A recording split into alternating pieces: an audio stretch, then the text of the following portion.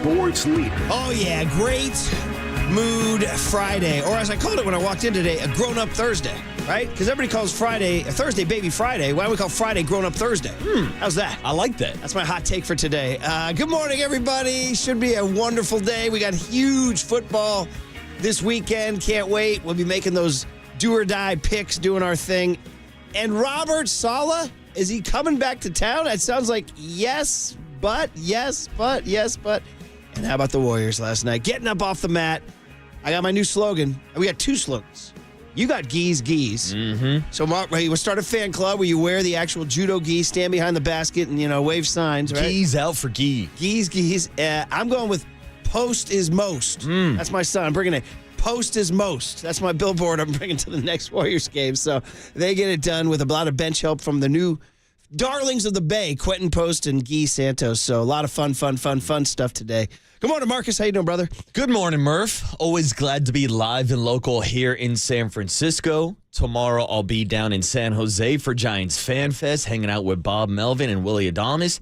And you're right. It sounds like Robert Salah might be headed down to Santa Clara. So we got 3 different S locations this morning, and it doesn't feel like an Essie Friday. It feels pretty damn good. You going to pick up Salah and bring him to Fan Fest? I might have to carpool. Ask Bob Salah if he wants to hop on stage and start chugging some beers. We should also give a props to Lil Romo for Marcus's high and tight cut. That's not the low taper fade that the kids are talking about, is it? No, I'm not a big taper guy. I do the full round fade. Taper's just kind of the side. I'm hitting you with a meme. I'm hitting you with the thing. The kids, you don't know about it? The low taper fade? Well, that's an actual haircut. No, like how it's like a meme and a slogan and a GIF and a TikTok thing. I guess not. I guess I'm unaware. Here I am. This is what happens when TikTok gets banned. This is what happens when you have 2 kids a low taper fade. That's right now. Every teenager just reacted like I sent a siren up to the sky and they're laughing. That's that's the slogan you say to get big laughs.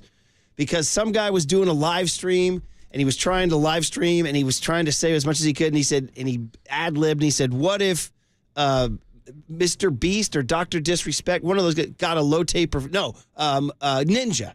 Okay. The guy was just streaming. He goes, what if Ninja got a low taper fade? And for some reason, that got cut up and sent around. And every teenager in America and the world now says, low taper fade. It's like a slogan to each other. Yes, it's a cut, but now it's just like the guy saying it about Ninja became a meme. You with me? No. Following me? I'm not. I'm the old man in the room. I'm bringing you the hottest things between the demo of 13 to 17. This is all the kids that have like the toupee on their forehead with a low taper fade on the sides. No, it's just a comedy slogan because some guy was saying it on a meme where he was trying to ad-lib and he actually just said, what if Ninja got a low taper fade? Wow, that's hilarious. That's hilarious. What if young Tony got a low taper fade? What if a guy got a haircut? Look at you rejecting the, The 209 knows what I'm talking about. Well, even young Tony, he's a Gen Z kid, and he's like, what the hell are you talking about, I think we finally found something that's too young for you guys. A low taper fade. Well, like, you say it like, now you say it like, you say it a certain way, and everybody laughs, and it has to do with Ninja. Hilarious.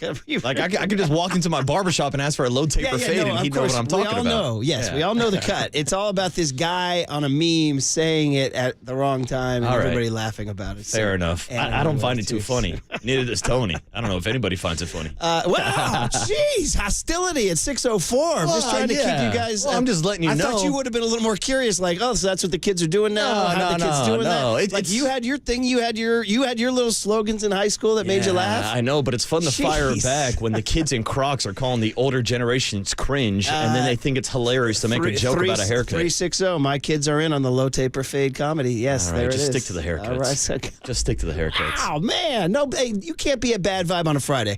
If you hear that the kids have a TikTok thing, you should roll with it and not get hostile. What have we got? 73 days left of TikTok until it's gone? No, it's coming back, baby. It's coming back. Yes, yes. 360 says it's like that's what she said. One of those kind of things. But that's actually funny. 209 says it's just a meme, Waterboy. Relax. I've been born in 93, and we've seen some idiotic S. 209, preach, buddy. Preach. This is true. I'm just kind of trying to digest it all. S, you had idiotic S. I'm sure we did. This is their idiotic S. Yeah, but that's what she said was funny. All right. So 531 says Marcus is now Ed Asner. That's what she said. How great is that? You don't like it. Yeah, 831. I'm just looking for the comedic value there. Well, it's the old you had to be there. Yeah, but when you have to explain the joke, it's really not that funny, right? Dude. Like, I can just hit you with a pause at the right time, and it's about comedic timing, and then it's correct. If you were in on it, and I just said low taper fade, you would be laughing because of the whole deal. So I don't know. I'm just explaining just what I'm talking. I actually, quite frankly, Marcus, a little miffed at you being so hostile towards this silly thing that the kids are saying, as if there's some sort of negativity. Just roll with it. 7:07, Marcus woke up and chose violence. I did, dude. There it is. All these flavors, I chose to be salty. We're making inside jokes for a generation that's not in the demo. It's 831. Waterboy telling low taper fade kids to get off his lawn. That's it. Get the hell off my lawn. Just stick to the haircuts. Get the hell off my low taper fade. Yeah, All right. So how about something a lot more pleasant? Quinton freaking Post. How about that? Is he a low taper fade or is he not a low taper fade? I don't even know. I'm trying to figure out if it's good or bad. I don't even know what a low taper fade is. I'm just telling you what the kids are saying. Usually it's a good thing. Jesus sakes. Turn the freaking page, buddy. Dude, Quinton Post, that's my guy. You can have Gee, I'll take Post. Post Malone, baby. And here's my thing on Post is I got a super bizarre call on him. Anybody seeing 90s, early 00s actor, Training Day, Before Sunset, Dead Post Aside, little Ethan Hawke on Quinton Post? Damn, Quinton Post. I didn't know you like to get wet. It's just in my head there, right there. It's just he looks like Ethan Hawke. So, but that guy, he can play a little bit. He can shoot the three. And I remember when we had his college coach on after the Warriors drafted him out of BC, we talked about that ability to space the floor. I mean, he's a 7-footer that shot over 40% in college. Dude, 42.9. And last night he dropped 20 points. So, yeah, Steph Curry was hyped. 5 threes. Because they finally got a big man to space the floor. It's funny, people have been complaining, not just this year, but throughout the Warriors dynasty, that they've never really had a stretch five. Turns out they've had one at home the whole entire time. Right. It's Quinton Post. And so like now in the sport of ripping Steve Kerr, why did it take you so long? I'm going to say they probably had to season the guy a little bit. He had to go down to Santa Cruz and and he played well at Santa Cruz, so he got a little confidence. I think he had a couple games where he scored 30. So I'm okay with the pacing. It's like if they dropped him in October, he might be lost by now, you know? So they got him some seasoning, and now they have him for the next 38 games. But did you already hear Kerr say, it's great, but when Kuminga and Draymond come back, I don't know what I'm going to do with my minutes, you know? So a little challenge there. Again, 2 or 3 games does not mean the guy's arrived, but it means certainly it's a different look. And actually, the last 2 games, the Warriors' offense has returned a little bit. Even though they lost in Sacramento, they scored, what did they score? It was like 122 or whatever, and then 131 last night. In a game where Steph only had 14. Right. And it was kind of our biggest takeaway from the MLK Boston Massacre as we were both sitting there watching the Warriors being blown out by 30 points in the second half. We're like, hey, Quinton Post is in the game. He's actually giving some viable minutes right now. In that fourth quarter, I was kind of laughing. I'm like, hey, guys, Quinton Post is out there. Check him out. And then Santos had already established himself a little bit earlier. Ever since you go back to him, you go OG with the Future Stars game. Yeah, dude, the G League Rising Stars game. So anyway, so that happens. We got to call it in. We'll call it in from our low taper fade here. So some guy says, my 13-year-old says it all the time. Now I know what you're talking about. All right. Here we go. We got Bruce Frazier calling. We got him calling David Stern on All-Star Day, by the way. On All-Star Day, he says, unless you're calling about the All-Star game, I don't want to talk to you. He says, yeah, you are, skinny boy. You put this one in the books. Golden State Warriors 131, Chicago Bulls 106. Woo!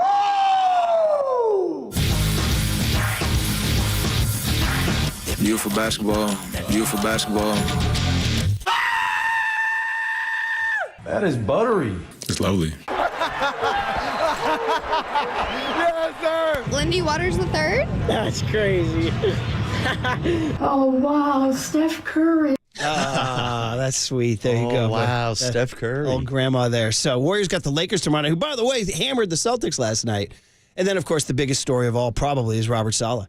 And again, now, so somebody texted me. Shout out Mikey V in Petaluma. He's like, Salah's back. And I was like, well, is it official? He's like, come on, Murph. My college kid told me it's official. It's on the internet. Well, he still has a chance to get 3 head coaching jobs. Now, he may not be the leading candidate in Vegas for your Raiders, Dallas for the Cowboys, or New Orleans for the Saints, but they are still out there.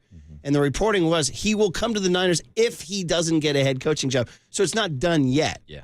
So there was a lot of people saying it's done. Yeah, because I think a lot of people are looking at the Liam Cohn situation with Jacksonville and looking at that saying, damn, well, Robert Saleh's not getting that head coaching job, so that means he's coming back to the 49ers as a DC. Yeah. But you pointed it out. There's still other head coaching job vacancies open around the NFL.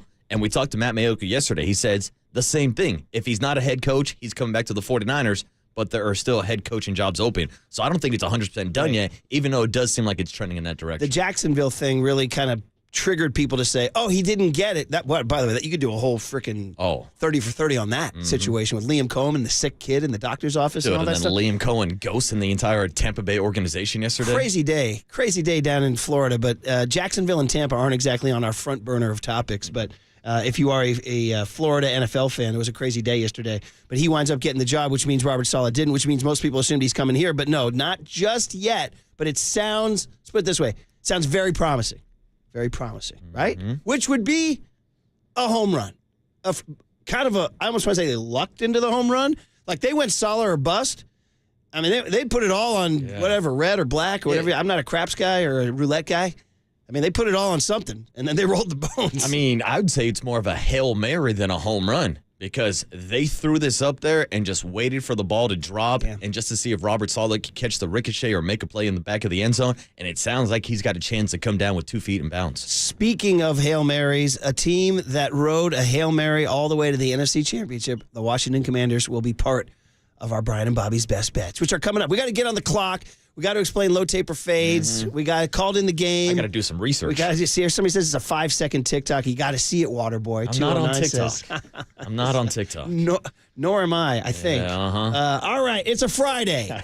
It's still a good mood. Hey, it's an OO's Friday. It's a low taper Friday. It's an OO's Friday. This is good. On KNBR 104.5 and 680, the Sports Leader.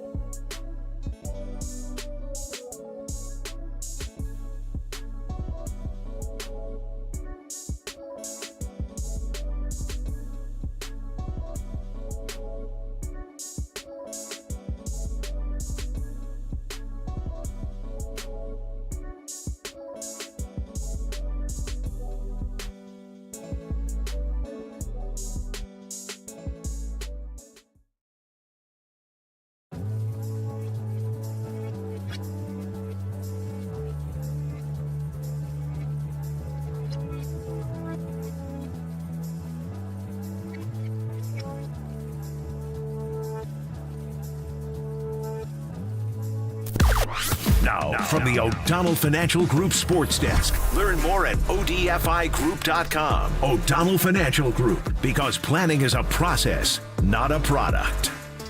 Good morning. If you have not already heard, we are giving away 2 tickets to see 9 Inch Nails at Oakland Arena on August 6, 2025. Tickets aren't even on sale yet. This is an exclusive contest for all the 9 Inch Nails army out there. So how do you win? You got to stay tuned. We will be giving these tickets away in the 8 a.m. hour this morning, 8 a.m. hour. So when you hear the cue to call from Murph, be caller 10 to 415-896 KNBR, and you will win. This is all brought to you by Live Nation, and you can find Fisher Rules on KNBR.com.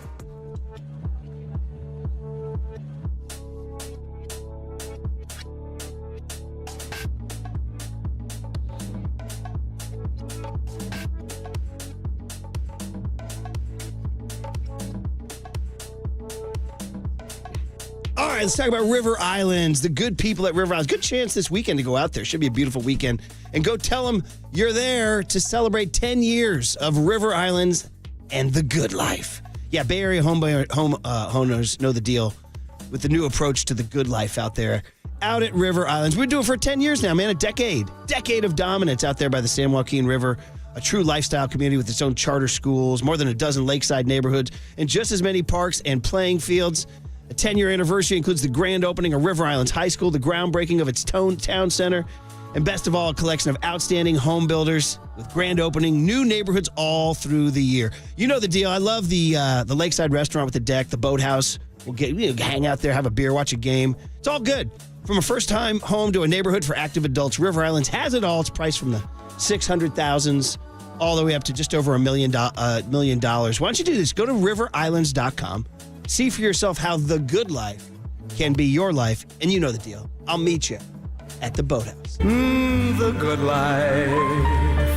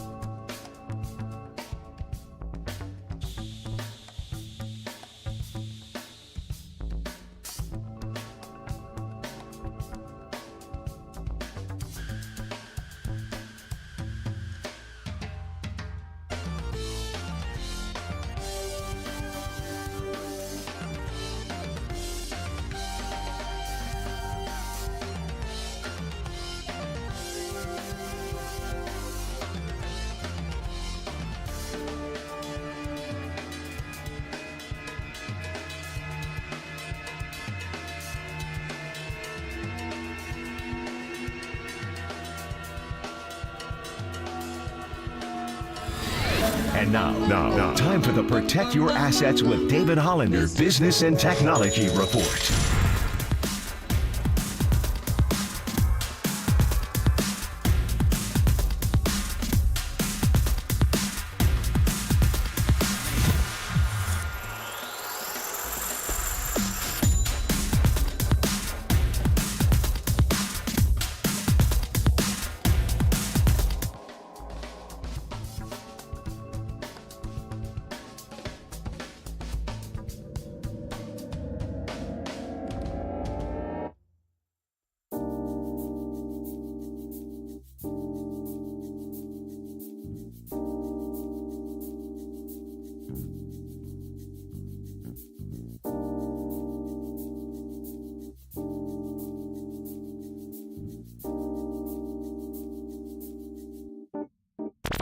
Dub Nation, Murph and Marcus keep rolling on the sports leader and streaming live on YouTube at KNBR 1045. Leader and Post.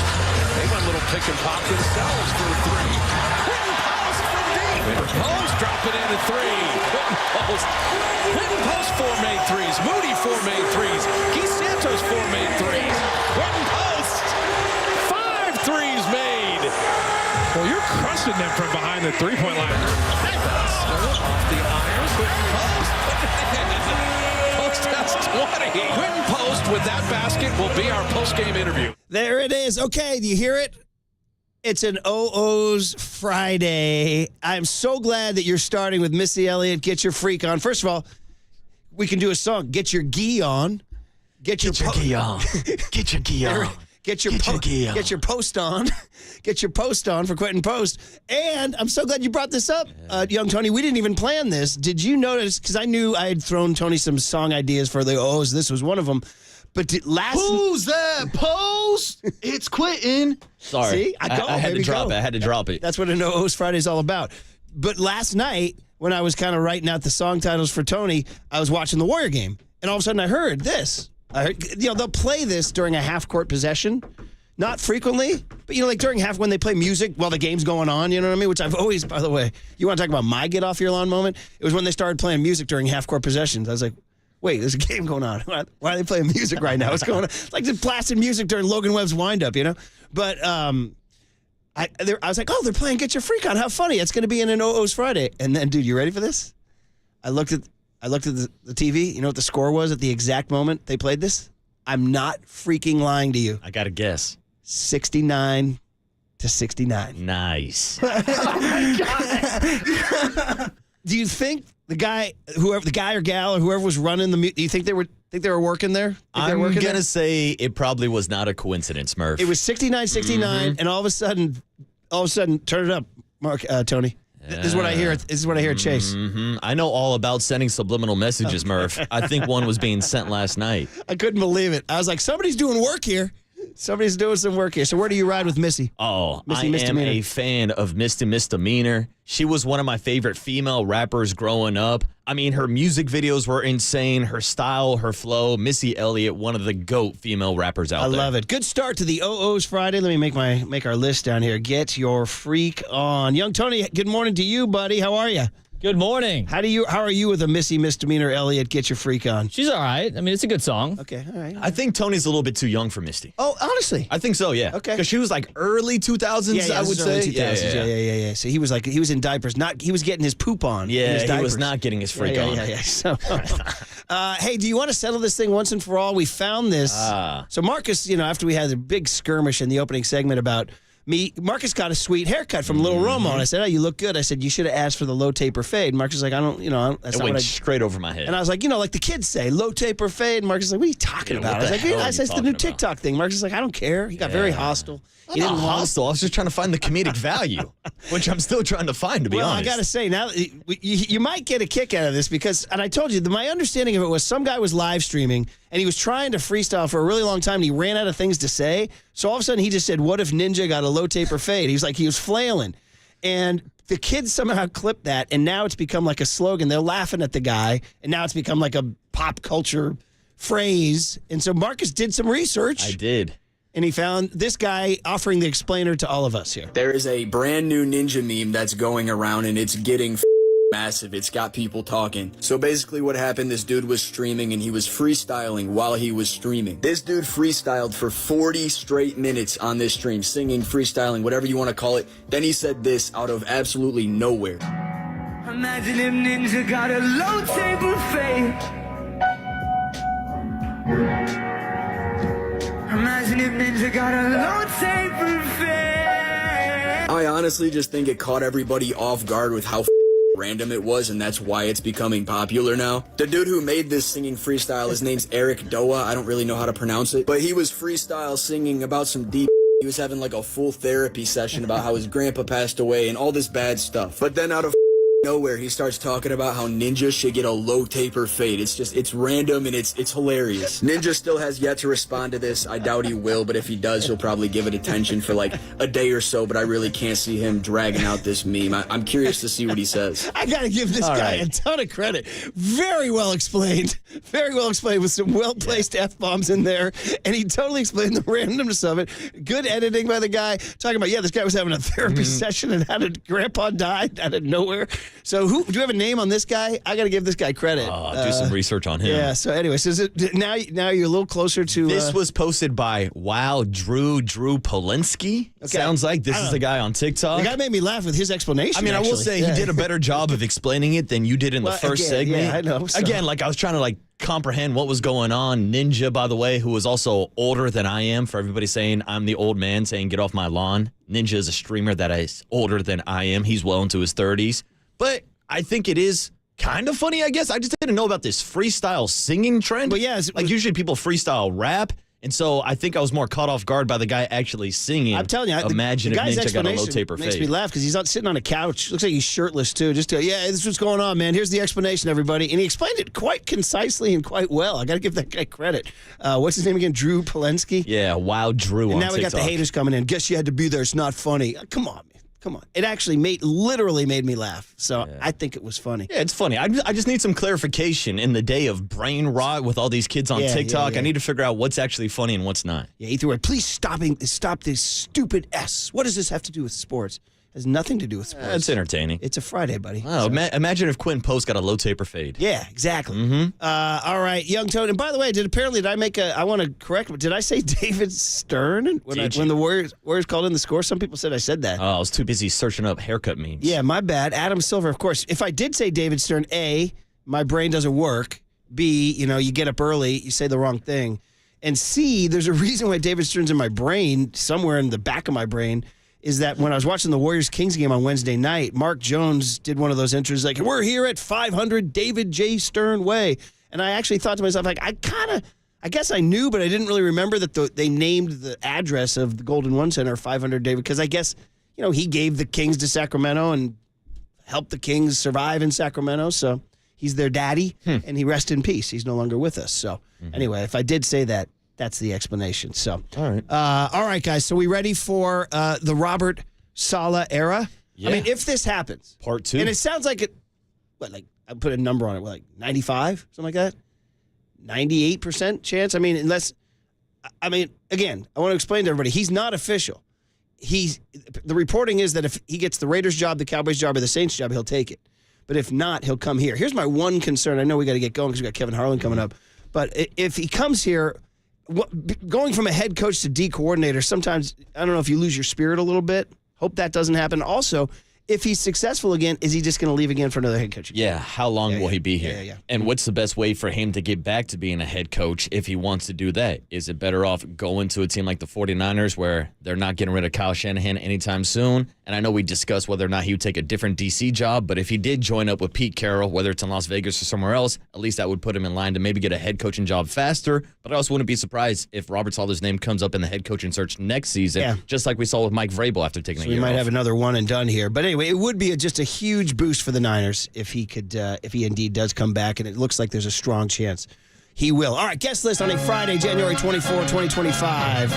209 says Adam Silver wishes he could get a low taper fade. That's very funny, This is 209. That's a good text. Adam Silver and Robert Salah. Yeah, good call. All right, buddy, what do we got? All right, coming up at 6:30, as you heard, Kevin Harlan going to join the show. He will be calling Bills at Chiefs on Westwood 1. You can hear that game on KNBR at 3:30 p.m. on Sunday. Brian and Bobby's best bets at 6:50. Clinton Portis, former Washington Redskins running back, at 7:30. The big hit at 7:50. Cooler content 8:30. And then the great Sam Gordon to recap the Warriors game last night, 9:15 this morning. Well done, Tony. So why don't we talk to the great, and I mean the great, Kevin Harlan. What a boost on a Friday morning. Next on The Sports Leader.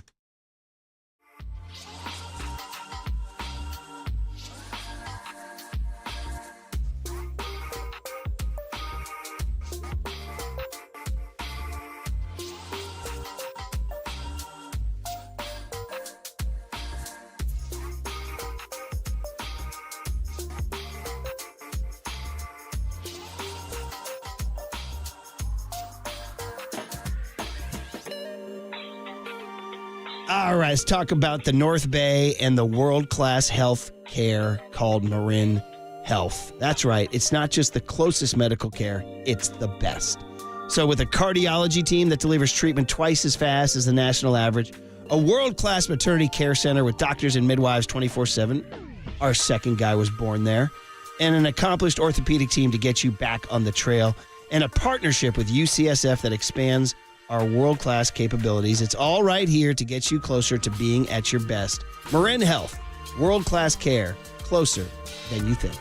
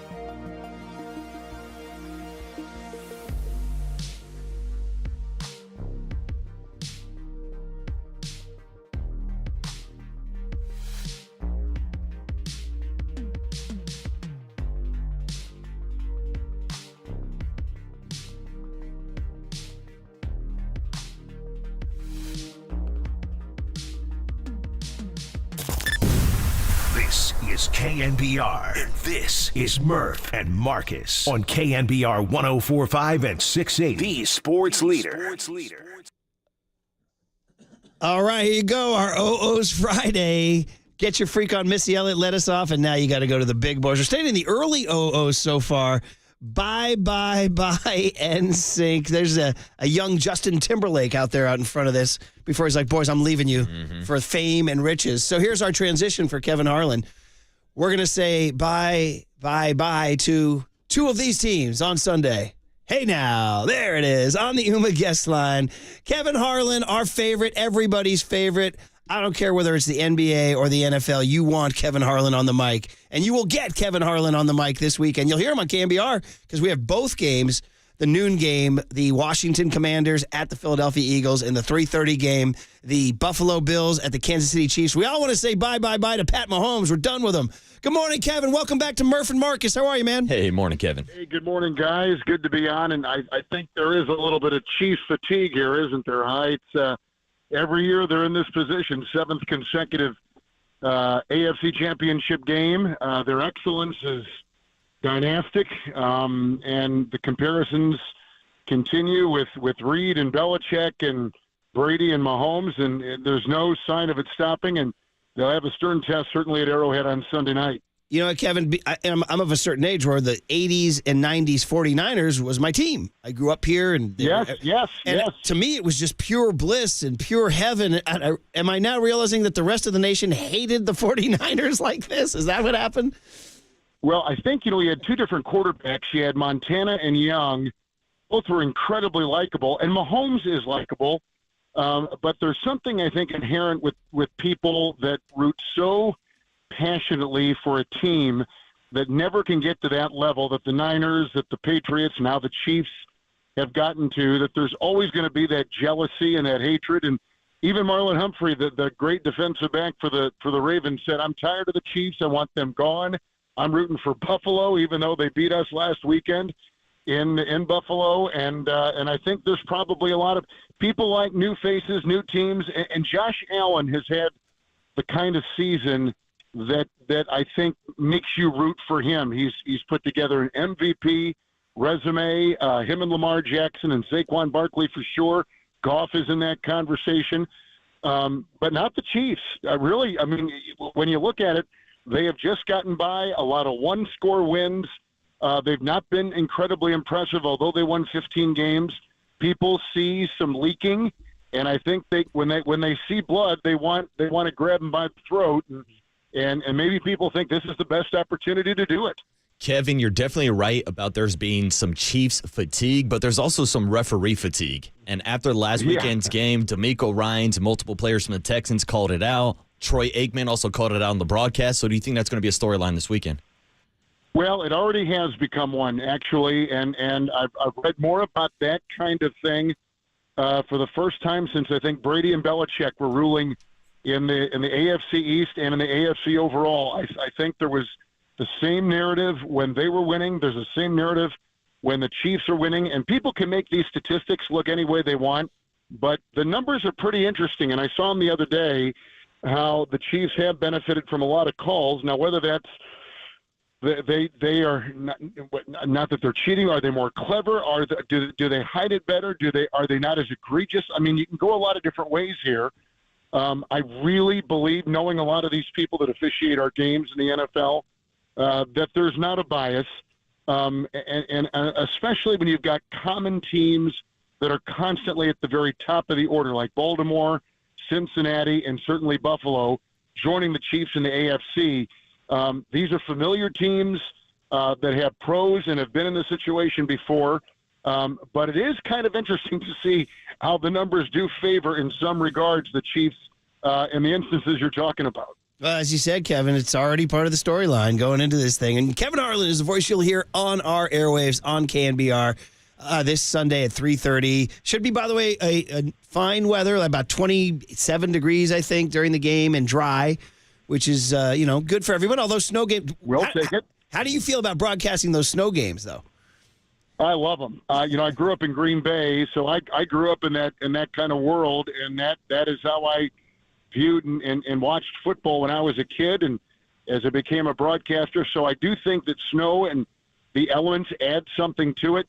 Now, last year we did the Miami game at Arrowhead in the first round, the wild card round. With the wind chill, it was minus 27, and that was not very much fun.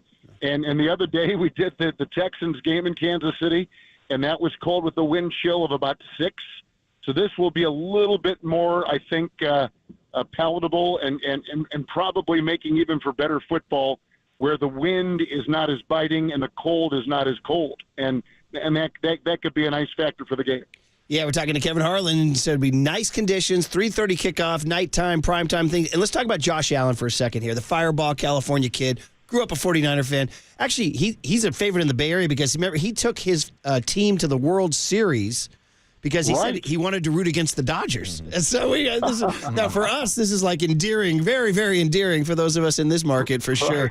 He seems likable across the board, big, strong, tough guy. He's done everything. He probably is going to win the MVP. We don't know, but there's a strong likelihood. But he has not beaten Mahomes in the playoffs. And worse, Kevin, if you go through the last 2 achingly close last-second losses, I saw Dan Orlovsky on ESPN saying he has to do it. There's no more like this is it. He called it, Orlovsky compared it to Rocky has to knock out Drago. I mean, are you seeing this as like the ultimate, multiple ultimates for Josh Allen Sunday? I love your word achingly, and that, I think, captures that picture of the Bills, Allen, and that team in totality. It really has been hard for them to get past, the champion Chiefs. But listen, we have had this scenario often in sports. Jordan didn't become Jordan until he got by the Pistons and the Celtics. And there are stories like this all throughout pro football and NBA history, baseball probably as well, although I don't follow that as closely. But you've got to get past that to become what you're supposed to become. Allen probably is the presumptive MVP, although him and I think Jackson's numbers are so close. It could be one of the closest votes for MVP in league history. And it may be, we may even see co-MVPs. We've seen it before with Favre and Sanders and Manning one year. I think with Steve McNair, if I'm not mistaken.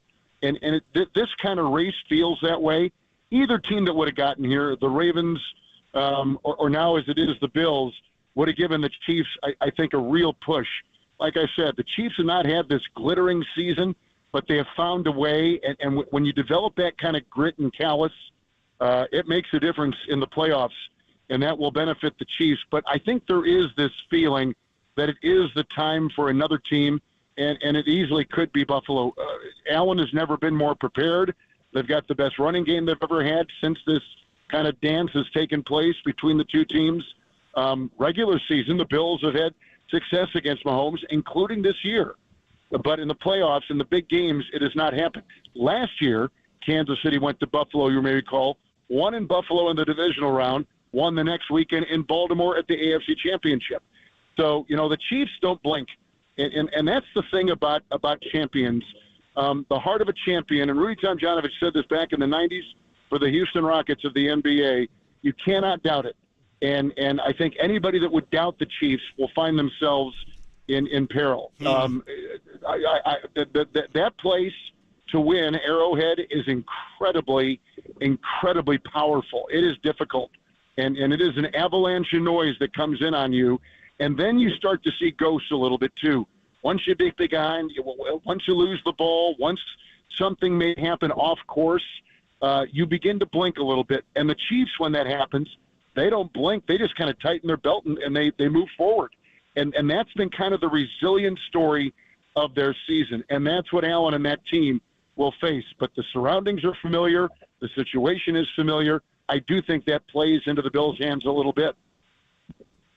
Josh Allen, 4-1 in the regular season versus Patrick Mahomes and the Kansas City Chiefs, but 0-3 in the postseason. Kevin, the only two quarterbacks who have met up more in the postseason are Tom Brady and Peyton Manning. And I know there's been a lot of comparisons between Josh Allen and Patrick Mahomes, but I guess to your earlier point, does Josh Allen need to get a win before he start making that comparison? Yeah, no, I think that's going to be necessary. He's not been to the Super Bowl. Mahomes has been many times. He's not won an MVP. Mahomes has won twice. So clearly, this is the kind of game that you could draw a line in the sand and a line of demarcation. Or at least a beginning point. Say, here is where the real competitive story with these two began. and then you can maybe have a Manning, Brady. It is the current state of quarterbacks that we once saw when the Roethlisbergers and the Breezes and the Mannings and the Bradys and the Rodgers in his prime were roaming the NFL fields. And now it is time for perhaps that new story, and no one presents a better case than what the Bills will present. Now, listen, they came into this season losing their top 2 wide receivers. So they've had to kind of regroup a little bit, reinvent themselves in the past game, and they've done it. And Allen has been at the forefront of it. He's played safer football. They don't turn the ball over, fewest in the league this year. They force teams to turn it over. These are a lot of things in favor in their game on Sunday night. Kevin, we'll let you go real soon, but where were you in your broadcasting career, 91 through 94? Where was the Kevin Harlan? 91, I was broadcasting the Chiefs in Kansas City.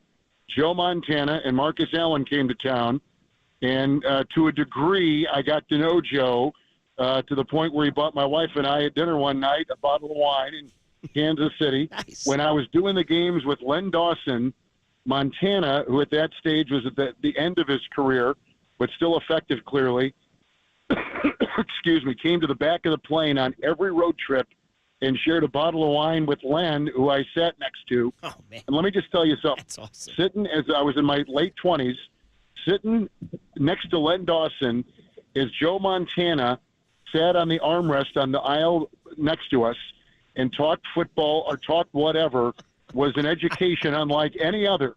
And our ears are too young, and our family show is too prominent at this time of the day to recall some of those stories, but they were priceless. It was a gift. I'm so glad I asked. I was going to ask about your view of the Marv Levy, Jim Kelly, 4 straight Bills, but that's even better that you got that. By the way, Joe was in the San Francisco Chronicle this morning. He's going to be the honorary chair of the upcoming U.S. Amateur Golf Championship at Olympic Club in San Francisco. So he gave an interview to the Chronicle today. So he's still around. He's right here, lives in the city. 68 years old. He's had hip, shoulder, and knee, I think, replacements. And Good for him. It has not been easy for him physically. He took some poundings, as you know.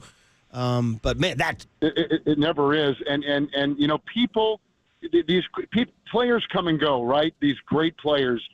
But when you go back and you watch what Montana and then Young after him did, but I saw in firsthand Montana in Kansas City with the Chiefs, and for a couple of years, that was the best story in the NFL. And they lost.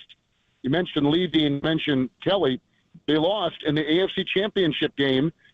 I think his first season that he was in Kansas City in '93 in Buffalo. He got a concussion early in the game and had to leave. And I think David Craig came in to take his place, as he had done a couple times that season. But to watch Montana's footwork, who maybe had some of those elegant footwork of any quarterback that has ever played, was something to behold. He was phenomenal. Phenomenal. Kevin, listen, do you have another 45 minutes? Because I want to have everybody leave the room. You and I are going to talk Montana for the next 45 minutes, because I get, even now, 2025, Kevin, I'm on social media and somebody throws up an old highlight.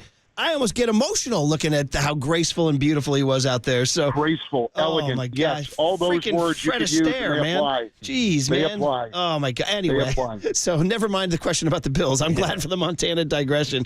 So, and you on the back of the plane. That's it. I don't care what you did. I don't care about the Steph Currys and the LeBron Jameses and the Kevin Durant. You had that. That's it. You're good, Kevin. That's a career maker. Lenny Dawson and Joe on the back of the plane. I knew it, too, because just of what he was, and I was almost afraid to talk to him. He was incredibly kind, and Len Dawson and I were booth mates and did the Chiefs for 9 years and watched him go from horrible team to, right on the cusp of a Super Bowl. But when Montana came, the whole building changed. The attendance rocketed up. The feeling was, we've got one of the greatest quarterbacks ever, the Mount Rushmore quarterback.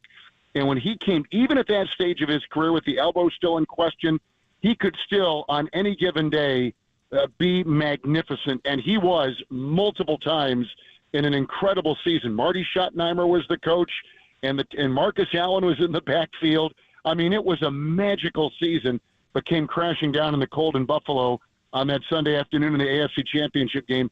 But Montana, and I will leave you with this. Montana, when he came to the Chiefs in that trade, which I know was a stunner, he changed the face of that organization. There was never a player like him since Len Dawson.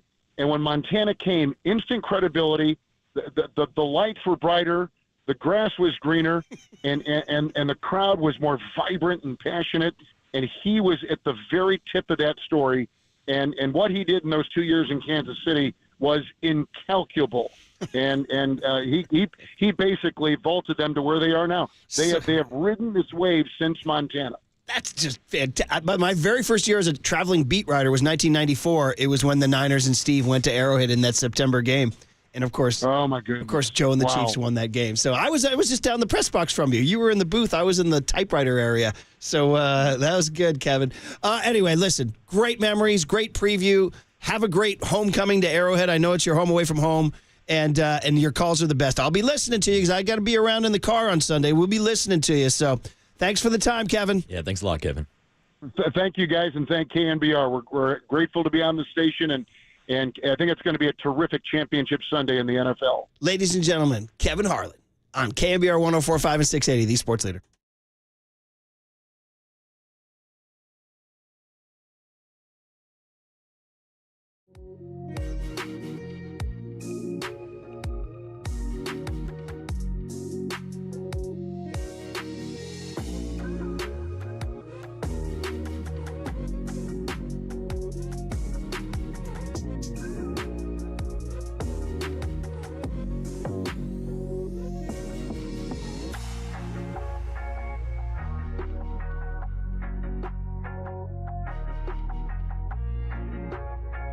All right, Invisalign. That's right, straight teeth, good smiles, looking good, feeling good. Invisalign clear aligners. So, faster than braces, less cumbersome than braces, and yet you're still going to get those straight teeth and that beautiful smile. Not one, two Murphy teenagers have Invisalign clear aligners, and we all know account executive Rory Murphy came up with the slogan, Dad, tell him with Invisalign, you can make your smile shine.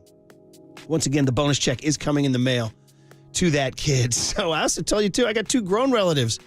You don't have to be a teenager. If you're an adult and you're in that stage where you're like, God, I've always been bothered by this thing. I want to get my teeth going. I want to get them straightened out.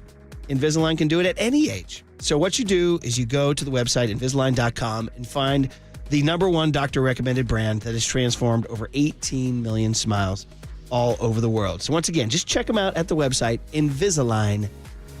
Cause I love it.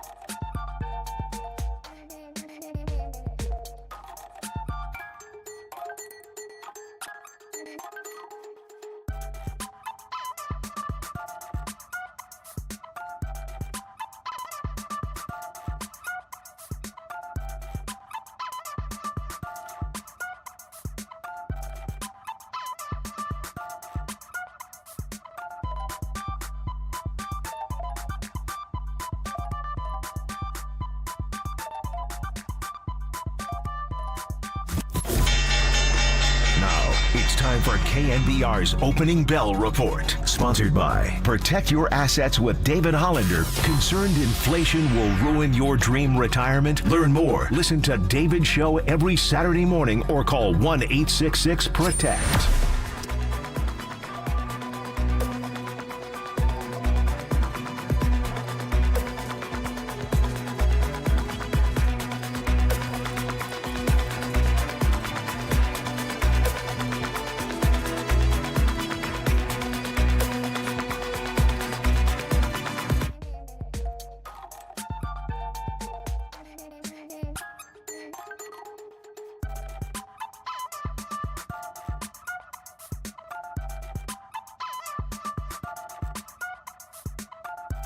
Brian and Bobby gave me the opportunity to really learn.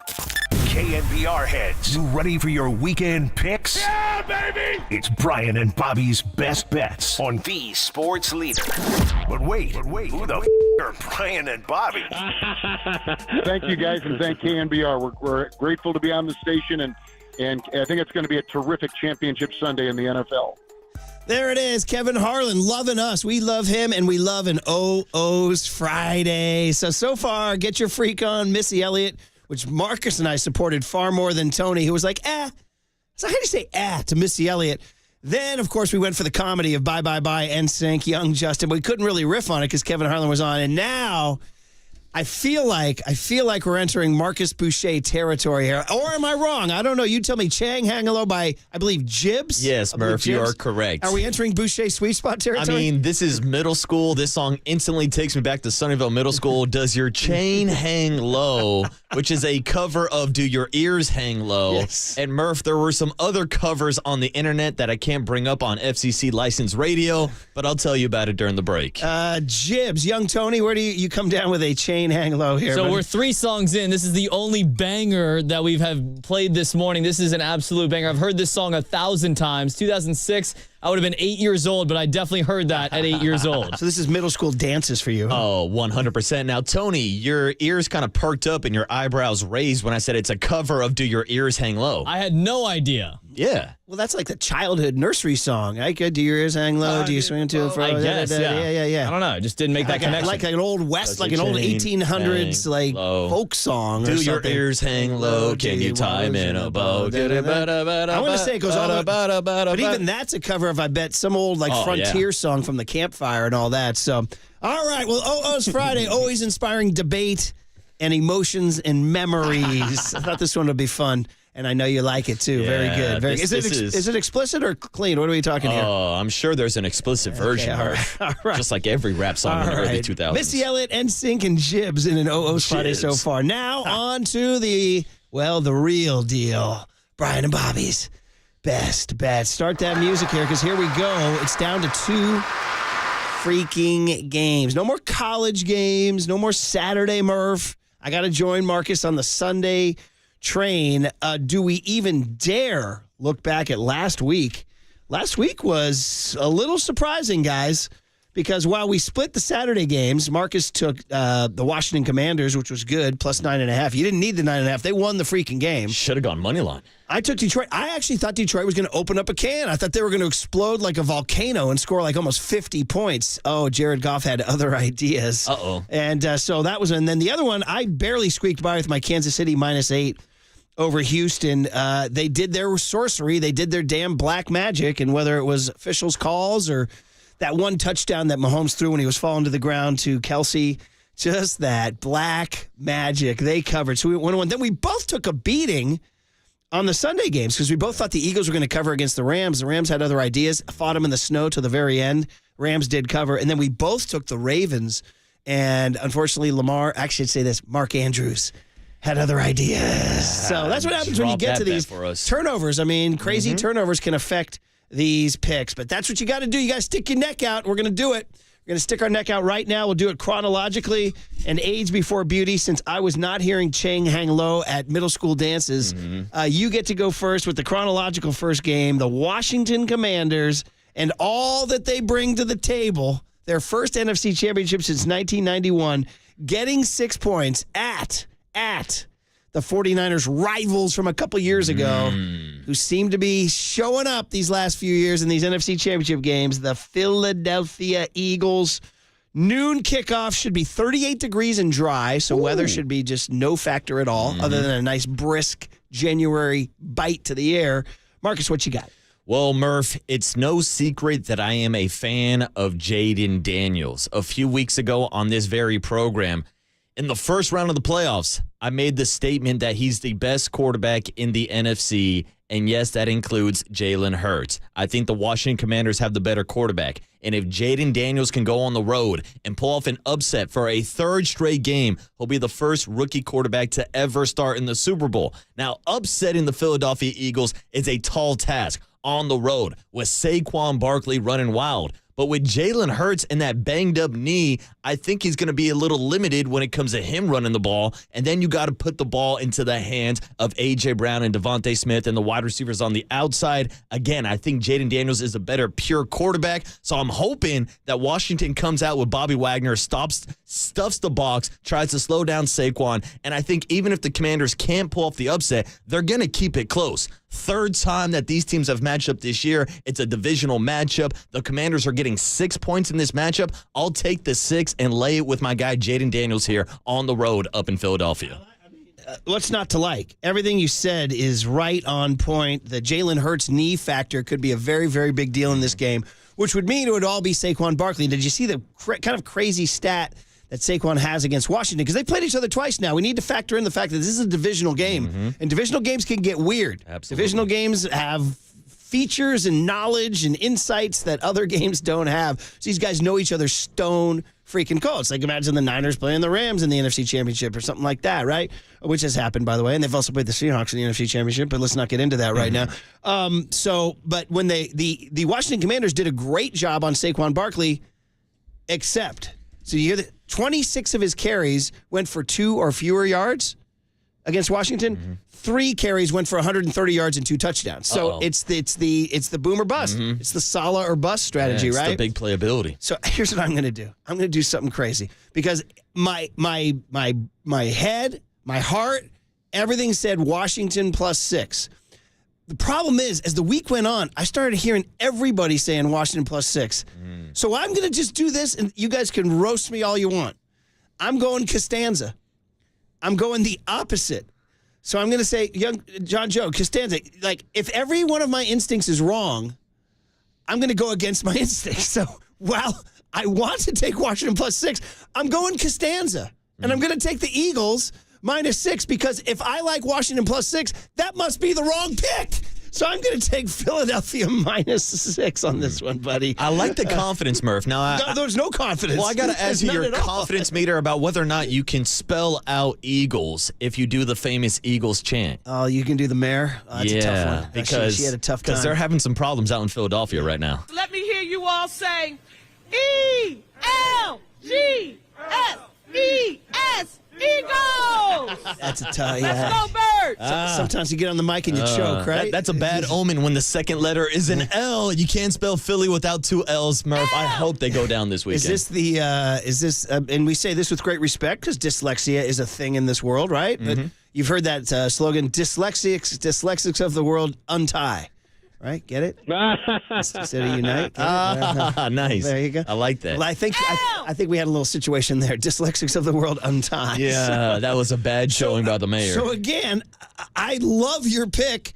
I'm going Costanza. All right, Murph. So I'm going. If my instinct is Washington +6, and you know what? In my heart of hearts, I want to be wrong. I really want Washington to win this game. Absolutely. I really, really do. And it's just. By the way, Dan Quinn has been there. He's been to a bowl. I mean, so has Sirianni. But Dan Quinn's, this is not like Dan Quinn's first rodeo. Yeah, hopefully the Commanders don't have a 28-3 lead. I mean, bro, this guy was in a bowl with a 28-3 lead. And, oh, by the way, he skates on that. Oh, yeah. Nobody talks about him. Oh, no, it was Kyle Shanahan's fault, not Dan Quinn. Nobody talks about that. By the way, again, backwards cap, and a man in his 50s with a backwards cap. How do we feel? I support it. Okay, all right. So I think anybody could wear a backwards hat. Okay. I'm not gonna gatekeep a backwards hat. And again, to keep it on the Seinfeld tip, when George got the man crush on Dan Cortez, he wore the backwards cap. Okay, do we want to stay with you going first? Or, yeah, let's go with you go first. Sure. Age before beauty. Because then we get to Kevin Harlan's game at 3:30.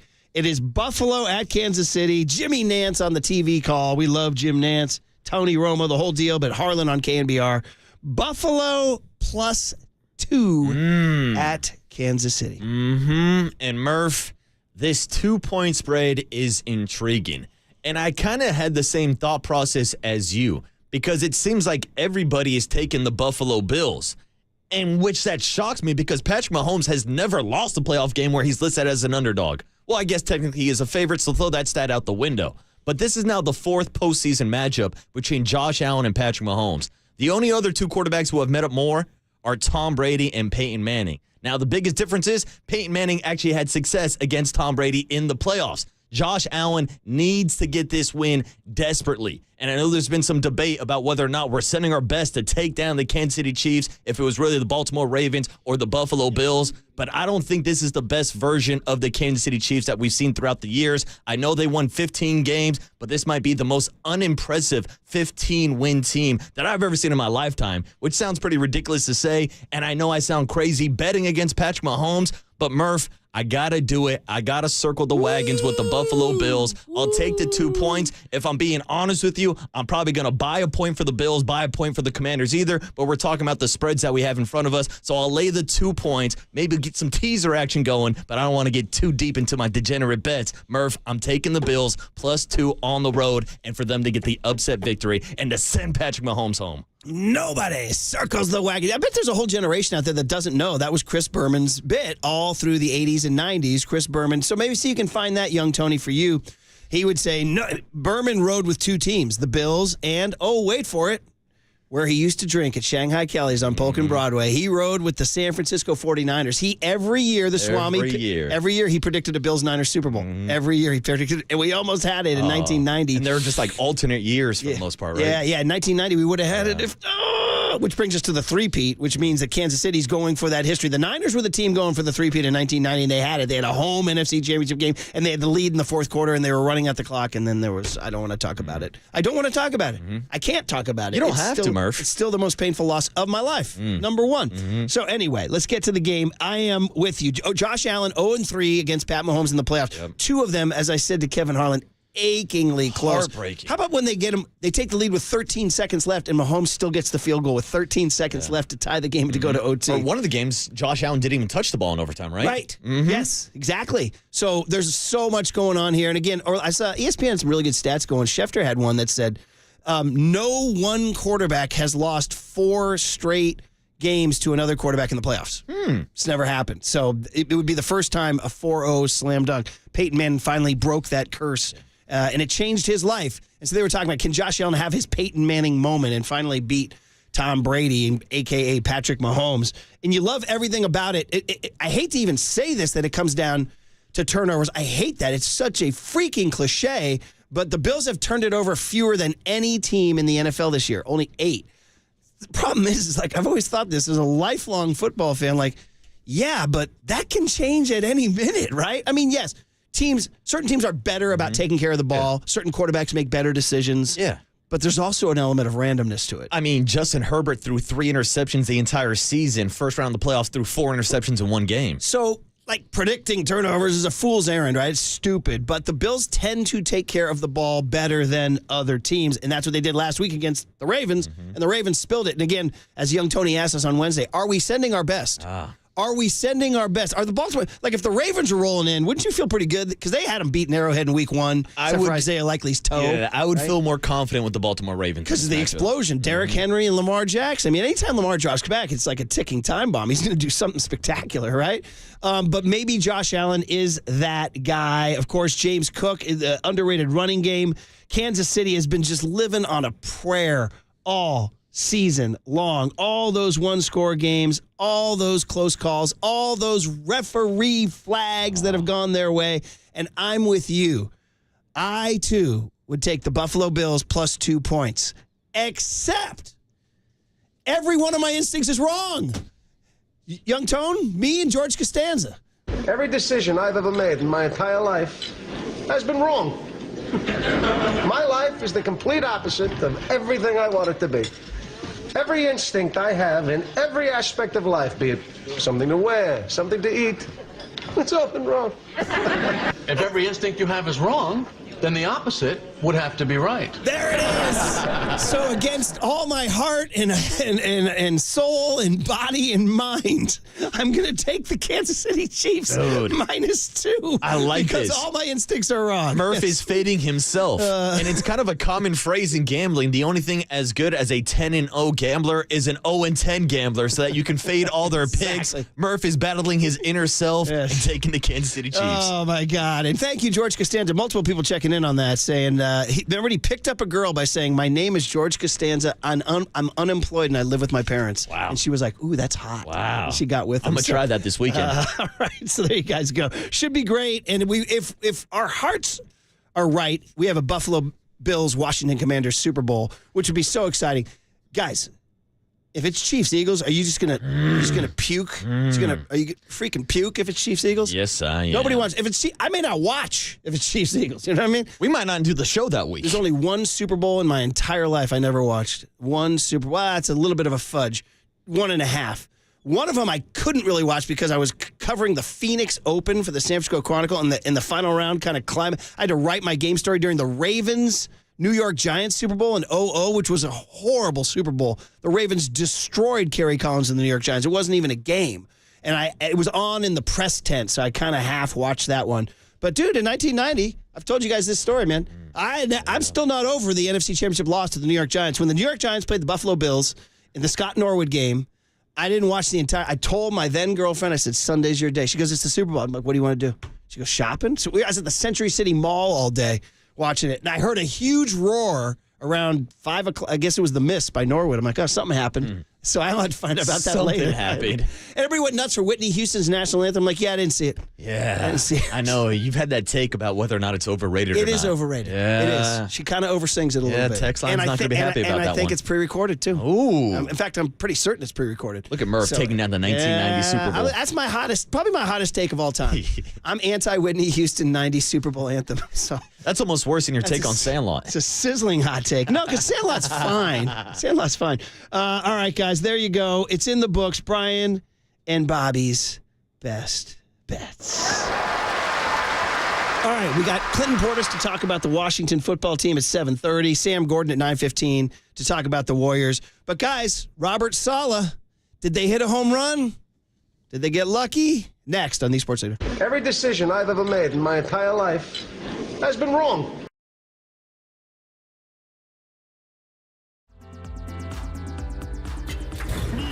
From the Chilton Auto Body Traffic Desk.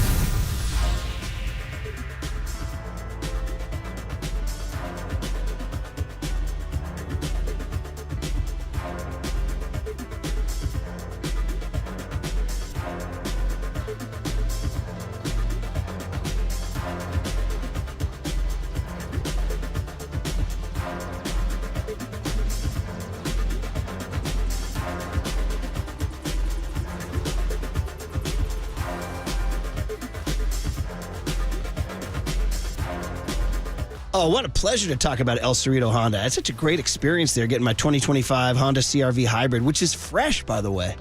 Super fresh. I was admiring it. Look at that thing. El Cerrito Honda. But you know why? The color's great. It's like kind of a midnight blue, like a deep blue. And that's because Sharif, who runs El Cerrito Honda, he's like, what color do you need? I'm like, well, I mean, what do you got? It's probably limited. He's like, no, I'll get you anything, man. I was like, what, are you kidding me? He said, yeah, that's how we roll at El Cerrito Honda. Great selection, great people. Sharif is a San Francisco born and raised dude who's over at El Cerrito Honda, just talking Niners, talking Giants, talking Warriors. What do you need? Talking Hondas. I want to make sure we all know where we're talking about, too. El Cerrito Honda is right off of 80 on San Pablo Avenue, so it's really easy to find. And it's just the place to go. You want to get a Honda. It's the best fuel-efficient car out there with a little style, the fuel-efficient CR-Vs and Civic hybrids. Plus, they got the electric. If you want to go electric, Prologue EV.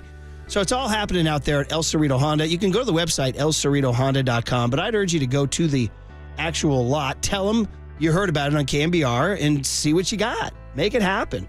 Hey, more than just a car dealership, they're family. El Cerrito Honda, and you can tell them you heard it on KNBR. Tell them Murph sent you.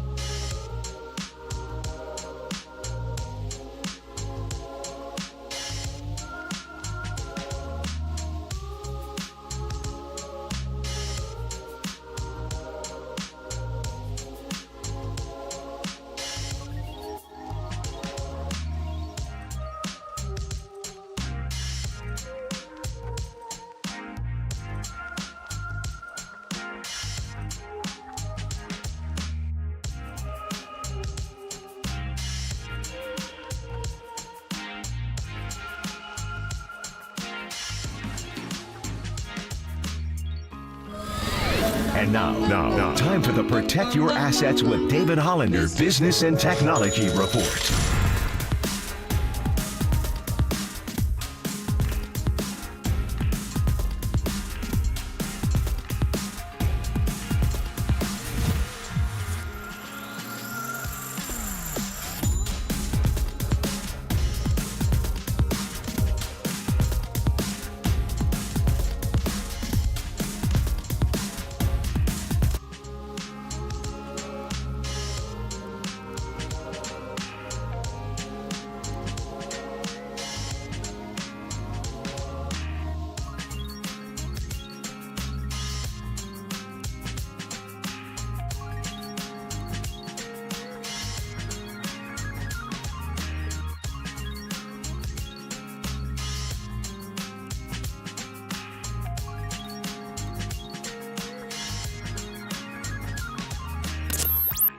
And Marcus keep rolling on the sports leader and streaming live on YouTube at KNBR 1045. The bottom line would be, will they hire somebody who is considered better than Nick Sorensen?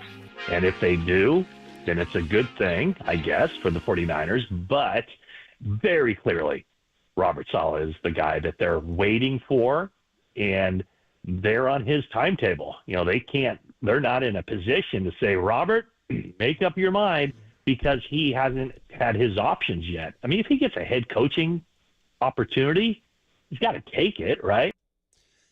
Matty Mayoko talking about Robert Salah, which we're going to talk about. But first, we got to talk about our OOs Friday, which started with Missy Elliott, Get Your Freak On, moved on to Bye Bye Bye by NSYNC, moved on to Does Your Chain Hang Low by Jibbs, and then I believe Marcus has taken over the jukebox here. Oh, Murph. I told you to dial up a couple of hyphies for me. I tell you, we should just do a hyphy Friday. And if we're going to talk hyphy music in the Bay Area, tell me when to go E40. Maybe the song that put the hyphy movement on the map nationally across the country, E40, Keep the Sneak.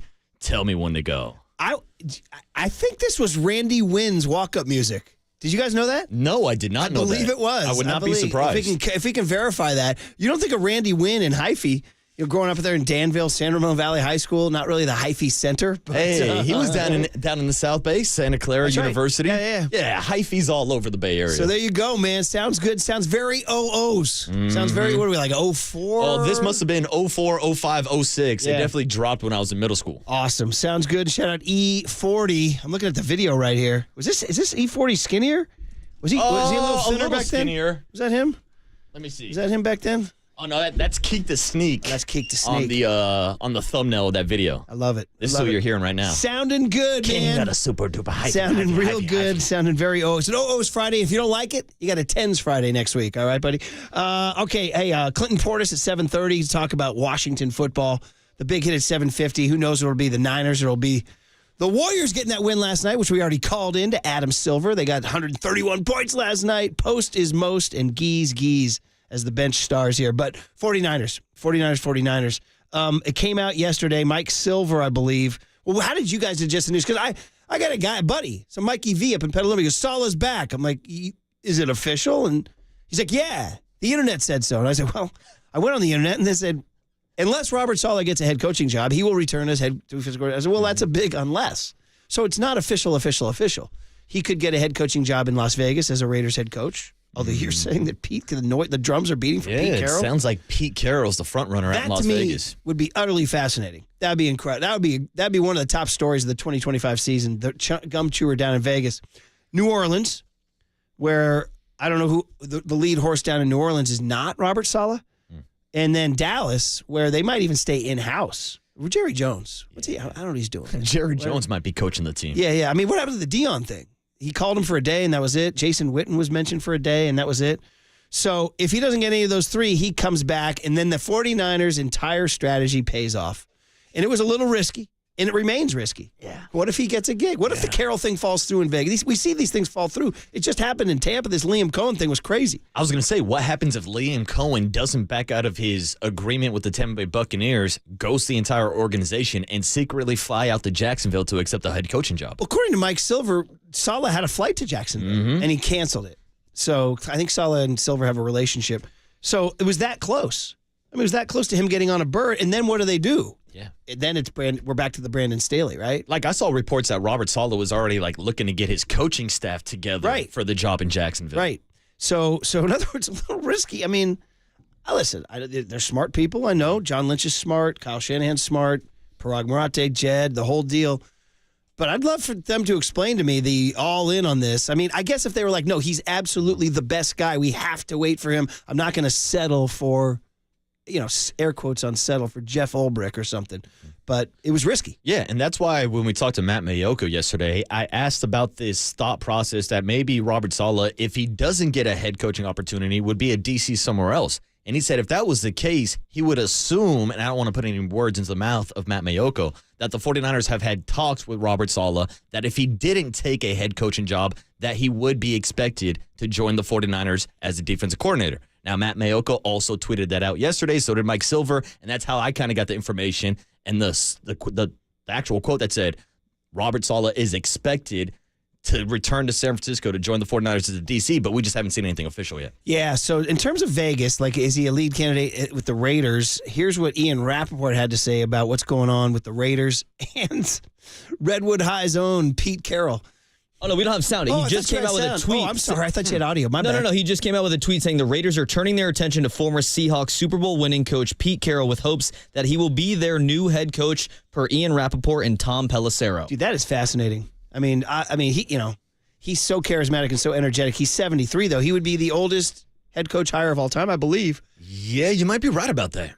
But then again, 70 is the new 50. Yeah. You know what I mean? And I guess the question is, who would he bring on the coaching staff and who would he kind of coach up to be the next head coach? He has a relationship with Salah. See, that's the thing. But, it sounds like from the reporting of Mayoko, Barrows, and Silver, the Niners are fairly confident that Salah would come to them over Pete Carroll and the Raiders. That's the one thing I took from the reporting was even if he was offered a D coordinator job elsewhere, he would take the Niner D coordinator job. Now, Barrows reported they'd pay him the highest. Yeah. Let's be honest. Let's throw everything out. That talks, And again, he's got his family. Listen, if he had to move him to Vegas, it's just as traumatic as moving. They're moving, so they're going to have to move somewhere. So, and again, if he comes now, how long is he going to be here? But I guess he can't worry about that right now. No, that doesn't matter. Listen, if he comes, we said it earlier, it's a home run. You called it a Hail Mary because they got lucky. Either way, it's a touchdown or it's a home run. It's everything Niner fans ever wanted. And this would be you talk about offseason acquisitions like Willie Adames at shortstop. If you add Robert Salah to your defensive coordinator building, you've done the job. Yeah. You've won the offseason. The 49ers went all in on Robert Salah. It was a boom or bust play. And I would not be surprised if we get the breaking news sometime in the show today or this weekend that Robert Salah is coming back to Santa Clara as the DC. But there's still questions about this 49er defense because Matt Barrows pointed out on Twitter yesterday there are only two guys on the roster that played for Robert Salah, Nick Bosa and Fred Warner. And Salah coordinated some bad defenses before they got their guys. If you go back and look at his early years, they didn't have talent. We go back to the age-old, man. It ain't the X's and O's. It's the Jimmys and Joes. You're a good D coordinator when Nick Bosa's coming off the edge as a rookie or when Fred Warner is there. And, it's like Fred Warner's at peak, when Dre Greenlaw's at his peak, when Eric Armstead and DeForest Buckner are at their peak. So he would come back to they need D tackles. They need another edge rusher. They need to re-sign Greenlaw. They might need another corner. They're pretty thin. Love Lenore. He's turning into an absolute dude. And I like Renardo Green, but after that, it kind of falls off a cliff. Yeah, I think there's kind of the expectation if Robert Salah returns, he can just kind of wave his magic wand and fix the defense. But to your point, they got to attack the trenches in the draft this year. They got to look in free agency. They got to get more bodies and more depth defensively. Yeah, for sure. Now, we're staying on the Niners before we get to Clinton Portis. One other Niner thing I wanted to talk about was Joe Montana showed up in the San Francisco Chronicle. Ron Krojcik did a story about him being the honorary chairman of the U.S. Amateur Golf. Young Tone. You and I should take a field trip next August. The U.S. Amateur Golf Championships out at Olympic Club. And that is such a great event. First of all, these guys are unbelievable, and you get all the future champions. U.S. Amateur champs, Tiger Woods, Jack Nicklaus, Scotty Scheffler, you name them. This is the breeding ground of legends, And what you can do, dude, is you can walk in the middle of the fairway. Really? Yeah, you stand right next to these guys. Yeah, it's pretty cool. All right. Pretty cool, yeah. Hell yeah. It'll be fun. Plus, we'll get some burger dogs. I hear Mill Valley, the 9-hole course, also a good spot. It's a great spot unless you're me chunking wedges all day yesterday. How'd that go yesterday? Yeah. I took the L, buddy. Oh, no. And it's on me. Oh, Choke no. job. You let my guy Captain Cush down? I did. And you know what? I sent him a note. I sent him a note. I sent a note to the whole team because we have this robust text thread. We all encourage each other, because the guys are like, boys, my match is today. Go get them, boys. Go for the honor and glory. Let's go. Let's get a beer. Go win one for Captain Kush. I sent out my report of my loss.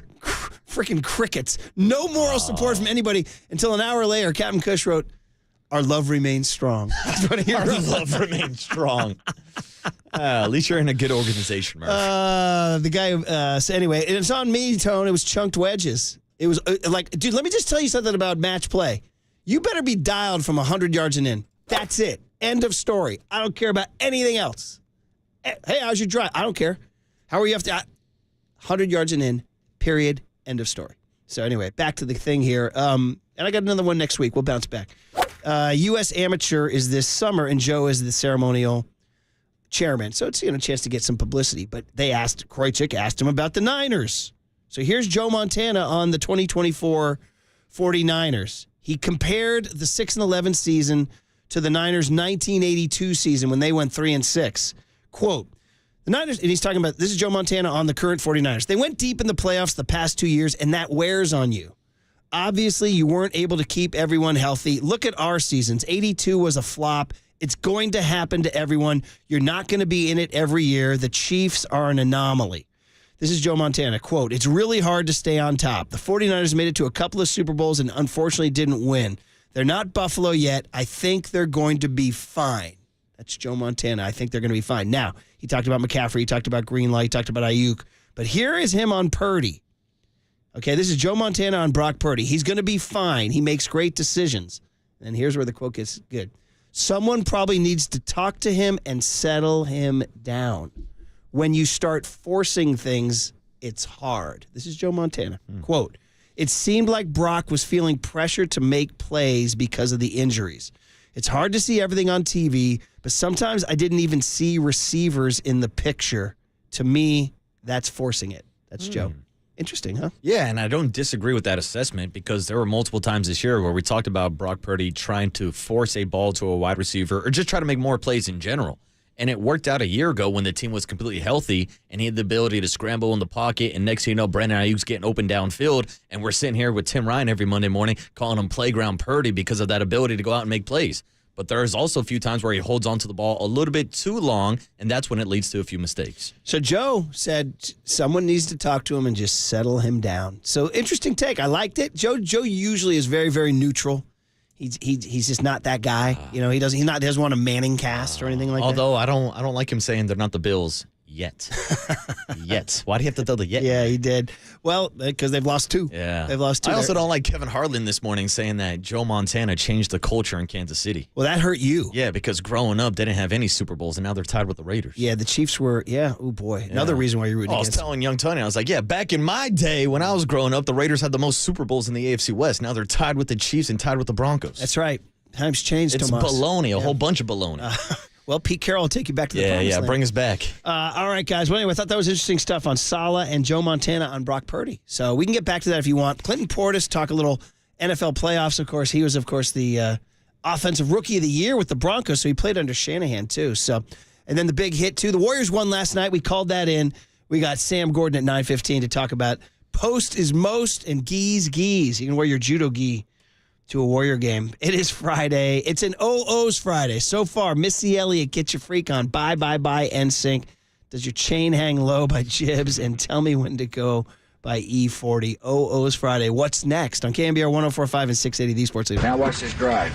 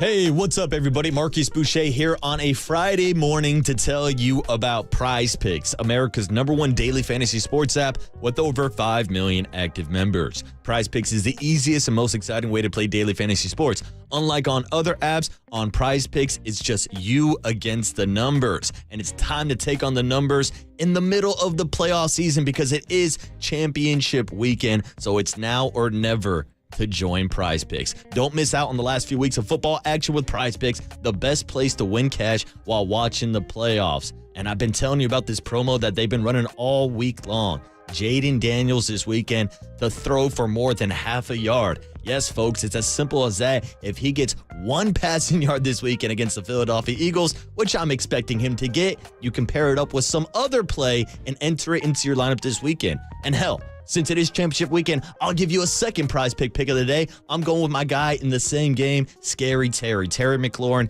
more than 63.5 yards this weekend. Let's ride that Commander trade this weekend and hopefully take down the Philadelphia Eagles and join me on Prize Pick, and you can have some fun doing it too. But if you don't have the Prize Pick app, you can download it right now with using the code word LEADER, and you will get a $50 bonus instantly when you play your first $5 lineup. That's code word LEADER on Prize Picks to get $50 instantly when you play your first $5 lineup.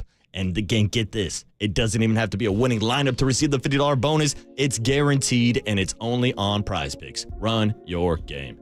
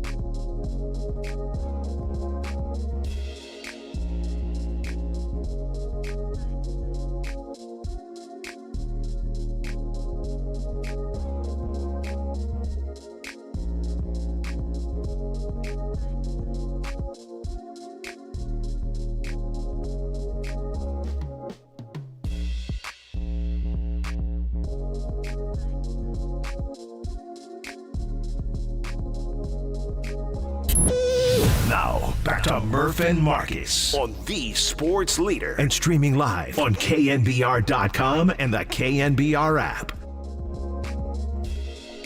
All right. Dry, saltine dry. Let's go. There we go. There we go. Oh, I see. As OOs as it gets with Nelly. Little country grammar here. Is this your guy? Is this Nelly or is this G3 tweaker? Because, Murph, we were talking about Leangelo having that sound of the South in the early 2000s. But, yeah, that sound is Nelly right here. Murph, whether we're talking about this song, whether it's getting hot in here, Nelly was a staple in the early 2000s. Did you ride with him? Oh, absolutely. I mean, I wasn't putting, like, the eye black on or, like, the little Band-Aid he had on his face, but I was down with Nelly. All right, well, Country Grammar playing representing St. Louis, which does not have an NFL team, but Las Vegas does, and you might want to throw a little Fox News alert here. I've never had a Fox News alert set to Country Grammar by Nelly before, but it is an OO's Friday, everybody. Young Tony, you want to tell us what it is? Yes, according to Adam Schefter, Pete Carroll and the Raiders have now reached an agreement on a 3-year deal with a 4th-year team option, sources tell ESPN. Congratulations, buddy. Thank you. You got your Let's guy. go, Pete Carroll. And I know we're trying to make the connection with Clinton Portis, but Murph, I got my pack of gum ready to go. I'm ready to throw it in the back of my mouth, pause, but I'm ready for Pete Carroll to take over the Raiders in Vegas. I'm gonna need definitely some gum chewing, some Carroll gum chewing. That's wild on a number of levels. Now, he's a Bay Area guy, grew up in Marin County. He coached at UOP. He's a 49er. He knows Al Davis and the Raiders stone cold. He knows the culture. So you got a guy, even though he, was not affiliated with the Raiders prior, he definitely he'll be throwing out the Jim Ottos and the Fred Bolitnikovs and all that stuff. Some Al Davis stories. The Gene Upshaws and the Art Shells. So there you go, man. All right. Connection made. Let's talk football, man. Clinton Portis has worn the uniform of the old Washington Redskins, who then became the Washington football team, who are now the Washington Commanders. He also played for Kyle Shanahan, or I should say for Mike Shanahan, as a Denver Bronco. So a lot of good stuff we can talk about with Clinton Portis, the 2-time Pro Bowler, on the UMA guest line. Clinton, thanks for spending a couple minutes here on KNBR in San Francisco. Brian Murphy, Marcus Boucher, Murph and Marcus. How you doing, man? Hey, morning, Clinton. I'm good, man. How are you all? Thanks for having me. We're good, man. Congrats to your Washington Commanders. This culture has been asleep for 30 years, Clinton. I know you played there and you guys couldn't get there. How's it feel to see this team back in the national spotlight? Great time to wake up. That's the only thing I can say. There's no better time than now. The current moment, I just think the energy is electric in the city. I think what Jaden Daniels and Terry McLaurin is doing as the face of that organization is really what you want to model your guys to be at. They're unselfish or they're selfless, let's say, and just go out and get it done. They work hard. They bust their butt. Everything, their attention, the money that they get, they deserve, to endure. I think you look at Terry, third-round pick out of Ohio State, to endure all the quarterbacks that he's endured to finally get his moment and shine on the big stage has been exciting. Yeah, and it feels like Jaden is not just only becoming the face of the franchise, but he's becoming one of the faces of the NFL already. If he wins this weekend, he'll be the first rookie quarterback to ever start a Super Bowl. So just talk to us about how Jaden Daniels has kind of turned this organization around. Deserve it all. I think Jaden experienced adversity early on in his career, and that's what gives him that edge. A lot of guys get to this level, and it's their first time losing, or it's their first time being in the spotlight, whatever it is. But I think that transfer from Arizona State to LSU changed him so much because he became an adult. He understood the business. He's seen things for what they were. And if you see him, he don't really get too high. He never get too low. He's just like an even keel, and he's always believing. To go and have the drives that he's had the last 6 weeks, last 6-7 weeks of the season, to come down, game-winning drives, the pause to Hail Mary throws, just everything is on the money. I think it's a kid that's full of confidence, that's full of talent, got the entire city behind him, got the organization behind him, his teammates believe in him, us as fans, we believe in him. So it's just like one of those things that you finally got the piece that you've been missing so long. The organization has changed, and the leadership just, it's one of those things that everything happened in perfect timing. The kid's incredible. He's 24 years old, a little older for a rookie, and it shows his poise. He's got it all, man. And I got to tell you, the Eagles better be shaking in there. But, hey, when you were with the Redskins, we're talking to Clinton Portis, of course, who went to the playoffs twice with the Washington Redskins under Joe Gibbs back in 2005 and 2007. They lost in the divisional playoffs one year, wild card one year. But when you were wearing that uniform, the NFC East just has among the best rivalries in all of football. The AFC West is the only one that compares to me. Where did the Eagles rank for you guys as a rival, and what was it like playing in Philly? The fans, they say everything. They'll come at you. I don't know. Is the young Washington Commanders team ready for that environment? Man, I say that all the time. I always talk about the AFC West, the competition, just playing a night game in Kansas City. Even back then, it was excellent. Going out to Oakland, it was excellent. Going out to San Diego, playing against LaDainian, it was great. And all of a sudden, I got to the NFC East, and, everyone is hype about the Cowboys and Redskins rivalry. And I always tell people, the Eagles is the best rivalry in the NFC East because it's right up 95. The fans are brutal. Their fans are just like Oakland fans, and they're brutal. It's going to be a tough, hard-nosed game. You don't have to worry about trickery. You don't have to worry about trick plays. It's like this is our identity.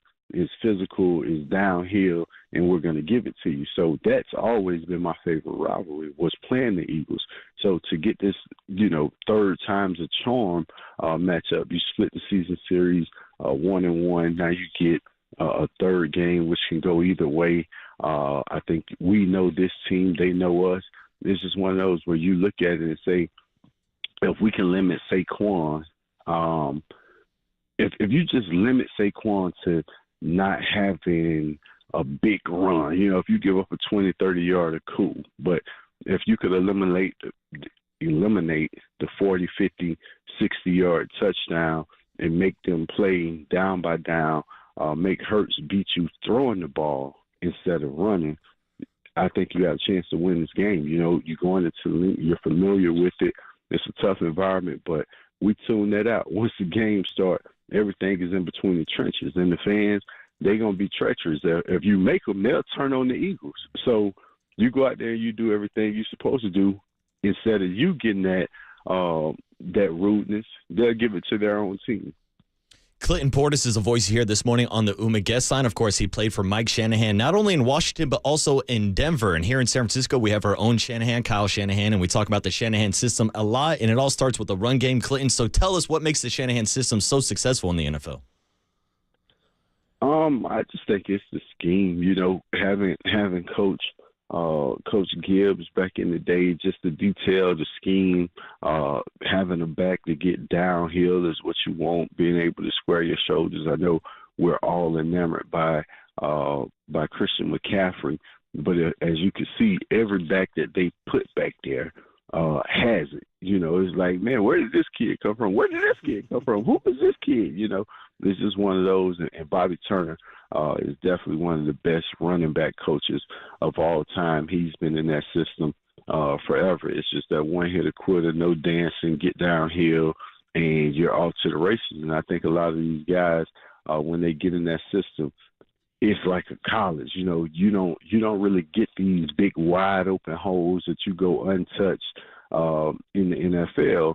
And in that system, if you guess wrong, you come down and stop the run, it's a play action pass. And if you go in to stop the play action pass, the running back then cut back is no end of the line contained, and you're off to the races. So it's just one of those hit or misses. I think Kyle do a great job of calling plays and putting the team in perfect position. Trent Williams, who also played in Washington, still playing at the top of his game, one of the best linemen, if not the best lineman out there. So all the pieces to the puzzle are there. Can you believe Trent Williams is still playing, Clinton? That's crazy to me. Just thinking about when we drafted him in 2008, losing Chris Samuels, and then all of a sudden Trent coming in. I'm like, man, I'm getting old. Chris gone, all my guys are gone. Yeah. And just to see the development of Trent and everything that he's been through and endured and still out here swinging, still out here dominating, it's been awesome. And just another word, we're talking about running backs in the Shanahan system. And by the way, you did play for Bobby Turner, right? Of course. I mean, he's still Bobby going T too. Is the greatest. You know that, right? He's still going. Hey, Bobby T is the greatest, man. Bobby T always told me anytime you ask him a question, he got to ask you the question. You don't get to ask him the question. Because if you ask him one question, the first thing he said, hey, you chewing my butt off. I don't have enough back here, okay?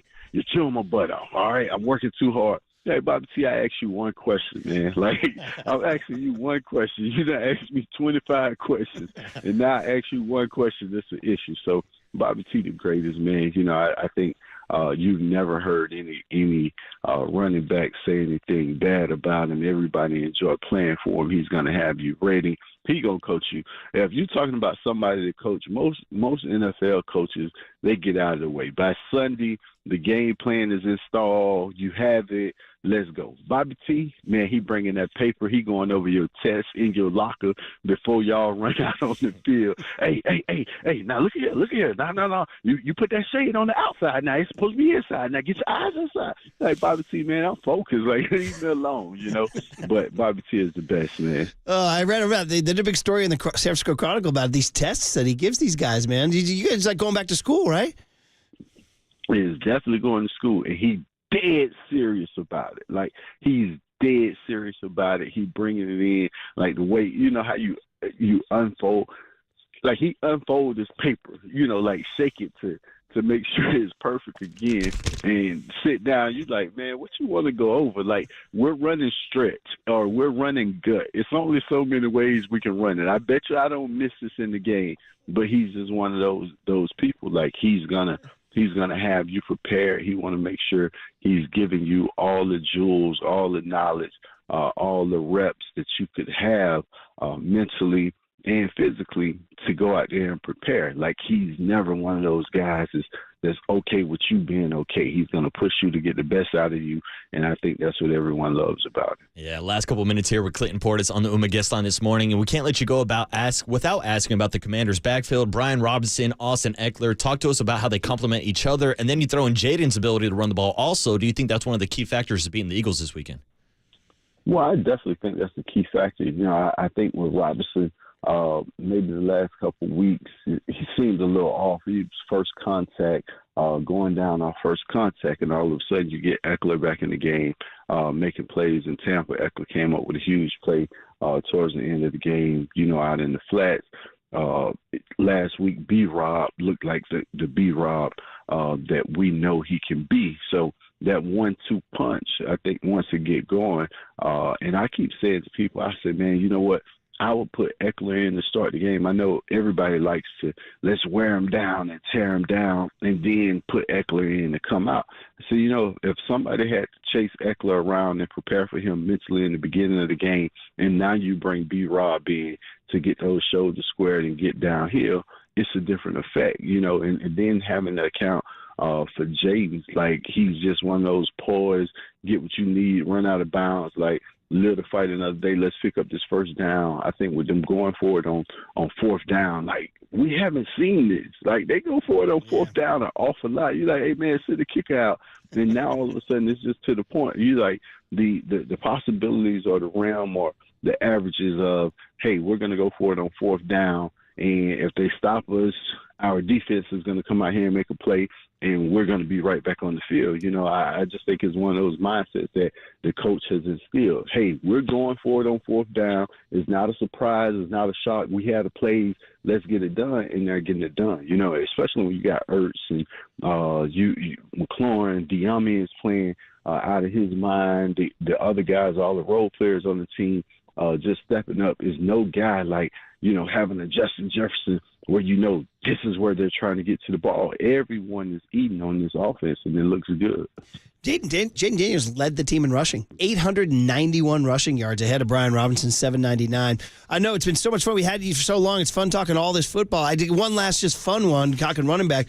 You get what you're in a fantasy draft or you're a GM and you got one pick, prime Derrick Henry, although they lost last week, or prime Saquon Barkley. Who do you take? Well, if you ask me, both of them are in their prime right now today. You know, looking at Derrick Henry coming from Tennessee, I definitely wouldn't have expected him to have the season that he's having in Baltimore. I didn't see this. Like, I'm like, man, you know, that's going to be tough going to that situation. And he made it look effortless. And then Saquon leaving New York, and you get to see the GM and everything transpire and them letting him walk to a divisional rivalry. You would think like, oh man, Saquon done. And all of a sudden he going to break the rushing record. Like this GM, whoa, that was a bad decision, you know? So I think for both of those guys to come out and kind of ignite the running back conversation again, because that's what they did. And that's not having Christian McCaffrey, you know, who's also one of those guys who put the spotlight on the running back position. So for them to go out and ignite the running back position the way that they did to carry their teams to be an MVP conversation is well-deserved, because both of those guys had their backs against the wall. Both of those guys were outcasted as if they couldn't play anymore, like, oh, yeah, they're getting to that age, it's over. And they come out and have the best seasons of any backs in a long time. So to get that attention, to garner that attention, to play the way that they've been playing has been excellent for the running back position. It's been excellent for the former running backs who know what it's like to carry a team. So to see those guys, it's like one of those, yeah, you can't devalue the running back position. You need running backs. If you look at every team that's left, they can run the ball. The Bills, Cook going to run the ball. The Chiefs, Pacheco, last season, he carried them. The Redskins, the Commanders, having the three-back situation in Daniels, Eckler, and Robinson, having those guys being able to run the ball has been great. And then you look at the Eagles, Saquon, one of the better seasons of running back of all time. So everybody that's left, the four teams that's left, all four of them can run the ball. Man, I love talking football with you, Clinton. We were supposed to let you go like 5 minutes ago, but I got one last one out the door. Is Frank Gore your dude? Miami Hurricanes, are you and Frank Gore thick as you guys tight? Man, Frankie G is the greatest, man. Frankie G came in as a freshman, and he soaked up all the knowledge that he could possibly soak up. Like he he was a sponge. He was like, if I reached for my wallet, it was damn near like I touched Frank's hand. Like, hey, Frank, what's up, man? You know, that's how close he was. Great kid, great guy, still a great guy. Love him to death. Just one of those, all Frank did was football. Like, it was his escape from reality. It was his escape from the neighborhood. It was just, I got to make it. And he's always had that mentality. The first time I laid eyes on him, I remember going to his high school. Corrugate was high to watch him play. And I'm sitting in the stands like, this kid going to be really good. And should definitely be a first ballot Hall of Famer to go out and put up the numbers that he put up after the knee surgeries, after everything he endured, losing his mom. Just to go out and be the class act, never getting into any trouble, just a true class act, great guy, man. Being involved in that San Fran scouting department has been great for him. So Frankie G, the best, man. I love it, man. He's beloved here. He is beloved in the San Francisco Bay Area. He should be. Yeah, he is beloved. He's up there on the top list for all-time 49ers. So, Clinton, dude, awesome. Keep your phone on. We'll chase you down again sometime. Talk some football, man, and I love it. Good luck to your Washington team, man. I go back to the RFK days. I've been to RFK. I saw the Redskins there. You guys have a special thing. I hope it comes back strong, man. Good luck to you guys. Yeah, thanks, man. Hey, appreciate it, man. Y'all have a good one. Clinton Portis, he was good on KNBR 104.5 and 680, the Sports Leader.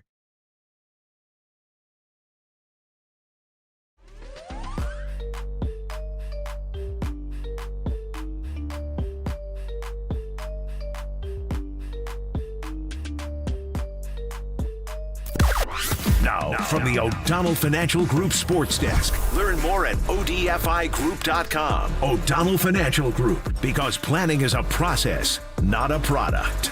We are giving away 2 tickets to see 9 Inch Nails at Oakland Arena on August 6, 2025. Pete Carroll is now the Raiders head coach. I wonder if he's a 9 Inch Nails Army fan. I don't know. We'll have to find out. Tickets aren't even on sale yet. This is an exclusive contest. So how do you win? You got to just stay tuned. We will be giving these tickets away in the 8 a.m. hour this morning, 8 a.m. hour. So when you hear the cue to call from Murph, be caller 10 to 415-896-KNBR, and you will win. This is all brought to you by Live Nation, and you can find official rules on KNBR.com.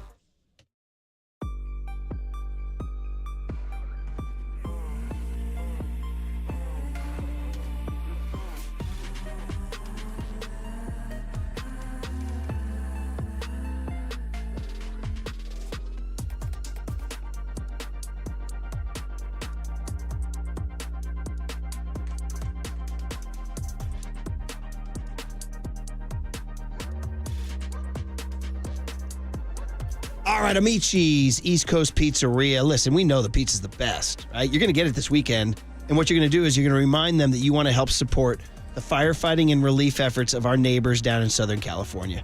Because now through January 31st, Amici's is stepping up.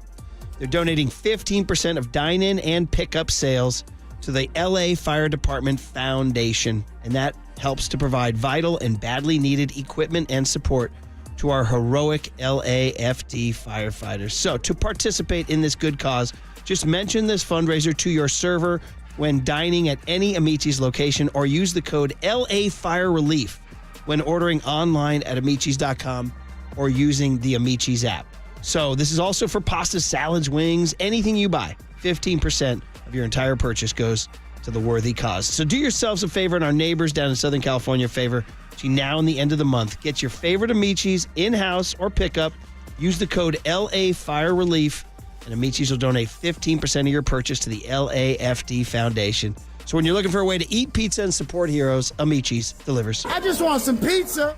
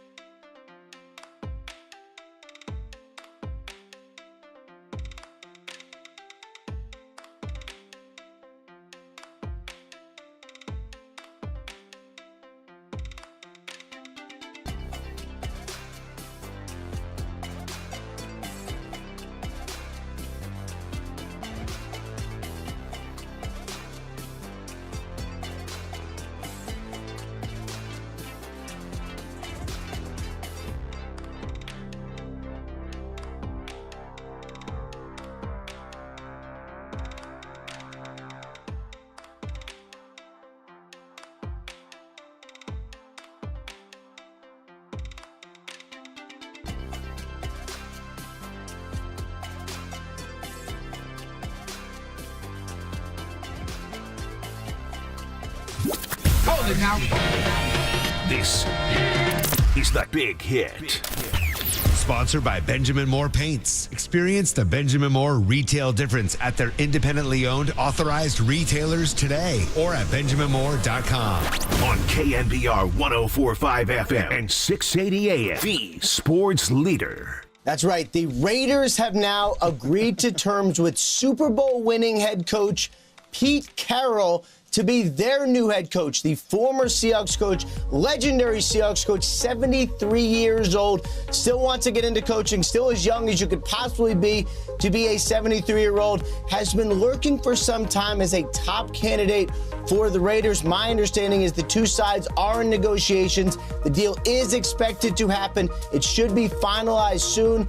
Candidates who have been involved with the Raiders process have been informed they are out.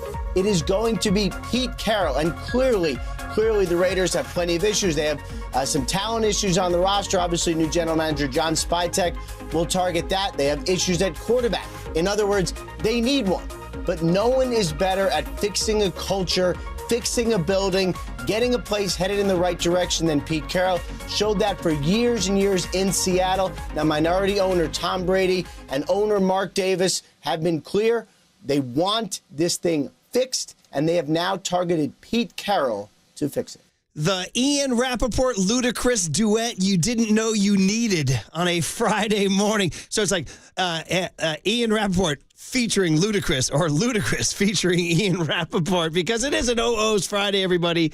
And by the way, I sent Tony a bunch of stuff. He seems to be going strictly towards the hip-hop and R&B. There's other stuff out there, buddy. We got to mix and match, Roll out. But hey, it is one of my favorite songs, the OO's. You didn't know this about me. Like, low-key, I was big on the early OO's Luda movement. See, I'm actually... very unlikely, I know. Or maybe you do know that. Well, I was going to say it's a little unlikely because I know we've both bonded before about our love of Outkast. Yeah, well, for but sure. We've never bonded about our love of Ludacris. In particular, this song was Damon Hack and mine's anthem. During our golf beat years of 02, we would laugh and shout at each other. He'd pull this bag out of the truck. We'd drive to the golf course together, and he'd pull out his bag. What in the world is in that bag, D-Hack? What you got in that bag? We would laugh. Those were our jokes, our little inside jokes. And we would say, roll if you hit a good shot, roll out. So it's good memories for me, buddy. Thank you, young Tony. Fantastic memories of me, a young water boy, walking into Tower Records and copping the Word of Mouth album. Also copped the Chicken and Beer album. I love Ludacris growing up. Luda joins Country Grammar by Nelly. Tell Me When to Go by E40. Does Your Chain Hang Low by Jibbs. Bye Bye Bye by NSYNC. And Get Your Freak On by Missy Elliott. We've been heavy on the R&B and hip-hop, but it's sounding real good. There are other ones coming. I still got a special one for you hidden away. The Chain Hang Low is one of my treasures today. I thought that was a fun one to find. It wasn't an obvious one. It made everybody laugh. And then we got some more stuff coming your way. Hey, you're listening to KNBR AM and KNBR FM San Francisco, the sports leader, a Cumulus media station. So the big hit is football. Two big storylines today in the NFL. One just happened. A half hour ago, Pete Carroll was named, or Ian Rappaport reports the Raiders are going to name. They haven't had a press conference or anything. The Raiders are rolling out the silver and black carpet for Pete Carroll in Vegas. What in the world is in that head coach's office? What you got in that head coach's office? What's in that gum? What you got in that gum? Are you going to chomp it? I'm chomping it right now, Everybody, YouTube, Twitch, go for it, baby. I'm sure this is great ASMR for all of our listeners out there. Oh, yeah, let's hear it. Can I hear it? I'm chomping. Can I hear it? You got to do a little bit more. I know. I need to throw a couple more pieces. Couple more pieces. I need some Big League Chew or something. Also, I don't want to do this to our listeners, so I'll throw the gum out right now. This is incredible. It's a great. I think it's a really good hire. I think it's a phenomenal hire. I mean, he's not going to be there for 20 years. No. But you guys need some good news fast. I mean, it's been heading in the wrong direction for a long time. This guy's a winner. Let's be honest now. So many different reactions. Number one, we got to get the headline out right away. And listeners have texted this in. Harbaugh round 3, Carroll round 3. Let's go. Starts at SC and Stanford. It's unbelievable clashes. Moves on to Niners, Seahawks, unbelievable clashes. And now it's 2025, and we're going to have these guys going at it twice a year. Yeah, Murph. Raiders, Chargers is back, baby. I mean, Harbaugh versus Carroll is back, but Murph, that's just the appetizer because you look at the head coaches in the AFC West now. It's Jim Harbaugh, Pete Carroll, Sean Payton, and Andy Reid. Dude. You want to talk about a juggernaut of a division. Not for the faint of heart. Your defense will improve. Your culture will improve. Although, I mean, I thought you guys thought Antonio Pierce was a culture guy. Yeah, no doubt about it. He was a Raider guy. I mean, the key thing that's been missing from the Raiders organization throughout essentially my entire lifetime has been stability. I mean, I've mentioned it 4 or 5 different times. Pete Carroll will now be the 17th different head coaching change for the Raiders in my lifetime alone. And yeah, I'm not expecting Pete to be here for 5 years or Pete to be here for a decade. But we've seen him build successful programs before, whether we're talking about USC football, whether we're talking about up in Seattle. Pete Carroll has won before. He's a Super Bowl winning head coach, and those don't grow on trees. So, yeah, this is a great move for the Raiders. Yeah, and so, again, 73 now. But I got to be honest, guys, I'm not telling you. Between Pilates and yoga and fitness and health, 73 is now the new 50. I mean, he looks great. The guy's fit as a fiddle. He's got energy for days. Hey, man, 73, he's got several years before he can launch a run for president. You know what I mean? And by the way, I'm talking both, by the way. Yeah. We're doubling down on ancient presidents, right? We went That's a big game, man. We went from one to another. So It's a big signing, man. Carroll's Jr.'s coming. Stay here 3-4 years and then make a run at the Oval Office. Yeah. Do our thing, man. Thank you. I needed that on a Friday. That's our Friday laugh track, the Detroit Lion podcast. So good for you. Congrats to the Raiders. And here's the other thing: is he grew up in the Bay Area. He was born.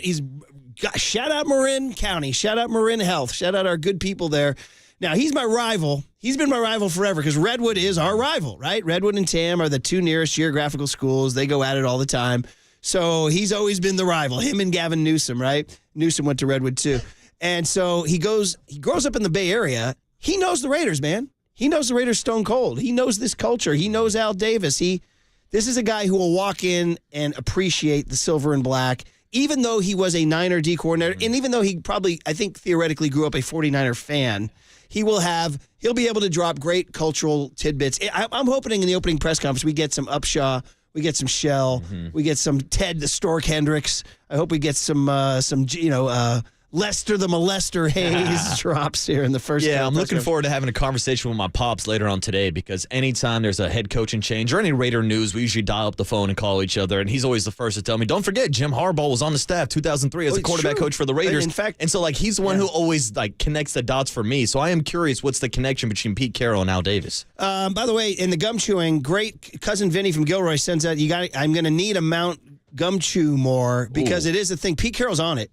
He throws in Ace Ventura, Jim Carrey as chomping gum. Now, I got to go right to the great Burt Reynolds. Ooh. Unbelievable gum chewer. And Turd Ferguson, the character on Saturday Night Live Jeopardy, Turd Ferguson chewed the gum like that. Okay. So I just need one more. I need one more great gum chewer. I'm trying to think. There's some out there. Yeah. There's a few out there. But you guys who just chew gum right in your face. It's funny. I've been on a gum kick lately because my diet is so bad. Candace keeps making cookies, and they're so good. She makes these macadamia, whatever, the white chocolate chip macadamia nut homemade cookies, all that stuff. So I'm eating terribly. So as an effect, at trying to stop my snacking, I've been trying to chew more gum. It's a smart strategy. It works, but you know what Candace is saying? She's like, your gum chewing's really annoying. So I'm like, what are you talking about? I think it's great. Yeah. I'm doing good. I'm having a good day. What about you? Don't let her listen to any Pete Carroll press conferences then. So we need one more. How about 650 Mike Ditka. Oh, Mike Ditka, because he chucked it into the stands, hit a woman at Candlestick Park, and she sued him. Wow. All right. That's great. So I was going to throw out Veruca Salt, who we made a reference to the other day. She was chewing gum in Willy Wonka when you compared her to that 11-year-old kid who got the Paul Skeens card. Yeah, that's pretty good. But multiples are. I'm going to go ahead and put Ditka there right now. Fair enough. Because he would work it. He'd be chomping and chomping. Young Tone, did you know this? Bears got smoked by the Niners at Candlestick. Bears were good. Ditka was chewing the gum. He's walking off the field. Somebody says something to him, and he takes his gum out. NFL head coach. Can you imagine this in 2025 with social media and everything? NFL head coach removes his big wad of gum and fires it into the stands. It drills a woman in the forehead. I think she sued him, or he got some sort of misdemeanor or something, or some sort of legal fallout from it. It was pretty funny, man. So, but imagine that today. Yeah, we lose it. The content for us, if that happened, if we had a head coach firing gum at people. Hey, stay tuned. Pete Carroll might be throwing out some gum out in Las Vegas. Now, I'm curious of whether or not there's going to be a gum wall out in Las Vegas because the world-famous gum wall is up in Seattle, right? And I've always just kind of imagined that it's all of Pete Carroll's gum from over the years. So maybe he'll bring that to Las Vegas also. Well, I'm excited for you guys. It's a good culture hire for you, and we'll see what he does. Now, don't get your hands off Robert Salah. Well, I was going to say, I can circle back and say it's good news for the 49ers because this is another head coaching job that's off the market. I know Robert Salah also had ties to the Raiders, but you mentioned it. Robert Salah has ties to Pete Carroll, and there's been the idea floated out there that maybe he joins Pete as the DC, and then he's next in line to take over as head coach for the Raiders. I think that's too much of an optimistic thought, and I would think Robert Salah would prefer to come to the Niners instead of the Raiders. But, hey, we'll see how this plays out. Who's his quarterback going to be? That's I don't know. I mean, you guys have the number 6 pick. You could move up, theoretically. I don't know. It's going to be very interesting. Raider Nation, let's ride. Let's ride. It's been brought up on the text line. I mean, he's going to be out there. It seems like the Steelers are moving on. I mean, he's not the worst stopgap quarterback. They ended badly, though, in Seattle. But time does heal wounds. Yes, this is true. Good point. They ended badly. It got sour up there. But again, a couple years pass. You love each other, a little reunited, and it feels so good. Reunited because we understood. Not an OO's Friday, by the way. But I guess that's the question Friday. about whether or not the Raiders can find Pete Carroll a quarterback in the next 2 to 3 years. Because you look at the division, I named the coaches. You look at Patrick Mahomes who's playing this weekend, Bo Nix who had a great rookie season, and then of course Justin Herbert. That quarterback coaching combo is a gauntlet in the AFC West. Raiders got their coach. They're just looking for their quarterback. It's very exciting. 415 says, don't sleep on a Pat Bailey gum chew. Not bad. He's not Mount Rushmore yet, but he will work it. You guys seen the Steelers special teams coach, Danny Smith? That old guy, yeah. Dude, yeah, the yeah. double bubble. He's got like 5 or 6 pieces in. You haven't seen this? No, I haven't. I know he's like a high-energy special teams coach, but is he also working it? Oh, dude, he works it. He's got like a whole pack in his mouth. There's something about when you can work some gum. I mean, it makes you start. Just like you have the edge in the conversation when you walk in. You're like, "Yeah, what's up, man? I don't know about you, but I'm working my gum." A lot of over here." confidence. Yeah. 415 on the Golden State Lumber and Building Material text line gives a shout out to Pablo Sandoval blowing bubbles while he did batting. blow the bubble, but I want to say, I think it was Adam Jones who was just on a Hall of Fame ballot who blew a bubble and would do it all the time. One time he blew a bubble and dropped the ball. Yeah, I think he stopped blowing bubbles after that. Was that Aaron Judge out there? No, there was no bubbles being blown by Aaron Judge. I guess we've just games. The against Wonka Dodgers. police has corrected us. It was Violet. Oh, it wasn't Violet? Violet, you're turning Violet, not Veruca, but yeah. Well, yeah, very she good. chewed the gum. I just felt like Veruca was chewing gum earlier in the movie also, but hey, up for debate. Yeah, and Violet Beauregard or whatever. She for turned sure. into that blueberry. All good. So, good call. 4-8 Roller Girl and Boogie Nights. Heather Graham was chomping, and Tony and I were talking to Heather Graham this morning because Tony and when are we get introduced Friday film review from Young Tone? You tell me, bro. How about I just work here? You can do it on the other side if we want, or we could talk about Robert Salah. So there you go. The big hit was the big hire, Pete Carroll to the Raiders. We were going to talk about Salah, but we're up against it. We can carry it on. The second part of the big hit is Robert Salah. Next on KNBR 104.5 and 680, the Sports Leader.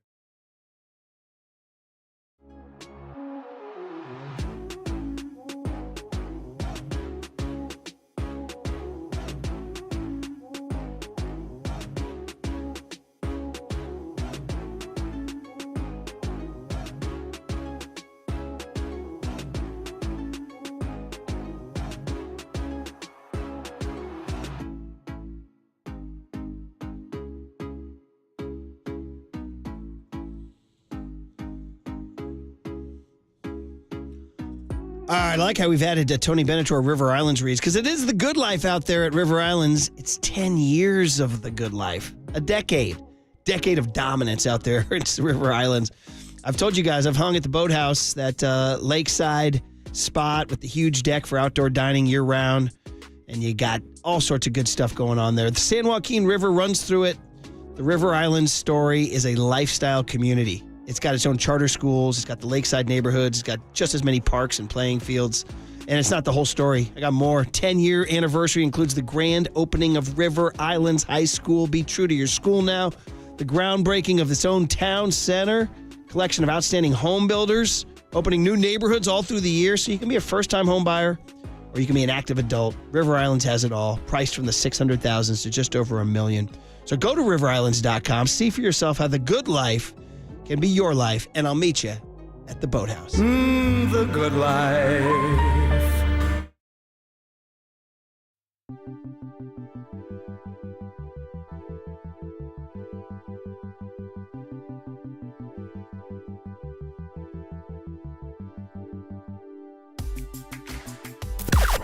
Now, from the O'Donnell Financial Group Sports Desk. Learn more at odfigroup.com. O'Donnell Financial Group, because planning is a process, not a product. We have a new contest this week. Today's the last day of this contest. We will be giving away 2 tickets to see 9 Inch Nails at Oakland Arena on August 6, 2025. These tickets aren't even on sale yet. This is an exclusive contest. So how do you win? You got to just stay tuned.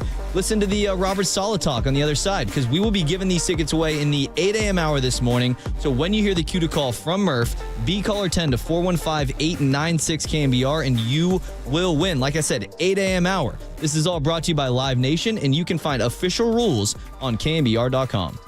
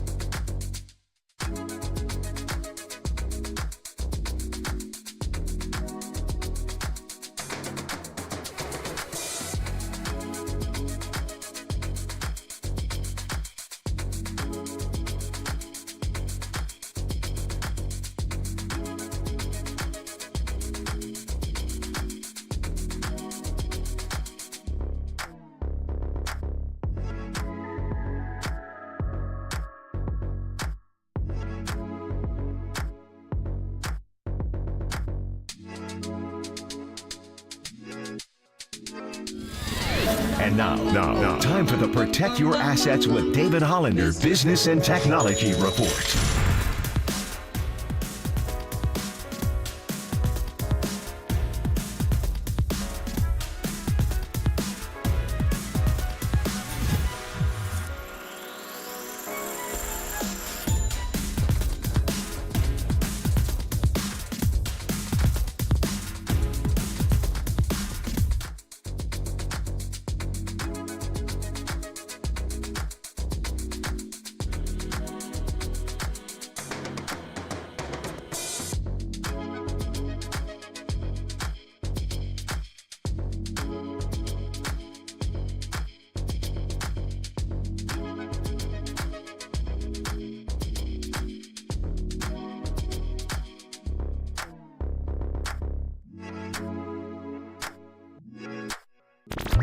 Faithful Murph and Marcus keep your morning moving. Streaming live at twitch.tv/thesportsleader. Yeah, it's anytime you get run on like that. And credit to them, like I said, it's a championship outfit, and they introduced us to some championship football. And we'll get there next. That's the voice of Robert Salah, set to a 90s Friday, which has been very, very, or pardon me, 90s.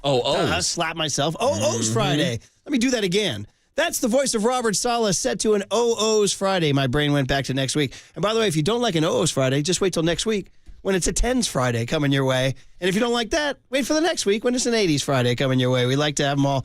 Marcus's has been very, very Marcus-friendly playlist here. You want to tell him about it? Oh, this right here is the man, the myth, the legend, Andre Hicks, a.k.a. Mac Dre. Feeling myself, Murph. We played a little hyphy earlier this morning with E40, Mr. Fab, Tell Me When to Go. Excuse me, Keep the Sneak, Tell Me When to Go. And I talked about how that put the hyphy movement on the national level, but it all started with Mac Dre. Thizzle Dance, Feeling Myself. All of it. It all comes from Mac Dre. I have to admit, this one hits nicely. I like this one. You're very feeling much. this one. I like them. You've played this for me She's before. in the building. She's feeling herself. She's looking bad, but I'm willing to help. Stop it, baby. You're killing yourself. Let me do this. And do that. Yeah, exactly. Yeah, do that, me, Murph. So here you go on your OO's Friday. Get your freak on Missy Elliott. Bye, bye, bye, NSYNC. Does your chain hang low, Jibs? Tell Me When to Go, E40. Shout out Randy Wynn. He's coming to bat. Country Grammar, Nelly. Shout out St. Louis. Roll Out. What in the world is on that playlist, Tony? What you got on that playlist from Luda?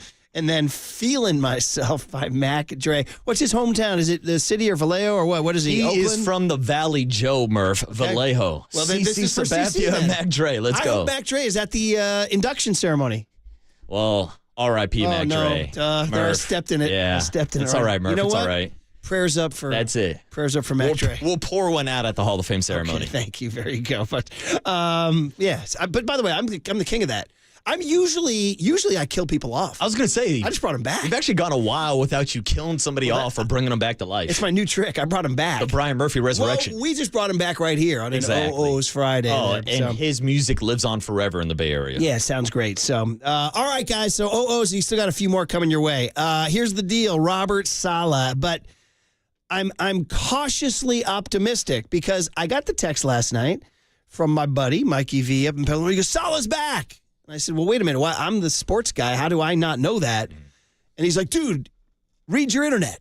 Well, I did. And it said, unless he gets a head coaching job. He's like, details, bro, details. So, I mean, I guess he's back. I wish we could say with more certainty that he is back for sure. But I would say it's a chance to be strongly optimistic that he will return because there are now just 2 head coaching jobs. If you're just getting in your car right now, we just talked the whole last segment. Pete Carroll has been announced by Ian Rappaport as getting the Las Vegas Raiders head coaching job. I told Waterboy, I think it's their first head coach since Gruden. I mean, you got a bunch of guys, you got a bunch of part-timers moving through, a bunch of short-order cook. Josh McDaniels, Dennis Allen, Tom Cable. Want to talk Tom Cable? Anybody? You guys haven't had a real head coach since Gruden. You guys have a coach now. I'll repeat it once again for anybody who's missed out on this riff. Pete Carroll is now the 17th different head coaching change that I've had just in my lifetime alone in 32 years being a Raider fan. You know what they like to say, Marcus? Lucky number 17. It's a traditional cliche. Yeah, lucky number 17. So Salah now, New Orleans and Dallas are the last 2. Yeah. And I mean, strange things have happened. Strange things happened in Jacksonville and Tampa yesterday. Liam Cohen was in, he was out, he was in. So we're not totally sure what's going to happen. But the strong lean is that Robert Salah will return to the Niners. And we got to talk about it for sports talk radio purposes as if he is coming back. And this Salah or bust strategy looks like Yahtzee. It looks like the Niners hit it. And man, I'm almost more relieved than happy. You know what I mean? Because if he had a plane to Jacksonville, according to Mike Silver, he canceled it like on the minute when he heard that Liam Cohen, he was that close to not being the guy. And then what would you have done? It would have been Brandon Staley, probably. Mm-hmm. And we would have had to deal with PR fallout. We'd be spending the next 6 months saying, man, Staley was their 5th choice, you know? Mm-hmm. Staley was in the building last year. Yeah. Mm-hmm. And all that nonsense. So, yeah, Murph, you're absolutely correct. The 49ers put all their poker chips on the table. They went all in. And if this does end up happening, which we're all kind of leaning towards Robert Salah come back to the 49ers, Murph, this is hitting a royal flush on the river. Yeah. I mean, that 5th card comes down because they were literally sitting there thinking, damn, I'm losing his hand. We're losing out on Jeff Ulbrich. You're losing out on all these other DCs that are signing across the league. But if they're able to land their number 1 target, Robert Salah, then you have to give a round of applause for the 49ers front office for having the cojones to wait this out and getting their guy. Yeah, and so what does it mean? Let's assume he does get it, and it sounds like a strong lean. He's going to get it. Congratulations. They got their guy. That's all that matters, really. They would say, I'm sure John Lynch and Kyle Shanahan would be like, who cares? Mm-hmm. We got him. I don't care. There's the old line, don't tell me about the labor pains, just show me the baby. Yeah. You know what I mean? And the baby would be Robert Salah. It doesn't matter how they got him. Now, here's the question. Can he fix a defense that has holes? I mean, they got no D tackles to speak of. That's kind of a big deal. You're going to see a guy Sunday, Jalen Carter, playing for you're going to see a guy Sunday, Chris Jones. Yeah, monsters. These are guys and the Niners are desperately needing that, whether they can draft a guy who can be that impact guy right away. So, I mean, as good as Robert Salah is, as much energy is, as good as he is on TV, as strong and fit as he looks, he projects this great energy of a coach. Can he plug the middle? Can he re-sign Dre Greenlaw?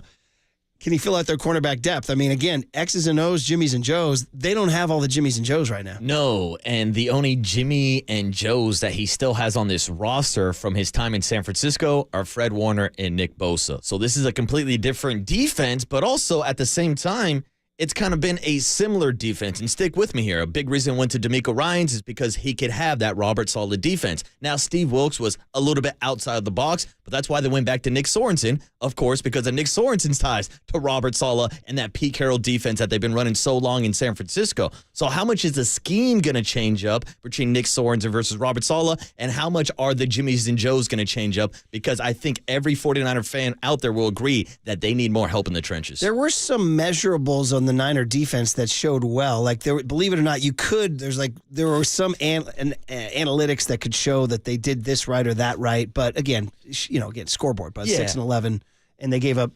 Collapsed in Green Bay and Buffalo. Yeah, I mean, that was the biggest thing about Nick Sorensen's defense to me. You can find some stats where, they're not giving up too many yards per game, but it all came down to getting off the field on third down and getting off the field in the red zone. And they had some of the worst numbers in the Kyle Shanahan era with Nick Sorensen as the DC, just not being able to get off the field. And that's when you got to make your money as a DC to dial up a blitz, get creative, and get those boys off the field. Yeah. He didn't blitz a ton. Not at all, no, really. He did not. He had a great pass rush. So the more we talk about this, the more I realize it's all, in my opinion, it's all about the D tackles.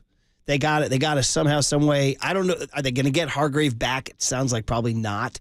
How effective is he going to be coming off that surgery, et cetera? But man, oh man, they got to stock up on. I mean, it's Malik Collins and Jordan Elliott are literally their D tackles who are serviceable. I hate, these guys are listening to the radio right now, but I'd say they'd be great depth pieces more than featured pieces. I think you're looking to upgrade, and that's not the only questions about this defense. Of course, you hinted at it. Dre Greenlaw is a free agent. Talanoa Hufanga is a free agent. Charvarius Ward, free agent. These are some big pieces on the defense. And, of course, we're all waiting for the Brock Purdy contract so that we can shift the focus and start talking about some of those defenders. But if those guys are gone, that's just less pieces for Robert Saleh to go out there and work with. But the bottom line is this. The Niners are coming off this awful year, this cursed year, this year from hell, et cetera. And defense was a huge problem. And they've had all these different defensive coordinators. And Nick Sorensen had guys in the wrong place at the wrong time at big third downs all year long. And if they fix it or if they at least take the step of hiring Robert Saleh to be their guy, that's a freaking home run, man. They did it. And again, if they got lucky, they got lucky.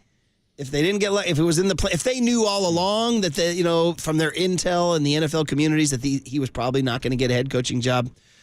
Either way, if they get that he was the 1A. Yeah. He was the number one choice. Mm-hmm. So congrats. And that starts the offseason off on a very good foot. When are you going to pay Brock Purdy? What are you going to do about Greenlaw? All that stuff. But if they had the number one thing, now special teams coordinator is coming up. Not sexy, but please get better at freaking special teams. Please make it an emphasis. Try to be the best in the NFL at special teams. It will serve you well. Trust me. So would you be all right with Nick Sorensen being the special teams coach, or would you rather go outside the building? Forgot to tell you, Matt Mayoko reported, Nick Sorensen will not return to the Niners. Ooh.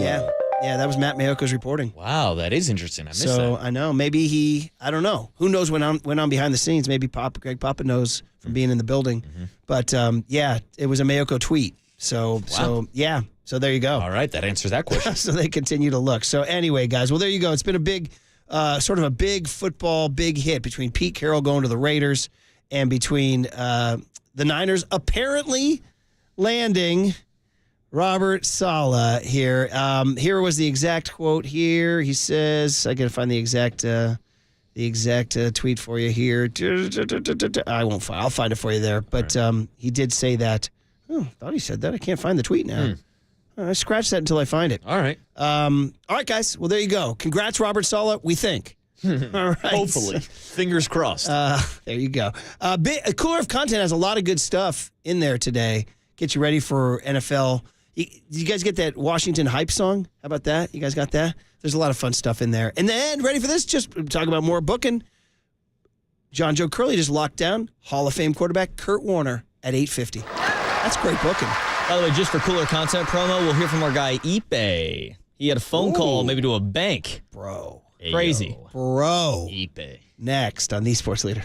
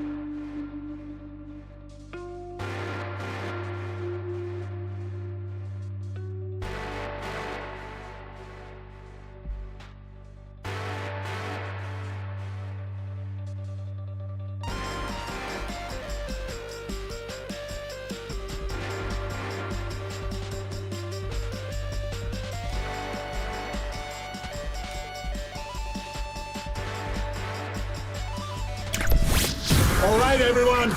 Chill. This is the cooler. You're not sending me to the cooler of content. Yeah, baby! Scotty Barnes is going to be all-star. He's going to be the face of this league. On the sports leader. All right, it is an OO's Friday. Let's hear what young Tony has while we announce that it is time. It is time for the 9 Inch Nails tickets right now. No, it's not 9 Inch Nails. It doesn't matter. You're winning the tickets. Caller number 10 at 415-896-KNBR. Caller number 10, 415-896-KNBR wins 2 tickets to see 9 Inch Nails at Oakland Arena on August 6, 2025.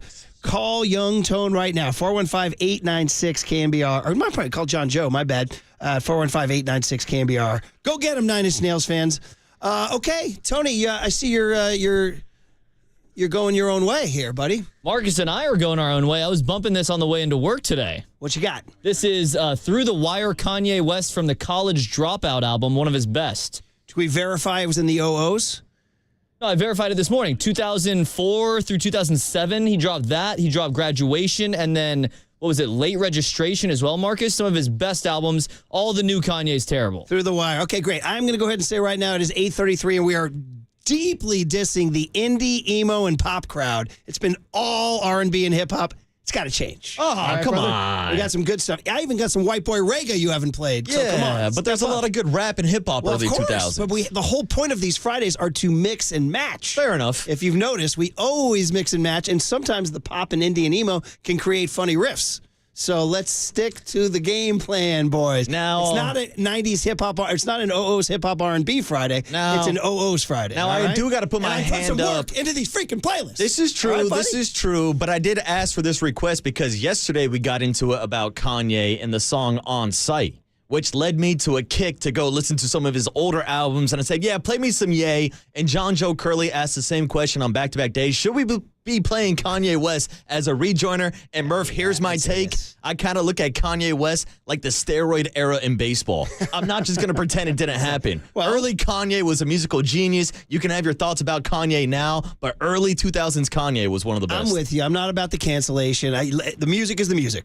That's my deal. The music is the music, just like the Oxbow incident. I got you, right? Murph. I got you. The music is the music. The comedy is the comedy. The movies are the movies. The art and the artist. The art, exactly. Exactly. Separate the art and the artist. I support it. All right. But it's funny, in my research, I was looking for a little Kanye. You get so many choices. You have to leave a lot of people out, and then you can look forward to the next OO's Friday. So here you go. Get your freak on Missy Elliott. Bye, bye, bye, NSYNC, the only non-R&B hip-hop song we played today. Chain Hang Low, Jibs. Tell Me When to Go, E40, Randy Wynn's coming up. Country Grammar, Nelly, Roll Out, Ludacris, which is maybe my favorite today, although I did like Get Your Freak On very much. And I really enjoyed Feeling Myself, Mac Dre. That is particularly one that hits for me for sure. Yeah. And now Through the Wire, Kanye West. All right, Cooler Content is sponsored by Mancini Sleep World. Get the rest easy promise only at Mancini Sleep World. Visit sleepworld.com. And Cooler Content is sponsored by Marin Health, Marin Health Medical Center, and Marin Health Medical Network. World-class care closer than you think. Those 9 Inch Nails tickets are being given away right now, so I don't have to read that promo. Call in and win. Okay, Cooler Content had some good stuff, some really good stuff out there today. Dude, Tony said it. I mean, dude, this Ipe audio? Wow. So you guys remember Ipe? Mm-hmm. Remember Ipe? How could we forget? Well, we kind of did. Yeah. We kind of moved on because Shohei won the freaking World Series. Yeah, That's Major why. League Baseball moved on real quick. And I was utterly convinced that Shohei had his fingerprints on this somehow, some way. Just 50-plus years of living tells me that there's no way Shohei didn't know any of this. But they tell you he didn't. They said he's the most oblivious guy in the history of the world. Yeah, they also told us, just like Ichiro Suzuki, that he doesn't speak English. Dude, Ichiro speaks English better than you and me. Yeah, and Ohtani apparently can too. So Ipe Mizuhara, who is, of course, in the clink for massive fraud on Shohei Ohtani's bank accounts, now they got audio. Now, how did we get this? Does anybody know how they leaked this audio? Is this all part of the case? Oh, somebody's always rolling tape. Well, here it is. This is literal audio. This is not a riff. This is Ipe Mizuhara. This is one of the calls he made to get money out of Shohei Ohtani's bank account. Who am I speaking with? Shohei Ohtani. Thank you. How may I help you? So I tried to log in to online banking, and it tells me Yeah, it's not available to me at this time. I need a call.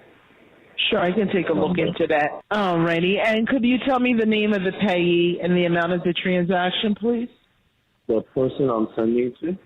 Yes. It's for $200,000. Thank you. Alrighty. Now, recently we come across a trend of fraud and scams, so we have been monitoring the online transactions closely to make sure our clients are not the victim of either. What is the reason for this transaction? For a car loan? Okay. You said it's for a car loan? Yes. Okay. What is your relationship to the payee? He's my friend. Okay. Bro. Oh, he's my friend. This is like he's as sophisticated as I would be if I was doing this because I got none sophistication and what am I going to? I guess I'm just going to call Sam Shohei and I need $200K. Okay, do it. Hi, who is this? Shohei Ohtani. Yeah. Shohei Ohtani. Okay, what do you need? 200,000. Why? Car loan. Bro, I mean, this is like a sixth grader doing this. I mean, it almost seems like a prank call. Yeah. Like calling into banks. Hey, this is Bill Gates. Let me get a couple million to my account. Do we go, what did young Tony learn today? Is this Jerky Boys? Do you guys remember the Jerky Boys? Jerky Boys. Do you run with Jerky Boys? No, I'm more of a crank anchors kind of guy. Oh, Jerky Boys were the OGs. They burst down the door of wild crank calls in the 90s. They became super famous. I mean, Jerky Boys would be laughing their A off at these guys. So, and oh, by the way, he got all that money. He's only got caught. I mean, I imagine that call ended with him getting the $200K. I would assume so too. And it's not the first phone call or first transfer that he made because the bank literally tells him, yeah, we've had some fraud on this account, so we're monitoring what's going on. And Ipe deep down's like, yeah, that's me. I'm the fraud here. I'm the scumbag. I'm the one stealing money from Shohei Ohtani. Hey, everybody, check your bank accounts. Yeah, all right? yeah. Make sure there's no Ipes in your life. Yeah, it is still sketchy that Shohei didn't notice any of that money disappearing, but this guy Ipe is a I don't care how rich you are. scumbag. 200 large is 200 large. Who am I speaking with?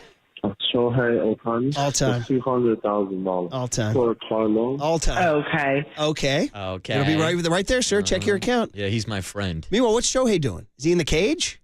What's he doing? Is he walking the dog? Walking decoy? He's probably getting ready to get back on the bump because guess what? He's coming back You know as what? a pitcher this year. He's going down. I completely forgot about that. He's coming back. Like you think about Blake Snell, Roki Sasaki. Ohtani's going to be pitching. He's going down.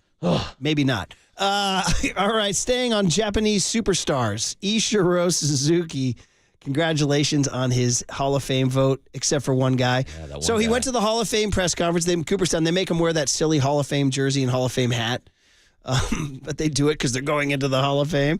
So they asked him, and I guess this is through a translator, which, as you know, Jung-Hoo Lee and you and I would like to do that one day. Yeah. That's a big, That's a big we'll see how that goes. joke. Yeah. Anyway, so here was, they asked him, they said, what are you going to do about that one guy who didn't vote for you?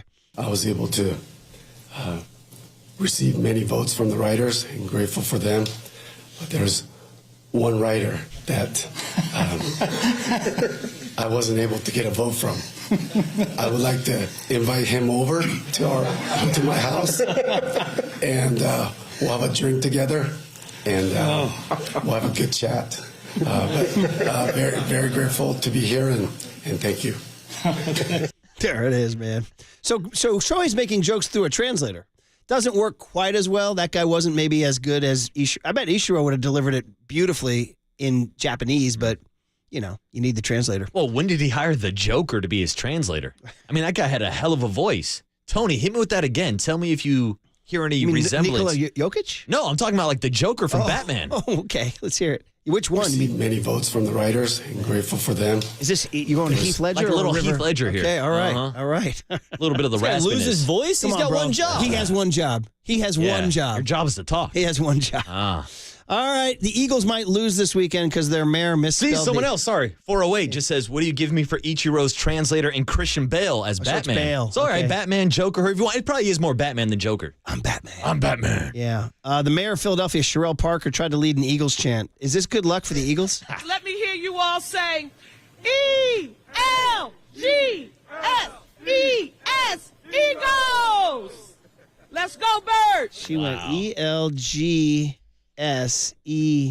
Oh, man. That's like a Scrabble draw. This is a bad look. ELGSES. Elgsis. Even dummies like me know how to spell Eagles. So I would say, because dyslexia is a common problem in the world, so I would say the big joke to all the dyslexics of the world, untie. Nice. Right? That's the big joke, right? Now, if I can riff, and this is only a riff, people, so calm down, save calm your down. text. Everybody calm down. Save your text, all right? Save your text. I was just going to say, I'm surprised that a person who can't spell Eagles is in a political position, but Murph, I don't know what the qualifications are anymore. It's a joke, people. It's a joke. Oh, I liked it.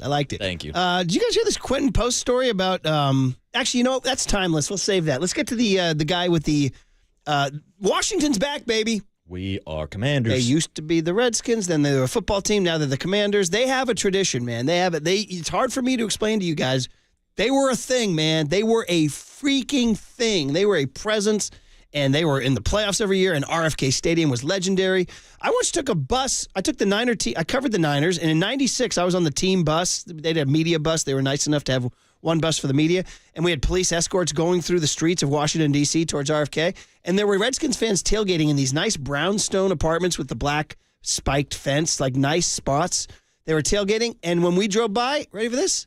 Can I do this on the Twitch? Can I do it? Yeah, sure. Why not? These nice ladies were dressed nicely, gentlemen, bankers, politicians. They were giving us the double gun salute. Double birds. Yeah. I was like, look at that. Wow. Redskins. That was, of course, this was Redskins culture now. I can't wait for someone to clip that picture and post it on Twitter. Murph. It's going to be phenomenal. Dude, you're right. Yeah, sorry, Murph. They got you. They got you. Now, was it the Hogettes that were flying the double birds? Might have been. Yeah. Life in 2025. Good knowledge on the Hogs. Mm-hmm. So here's a guy. His name's Terry Goofy Jones. You tell me if this is quality trolling of the Eagles. Y'all coming to pick up the Eagles? They coming to pick up the Eagles. They out of here. They out. Go. Yeah, boom. They out of here. Fried chicken. Now here's the story all about how my team came and flipped the town upside down. And I'd like to take a moment, just sit right here and tell you how we came to Philly and put belt to ass. Spank, spank, spank, spank. Spank, spank, spank. Gilly, you done. Spank, spank, spank, spank.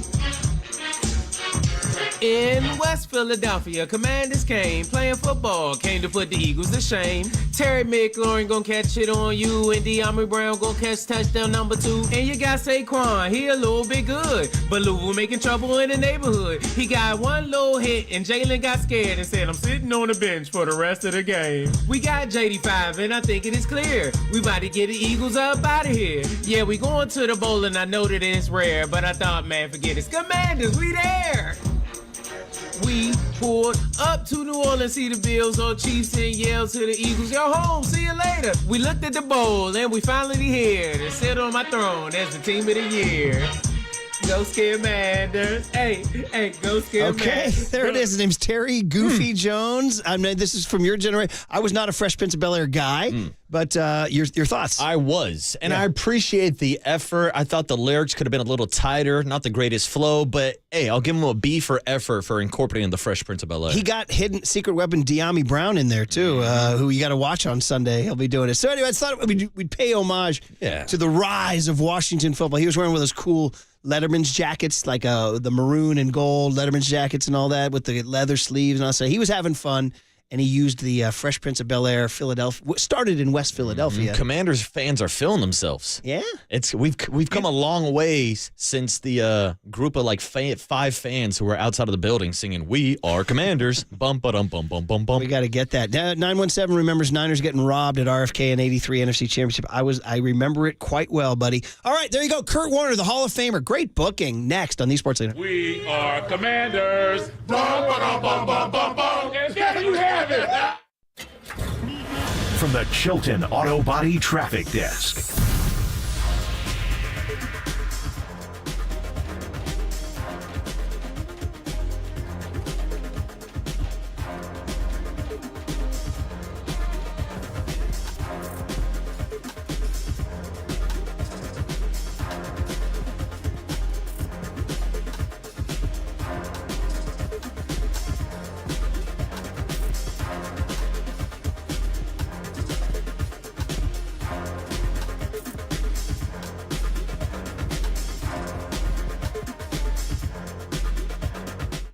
right, Invisalign, time to smile. Will they be smiling in Washington after Sunday? Will they be smiling in Buffalo after Sunday, even though the games are in Philadelphia and Kansas City? Invisalign will help you anywhere you are with your smile. Invisalign's clear aligners, that's what we're talking about. We're talking about straightening your teeth with clear aligners, and Invisalign is the no-brainer. Two teenage kids in the Murphy household have Invisalign. One of them is a young account executive who said, Dad, tell him with Invisalign, you can make your smile shine. I also have adult relatives using Invisalign. You do not have to be a kid.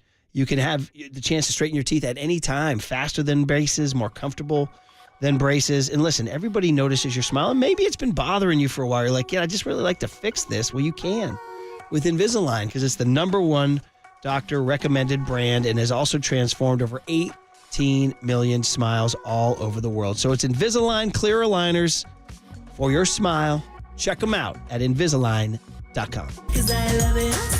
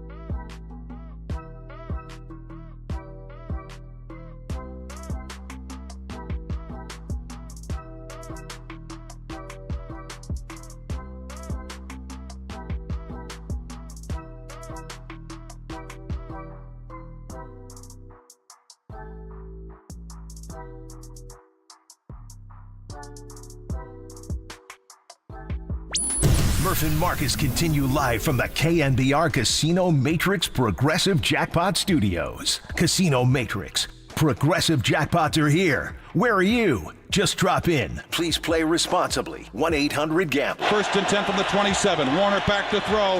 Rainbows the far sideline, and it is caught by Isaac Bruce. Makes a move to the 30, 25-20, and they won't catch him today. Yes. Touchdown Rams! 73 yards for the Reverend Ike. A one-on-one situation on the far side. What a move he made, coming back to the football and then leaving everybody in his wake. Well, there it is. Our next guest. This was not a highlight from the Chiefs or the Bills or the Eagles or the Rams. That's Kurt Warner throwing his way to the Hall of Fame, and he's joining us on an OO's Friday. And late in 2009, Miley Cyrus dropped this one that basically changed the game. I'm telling you, I've been coaching youth sports for a lot of time. This one gets all the kids going. They love it. It was our theme song, really, all summer long. They know all the lyrics. It's a big time, super unifying. Mm-hmm. You know all the lyrics. I mean, Murph, this is how Miley kind of shook the label of being Hannah Montana and becoming Miley Cyrus, but that's a story for another day. Yeah, fun stuff. So that one's a fun OO's Friday join, and it leads us to somebody's. Here's the transition for Kurt Warner. There's going to be a party in the USA for two teams on Sunday. Will one of them be the Philadelphia Eagles or the Washington Commanders? Because that's where Kurt will be with Ian Eagle on the Carroll that you will hear on KNBR at noon on Saturday. So, Kurt, on the Yuma guest line, welcome back to Brian Murphy, Marcus Boucher, Murph, and Marcus here on the 49er flagship. How you doing, Kurt? Hey, morning, Kurt. I'm doing well, guys. How are you? We're good, man. Our Niners the Niners didn't make the playoffs. Did you hear? Oh, I hadn't heard that. I've been so busy with other things. Of course I heard that. So we are. Yeah. We're outside. Not every year, guys. Not every year. We're outside. Actually, you know what, Kurt? Since I did that, we'll just stay on there real quick. There's a report that Robert Salah will return to the Niners as D coordinator. Now, it's not official. Apparently, if he gets one of the last two head coaching jobs in Dallas or New Orleans, he'd do that. But if not, he'd come back. What's your view of that? I mean, is it X's and O's or Jimmy's and Joe's that plague the Niners defense? I mean, I don't know. I mean, over the years, they've had a lot of guys, change in and out at defense coordinator. They still do primarily the same sort of things. Obviously there's always a sequencing that goes into games and a feel for different things, which obviously some coordinators are better at than others. I just think this was one of those years that just went against the 49ers. I don't know if I look at the players and say, oh, man, they're getting older and they can't play anymore. I don't necessarily look at the scheme and say, oh, my gosh, what are they doing with their scheme? I just feel like this was one of those years where things went against them. Yeah, everything was harder. And instead of finding themselves on, the good side of some close football games and some wins, found themselves on the other side. And then you start pressing as a team when you feel you're better and you're not winning games, and you start pressing, and usually when that happens, it goes the other direction. So I'm not in panic mode with, who the 49ers are and the roster that they have. I just think it was, sometimes you have these seasons with good football teams where, the things that maybe went in your favor the last couple of years don't go in your favor. And, and you have a year where you struggle.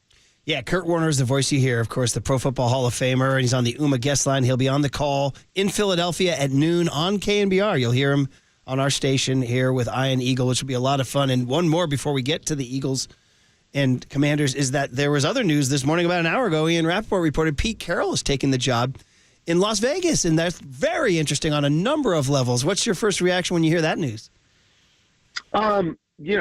First reaction is I love Coach Carroll, and I love the energy that he brings.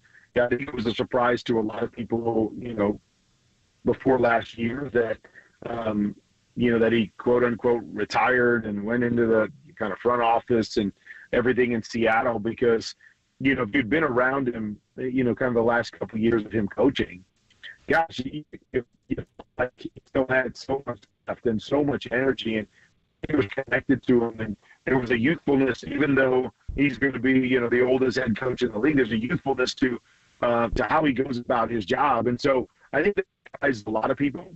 So for him to get back into the head coaching position doesn't surprise me at all. And a guy that's had, great success at this level, and knows how to do it and knows how to build an organization. And and is a great leader. So not surprised at all. I guess maybe the most surprising thing is most of these teams seem to be going for the new younger guy, kind of the hotshot coordinator from somewhere. So maybe that's why it surprises you a little bit. But he's one heck of an NFL coach, and you know what you're getting with Pete Carroll, and you know that he's going to do a great job. So from that standpoint, doesn't surprise me, knowing Tom Brady's involved and the pieces that are involved that they went that route. Yeah, now Pete needs to go out and find a quarterback for the Raiders, and he'll be looking for someone like Jaden Daniels, a guy that was able to turn around the Washington Commanders franchise. And let's stick to that quarterback matchup this weekend. Kurt, there's been a lot of talk about whether or not Jaden Daniels is having the best rookie season ever. Just give us your breakdown on how good he's been so far this year for this team.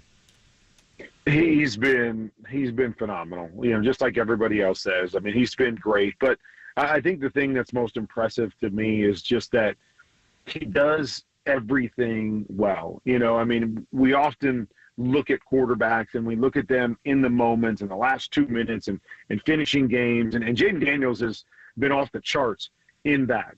But what I usually see when I see quarterbacks that are really good in the moment is quarterbacks that are really good all the time. And so in the moment, they don't have to do something different than what they are the rest of the game and from start to finish. And Jaden Daniels has great technique. So throwing the football starts with technique. Great technique. Processes information extremely well. And you've seen that and how good he's been against the blitz and having answers and knowing the answers to the questions before they happen has been incredible. His poise, he never seems to get rattled. He never seems to panic and all of a sudden just start flailing around and making all kinds of crazy throws. There's just so many things that he has done, so well this year that you have to be impressed because it's rare. You don't see a lot of quarterbacks, period, that play at that consistent level that he has all year long, and we definitely don't see rookies that do it. And then maybe the other factor too is that this is a team that has asked him to do as much as anybody. That they haven't necessarily been great in other phases, so a lot has fallen on his plate, and he still performed at this level. So it has been impressive from so many different standpoints. Obviously becomes impressive again because he's playing in a championship game as a rookie with a chance to be the first rookie starting quarterback, in the Super Bowl. I mean, it's been fun to watch, and I'm excited to see where he goes from here. But he has lived up to everything that everybody's talking about is the same stuff that I'm seeing on tape. We're talking to Kurt Warner, and you're listening to KNBR AM and KNBR FM, San Francisco, the sports leader, a Cumulus media station. Not to put the cart ahead of the horse here, Kurt, but should the NFC be on notice for the Jaden Daniels era? Well, I mean, I think what we've seen in this league is that when you find a great quarterback, they're always around. They're always in there, and we've got a number of good ones in the league, and a lot of them on the AFC side right now. We got Patrick that kind of set himself apart, but I think what we know is for the next decade, Cincinnati's going to be viable, Baltimore's going to be viable, Buffalo's going to be viable, the Chiefs are going to be viable. Why? Because they got that guy.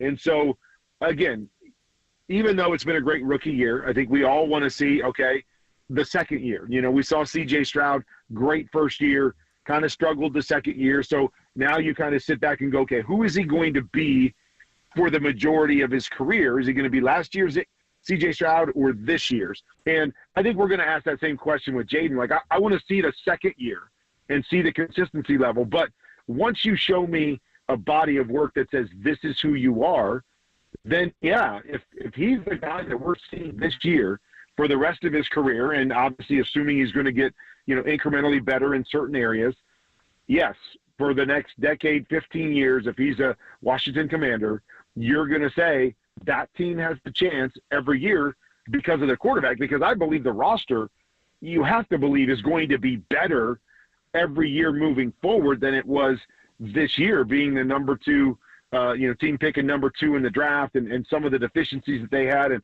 nobody expecting them to be here because of their roster. You have to believe that's going to be better too. So I do believe you're going to have to deal with him, assuming this is the Jaden Daniels we get for the majority of his career. You're going to have to deal with him every year. A big question that we've been asking this offseason with the 49ers is where does Brock Purdy rank among NFC quarterbacks? Now, two names that pop up ahead of him in a lot of these conversations are both Jaden Daniels and Jalen Hurts. So where would you have both of those guys who you're going to be seeing this weekend ranked in the NFC kind of hierarchy, Kurt? I don't know. I don't look at a lot of, I don't rank a lot of guys, it's not kind of my thing. What I look for is, are they starting quarterbacks? Are they guys that belong as starters in this league? And can they win on a week-to-week basis? And both of those guys can do it. I think we've seen Jalen Hurts, in the Super Bowl is a great example. Like, he was the best player in the Super Bowl he played in. And he threw the ball, and he ran the ball, and he did everything you asked him to do. So we know what he's capable of. And so what Jalen Hurts is capable of, to me, puts him at the top hierarchy. Jaden Daniels, what we've seen this year and all the things he can do, puts him up there towards the top of that hierarchy as well. And so both of those guys are legitimate starting quarterbacks that can do a lot of different things for their team. And that's how I look at it, and we can move spots. Hey, this guy's 2 and this guy's 3 and this guy does whatever. Both those teams have found a solid starting quarterback that can win games for them, and that's really what it's all about. And then it's about surrounding them with the right talent that fits their skill set. Before we let you go, Kurt, we got to talk about this game and this matchup. Now, it's a division game. A lot goes into that. They know each other intimately. Jaden Daniels is hot. There is a stat out there that was interesting. I heard this, that the Commanders are playing their 5th straight road game, I believe, and the Eagles are playing their 4th straight home game, or vice versa, one of those two. 4th straight road game for the Commanders, 5th straight home game for the Eagles, I think. And somebody said that would play a role. Like, if NFL history shows, it's hard for a team to keep answering the bell on the road week after week, whereas teams that stay at home for a really long time. Are things like that entering your equation when you get to such an evenly matched division matchup, or is it evenly matched? Are the Eagles more talented? What's your view? Yeah, I do think the Eagles, when you just look at them top to bottom, I do think they're more talented, with guys that have proven themselves and played at a high level. I think their roster, you could argue their roster's as good as anybody's in the National Football League. When you look at their offensive line, you could say that's the best in the league. You got young defensive players up front that are really starting to come into their own. You got solid players in the secondary. You obviously have tremendous veteran playmakers on the offensive side, led by Saquon Barkley, who has obviously been a superstar this year. And so you can almost check the box at every position for the Eagles. And so you definitely have to give them the overall advantage in terms of, team. But we've watched these two teams play, as you said, and both games were fairly close, for the most part. Even with the Commanders giving away the ball 5 times, beating them the second time out, and being able to outscore them. And I know Jalen Hurts wasn't in there, and it was Kenny Pickett, but just the plays that they made, I think it is a very evenly matched game, and just in terms of the resumes and what they've done and how they match up against one another. But what we've seen so much in the playoffs is that it's about, protecting the football, and it's about playing smart, efficient football more than it's about, just out-dueling the other guy. And I think that's going to play a huge role. We've watched this Commanders defense that we talked about very average all year long, but in the playoffs, they've been a turnover machine, and they have given their offense opportunity after opportunity. And I think that's going to be key in this game. The Eagles haven't turned the ball over a lot. They've protected the football. They've played efficient football. You feel like Washington may have to do a little bit more through the air than the Eagles will. That puts the ball in harm's way, but it's fun because we got this young quarterback who's been lighting it up, and you say, can he do it again? Can he answer the bell once again? Because he's answered it so many times. So I really like this matchup, and I think the Commanders are as confident as they've been all year long, which bodes very well. But I do give the edge to the Eagles because of roster and guys that have been there and the home field advantage, even though, it's not a long trip, from Washington to Philly, but home field advantage is, there's always something about that comfort level of playing in your stadium in front of your fans that I think gives you a bit of an edge in these big moments. Last couple minutes here with Kurt Warner on the Uma Guest Line this morning. And Kurt, I know a lot of your focus is on your call of the NFC Championship game, but I would love to get your breakdown on the AFC Championship game and the matchup between Josh Allen and Patrick Mahomes.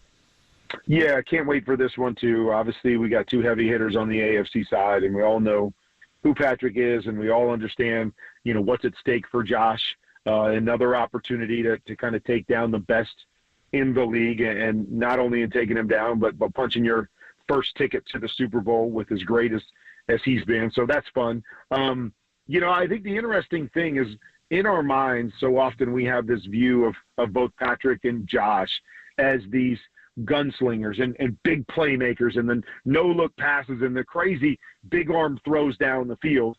Whereas this year, both of those guys have played a very different style. Patrick, probably because of situation, has been more about playing situational football, and it hasn't been about big plays. It's been about being efficient and moving the chains on third down and making the right play in the moment more than the big wow play. And Josh has very much been the same way, that he's been a much more efficient quarterback this year, not looking to be Superman and not trying to make all these crazy plays, but just playing the play in front of him. If that means 5-yard throw after 5-yard throw after 5-yard throw, and it's made him a better quarterback because he's allowed his playmakers around him to make plays. And so that, to me, again, I think when I watch this matchup, I don't see this being a 34-35 type point game. I see it being in the mid-20s, and I see it being about which team can be more efficient, which team can get the first downs and prolong their drives and make those critical situational plays, as opposed to seeing Josh and Patrick, and all these fireworks that we've kind of come to expect in years past is not really how those teams are playing this year. And so that's what kind of fascinates me about it, is that we know they have the wow potential, but I believe this game will be determined by which quarterback plays the game the right way and makes the right play in the moment, and not just goes out there and has to be Superman. So that, to me, is kind of how I break it down. I think it's a very even matched game, and I think those situational moments are going to dictate who wins this. The first time around, the Bills won those situational moments, and they won the matchup. Can they do it again in Arrowhead, which, again, you talk about the Eagles' advantage. Obviously, we know Patrick and company, in Kansas City are so tough to beat, and it's such a great home field advantage that they're going to have to fight the crowd a little bit as well. But situational football, to me, in this game, I think dictates who goes to Super Bowl 59. Yeah, it's who makes the big shot in basketball. It's who makes the big play. It's awesome. Fun, awkward one for you on the way out. 4 of them: Jalen Hurts, Jaden Daniels, Pat Mahomes, Josh Allen. Which one's your favorite to watch play? I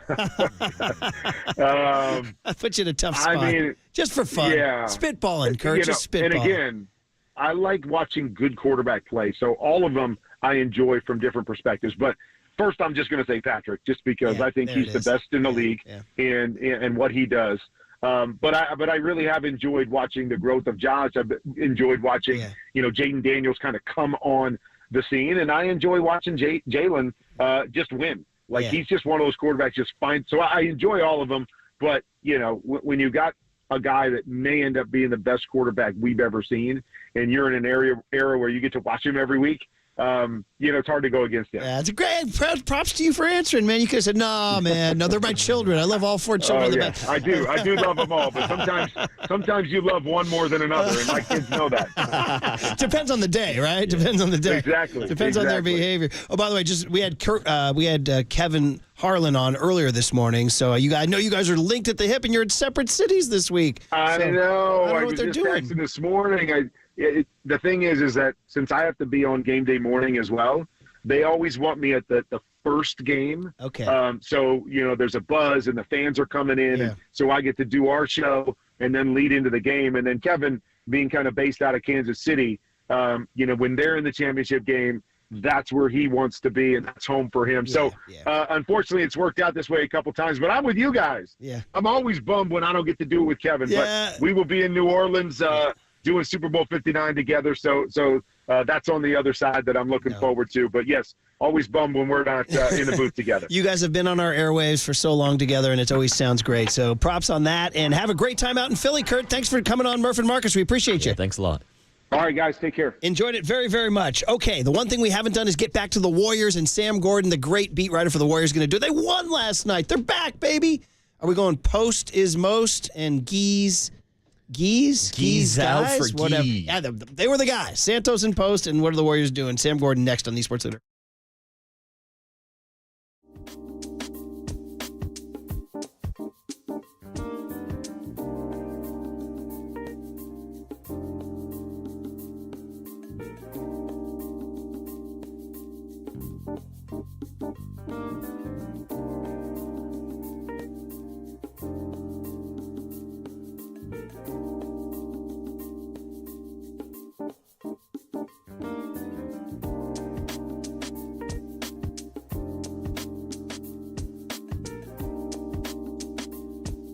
All right, Friday is not a day to get loose on your taxes. You got to stay tight. You got to stay on point. That's why we have Steve Moskowitz on the line to tell us what to do if you can't pay your taxes. Steve, good morning. Good morning. You want to call us so you can enjoy your weekend, enjoy the games, enjoy your life. It doesn't have to be the way it is now. I know people really suffer with this. It causes marital problems, business problems. People can't sleep. They're staring at the ceiling. It makes their lives miserable. It doesn't have to be. There's a good solution and solutions for us. If you made the mistake of not filing your returns because you couldn't pay the taxes, that's okay. We'll file all the old back returns and we'll make a deal.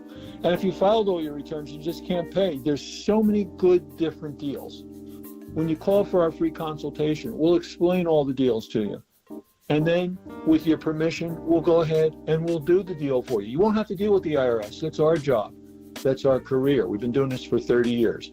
The only thing you have to do is call up and say, hey, Steve, get me out of my tax problems. I want to enjoy my life. That's what you do. Call him, tax attorney Steve Moskowitz. He's my tax attorney. He should be your tax attorney. Give him a call at 888-TAX-DEAL, 888-TAX-DEAL, or go online to MoskowitzLLP.com.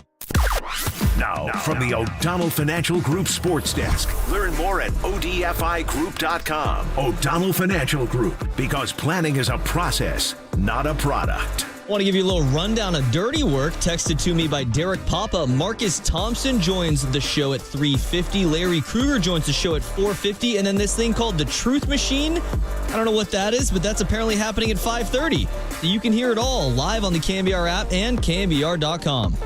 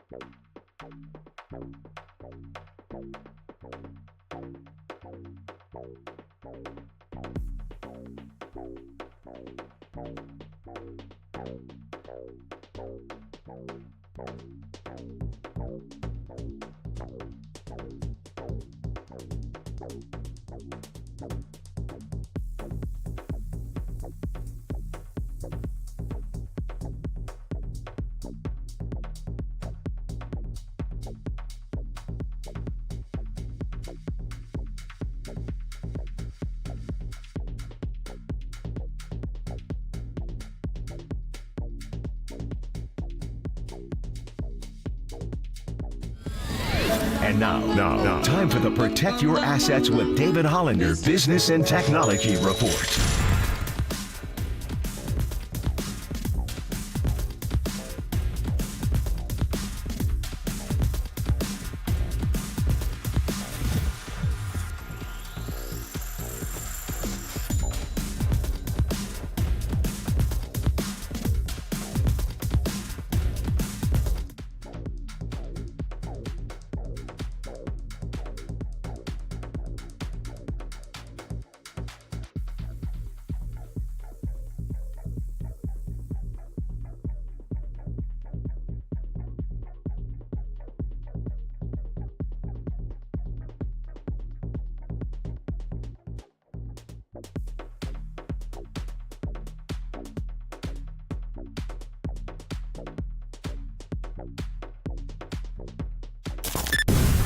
This is KNBR, and this is Murph and Marcus on KNBR 104.5 and 680, the sports leader. Post.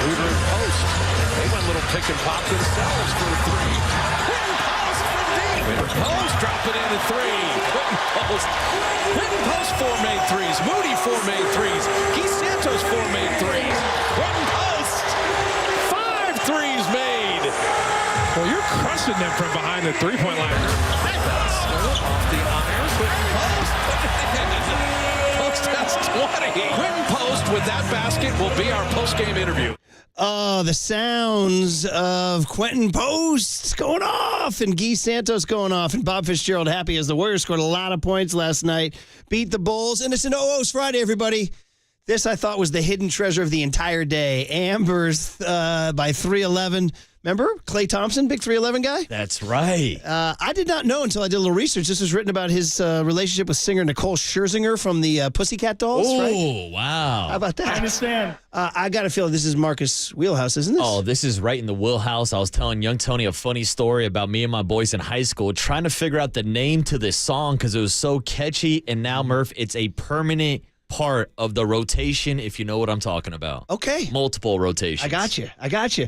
Sounds great. OO's Friday. We'll give you the whole playlist later. We got to get to Sam Gordon, who does a great job covering the Warriors for the Chronicle. Always love reading his gamers, and he was working late last night. Had a little Warriors Bulls. And by the way, it started 20-6 Bulls right out of the game. I was like, oh, here we go. Then the Warriors flipped a switch, and Quinton Post and Guy Santos were a huge part of it. Sam, welcome back to the Murph and Marcus show on the morning slot on KNBR. How you doing, man? Hey, what's up, Sam? I'm doing well, guys. Happy Friday. Appreciate y'all having me. Yeah, it's an OO's Friday. We do Decades Fridays. Where are you with Amber by 311? Oh, I'm not familiar. Oh, okay. All right. Where did you? Yep. What was your? We can offer you Ludacris, Mac Dre, E40, Nelly. They've also hit the scene. Is that more your style? A little bit, yeah. A little bit more my style, for sure. All right, man. Anyway, we're just having some fun chopping it up with the different music on a Friday. Okay, so last night, man, I mean, I can't believe I'm saying this, but tell us about Quinton Post. I mean, okay, they drafted him, so he's not some guy off the street. I mean, they drafted the guy, but I'd love to hear your story. What's the backstory on how the Warriors felt about this guy since draft day, through his Santa Cruz G League stint up until last night? How's the journey been through the Warriors and Quinton Post? Well, I mean, they obviously drafted him for a reason, right? He brings the shooting skill set from the center spot, which we saw on full display last night. But they he's a 5-year college player, started at Mississippi State, went to Boston College. That's where he kind of reformed his game and built that stretch 5 profile that he showcased last night. And, mature rookie, was 24 years old coming out. Steve Kerr mentioned that they liked that about him yesterday, and that, there's a sense for how to play. And it was just about getting some seasoning in the G League, getting familiar with pro-style defensive coverages, playing, pick-and-roll defense at the NBA level. And he's been doing his thing in the G League. He's made a great impression during training camp. Remember Draymond Green, in particular, kind of raving about his physicality, and that's something that, Kerr again highlighted yesterday, was that there's a physicality to him, there's a toughness to him, not afraid to mix it up underneath the backboards and whatnot on the glass. But the Warriors have been struggling offensively. It's been a bottom 5 offense the last couple months since they kind of entered this swoon that they've, this prolonged swoon that they've been in since the end of November. And he's added a little bit of juice. I mean, even when he's not shooting the ball like he was yesterday, where he makes 5 threes and scores 20 points. Just the dynamic that he presents as a pick and pop big man, where he sets a clean screen, and he's a very good screen setter. He screens for a guard, be it Steph Curry or Dennis Schroeder. That's going to create enough of an angle that, to open up, a lane for dribble penetration, and then he's popping to the perimeter. So defenses have to make a decision. Do you stay with Quinton Post because he can hit that pick and pop jumper? Or do you keep to the ball and trying to, defend drives? And, he made his first pick and pop jumper that way with Dennis Schroeder, and then made his last one with Stephen Curry popping to the left wing in the fourth quarter there. That was a play they weren't super familiar with one another playing on Wednesday against the Sacramento Kings. They executed to perfection in the fourth quarter last night, and lo and behold, having a stretch 5 opens up, passing lanes, cutting lanes, just creates more space, and the Warriors have played pretty good offensive basketball the last couple games, against the Kings and against the Chicago Bulls, with Post being a part of it. So we see the dynamic that he presents. We see what he opens up, and he put it to use last night, kind of showing a little bit of everything what he can do, and helping get the Warriors a much-needed victory over the Chicago Bulls. Yeah, and Sam, it's been a small sample size so far for Quinton Post, and a big reason why he's getting so many minutes is because of the injuries that the Warriors are dealing with. So I guess my question moving forward is, once we see the return of guys like Draymond Green and Jonathan Kuminga, do you think he will still have a role in this rotation? Yeah, that's what the calculus is going to be, right? That's what Steve Kerr has to figure out the next couple weeks as guys get healthy. I imagine he will.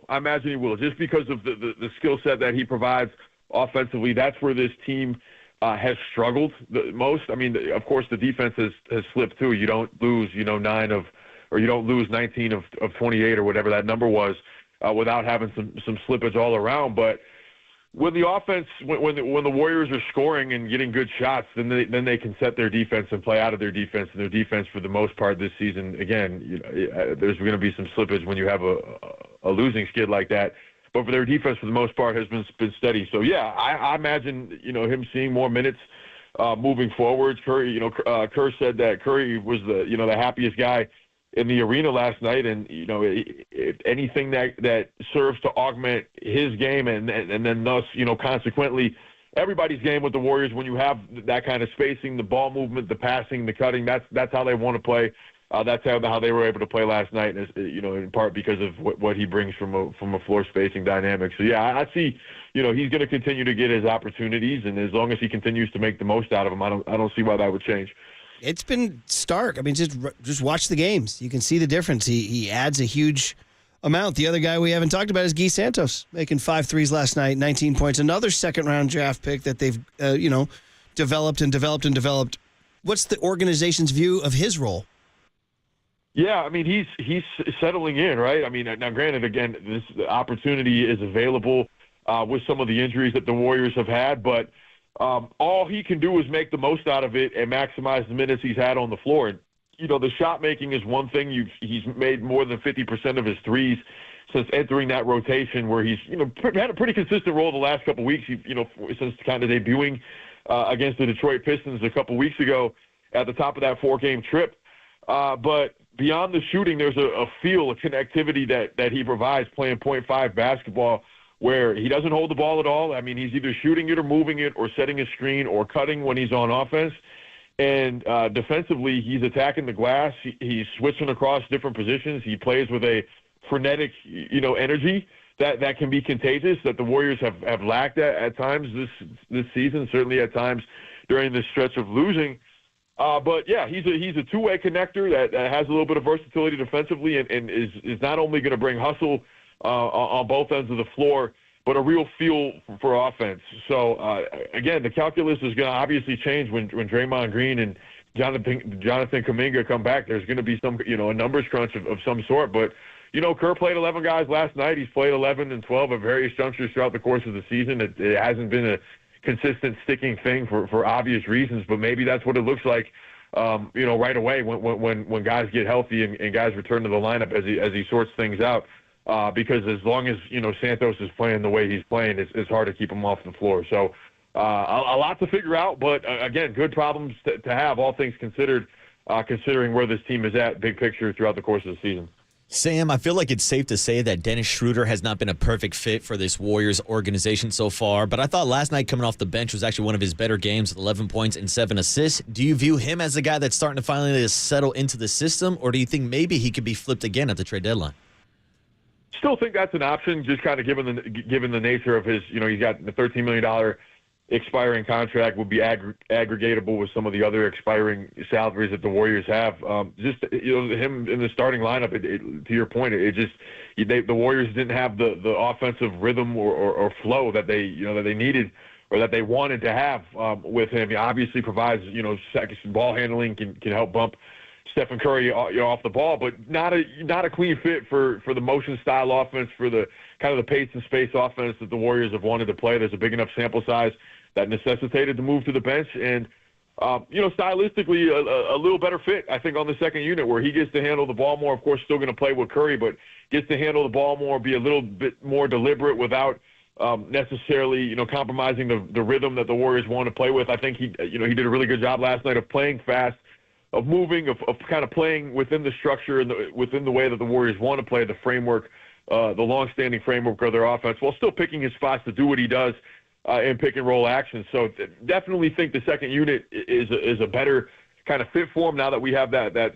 sample size, that pretty big, extended sample size. He started the first 17 games with Golden State, but still definitely, again, because of his contract situation, because of the imperfect fit, if there's a trade that that makes sense and his salary is needed, don't think the Warriors would hesitate to part ways with them, kind of given where they're at. But better fit on the second unit, and you saw the impact that he had defensively last night. His defense on the ball at the point of attack, I think, was huge in helping the Warriors kind of set that defensive tone. Bulls shoot 11 of 43 from the field, and were just really stagnant and didn't have much in the second half as the Warriors kind of overwhelmed them. So yeah, he was a big part of that second unit, and if you can maximize his offerings in the second unit, maybe he stays beyond the deadline as well. So then that leads us to the final one, which is the ultimate endless Warrior question of what to do at the trade deadline. And we got some ways to go. We got 2 weeks, right? Is it your view that what happens to the team between now and the trade deadline determines everything in this stretch that is quote-unquote favorable, even though OKC comes in and the Lakers are playing good? Are you like, is your answer, I don't know, we'll see how they play in the next 6 games? Yeah, I certainly think that could, play a part in informing what they're going to, what they want to do. They're, of course, being prudent, scanning the league for deals that make sense, that are the right fit. We've heard, Nikola Vucevic as a trade target of the Chicago Bulls. Post obviously outplayed him last night, but these things kind of tend to, seems to tend to pick up closer to the deadline. Still a couple weeks away, but yeah, if there's a trade out there that makes sense for the Warriors, where you're not compromising, your first round draft capital, and maybe some of your more movable or more desirable trade chips for a potential something bigger this summer, should that open up? If there's something that makes sense, yeah, I don't think the Warriors are going to hesitate to act. They have expiring salaries with Dennis Schroeder, with Gary Payton II, with Kevon Looney, that they can aggregate, obviously, second-round draft capital and first-round draft capital, depending on what they want to do. But if the right fit, the right trade isn't available, they're not going to make a trade just to make a trade. So I still think a lot to be decided in the next couple weeks. But having a significant stretch of home games where the Warriors can stabilize, if they can string together more, two-way performances, that like they had last night, kind of should add some clarity for the front office for what's available, what they can do, and what they should do. So yeah, we'll see. We'll very much touch and go as things build to the deadline. But no doubt the Warriors are canvassing the league for right fits and right trades. Got to see if one emerges before the deadline. And that starts tomorrow night. The Laker game is kind of low-key, kind of a big game, isn't it? Yeah, it certainly is. You know, another matchup with Stephen Curry and LeBron James, two teams kind of in similar spots with, you know, veteran rosters, trying to see where they fit in the big picture in the Western Conference. So, yep, Lakers are playing well. They just blew out Boston last night, and the Warriors get a much-needed blowout victory at home, sets the stage for what should be a fascinating and fun matchup between the Lakers and Warriors, and, you know, two of the greatest players to ever play the game. Yeah, there we go. There it is. Sam, always great talking to you, man. Good stuff covering the team, and appreciate the time. Yeah, thanks, Sam. Thanks, guys. Appreciate you guys. Have a great weekend. Talk soon. Yeah, Sam Gordon does a great job covering the team. And, dude, tomorrow night, Steph and LeBron on your TV, national TV, yet again. Something's going to happen. Something dramatic's going to happen. I mean, especially after Christmas, and LeBron bragged about how good Steph and LeBron are for the NBA. Yeah, that's right. Remember that? They said we own Christmas Day. What's so good about the NBA? Yeah, me and Steph. The TV ratings said otherwise. They beat they beat the Celtics pretty bad last night. And so, like, this expected skid for the Lakers hasn't really happened. In fact, they're starting to play a lot better. They're all the way up to 5th in the conference. They're 24-18. Although they have lost 3 in a row on the road. So Warriors need to go get that one, man. Is it going to be another post is most game? Geese. You show up in your judo gi and root for Guy Santos. All right, it is an OO's Friday so far. Get your freak on Missy Elliott. Bye, NSYNC. Chain hang low, Jibs.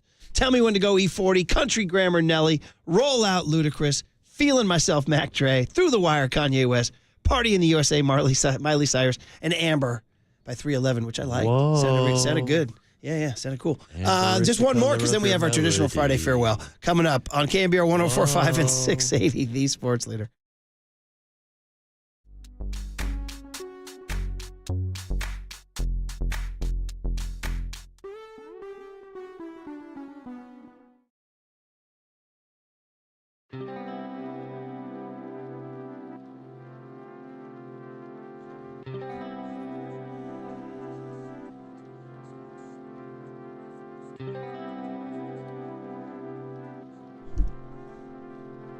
Yeah, Provident Credit Union, the place to go to grow your savings safely. That's right. We're talking about pick a term certificates from Provident Credit Union. It's results you can count on. You can earn up to 4.00% annual percentage yield, right? Locked in with a 3, 6, 9, or 12-month term. Your choice.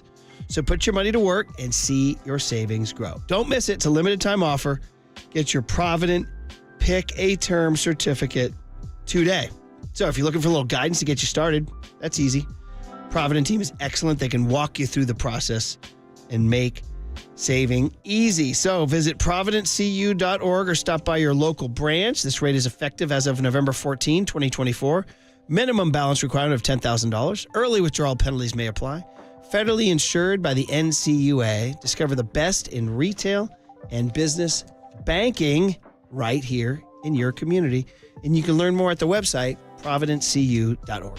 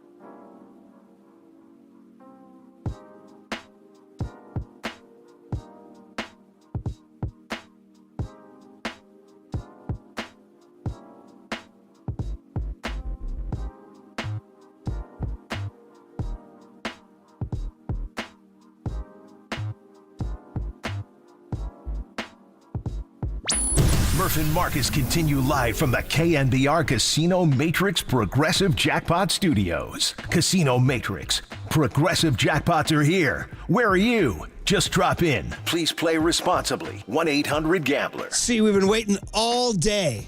All day. Have we? Yes, we have. This is all-time stuff. Hero, Enrique Iglesias, classic. See, we can go with... Hero, baby. So you know it. Of course I do. Young Tone?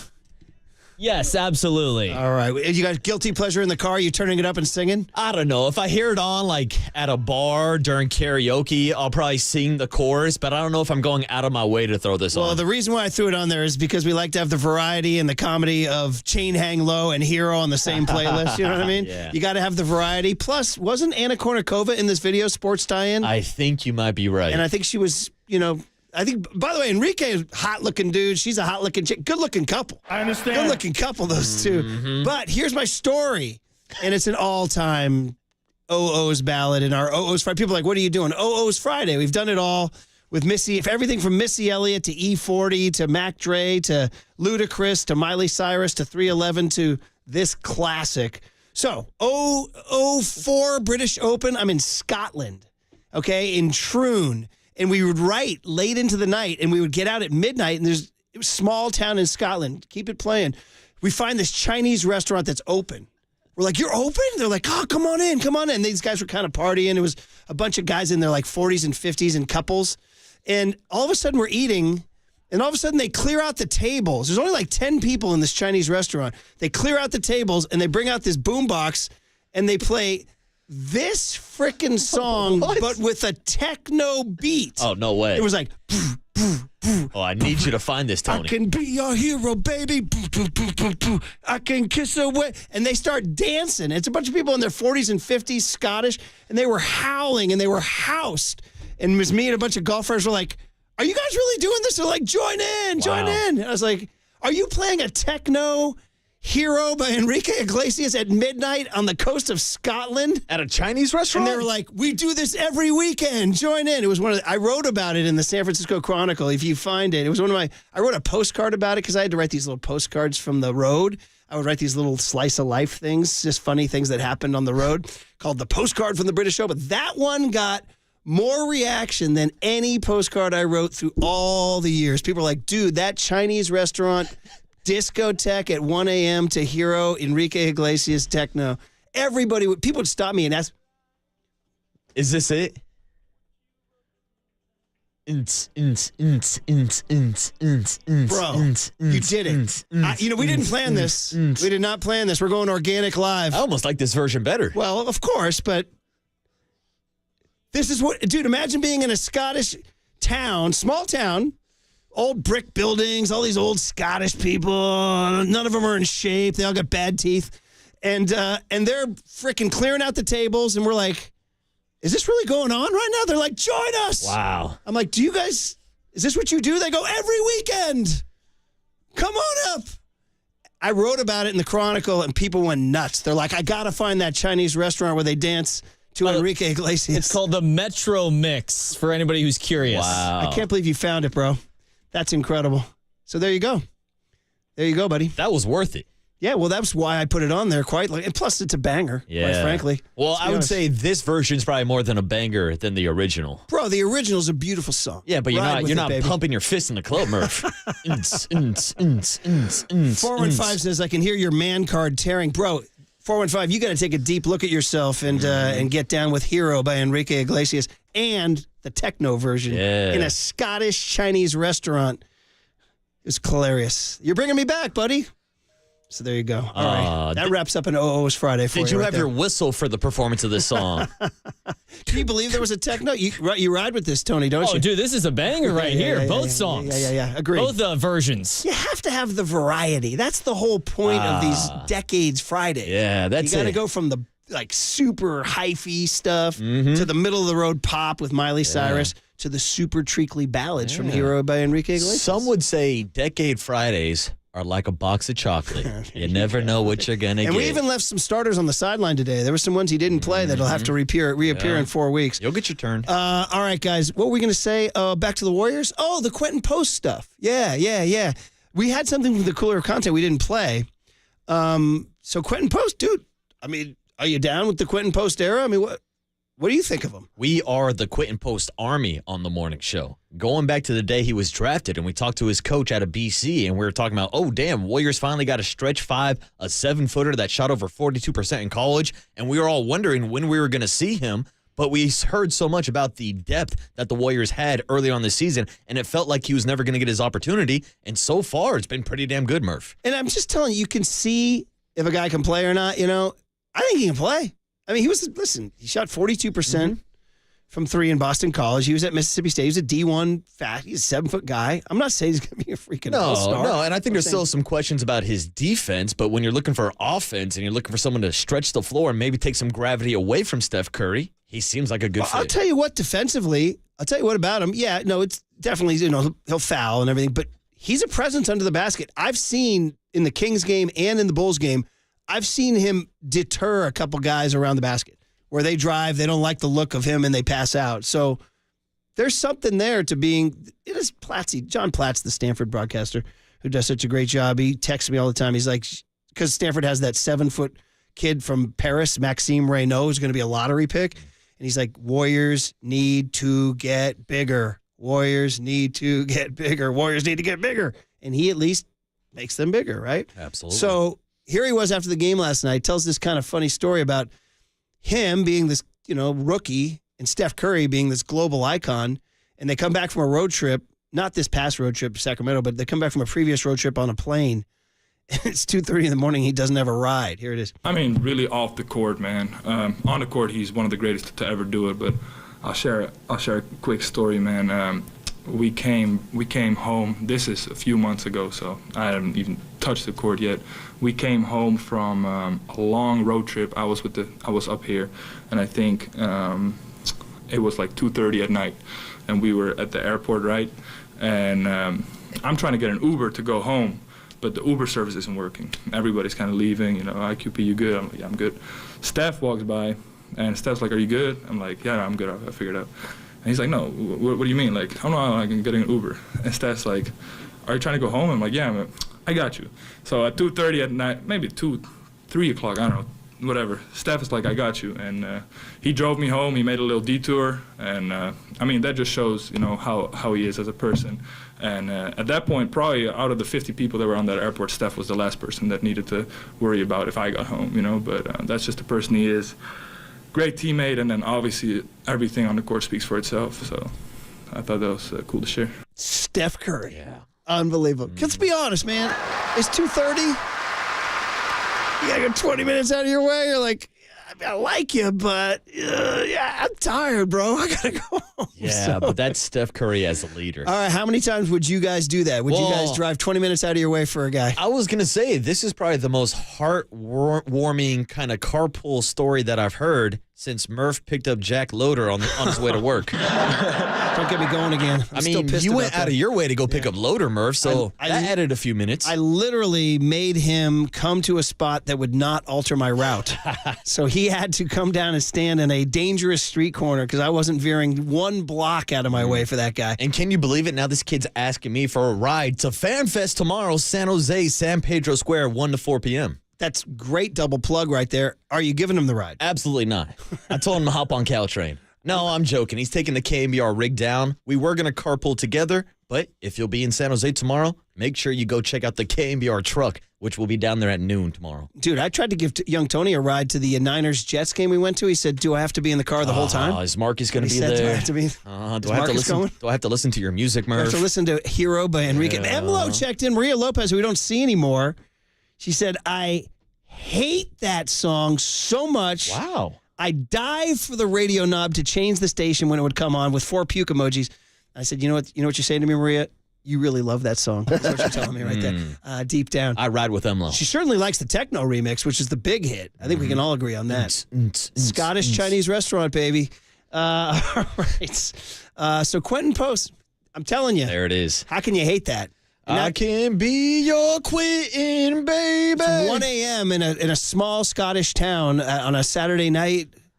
You're covering the British Open at Troon. You're like, is this happening right now? Is this a Scottish restaurant turning into a discotheque with a techno remix of Enrique Iglesias? They're like, yeah, join us. I was like, I'm eating your Chinese food you just served me. Not a Chinese person anywhere near the place, by the way. What an experience. Yeah, so, what an experience. How was the food, by the way? As I recall, double thumbs up. I can serve you wontons, baby. With my bad Scottish skin and teeth and all that. But they were quite enjoyable. As they call it in Ireland, the crack. C-R-A-I-C is the word for it. I know it's funny, right? The crack, where's the crack? And in America, that means something different. Yes, it does. But John Joe, the crack was mighty in that restaurant. On KNBR 104.5 and 680, the sports techno leader. From the Chilton Auto Body Traffic Desk.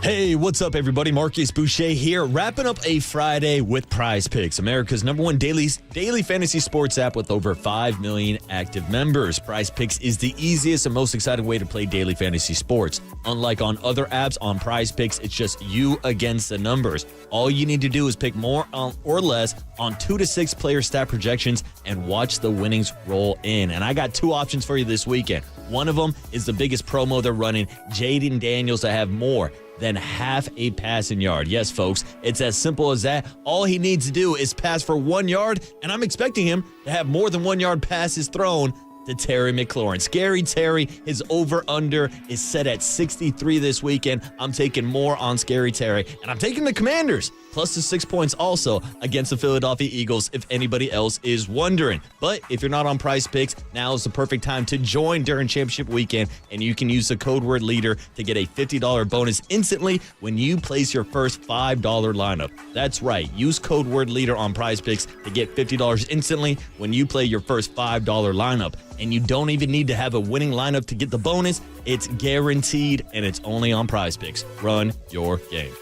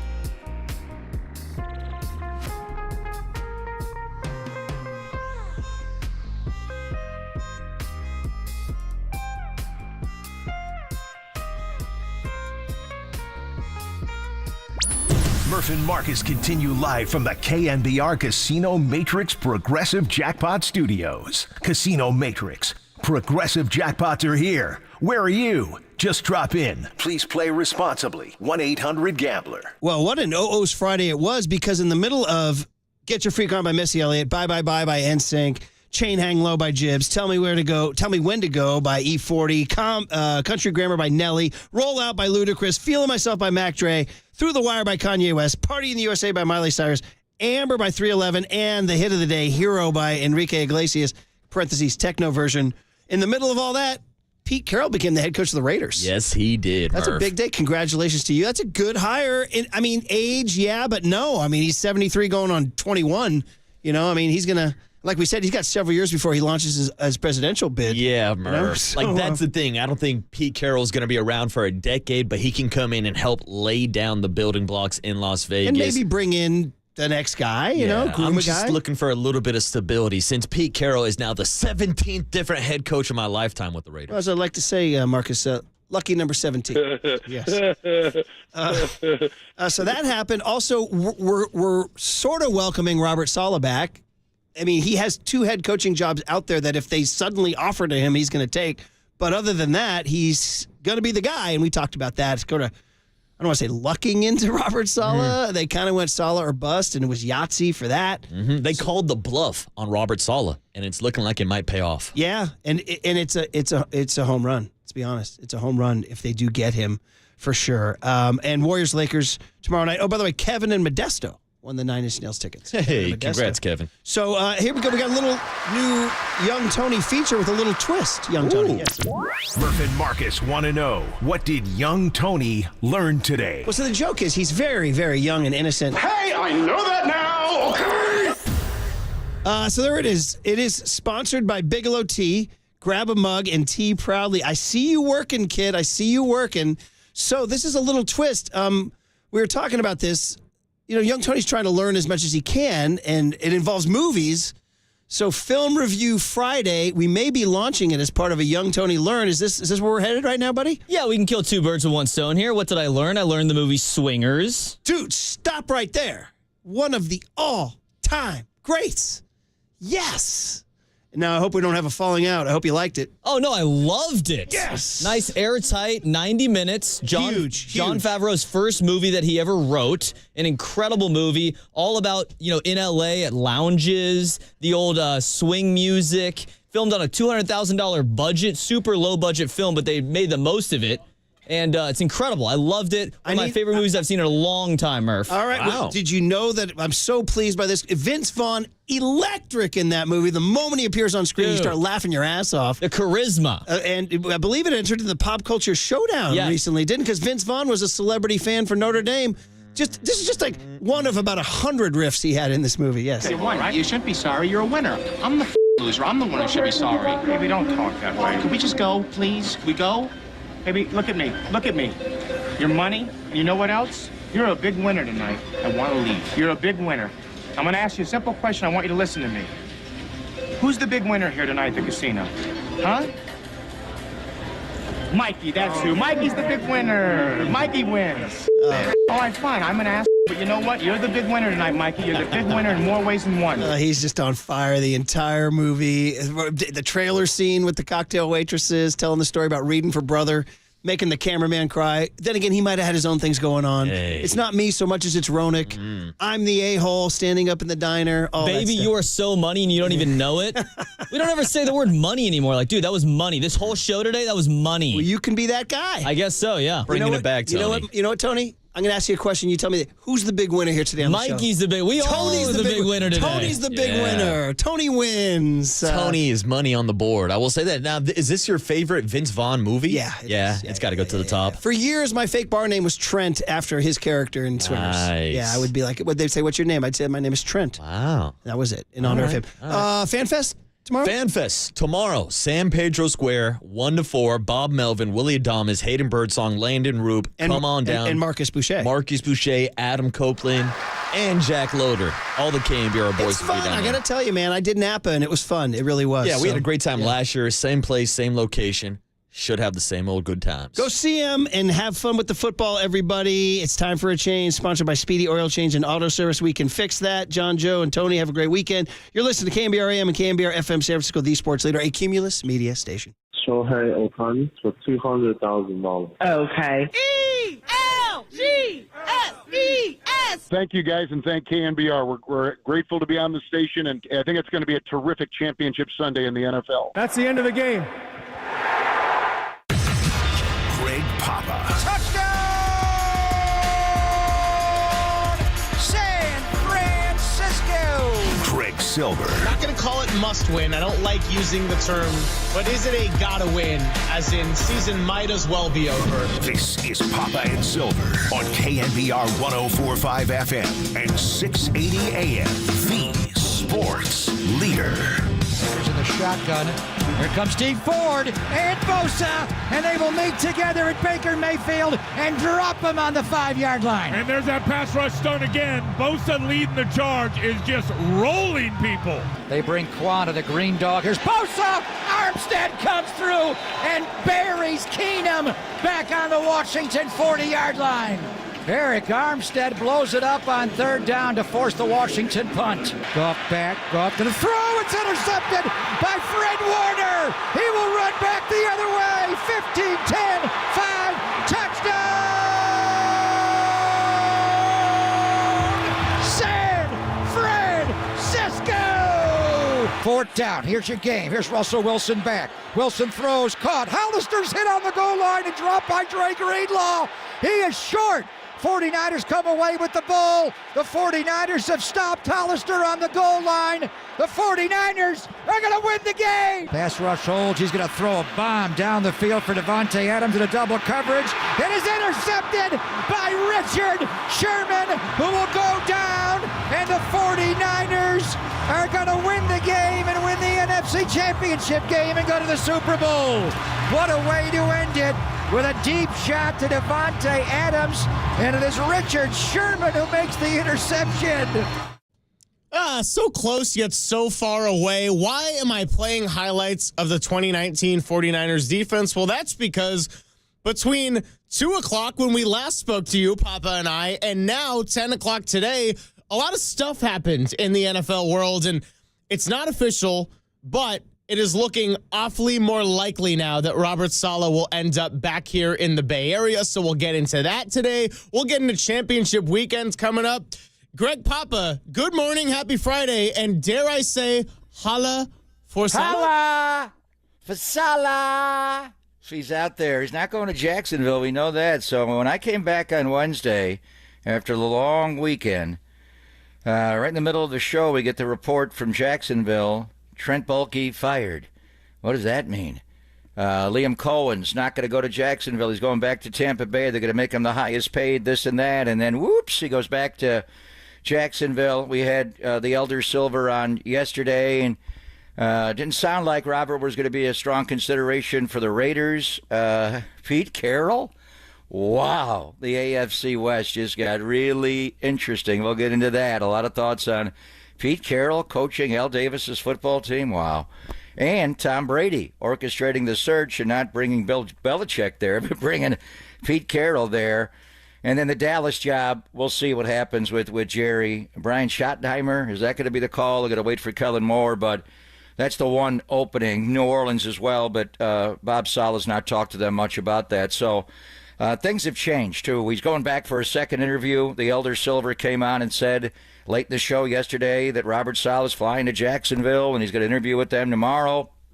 That has all been called off.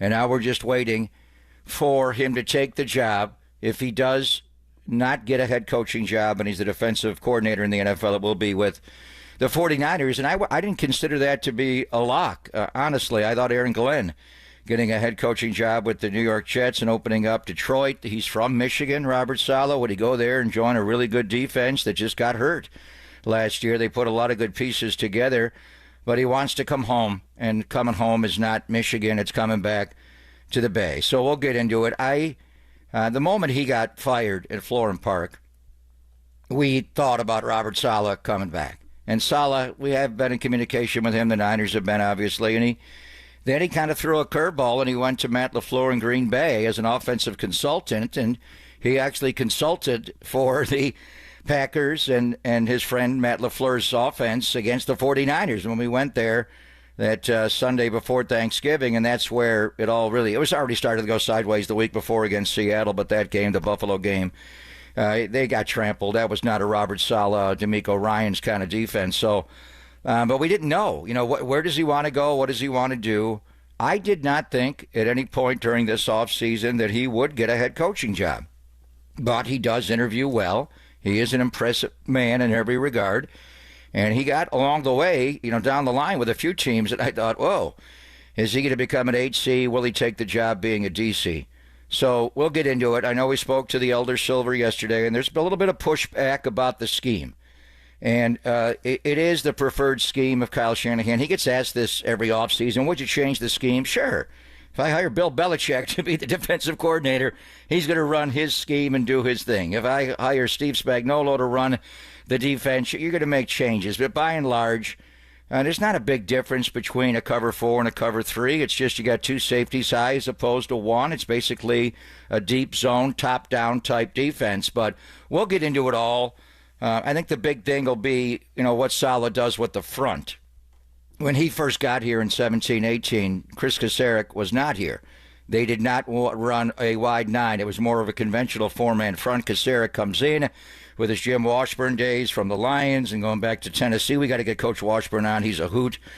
He's the one that, invented the wide 9 to stop the stretch run of the Indianapolis Colts years ago when Peyton Manning would hand off to Edger and James to get to the edge, and it was an outside zone, so they just moved their ends out wider, whether it was the Freak, the great young defensive end they had there for years and years. The guys inside Hainsworth, they pushed it back inside. Javon Curse back inside to Hainsworth. But anyway, Salah did not run the wide 9 initially here. He did when he got Bosa forward, and Kaczmarek came in to run that.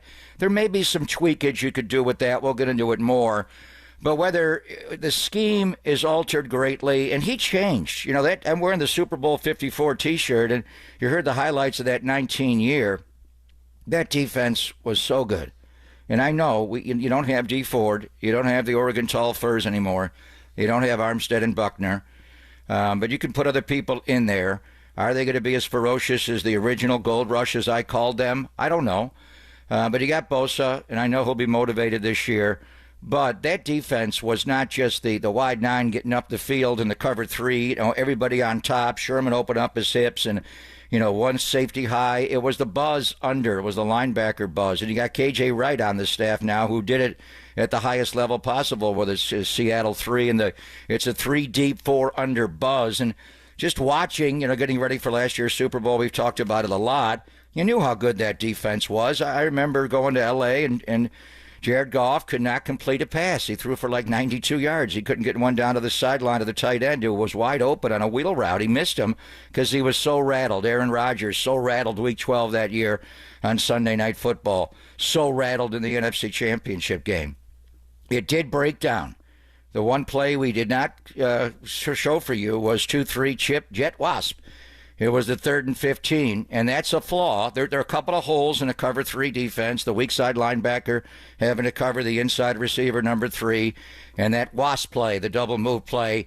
They got Emmanuel Mosley. Jimmy Ward got turned around. It turned the whole game around, and hell, you were giving up 10 points to them with 7:13 to play, and you wound up giving up 31, and you lost the Super Bowl in a half a quarter. So, but the scheme, Greg, and I know we can talk about it, and he has evolved. He ran a very different scheme in 2020 when everybody was hurt, and that was not a bad defense. It was not a great team.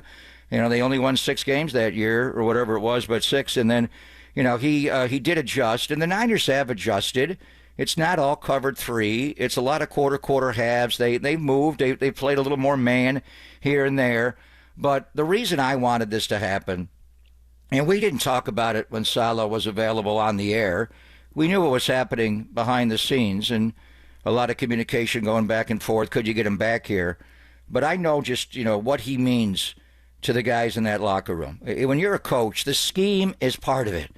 If you're a brand new coordinator walking in for a head coaching interview or, a position coach trying to impress someone to be a DC or an OC, your scheme is important. But how do you make the players better?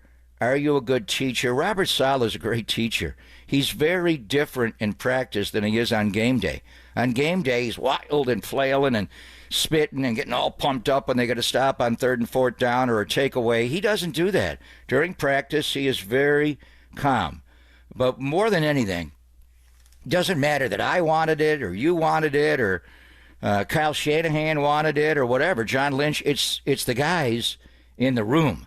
Fred Warner wanted this to happen. Nick Bosa wanted this to happen. There are other guys that he's going to have to learn a whole new roster. But he raised those guys. Salah was here in 17 before they got Fred Warner the next year. He was here when they drafted Nick Bosa in 19. He raised those guys. They believe in D'Amico, and they liked Wilkes, and Nick was there. But this is, in some respects, the OG of Kyle Shanahan's building of a championship caliber defense. So there's so many elements to coaching, and there are a lot of good coordinators out there. You could have hired somebody else. Dennis Allen's still out there. There are a lot of guys out there, Gus Bradley.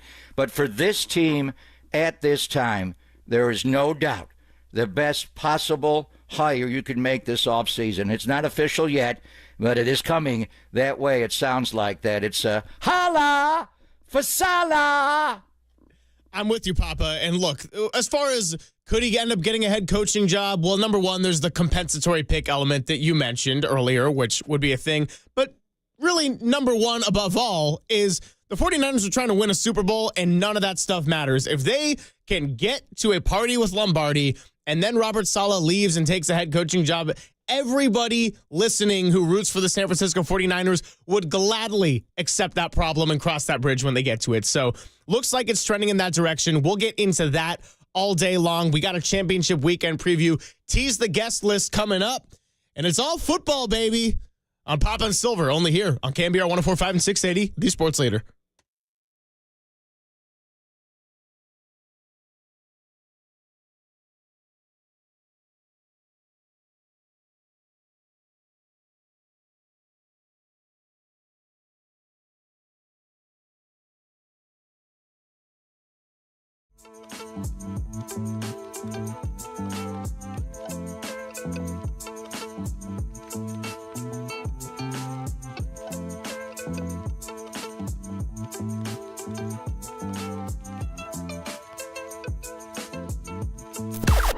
Now, from the O'Donnell Financial Group Sports Desk. Learn more at ODFIGroup.com. O'Donnell Financial Group, because planning is a process, not a product.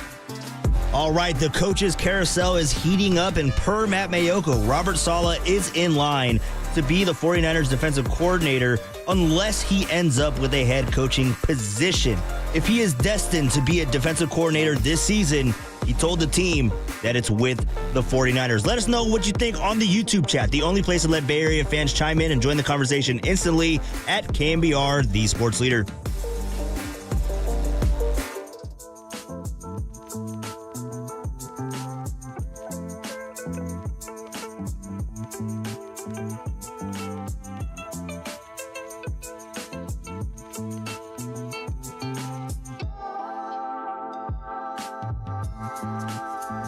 Hey, it's Greg Papa here. If you struggle with glasses and contacts, and you probably thought about modern vision correction procedures such as LASIK or EVO ICL, but if you need readers constantly now or bifocals, the Laser Eye Center of Silicon Valley is a permanent solution to ditch them all, and that is CLR, Custom Lens Replacement. I had CLR, the procedure, a couple of summers ago, and I see perfectly without any kind of glasses, including those annoying readers. It is truly amazing and a life changer for me. If you'd like to learn more about CLR, join the Laser Eye Center's free webinar going on in less than 2 hours today at noon. Their incredible doctors will explain how CLR differs from other procedures, how it eliminates the need for readers, glasses, and contacts. Plus, you will never develop a cataract the rest of your life. So find out if CLR is right for you. Register now at lasereyeclr.com for the webinar. It's today at noon. Still spots available, but register now. CLR, no readers, no glasses, no contacts. Laser Eye Center, they're in Pleasanton and San Jose. lasereyeclr.com.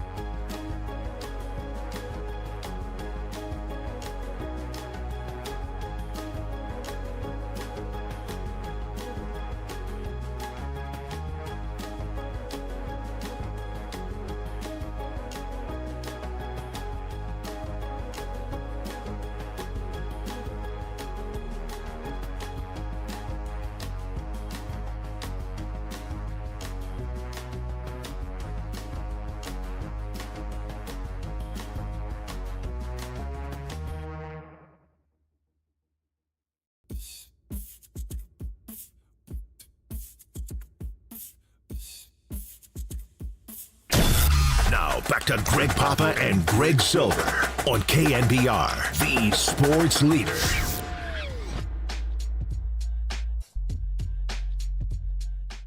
Yeah, it's anytime you get run on like that. And credit to them, like I said, it's a championship outfit, and they introduced us to some championship football, and we'll get to next. That was Robert Salah back in week 1 after the 49ers routed the Jets in the season opener Monday Night Football. Of course, Salah, the coach of the Jets at the time, said the 49ers introduced them to championship football. Well, guess what? Robert Salah also introduced the 49ers to championship football between 2017 and 2019 as they got an NFC Championship. And now if he comes back to the Bay Area, ultimately that goal of a Super Bowl on the line. Papa, before I get back to you, why don't we tease a little guest list on a Friday? We're going to have Paul Gutierrez joining us coming up at 10:30, and then a little back-to-back Rich Cimini, 10:50. So 2 guys to cover the Jets and the Raiders, although in reverse. So Paul Gutierrez, Raiders, Rich Cimini, Jets. Get to talk about Pete Carroll, Robert Salah. We're going to have our buddy John Clark from Philly join us for the tight window of noon to 12:15, so we'll make sure to maximize those 15 minutes. Steve Tasker for the Buffalo Bills broadcast will be joining us at 1:30. And then maybe even in all of that, we'll have a Sounds of Conference Championship weekend, a Silver Linings playlist, and maybe even an Ask Papa. We'll see how the show shakes all out. It's going to be a packed Friday. That's all I got to say. Zaza Pachulia just got back to me. We may get Zaza Pachulia on later because he has been working on the low post defense of one Quinton Post. He can score in the low post, but that guy is a difference maker. Do you need Vucevic now? I do like Zach LaVine a little more. Watching him last night closely, he slowed down a little bit, so we'll talk basketball. But it's all Salah, Hala. So you heard Robert Salah talking. That was after the opening night game back on September the 9th when the Niners ran 38 times on his defense for 180 yards. And we've had Robert, since he's left the 49ers, on the air a couple of times with the Jets. We had him on right before the divisional playoff game last year when the 49ers played the Packers because he knew Kyle and Matt LaFleur so well. We also had him on one other time, I think, in the offseason. He knows this show well. He actually had people in Florham Park listen to this radio show the week leading up to that September the 9th game, listening to every hour of everything we said. And he actually told Kyle, I knew you were going to run it on us. But when Papa was talking about all week about how you're going to run it on us, I really knew. Well, I mean, it was pretty obvious. The Jets' defense was really strong in a lot of areas. The one defense going back a few years ago was they could not stop the run. And if he knew they were going to run it on him, why couldn't he stop the run? And McCaffrey didn't play in that game. J.P. Mason went for 28 carries in the game at 147 yards and a touchdown. So they did not stop the run well enough in New York. The Niners this year did not stop the run at all. They did that night. Brees Hall only had 54 yards rushing on 16 carries. Did have one touchdown, but it got leaky. So the one thing as we get in here with Robert Salah's hopeful return is he knows how to coach football. He knows how to coach the secondary. Maybe they bring Joe Woods back. He's no longer employed in New Orleans as the D.C. there. Would Dennis Allen get a job in Chicago maybe on Ben Johnson's staff and bring him there in some role? Or maybe he can come back here in a role, because he did when Salah was here, as David Lombardi's been writing. It was Salah running the defense, Kasarik, the linebackers, Johnny Holland, the linebackers, Kasarik, the D-line, and Joe Woods did such a good job in the secondary. You got Daniel Bullock's back there as well, and we'll see what happens with Sorensen and Staley. But the big thing really is the wide nine.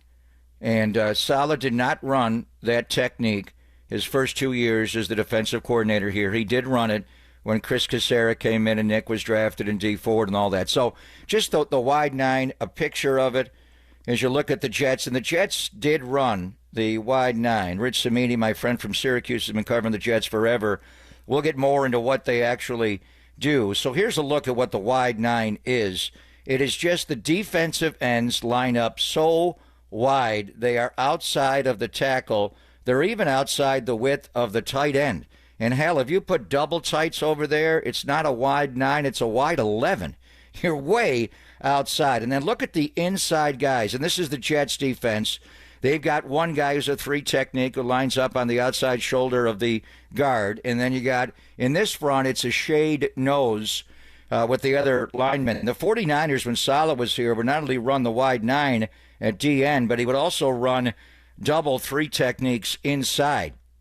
And that's when you get upfield penetrators. And, we'll see what the future is of Javon Hargrave. So as we talk about the possible return and probable return, some would say, of Robert Salah, Greg, it boils down to, do you want to make a change on the defensive front? That really is where it got leaky. There are holes in that wide 9. It's more inside. You got to run more power, and there's just so much width. Look at how much ground the inside guys, the 3 tech and the shade nose, have to play. And when you got the shade nose out further in a double 3 technique, it's just so wide, and teams are widening you out, and they're running more power and downhill against you. So the first thing, whoever the defensive coordinator is, and we do love it to be Salah if that's the case, you've got to stop the run. Teams could not run on Robert Salah's team in 19. They could not pass on his team. And you had the gold rush and the pass rush. But as they all say on defense, you've got to earn the right to rush the quarterback, and that starts with stopping the run. Robert Salah's Jets did not stop the run. Rich Cimini will talk about that. The Niners have not stopped the run. They didn't do it last year when Talanoa got hurt all the way through, and then this year they had games where they just got trampled by the run. So the real key thing would be, as we, if he does come in here and you talk scheme, I don't think it's so much the back end and how you're going to play. There are ways to tweak that, cover 3 or 4, quarter halves. There's ways to change, mix in some man. But how do you want to run that defensive line? I assume Kasarek's coming back. They love that guy. He's got a lot of energy. He really is the energy of that defense. But do you want to make changes to the wide 9 and tighten that up a little bit, because you cannot get trampled in this league, or you're going to lose a slow death? That's going to be the big conversation if Robert Salah does, in fact, come back, because Kyle Shanahan and John Lynch in the postseason press conference kind of talked about an openness to willing to move on from scheme. But if you bring back Robert Salah, you keep Chris Kasarek around, you kind of go back to the history of this, and this is what I learned about in The Why Is Everything. Nice little book there. Bringing in Chris Kasarek in 2019 and changing the scheme and being able to stop the run. And yes, personnel is going to be a big part of that as well, because right now, if Robert Salah were to come back, it's just 2 starters that are guaranteed to be there in Nick Bosa and Fred Warner that he had back in 2019. We also have a little bit of breaking news coming from the NFL. This is huge. The Texans are moving on from offensive coordinator Bobby Slowick. How about that, Papa? Wow. Who fired him? Caserio, the GM, or D'Amico Ryans? Did he fire him? What did Bobby Slowick do? Now, he was a hot name a year ago. I think he got some head coaching interviews. I thought a little premature for him to be a head coach. And their offense did regress a little bit this year. Their second-year quarterback, C.J. Stroud, did not play as well. And then the last playoff game, he hurt his knee or whatever, he got hurt, and he got sacked 9 times. And they should have won that football game. But I wouldn't blame that necessarily on Bobby. So this is why, we're talking about Brock Purdy and a contract extension. Perception, reality on people change in this league dramatically. Bobby Slowick was being interviewed to be head coach last year. I believe he had a few here and there. I thought he was too young for it. But if he followed it up again this year, maybe he'd be Liam Cohen. Maybe he'd be one of those guys getting a 5-year, $70 million contract, which is the reports that Cohen got. Why did they fire him? He's going to be a hot name to be rehired. And just like holla for Salah, the one way to help this offense, and they just elevated Clay Kubiak. We thanked the offensive coordinator, and you got Chris Foerster as well. But if you can round up the old guard and bring Bobby Slowick back to 49-49, I know they would be open to that. So a lot of things are going on here. Yeah, it's heating up really quickly, and we're going to get to Paul Gutierrez coming up in just a moment. But my first thought, Papa, was, well, now with the Liam Cohen situation unfolding, I wonder if Tampa goes and swoops up Bobby Slowick pretty quickly here. Well, I think, to be an offensive coordinator, they got a head coach there, obviously, in Todd Bowles. But I think the Niners would reach out to him now. Is the job gone to Clay Kubiak? Kyle said he was going to get the job, but then there was a Rooney rule, and you had to interview other people. So I don't think if nothing's been done officially. I don't know what he's been promised. So would Bobby come back in a different role, passing game coordinator? I'm not sure how that would all work. And Clay did do a lot of that, and Chris Forster runs the run game. But the first thing would be try to get Bobby Slowick back in this building and not him go somewhere else. Can you satisfy him enough with the title? I don't know, make him dual offensive coordinators with Kubiak and Slowick. But what is the fallout? Who fired him in Houston? Was that D'Amico's the head coach? So did D'Amico Ryans fire him? And now what is he going to do? Might he turn to somebody on the Niners coaching staff to be his offensive coordinator or somewhere else? Yeah, because there's another NFC playoff team that went down who's looking for an offensive coordinator in the Detroit Lions. So a lot to follow here as we move through this. Bobby Slowick has been let go by the Houston Texans.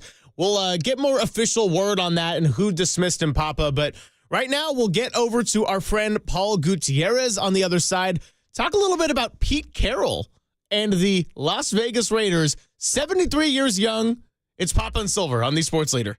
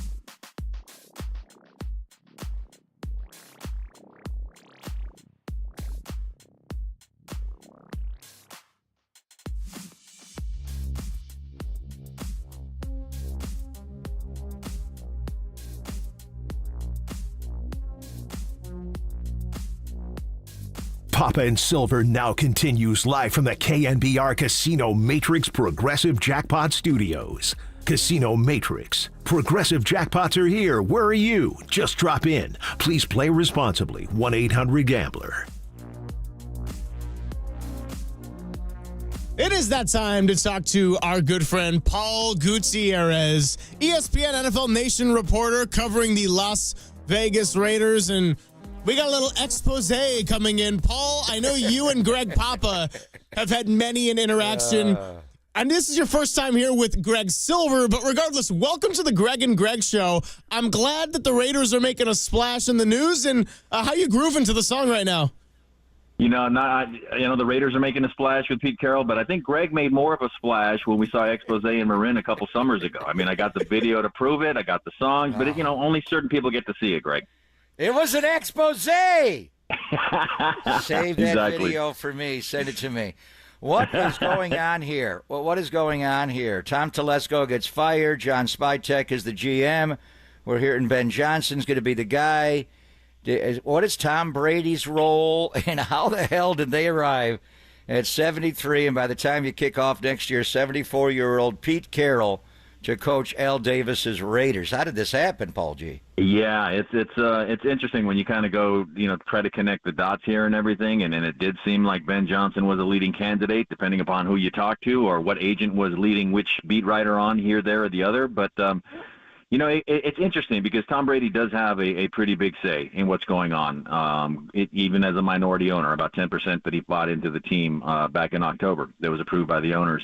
But at the end of the day, it's still Mark Davis's team. It's still going to be his final call on everything. He's going to listen to Tom Brady. He's going to listen to the other people that are now in the room. So the way they came to this is, if you're going to have a first-time GM, a first-time ever, first-year GM in Spytek, Mark Davis has said that he doesn't like pairing first years with first years. And he basically bases that on what happened with Reggie McKenzie and Dennis Allen back in 2012. So if you're going to have a first-time rookie GM, you might as well go get yourself a veteran coach. And I don't think there are any more veteran out there than Pete Carroll, who's actually going to set a record when he turns 74 in September for being the oldest coach in NFL history. But at the same time, it's a young 74, right? Oh, yeah. I mean, 74 pieces of gum is all he needs per game. And yeah, that's been the joke running around all morning. Talking to Paul Gutierrez here, covering the Raiders for ESPN. And I know that this news is all very fresh, and you've gone through a lot of different coaching turnover here in Las Vegas and even in Oakland back when the team was there. But I just want to get your sense on initial candidates for Pete Carroll's coaching staff, because we out here in San Francisco are doing the constant carousel, too, of special teams coordinator, defensive coordinator, and we got the head coach in place. So if you had a chance to kind of scout out who Pete Carroll might be targeting to bring in with him. There's just some familiar names and it's not going to get a lot of Raider fans excited. But this isn't what they're trying to do. I think they're just trying to find some stability. If you did go out and get a Ben Johnson, that's the unknown. That's a first-time ever head coach, right? If you bring in a Pete Carroll, you know exactly what you're getting based on what he's been able to do at every single stop. So you look now at what he is. He's a defensive-minded coach. So the defensive coordinator may not have to be that big of a splash because he's going to be the guy running the defense. Having said that, maybe Rob Leonard, the defensive line coach, who a lot of people in the building really like and see him as an up-and-coming DC type, maybe they keep him on in that role so that he can continue to learn how to be a play caller while being a DC under a Pete Carroll. Offensively, that's where it's going to really all come down to. Where do they go? Do they try to find a young up-and-comer? Do they just let the Turners, Scott and Norv, continue to try to build what they were starting to look like a professional outfit down the stretch last year? Or do you go outside of the box and go look at somebody like a Greg Olsen that he's already has a connection with from Seattle? And Greg Olsen has twice been the Raiders' offensive coordinator in the past. Or is he more of a quarterback coach? Those are the things. And then you just kind of look and see who he's had in the past in Seattle, too. So there's a lot of questions here still. And again, I caution Raider fans this all the time on social media and wherever when they reach out to me. It's not official until pen is put to paper. And a lot was said yesterday about Spytek and the potential connection that he might have with Cohen going to Jacksonville since they're both coming from Tampa Bay. But again, it's nothing is official until it's official. But when you start looking at and putting pieces together, it all kind of makes sense. And from that perspective, especially, I really like this hire for the Raiders. It's not something that's going to make everybody excited, but it just makes sense. It almost makes too much sense. Darrell Bevell, I think, is a name to keep in line there, going back to their history in Seattle as an offensive coordinator. And then from the Niners staff, KJ Wright, this year, and I know his title is defensive quality control, but really he's an assistant linebacker coach, and he ran that defense so well on the field for Pete in Seattle, the Legion of Boom. I don't know if it'd be too much of a step up to hire him, but maybe somewhere on that staff, so the Niners got to be careful about him leaving. Just a word about Tom Brady, and 10% is a lot of ownership. Yeah.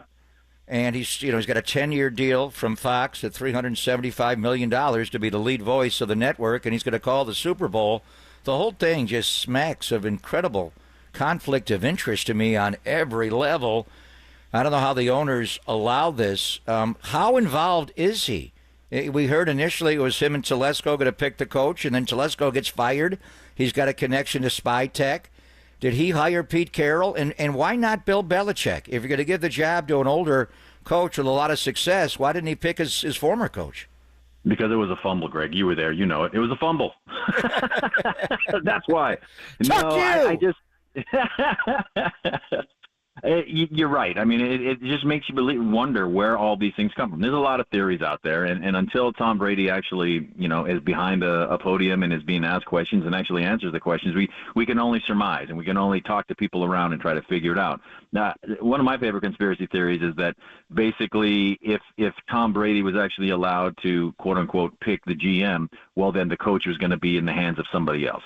I'm not saying that's what happened, but it's kind of believable. And the Belichick thing might have been a bridge gone too far, especially considering what happened the last time they tried to do the Patriot way with McDaniels and Ziegler just a short 2-3 years ago. So, the Pete Carroll thing, there's just something. And I was told this by some sources in the building that when he was there a week and a half ago interviewing, that there was just this, he was just so bubbly. There was like this light around him as he kind of just bounced off the walls as he was walking through with Mark Davis, touring the facility. Again, does that translate to wins? No, but it's something different. It's something to kind of hang your hat on. And with Pete Carroll, again, 74 years old, but you never know it. And I covered him to a degree when I was at the LA Times 20 plus years ago covering, I was the backup on football, but I covered basketball. And you just see Pete Carroll everywhere through Heritage Hall. Same thing, chomping on the gum, bouncing off the walls, playing pickup. He was always skins rather than shirts. So there's something about him. There's this energy that's infectious. And I think that's why you go that way rather than the dour, sour kind of, thing of Bill Belichick. Granted, a proven winner, but there's just something that needed to change within the building. Paul Gutierrez kind enough to join us talking about Pete Carroll agreeing to terms to be the Raiders' next head coach. And you said he's going to oversee the defense, so the DC not as huge of a deal. What do you think is going to happen here at the quarterback position? And could one certain Russell Wilson reunite with Pete Carroll? I want to see the video of Russell Wilson, and that's actually kind of what I wrote for ESPN.com today. We were kind of breaking it down, what the hiring means, what's his number one priority, and of course it's quarterback, because that's going to be any coach that came in now is going to be the number one priority. Who's the quarterback? Aiden O'Connell showed that he can be serviceable at times, but they need an upgrade, especially in that division when you've got Bo Nix, when you've got Justin Herbert, when you got Patrick Mahomes, and with Pete Carroll joining that division, now you got potentially 4 Hall of Fame coaches in the same division too. So if it is Russell Wilson, I just want to see the video of him doing his high knees, running down the charter, the airplane. They're flying back and forth. So I'm not saying it's going to happen, but it just kind of makes sense based on their relationship, based on not only Pete being kind of a bridge, but they need a bridge there as well. Because with the number 6 overall pick, I don't see Shedeur Sanders or Cam Ward falling to them. Who's to say why not go get a Russell Wilson on the cheap and then use a second or a third rounder on Jackson Dart, and then you still have somebody that what you have in Aiden O'Connell, and then you just try to build this thing going forward. Although he and John Schneider saw what we all knew was coming, and that was Russ just couldn't run anymore, and they let him go. And I don't know. I mean, it would be something if he does go to Vegas from Let's Ride to Bet on Black, maybe, in Vegas, which would be odd. But you mentioned all the great coaches in the AFC West, and you're talking about Pete Carroll, joining Andy Reid, a Hall of Famer. Sean Payton is a strong candidate with his career wins, and obviously the Super Bowl championship, but the real story here is Harbs. Yes. What are your thoughts? Just going back to the Stanford days, and what's your problem, bro? And the whole thing, we had it in the NFC West, and it was the rivalry in pro football when it was Harbaugh and the Niners against Carroll and the Seahawks. What's it going to be like now when it's Chargers and Raiders in the AFC West? Well, you know better than anybody, Greg, as far as the rivalries in the AFC West already, right? So you add this extra fuel to Chargers Raiders, and if the Raiders, with the Raiders being the only team that did not make the playoffs out of that division, it just adds fuel to that fire. And with that rivalry, especially, that's the first thing I thought of is, what's your problem, bro? I think I forget what the exact quote was when Stanford all of a sudden got good and started beating USC. They went for 2, right, Greg? They went for 2 to try to put a 50 burger on USC. Then Harbaugh did. Yeah, so it's going to be fun, and if nothing else, that's why we do this, right? It's to be fun. And to see the rivalries and to see it in real time, it's going to be a blast. I mean, I look at myself and I think, that was 20 plus years ago now when he was at USC, when I first got there. And it's funny because when he was at USC, he wasn't even the Trojans' top choice. Mike Garrett wanted 2 other guys ahead of him. And look at the heights that they hit, and then the NCAA comes in, and then it is what it is. And everywhere he's been, the teams have had marginal to not even above marginal. They've had success right away. So I don't think anybody expects the Raiders to be competing for a playoff spot next year. But then you look, I mean, the Seahawks were getting in the playoffs with 7-9 records in bad divisions back then too. That's different. The AFC West is loaded, so we're going to see exactly how that plays out too.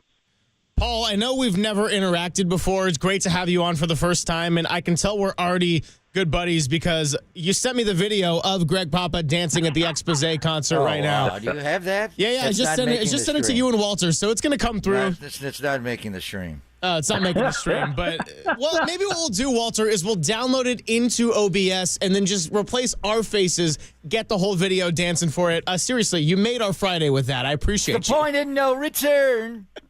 Oh my Lord! Yeah, and that was fun. The best part of Expose that night was they did it with a full band. It wasn't them lip syncing with the record playing in the background. No, they had a full band and they were singing and they were bringing it. And the lead singer, she's a resident in Las Vegas, and I see her every now and again, and she's a Raider fan herself. So it's really cool. She actually bought one of my books that I wrote with Lincoln Kennedy a couple of years ago. So there you go. The connection to Expose runs strong. Paul, we appreciate you stopping by with us on late notice, and you're the best. We'll do this again soon. And look, Raiders might make some splashes now. We might have some Raider conversations here in a stacked NFC West. Yeah, the Raiders are definitely at the point of no return. Thank you, Paul. Take care. Sounds of silver here. We got a couple of good ones. Point of no return. Come go with me. Little Silver Linings playlist might just have to be revisited and recycled today. Let's go ahead. Keep this conversation from one AFC team to the other. Paul Gutierrez, and on the other side, let's talk to Rich Cimini about those New York Jets and Robert Saleh's former team. It's Papa and Silver reaching their point of no return on the Sports Leader.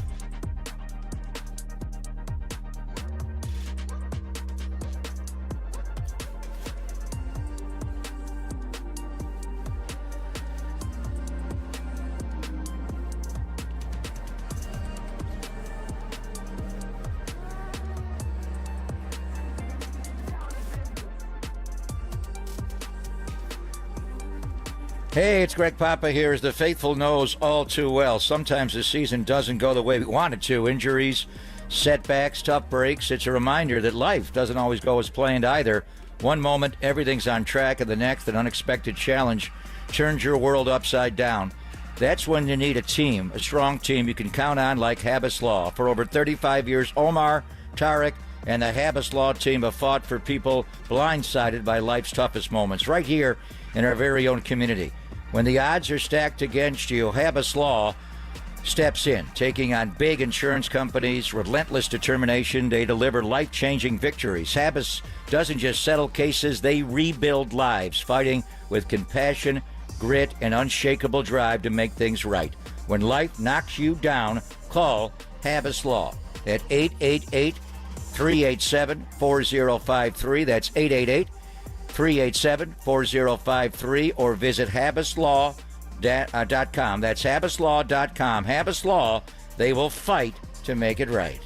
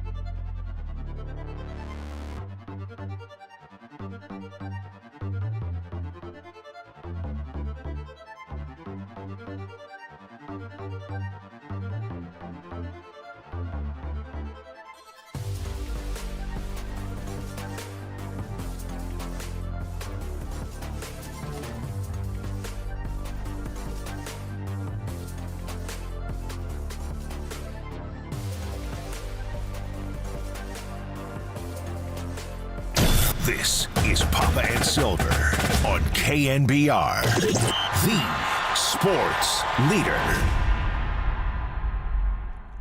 What's going on, everybody? Greg Papa, Greg Silver hanging out. We just had Paul Gutierrez join us after Pete Carroll and the Raiders agreed to terms for him to be the next coach. And the big story of today has been Robert Salah and his future if he could come back to San Francisco.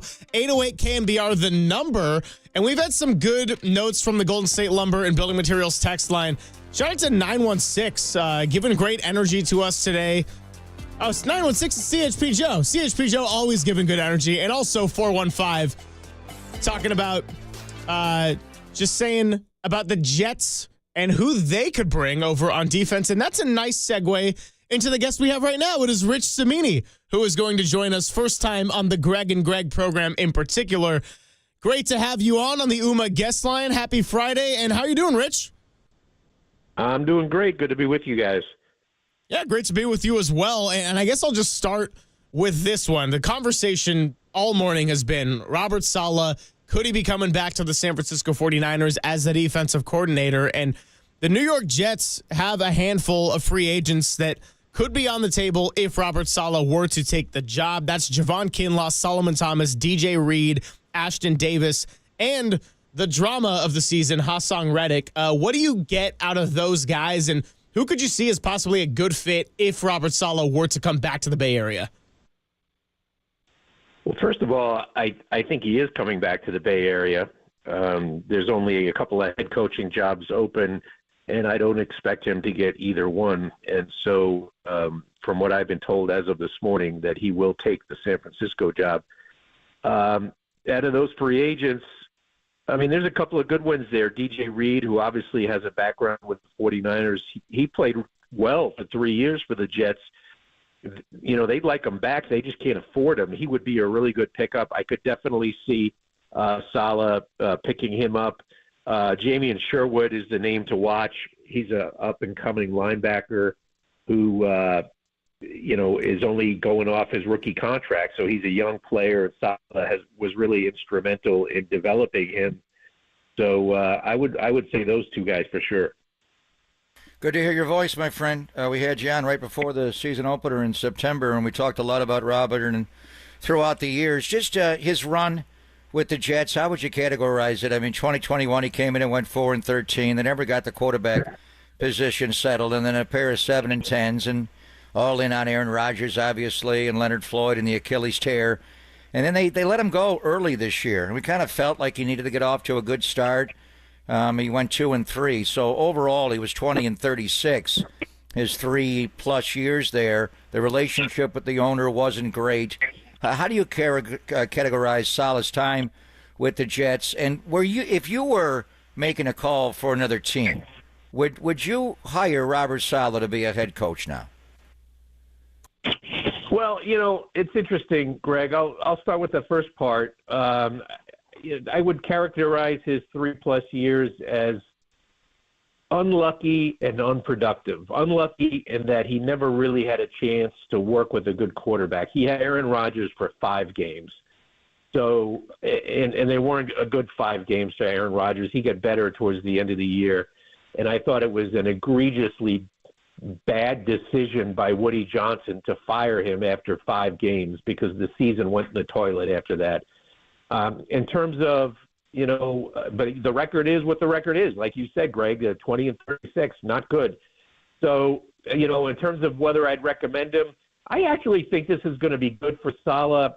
I'm always a believer in if you get fired from a place, I think you need to take a step back for a year or, be out of football or do another job like a coordinator job, just to regain your focus and your bearings. And so, I know he had his hopes up on getting that Jacksonville job, which is now going to Liam Cohen.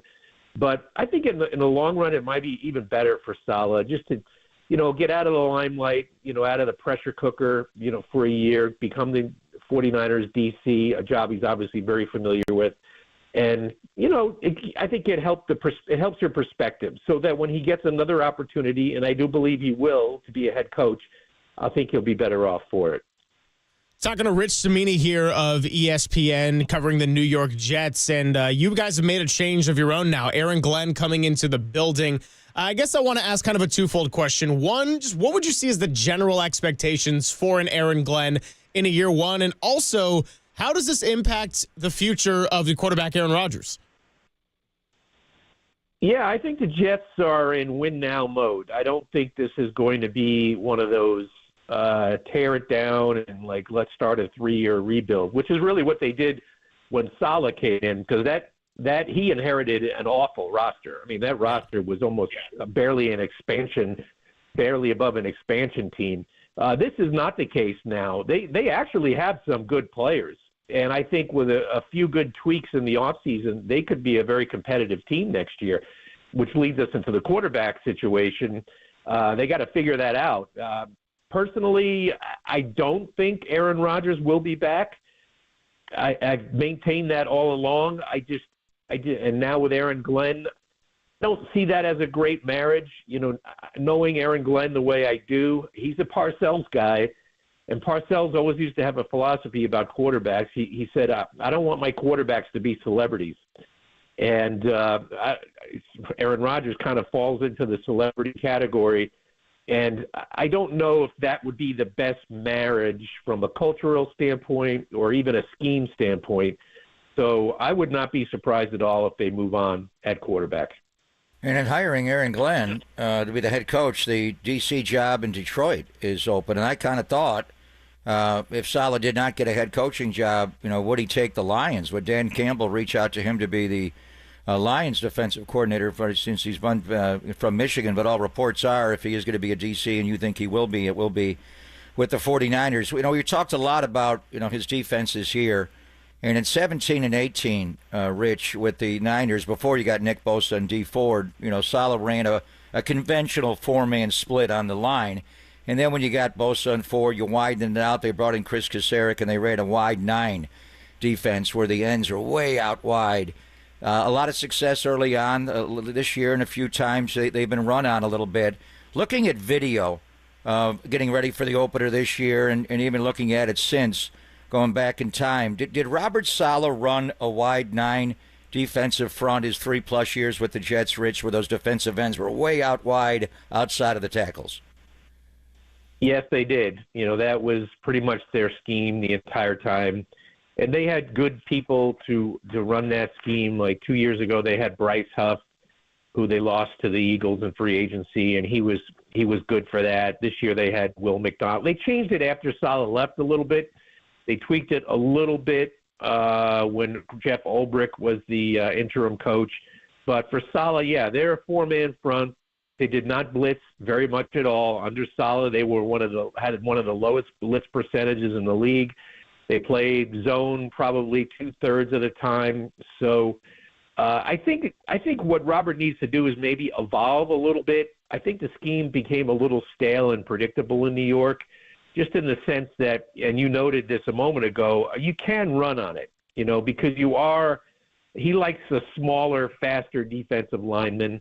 And it's a great scheme when you're playing from ahead, because you can rush, and you have speed on the field and you don't have to worry about size. But I think when you're not playing from ahead, which was rarely the case for the Jets during his tenure, then it creates problems. Teams run on you. You're very vulnerable to screen passes because of the aggressive nature of the defense. So I think he needs to evolve a little bit on defense just to freshen it up a little bit.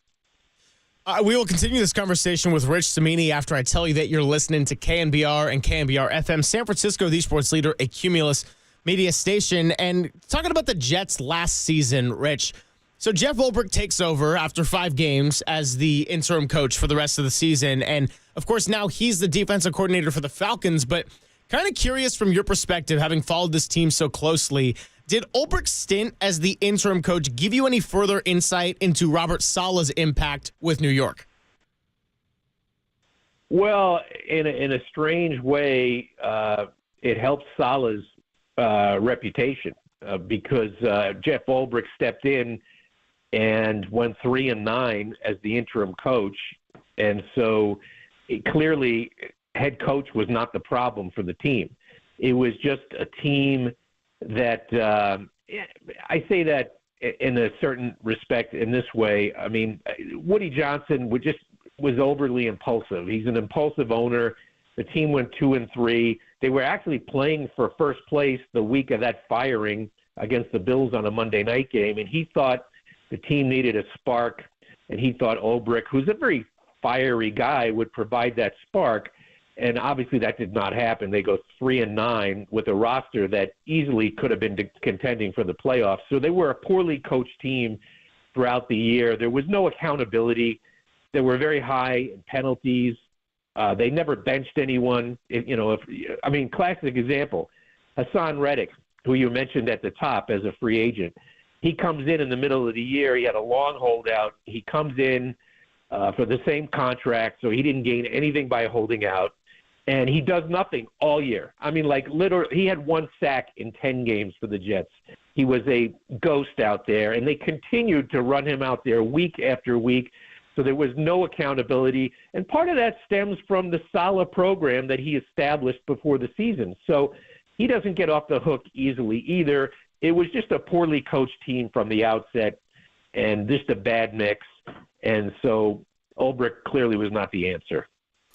All right, so you think that Salah is going to be the guy. He's going to take the D.C. job with the 49ers and return to the Bay, and he's going to replace Nick Sorensen, who we thought would maybe stay on staff. Kyle Shanahan and John Lynch did say that. But now the reports are that he's not going to remain on staff. We thought maybe they'd slide him over to special teams coordinator, but that apparently is not going to happen. And the Niners did interview Brant Boyer, a guy I know you know well. He's been the Jets special teams coordinator for the last 9 years, going back to 2016, over 3 different head coaches. Tell me about Brant as a special teams coordinator, and what are you hearing about him maybe joining Salah with the 49ers? Yeah, that would not surprise me at all. Brant is a survivor. He survived regime changes with the Jets. He's a good coach. He is a good special teams coach. They had a bad year this year. I mean, was that all his fault? I don't think so. I mean, their kicking became a fiasco. They actually used 5 different kickers this year. They had Greg Zuerlein coming in, who had an outstanding year in 2023, and they were really relying on him. He comes back this year, and he lost it, whether it was injury or just whether he just had a case of the yips or whatever, but he cost them 3 games this year, and they went through the musical chairs thing. And so it was just not a great year for special teams, but I would say overall Brant Boyer did a really good job, with the exception of this year. His coverage teams are really good. The return teams are usually decent.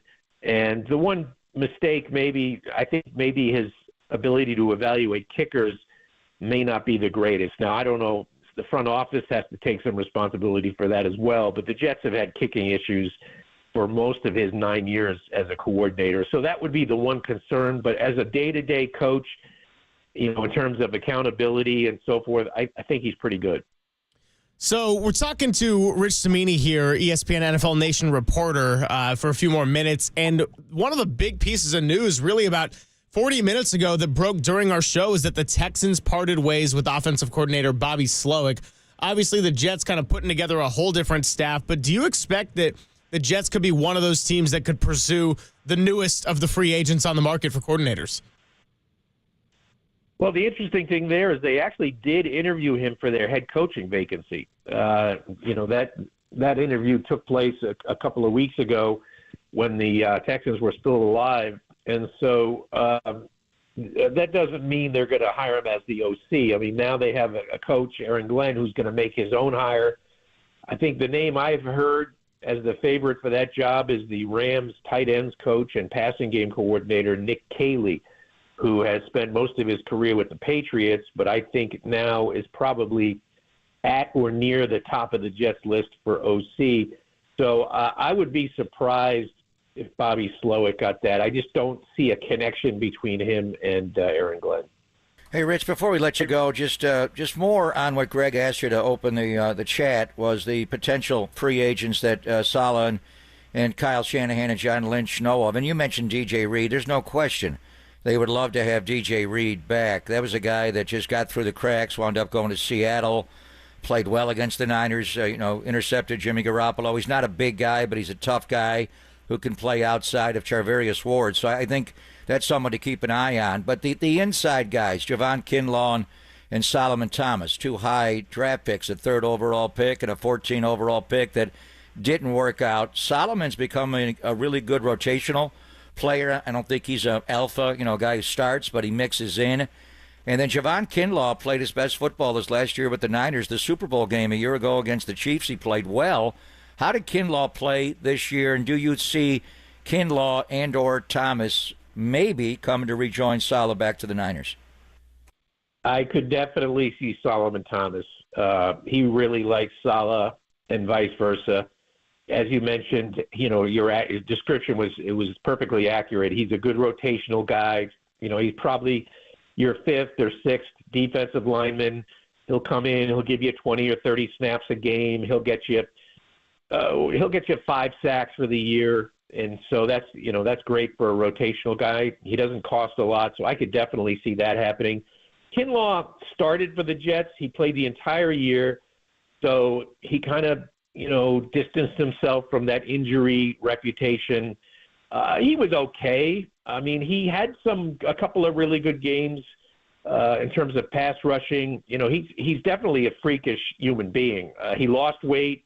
He was down to, I think, about 300 or 305. He had been up to about 330. He lost weight. He looked quicker. His stats were okay. A lot of penalties. He actually led the team in pre-snap penalties.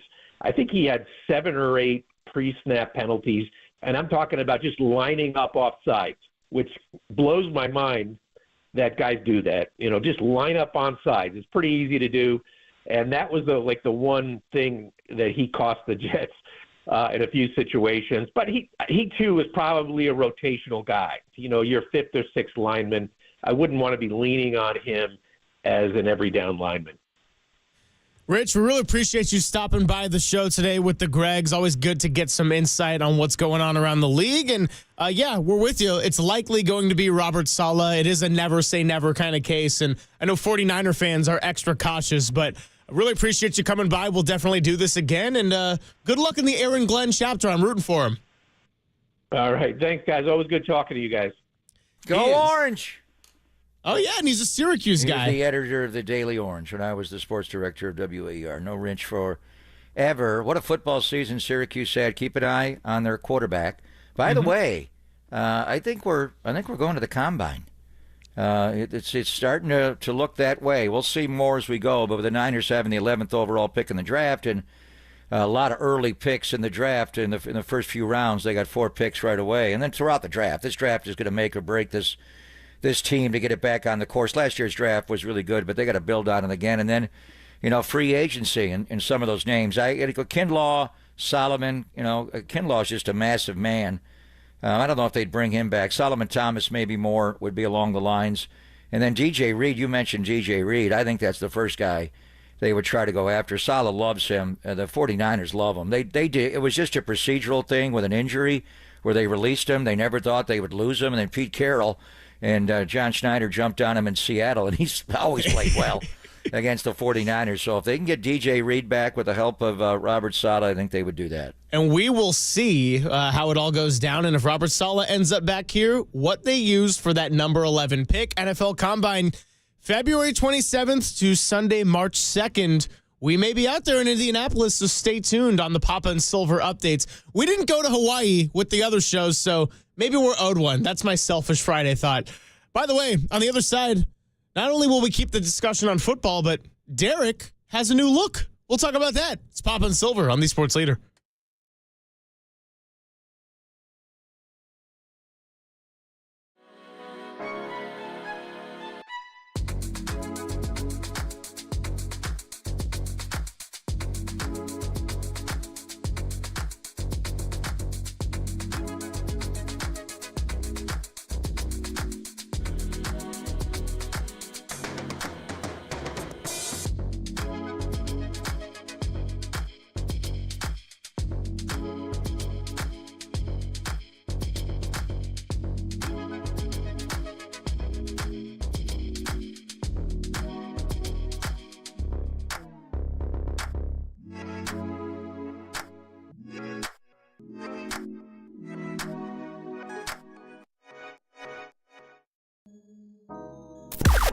Now, from the O'Donnell Financial Group Sports Desk. Learn more at ODFIGroup.com. O'Donnell Financial Group, because planning is a process, not a product.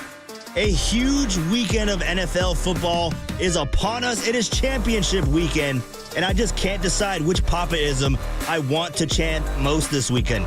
Beat KC! Let's go, Buffalo! Die, Eagles, die! Or my favorite, I'm going commando. What's your favorite Papa-ism going into championship weekend? Let us know in the YouTube chat. The only place to let the Bay Area fans chime in and join the conversation instantly at KNBR, the sports leader.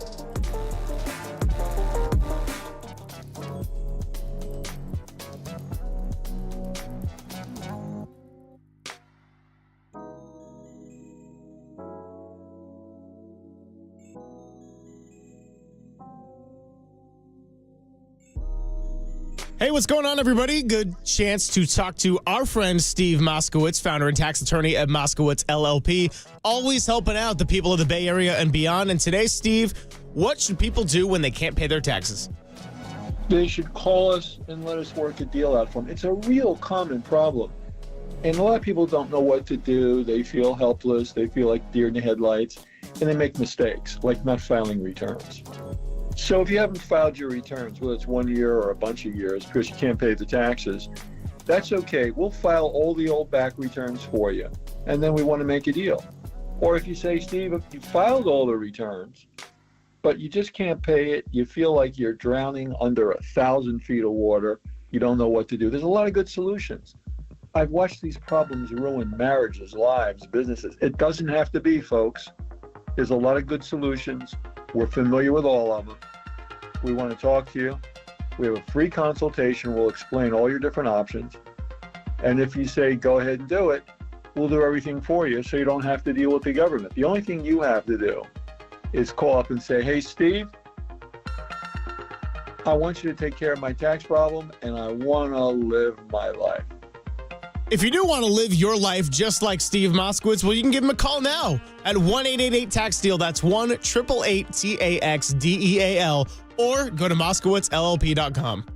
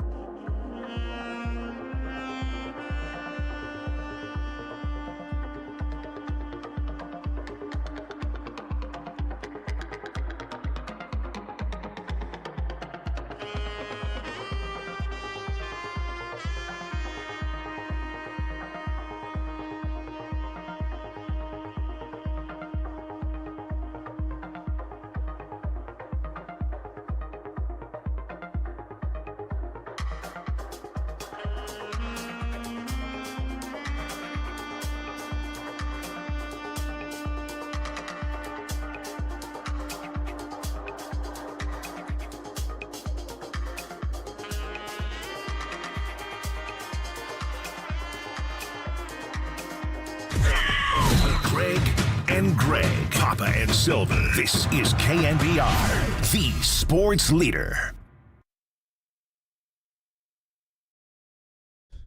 What's going on, everybody? Greg Papa, Greg Silver. An action-packed Friday to this point, and Diana Rossini of The Athletic hinted that there might be some more news coming later in the day. So, yeah, she said today's one of the busier Fridays in the NFL. More news to come to. That was 57 minutes ago, so we'll stay tuned, and especially if we get that Robert Salah news that it's official that he's coming back as the San Francisco 49ers defensive coordinator. Well, we'll be hitting that Fox chime as well. I mentioned the new Derek look before the break.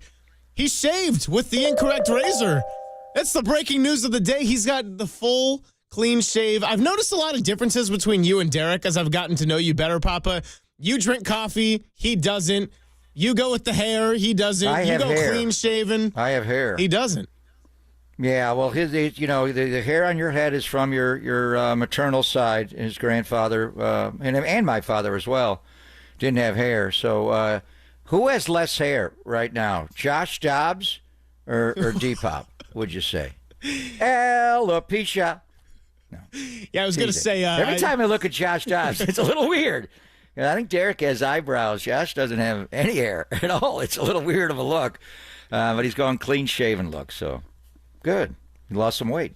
Yeah, there was a post I saw this last weekend that was AI-generated images, and I'm bringing this up because we always do the Timothy Chalamet, who would play you in a movie, and it was all these different NFL figures with other celebrities, and they did Jada Pinkett Smith, who has alopecia, as Tony Dungy. I'm like, okay, it's a little bit of an interesting one. How'd that look? Yeah. Yeah. Keep Tony Dungy's name out of your mouth. I would respond to that. I don't know. So speaking of social media posts, are you familiar with Showtime Zach? He has sent out a message for one Josh Allen of the Buffalo Bills. And I think he speaks for, and he says, "Dear Josh Allen, please beat the Chiefs. Sincerely, literally, everyone in the world. Beat KC. Beat KC. Beat KC." And I know we have two games on Championship Sunday, and we'll get into it with our friend John Clark from NBC Sports Philadelphia. This injury involving Jalen Hurts is going to be huge. Is he going to be fully mobile? Will he be able to go under center? Is he going to be live in the run game? Can they run the brotherly shove and the tush push? If they can't, Washington may beat them, but if not, then Philadelphia may advance to their second Super Bowl in 3 years. They were beaten by the boogeyman. So that NFC Championship game will be fun. That'll be the first game. But the second game on Sunday, to me, is the Super Bowl. Whoever wins this game, and it's, we saw this in the NFC for a long time. Whoever won and it was the Bills, 4 straight years were a lot of it, but the NFC won every single Super Bowl for how many in a row? They ran it. And there's, obviously, the Chiefs have been strong. Tampa Bay broke in. But I just think these are the two best teams in football. They have been for a while. The Niners were right there, and they just slipped back a little bit.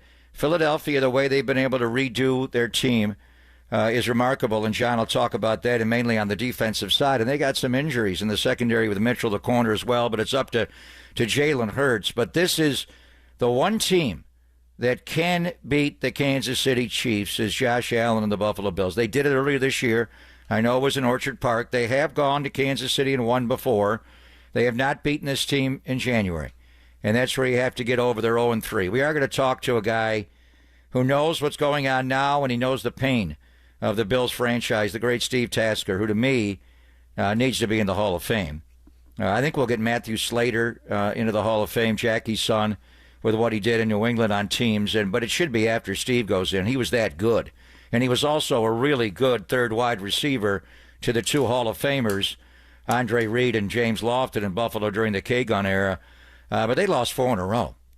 They kept coming back. One of the great accomplishments in sport was to get to 4 straight Super Bowls. They lost them all. So Buffalo is just aching to get back.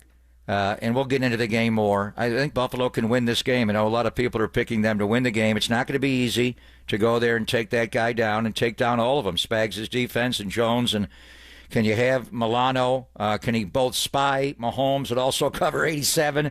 I'd rather have Terrell Bernard spy him or somebody else and put Milano on Travis Kelce. But Zach, Showtime Zach, with the post of the certainly of the week, not just today, but after they both won last Sunday. Dear Josh Allen, please beat the Chiefs. Sincerely, literally everyone in the world wants Buffalo to beat KC. Beat KC, because if you beat KC, you're doing it not just for Western New York, you're doing it for Western civilization. I felt so bad when we had Tim Graham on of The Athletic yesterday, and I asked him about a sports breakthrough that has affected him personally, and he just goes, Yeah, no, I mean, none. And I was like, what about the Cavs in 2016? Like, I don't even want to talk about that one. And he's like, the Cleveland's more of a baseball, football town. I was like, all right, Tim, they got to win just for your sake. So you go beat KC. That's your Chiefs-ism. What are your other isms for the other three teams? You have a tagline for the whole championship weekend? It's one thing. Beat Case. That's it. That's what it's all about. Somebody beat him. And I want it to be the Buffalo Bills so they go back to the Super Bowl. I still may go to Arrowhead. I'm waiting on tickets from the Chiefs and how many of their coaches and players are taking in the Bills. I may fly to Kansas City after the show today to be there. I'm not going to go there and have the Bills lose. And then we'll see on Super Bowl Sunday. If the Bills win this game, I may go to Buffalo to watch the game and not go to New Orleans. Could you imagine being there? And I think, in years past when they got there, they didn't play the Niners in Super Bowl 25. They played the Giants. And the way, Parcells and Belichick ran that game and Buffalo got beat by a field goal. But it was a great game. And you wonder if they would have won the first one. Would they have come back and appeared in three more? Maybe they weren't as motivated. And then I remember going to the game in Minneapolis and the next year. And maybe it's Buffalo against Washington this year. That was the matchup in Super Bowl 26. The next year was Buffalo against Washington. And I remember just the Redskins coming on the field that day compared to the Bills. It was like, my God, they're Goliaths. Who are these guys? They were just so much bigger. Buffalo was built for speed. The K-gun and the way Bruce Smith was a hell of a good player, and Darryl Talley and Cornelius Bennett. They had good players, but they were built to play up the field, and Washington just mauled them. And then the two Cowboy games, I went to the one also at the Rose Bowl in Pasadena, and that was a rout. It's just Jim Kelly kept turning the ball over on the goal line, and every time they'd score a touchdown, Dallas, they'd play Billy Ray Cyrus and Achy Breaky Heart, You're Killing Me. I also walked out on Michael Jackson in the middle. Michael Jackson! This is not Tom Petty and the Heartbreakers. I did not watch Michael Jackson perform the Super Bowl halftime show. I was so mad because Kelly gave it over on the goal line again. And the next year in Atlanta, they were competitive. They did lead in that game against the Cowboys. Then Emmett got loose. But this is big, and we'll talk to Steve Tasker about it. We'll talk to John Clark about the health of the Philadelphia Eagles. But I do think this is the shot for somebody to take them down. Tampa Bay took them down in the pandemic year with a ferocious pass rush. Buffalo has Rousseau and Epinesa and Von Miller. Are they going to move Joe Tooney out at left tackle like they've been doing? Moving an all-pro guard to left tackle could get you in trouble. But I do believe Championship Sunday, we got 4 teams playing. But I think the nightcap, the second game, is a preview of the Super Bowl. And whoever wins that game will win the Super Bowl. And we don't want the Chiefs to win 3 in a row. No one's done it in the Super Bowl era, and the Niners were the closest to get there. The Roger Craig fumble game to the Giants right before Super Bowl 25. They had a chance to do it, so we don't want him to be able to do it. So I think we speak for all of America and certainly the folks of Western New York, and we'll talk to Tasker, is you got to beat KC. Beat KC. So you're going beat KC. Let's go Buffalo. Do you have tags for the NFC teams? No, I don't care about that game. It's all about beat KC. Let's go Buffalo. I got a feeling Buffalo's going to the Super Bowl. So when you walked out on Michael Jackson, would he say that was I don't bad? care. You know what the score was at halftime? Kelly just gave it over on the goal line. Not only did I do that, but I threw my phone on the way out there, I think, as well. So a lot of pain. Steve Tasker he played on those teams. I just watched. Could you imagine going to 4 of those in a row and losing every one? And now they're right back to where they are. And, back then it was a bunch of guys you had to deal with. I mean, with the Raider fans, this league was run by Tom Brady for so long. You couldn't get past that guy. Chuck you. We have a new boogeyman now. And I think, as the Post is speaking for the entire planet, Josh Allen, please beat the Chiefs. Sincerely, everyone in the world, literally. I mean, how many people, if you had to ask, how many people in this country want Buffalo to beat Kansas City on Sunday and exterminate them? It's like when the Astros won the World Series not that long ago. Well, they were many times, but I was like, there's not a lot of people who were rooting for them. I think it was the Braves series where I was like, let's be honest, can we do a head count here in the country? Probably do it in, I don't know, maybe on 10 fingers, make it work. But 808 KNBR, the number to chime in, and we will go out to the phones right now because one of the many people who is going to be rooting for the Bills is our buddy Lee out in Livermore. wants to join the sports leader. Lee, happy Friday. How you doing today? Lee, we got you.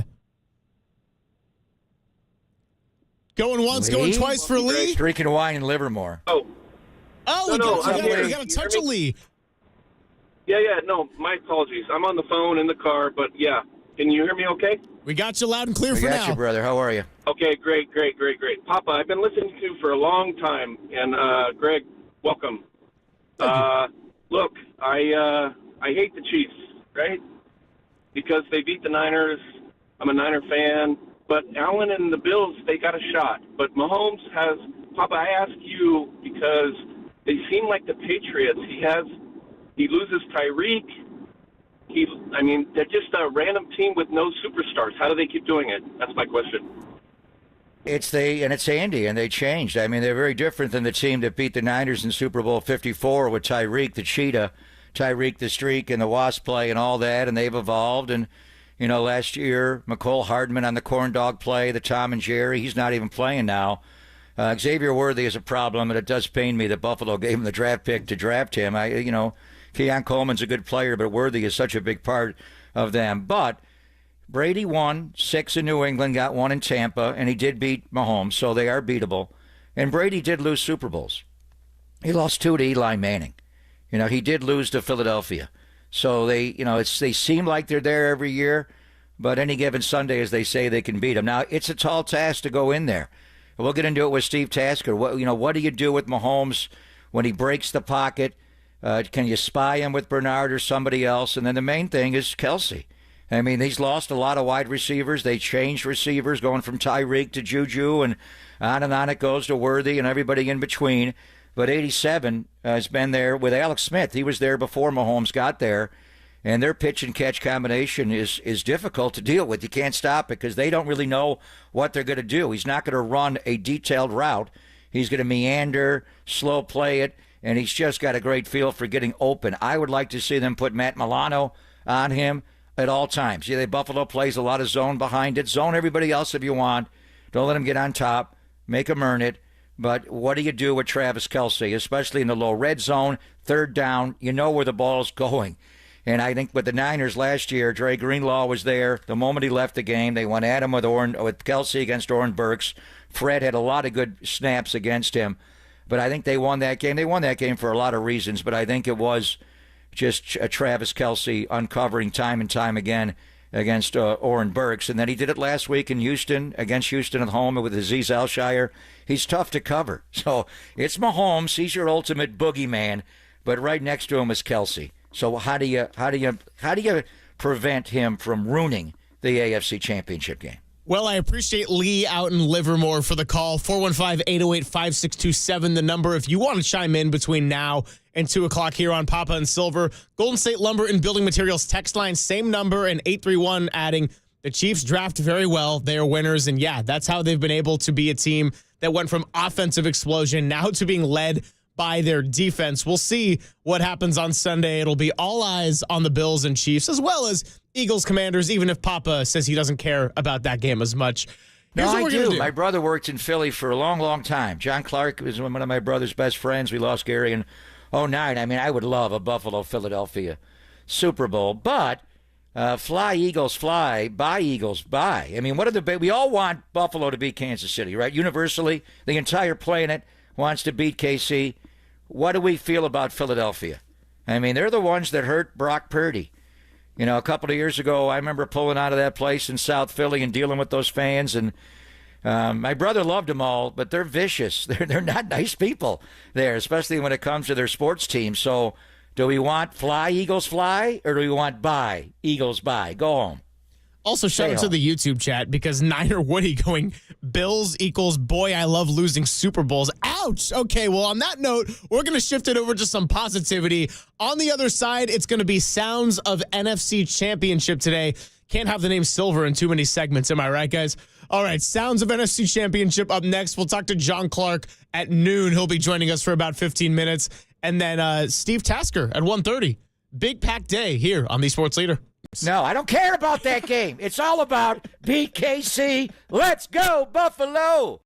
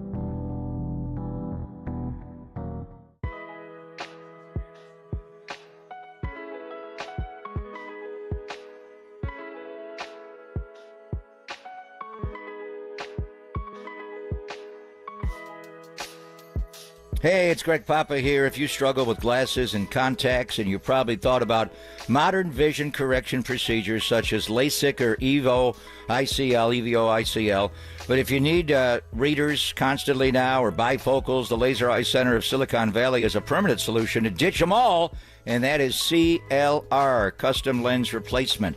I had CLR, the procedure, a couple of summers ago, and I see perfectly without any kind of glasses, including those annoying readers.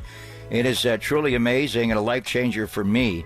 If you'd like to learn more about CLR, join the Laser Eye Center's free webinar going on in less than 2 hours today at noon. Their incredible doctors will explain how CLR differs from other procedures, how it eliminates the need for readers, glasses, and contacts. Plus, you will never develop a cataract the rest of your life.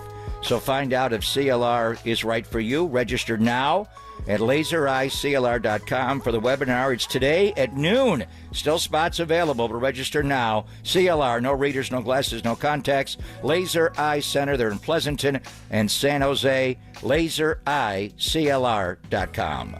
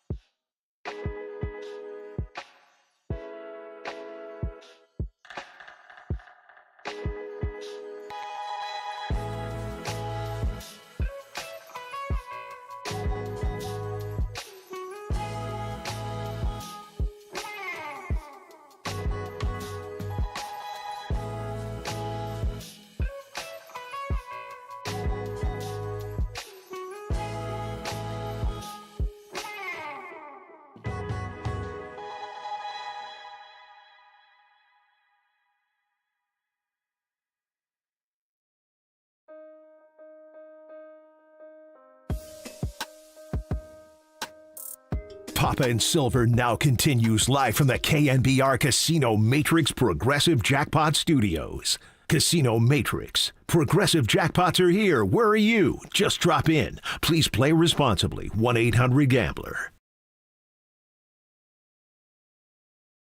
Guess what? I got a fever. And the only prescription, BKC.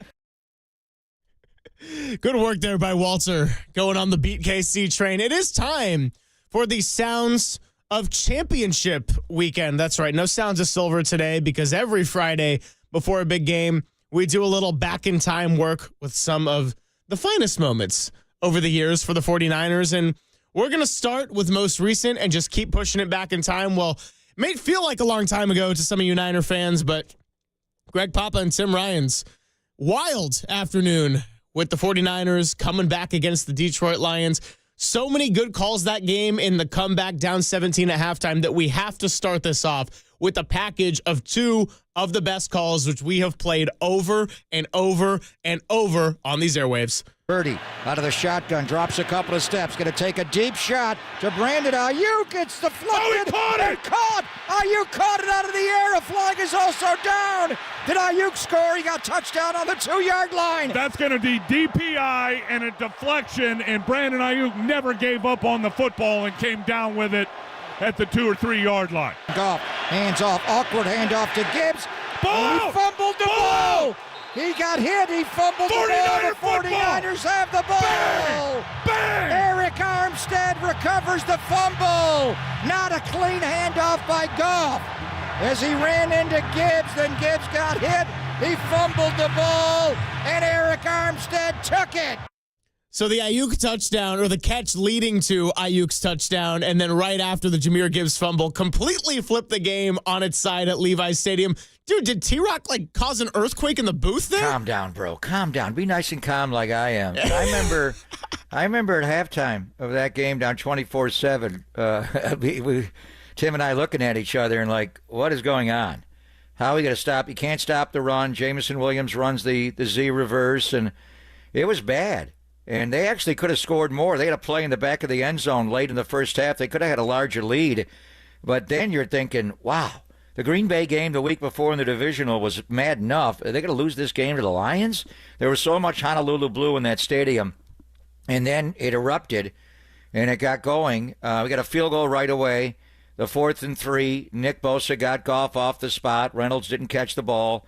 And then the B.A. ricochet, right after they had an injury in their deep secondary to Kirby Joseph, they bring in C.J. Gardner-Johnson, Chauncey Gardner-Johnson, who's back with the Eagles. We love that guy, the mouth of the South.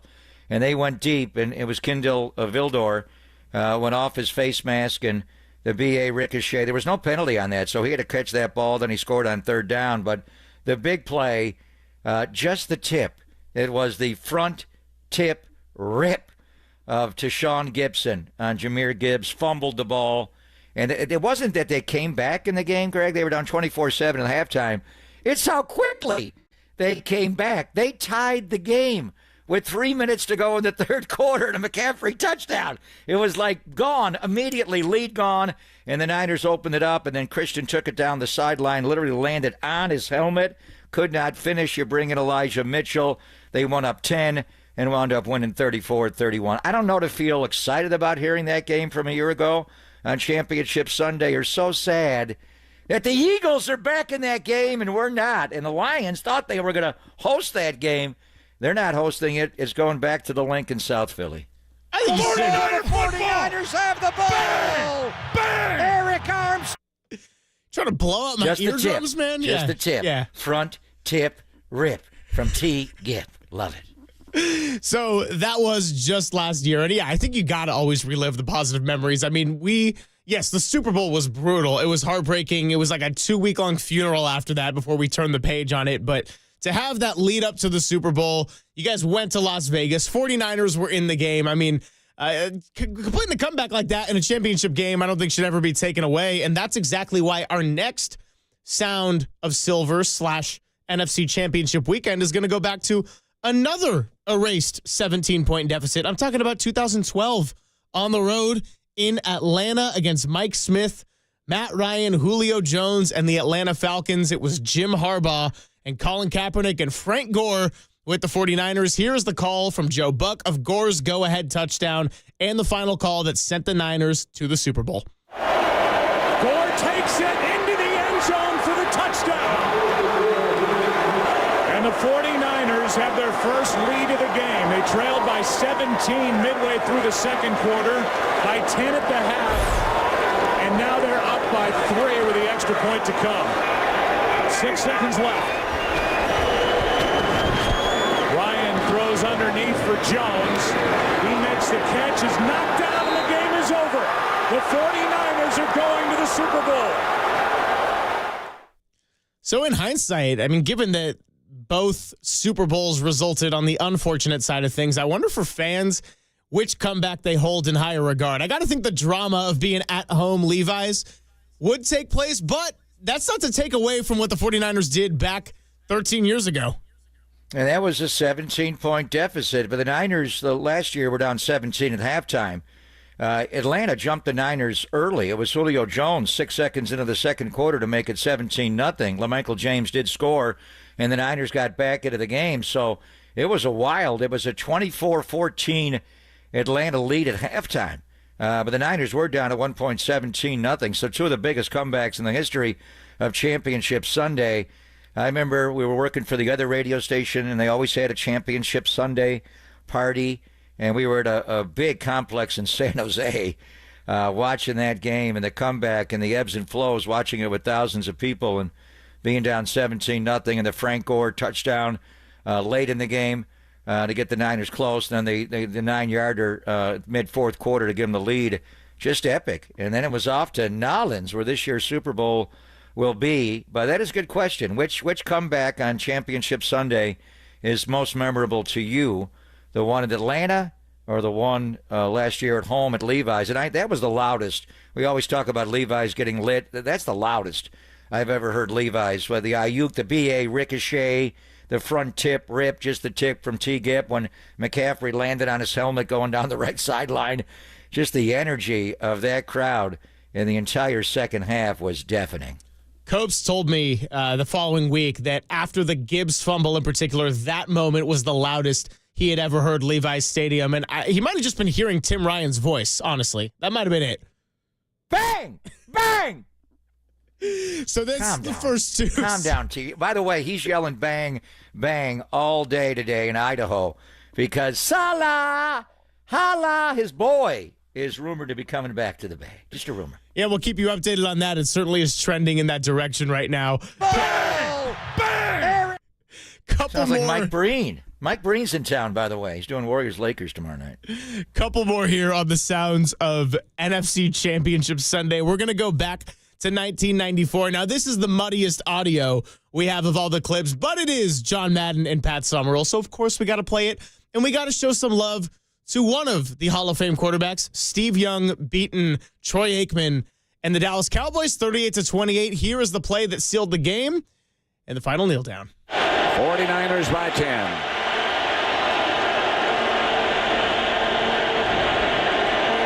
Aikman has time this time and gets it to Novacek. Novacek to the 30. Not a first down. Not a first down.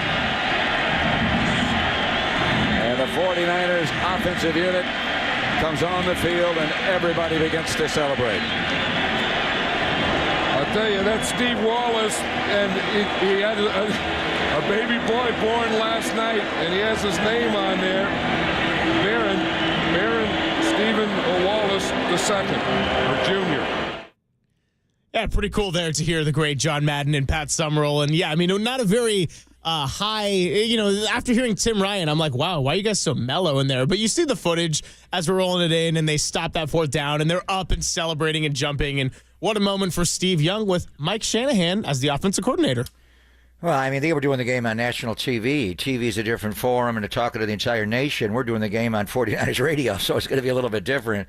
That was the opposite. ED, our guy Eric Davis, with the interception right away, the pick six. Then later, he forces a fumble. Ricky Waters a touchdown, bar none. The Niners led 21-0 in that game. In the first quarter, they led 21-0, and then Dallas started to come back. They took Alvin Harper away, but Michael Irvin had a big game. He wound up scoring mid-fourth quarter to make it a 10-point game, but the Niners did hold on, and that was the monkey off the back and Steve Young. And they essentially, like I think the Bills and Chiefs on Championship Sunday, I think we all knew when we were watching the 1994 NFC title game, January the 15th of 95, the winner of that game was going to win the Super Bowl. And the AFC, the representative that year, was one of the worst San Diego Charger great teams. I mean, you put it up against the Dan Fouts teams that had their hearts broken in the Freezer Bowl or other, Fouts teams. Like, that was a Stan Humphrey Charger team. It was not a good AFC team. The Super Bowl in 92 and 93 and likewise in 94, it was going to be whoever won between the 49ers and Cowboys, much like I think Sunday will be between the Bills and Chiefs. So we played a couple of the NFC Championship sounds from the 49ers victories in which they lost the Super Bowl. And as many of you know, they have lost their last three. They won their first five. So they did win in 1994. And of course, we're going to close this out by going all the way back to 1981. The catch anniversary wasn't that long ago, so we played the sound on that day. But it also is Sounds of NFC Championship weekend, so why not just play it a second time? They're 6 yards away from Pontiac. 3rd and 3. We'll see a pickup sometime on the right side, possibly. Montana looking, throwing in the end zone. Caught it! Dwight Clark! Bang! Bang! It's a madhouse at Candlestick with 51 seconds left. Dwight Clark is 6'4". He stands about 10 feet tall in this crowd's estimation. Who put Tim Ryan in the middle of that one? That is the poet. It is Vin Scully. And that was the last football game he ever did. I did not know that. Was, well, they split him up. Terry O'Neill, before he went on to run NBC, and he hired Bill Walsh to be the lead commentator with Dick Enberg. He was a executive at CBS, and they knew John Madden was the star, and they split the schedule up between Pat Summerall doing some games and Vin doing the other games. And it was just, in order for Summerall was the perfect partner to make Madden be Madden. Vin is the poet.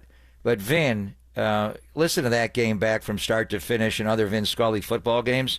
As brilliant as Vin was on baseball, he may have been better on football. He was so good on football. And that is, of all the championships, really, in the Bay Area's history. I mean, the ones the Warriors have won and, Super Bowl Sundays, that's the catch game. That is the one that healed this city from a lot of pain of the late 70s and early 80s and all the heartbreaks against Dallas and losing to them in 70, 71, 72, and to be able to, finish that game off and beat them. Probably the biggest sporting moment in the history of the Bay Area, and it has been voted the number one moment in the history of the National Football League. The immaculate deception in Pittsburgh in 72 was right there with it. But that was like, what the hell just happened? How did the ball ricochet? Did he catch it? It was so weird. We all knew Dwight Clark caught the ball. We just wondered, how did he do it? As Vin Scully said, 6'4". But he jumped up like Superman to make that play. So, of course, the story from that one, and as you're my age, you learn after the fact that did not in any way seal the game. Eric Wright had to make what would have been called a horse collar tackle, and then they end up stopping the Cowboys and everything. But there are your sounds of NFC Championship today from the 2023 season on the Lions, 2012 season, comeback in Atlanta, 1994 season over the Cowboys, and 1981 over the same Dallas Cowboys. Speaking of Texas, by the way, to round out this little nostalgia sound segment, we got 707 on the Golden State Lumber and Building Materials text line, signed from Richard in North Texas. Guys, with the snowy weather this week in Dallas, saying Richard works outdoors, I replayed last year's NFC Championship game with my butt on the couch, sipping bourbon, still get chills in a good way. What a life. That's a game that we cannot forget. I know it ultimately ended in a heartbreak loss in overtime in the Super Bowl. But that game, and all these comebacks, the one in Atlanta, the catch game did result in winning the Super Bowl 2 weeks later in Pontiac over the Bengals, 26-21. But that game last year, that was probably the most memorable event I've ever broadcasted. I mean, we were with the Green Bay game the week before wore us out, but that game, it's the NFC Championship game at home with the right to go to the Super Bowl. You're down 24-7 at halftime. Everything is going wrong. They're just having walk-in touchdowns. The Z reverse to Jamison Williams. Goff is on point. It's like, what's going on? And to completely flip the game. There are moments like that. And we didn't even play Raheem Mostert in what he did on Championship Sunday. Levi's was not that place. It was not Candlestick forever and ever. I think it did turn the 19-year with Salah's defense and the performance against the Packers on that Week 12 Sunday night game. But then that NFC title game and Raheem Mostert and his touchdowns, 220 yards and 4 touchdowns in a championship game. Wow. One of the best performances in playoff history. And then the comeback against the Lions with so many big moments. Those are the two games that made Levi's truly the home of the 49ers. Well, great little sounds recap there, and glad to get a little bit of nostalgia here. It's a good problem to have when you can't play the Raheem Mostert because he already picked 4 other NFC Championship victories. Here's the deal. We're going to have John Clark join us for a tight 15-minute window, noon to 12:15, so let's get ready for that. And yes, we will talk a little NFC here with this year's NFC Championship. That's all coming up. Pop and Silver on the Sports Leader.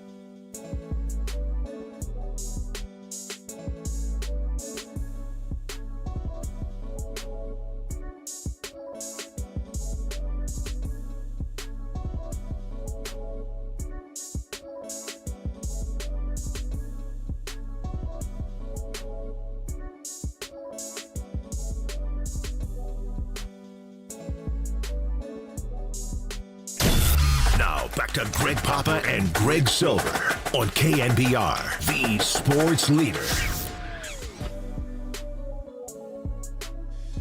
Thanks for hanging out with the Gregs. I'll tell you that you're listening to KNBR and KNBR FM San Francisco, the sports leader, a Cumulus media station. And while we get ready to make the connection with John Clark and talk a little Eagles, got a little more breaking news on a Friday. As it pertains to our show, Zaza Pachulia will be stopping by for a quick hit. 12:20, we'll have him for about 10 minutes. So we're getting it all in today. On a Friday, Papa. This is good. This is great. Zaza Pachulia. And we're going to talk Quinton Post. And we'll get into it after. And just having him at the matchup with Vucevic and just watching the Warriors last night and the way he shot the ball, getting up 10 threes and scoring the ball well in 20 minutes of play. But it's low post defense. And I think he's been working with Zaza, obviously, Nick Kerr and the guys down in Santa Cruz. And he's not a shot blocker. Like an Andrew Bogut or a, JaVale McGee, Pierre 2 times, 3 times. But he plays good low-post defense like Zaza Pachulia did. And Zaza has been mentoring him, especially on the defensive end. So just take an inventory. Do you need Nick Vucevic now that you got Quinton Post being able to play like this? I think you may go another direction, but you got a couple of more weeks. Would you ever trade him? Put him in a package to get someone like Vucevic? I would not do that and have to give up draft picks and money, but we'll get to it. We are going to talk Warriors. It's all football today, or a lot on a championship Friday, certainly. But we do want to get Zaza's thoughts because he is mentoring Quinton Post. He'll join us at 12:20. Yeah, and I know we haven't really touched on the Warriors today, but it's because we've had a busy day with a lot of football news, and we're going to keep it right there at the moment because we got a good 15 minutes here to talk with our buddy John Clark. Really busy day out there in Philadelphia. John, Greg Papa, Greg Silver, again, cannot thank you enough for squeezing us into your schedule. And how are you? Good to see you. I know we've been talking in the years past about NFC title games with Eagles and 49ers, but that'll have to wait for another year. So the city here in Philly, it is hyped. Yeah, no, I no doubt about it. And I guess I want to start with a statement that Jason Kelce made, saying the Eagles are better at every position. I just kind of want to get your assessment of that heading into Sunday with and without some of the injuries that might affect them. Well, you know what? We were at practice today, and it's looking like center Cam Jurgens. He practiced, so I imagine he's going to play. Dallas Goedert, he practiced for the first time this week, and he says he is definitely playing. I think Jason Kelce is onto something. Now, I think most people would say they would take Jaden Daniels over Jalen Hurts. Now, at this point right now, the Eagles have found the best identity in the NFL running the football with the biggest offensive line and the best running back, Saquon Barkley. So they are riding that all the way to the NFC title game. But you could definitely make an argument Jaden Daniels is playing better in the passing game than Jalen Hurts. But Jalen affects the running game with Saquon Barkley so much. His threat to run has opened up things for Saquon, and they have to account for Jalen. We don't know if he'll be able to do that as well on Sunday, but I think that the Eagles have the definite advantage on the lines of scrimmage, and that is where most games are won, especially in the playoffs. Well, you mentioned that combination of Jalen Hurts and Saquon, and they got it in Baltimore, right there in the Beltway as well, with Lamar and King Henry. But Hurts and Saquon, I mean, look at the touchdown run Hurts had early last week against the Rams, the one that Saquon had later, the way they feed off of each other at the mesh point going in opposite directions. But he has to be healthy. And I know they listed him as full yesterday, John. What did Jalen Hurts do today? Do you think he's going to be able to go under center? Is he going to have to go in the pistol and the shotgun more, and he can't drive out? I think the key thing is after he hurt his knee in the third quarter against the Rams, they had a couple of opportunities where it was there for the tush push, the brotherly shove, and they didn't do it. Just, I know you don't get to watch the entire practice, but what you've seen and heard, do you think Jalen is going to be fully live in the run game on Championship Sunday? That is a great question, and that is a concern. I saw him jog into practice, and I saw him probably for 5 minutes in warm-ups, and it's tough to judge about that. I do think yesterday when I saw him at the link, he was favoring that left leg a little bit, and he does say that he's going to wear some sort of brace. He's anticipating that. So if you have to wear a brace, there's a reason why you have to wear a brace. So, look, I don't expect him to be the same Jalen Hurts being able to run for a 44-yard touchdown like he did here in the playoffs at the link. But I do think he will be able to run straight forward. Now, I wonder about the lateral movement with the knee issue. I wonder about side to side, maybe getting out of the way of a rush and then rolling out and having to go laterally. I don't know that. So that is probably the biggest question coming into this game, and that does affect the running game. But if I'm the Eagles, maybe first play, second play, third play, whatever, I think you have Jalen run. You run the option, and boom, Jalen runs, just to show Washington, hey, I am able to run, and I'm going to show you that I'm able to run.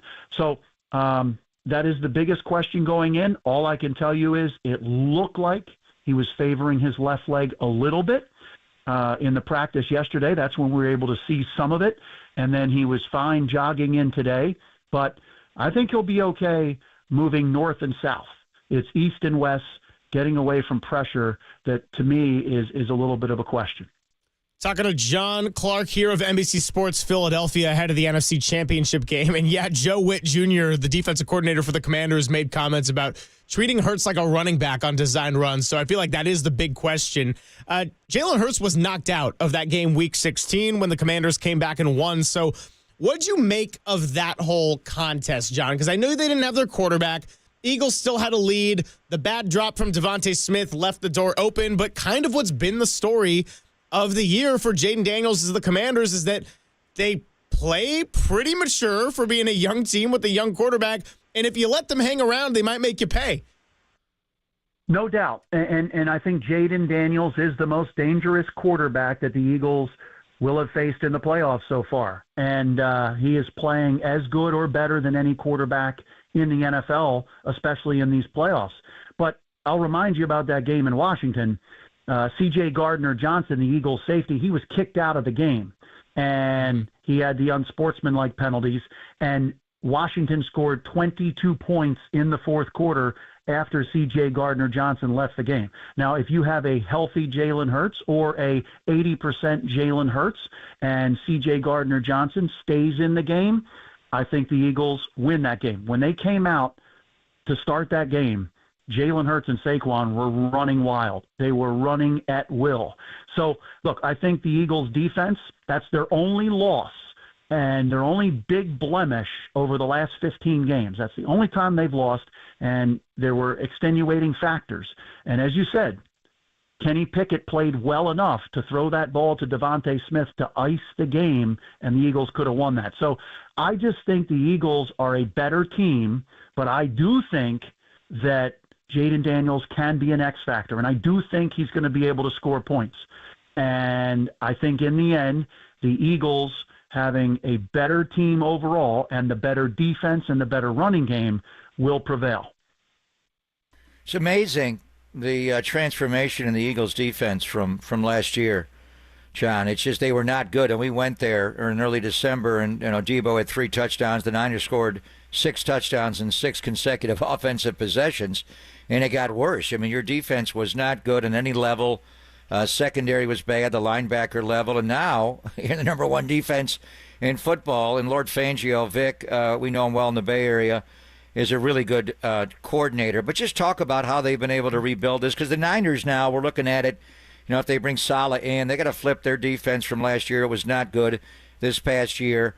Tell me about the way they've been able to rebuild it with the personnel, the drafting, and the secondary. And then Jalen Carter is just a monster. That guy could have been the number 1 pick in the draft his year. He wound up falling to number 10. And when I look at one matchup in this game, it's Sam Cosmi of Washington. Is he going to be able to go in this game, the right guard? And Jalen Carter does line up a lot of times over. He's out for the game.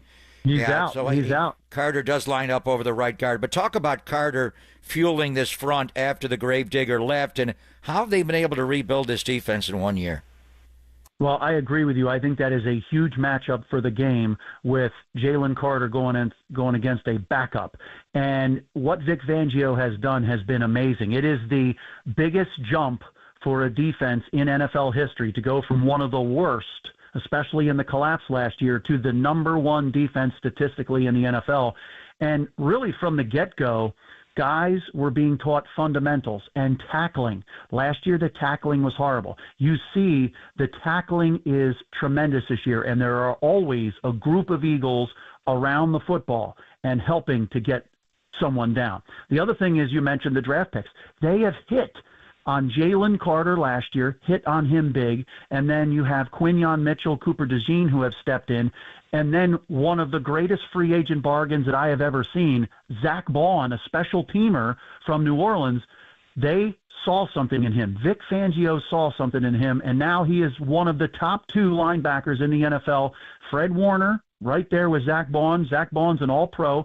So you have tremendous play at each level of the defense, and we finally do have great linebackers here, and Jalen Carter takes over the game on the line, and then the secondary, the young players have infused tremendous play in the secondary. I mean, sometimes teams don't even throw at Quinyon Mitchell.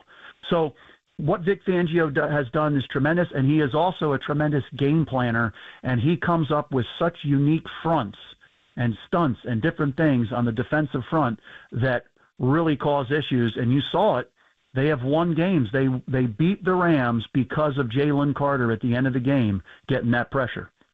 A few more minutes here with John Clark, and there's been some rumblings around that the AFC Championship might as well decide the Super Bowl. Now, I don't want to jump the gun because Philadelphia does have to get past Washington, but if Philly wins this game, do you see either Buffalo or Kansas City as a more advantageous matchup come February 9th? That's a great question. And look, I think America would love to see an Eagles-Bills Super Bowl. And I'm sure America would love to see the Bills get their first Super Bowl. Look, I'm fascinated by the way some of these teams are playing it. I mean, Josh Allen last week had under 130 yards passing. And they were able to run the ball, not turn the ball over, play tremendous defense. Same thing, Patrick Mahomes. He had under 180 yards passing. Play great defense, run the ball, don't turn it over. And the Eagles were onto something with this formula. Jalen Hurts didn't have a whole lot of passing yards, but they are able to control the game, running the ball with Saquon Barkley behind the biggest offensive line in football. They've got the best defense, and they're not turning it over.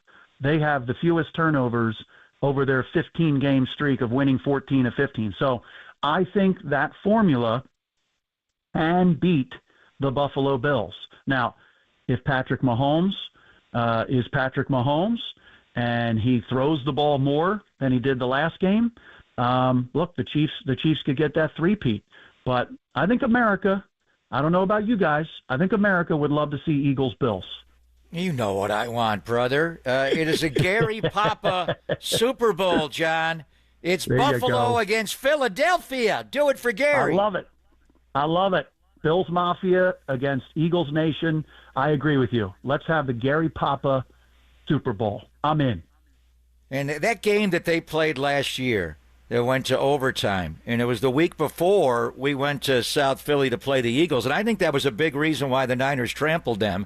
Is they were tired. They were worn down. Buffalo, Josh Allen scored. Just when you go back in your mind's eye, and if we do get a Buffalo-Philly Super Bowl, we'll get you on in the next couple of weeks to preview it. But that was one of the best games played last year was Bills at the Link. I totally agree, and the Eagles' defense played a ton of snaps in that game. If I remember correctly, it might have been like 90 to 100 snaps in that game, and I agree with you that they were gassed after that game. But, yeah, that would be a great rematch. And I'm sure America would love to see Buffalo get their first Super Bowl. But Saquon Barkley might be the greatest teammate and nicest human being in the game today. I think it would be a fantastic matchup for the country. Yeah, John, just one. Well, I know we got to go in a couple of minutes here. I see all the video, and you mentioned the practice at the link. I don't know too many NFL teams that actually practice in their stadium. Maybe earlier in the week or something. How much do the Eagles actually practice at Lincoln Financial Field? Well, they have had to because, and I know you would know this in Buffalo, because the practice field is frozen, completely frozen. So they've had to go over to their stadium, the Link, and practice there because they have heat underneath the field that helps keep it unfrozen. So, yeah, they were indoors real quick today for a real quick practice. No pads and everything like that. But, yeah, they've been practicing at the Link, and it's worked so far. So they had a new field put down, and this team is ready to go. They're not overly hyping everything. They're like, it's another game. It's another game. So I think they've got the right mindset for this, and they've got the experience of being in it 2 years ago. So I think this team is locked in right now. John, you're the best. Appreciate you finding time for us. And, yeah, if it is Eagles-Bills or Eagles-Chiefs, we'll definitely have you on sometime in the next couple of weeks. Good luck this Sunday. Have a great rest of your day, and you're the man. You're the man. And the Gary Papa Super Bowl. Let's do it, Greg. I'm on it. Without a doubt. Thank you, John. John and Gary were best friends in Philly. Gary kind of mentored him there. And, Gary grew up in Buffalo, was a sportscaster in Buffalo, and was my mentor. And then he moved to Philadelphia in the early 80s, and he was there until he passed away in 2009. So this was the matchup we always wanted when I was doing Raiders, Eagles. We almost had that Super Bowl. Would have been a hell of a lot better than Raiders-Bucks in San Diego in Super Bowl 37. But we don't have Mama, Papa anymore, or my dad. But they're watching. This is the Super Bowl matchup they wanted forever in honor of my brother. So it's got to be Buffalo for sure, and we'll let Philadelphia show up for the game as well to get beat. Well, if that ends up being the case, we'll definitely talk more about it in a great way to honor the Papa family. From John Clark to Zaza Pachulia, up next, it's Papa and Silver on the Sports Leader.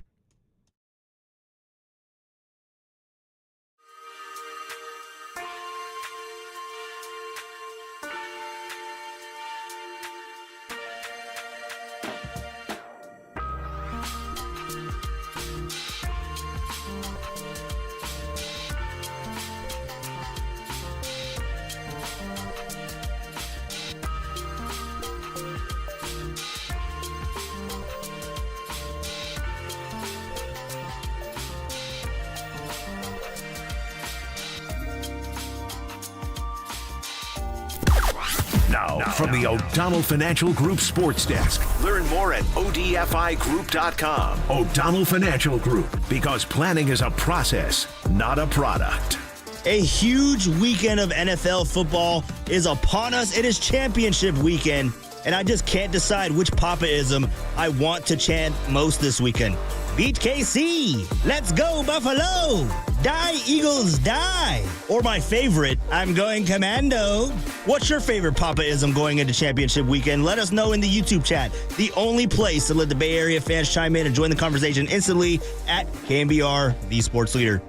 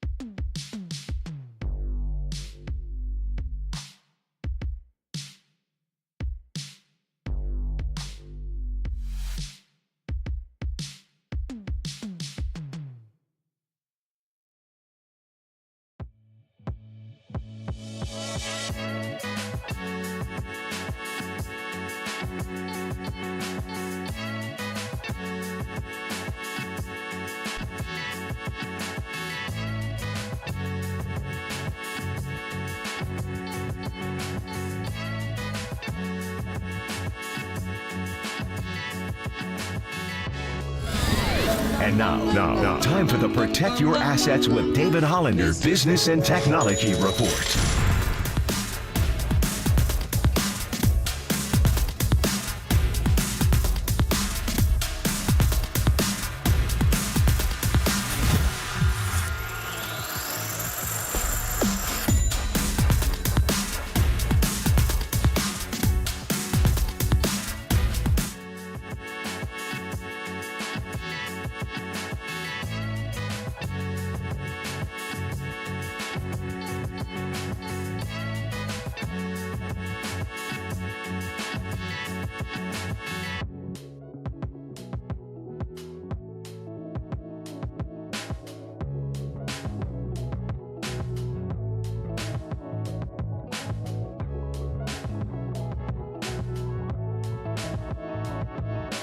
This is Papa and Silver on KNBR, the sports leader.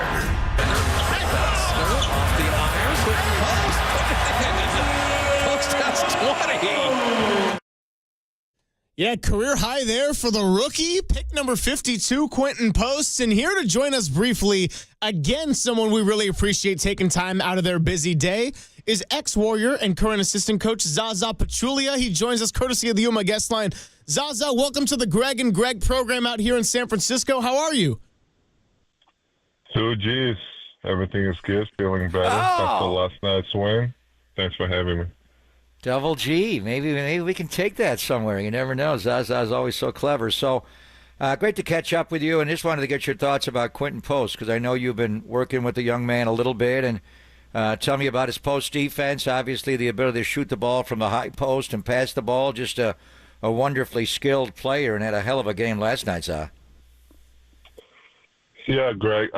Listen, he's a. First of all, I can't take any credit whatsoever. It's all coaches. It's all coaches. The G League, Mick Kerr and his staff. I think they did a phenomenal job. And then our development coaches as well, and with the Warriors, right? This guy has been working so hard and been learning the game and studying the game, watching the films, and being in the gym, just, his maturity is next level. And, he's unique too. Like, as a 7-footer, can stretch the floor. He understands he brings something that we don't necessarily have from the big men. He found his role. He kept working hard. It's not easy at all, Greg. You've been around so long that, as a rookie coming in the league, not playing this, in the actual NBA game, and suddenly you get opportunity and, to shine like he did. Kudos to him and all the coaching staff that has been working with him. Zaza, I don't want to get too ahead of ourselves here, but I know fans have often wondered about Warriors and getting more size on the floor.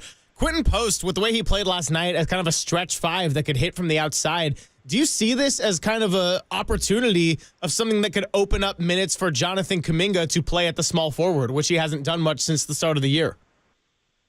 Yeah, it's interesting. Like, we haven't necessarily seen Q and JK together on the court. It'll be interesting to see them together. I'm sure coaches have been thinking about it long term, short term. Steve, he doesn't mind, trying different things, and that's what he's been doing all year long as far as it works, and the coaching staff like it. I'm sure we're going to see them often, but like I say, experiments are good, but same time, we need wins. We need the guys on the court who can help us to wins and, get us to better second half. Yeah, it was fun just watching the Warriors play 5 out last night. They don't do a lot of that to have, even have your center, pick and pop and everybody, spotted up around the line. He's obviously offensively just different. He's just skilled. But his secret is going to be defense. And I do want to just get more thoughts from you on his defense, because he can play like you. I mean, you played really good low post defense. Maybe you weren't a shot blocker all the time, but you were timely. You could see him, showing on pick and rolls, getting out, rolling back. He moved his feet well, tipped the ball away, battled Vucevic in the post a couple of times and bodied him up. I mean, low post defense is something that is going to be, he's going to have to, be strong at if he's going to play. Just from that end of the floor and rebounding, pick setting, we know he can shoot, he can dribble, He can pass the ball. But what do you see from the other elements of his game, mainly on the defensive side, Zaza? Yeah, Bob, I hate to compare this overall. I mean, I think he's a very unique player, and he's great. But one thing actually I see in him, something that I think I had when I was playing, is his IQ, right? So not necessarily also he's high flyer or he's the most athletic person on the court, but he's so smart. So I definitely see him using his IQ, intelligence, outsmarting the players, and then knowing when to be where. All those things matter, so like little things, right? So even last night he showed some highlights, being aggressive on the pick and roll and being aggressive with the verticality. It helped him a lot and helped our team because we got stops, and as everybody knows, we like to play with a high pace, and we were able to get on the transition and get easy layups. So absolutely, like interior defense helps us, stops. Warriors' success has been all about defense, obviously, throughout this last decade, and nothing changes. So Q has been doing a really, really good job, particularly last night with defensive presence. Zaza Pachulia, kind enough to join us here, and I want to ask what advice you've given to Quinton Post specifically about how to be a big man who played alongside Steph Curry, because as great as Steph is, it's not always the easiest fit to go in and play with him. So for someone who's just getting their feet wet in the NBA, what's your advice as a big man playing alongside Steph? Yeah, communication. I think post game he talked about it, right? So he brought a really good example of with Steph against Sacramento.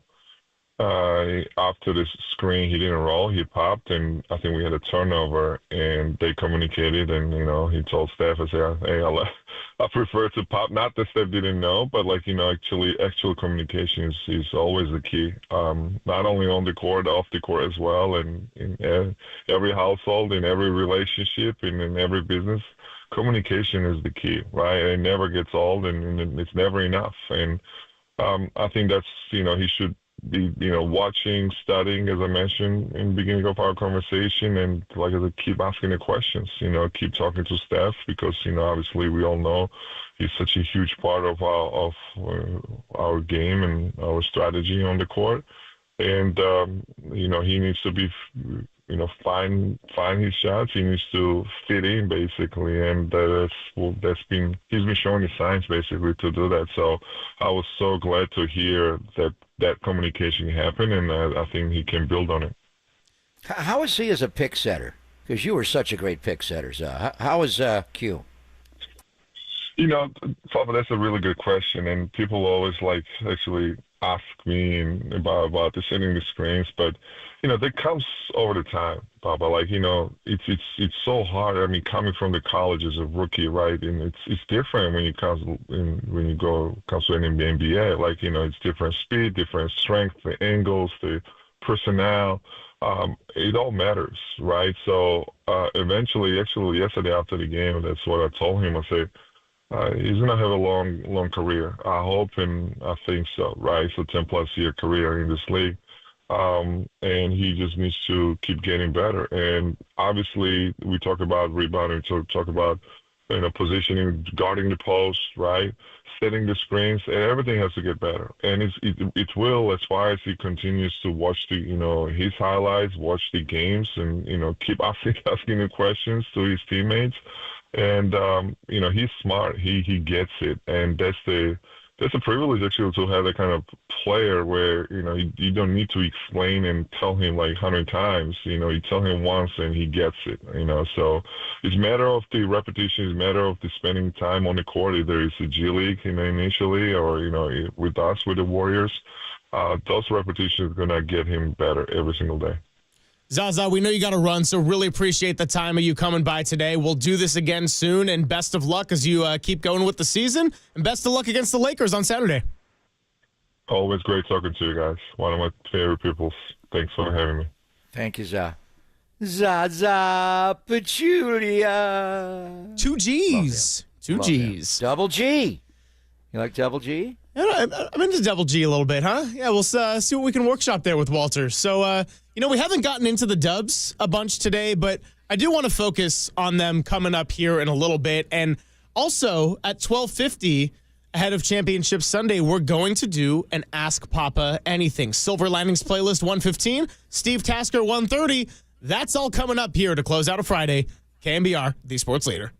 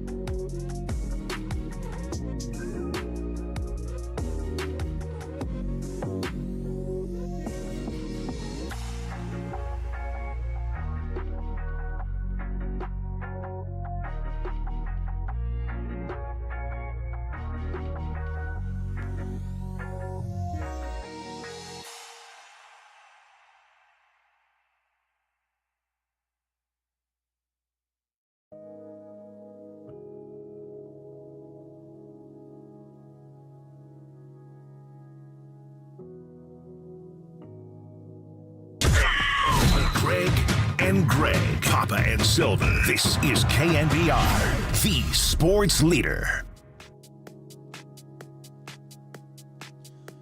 What's going on, everybody? Thanks for hanging with the Gregs. Dirty Work coming up at 2 o'clock. We're past the noon hour.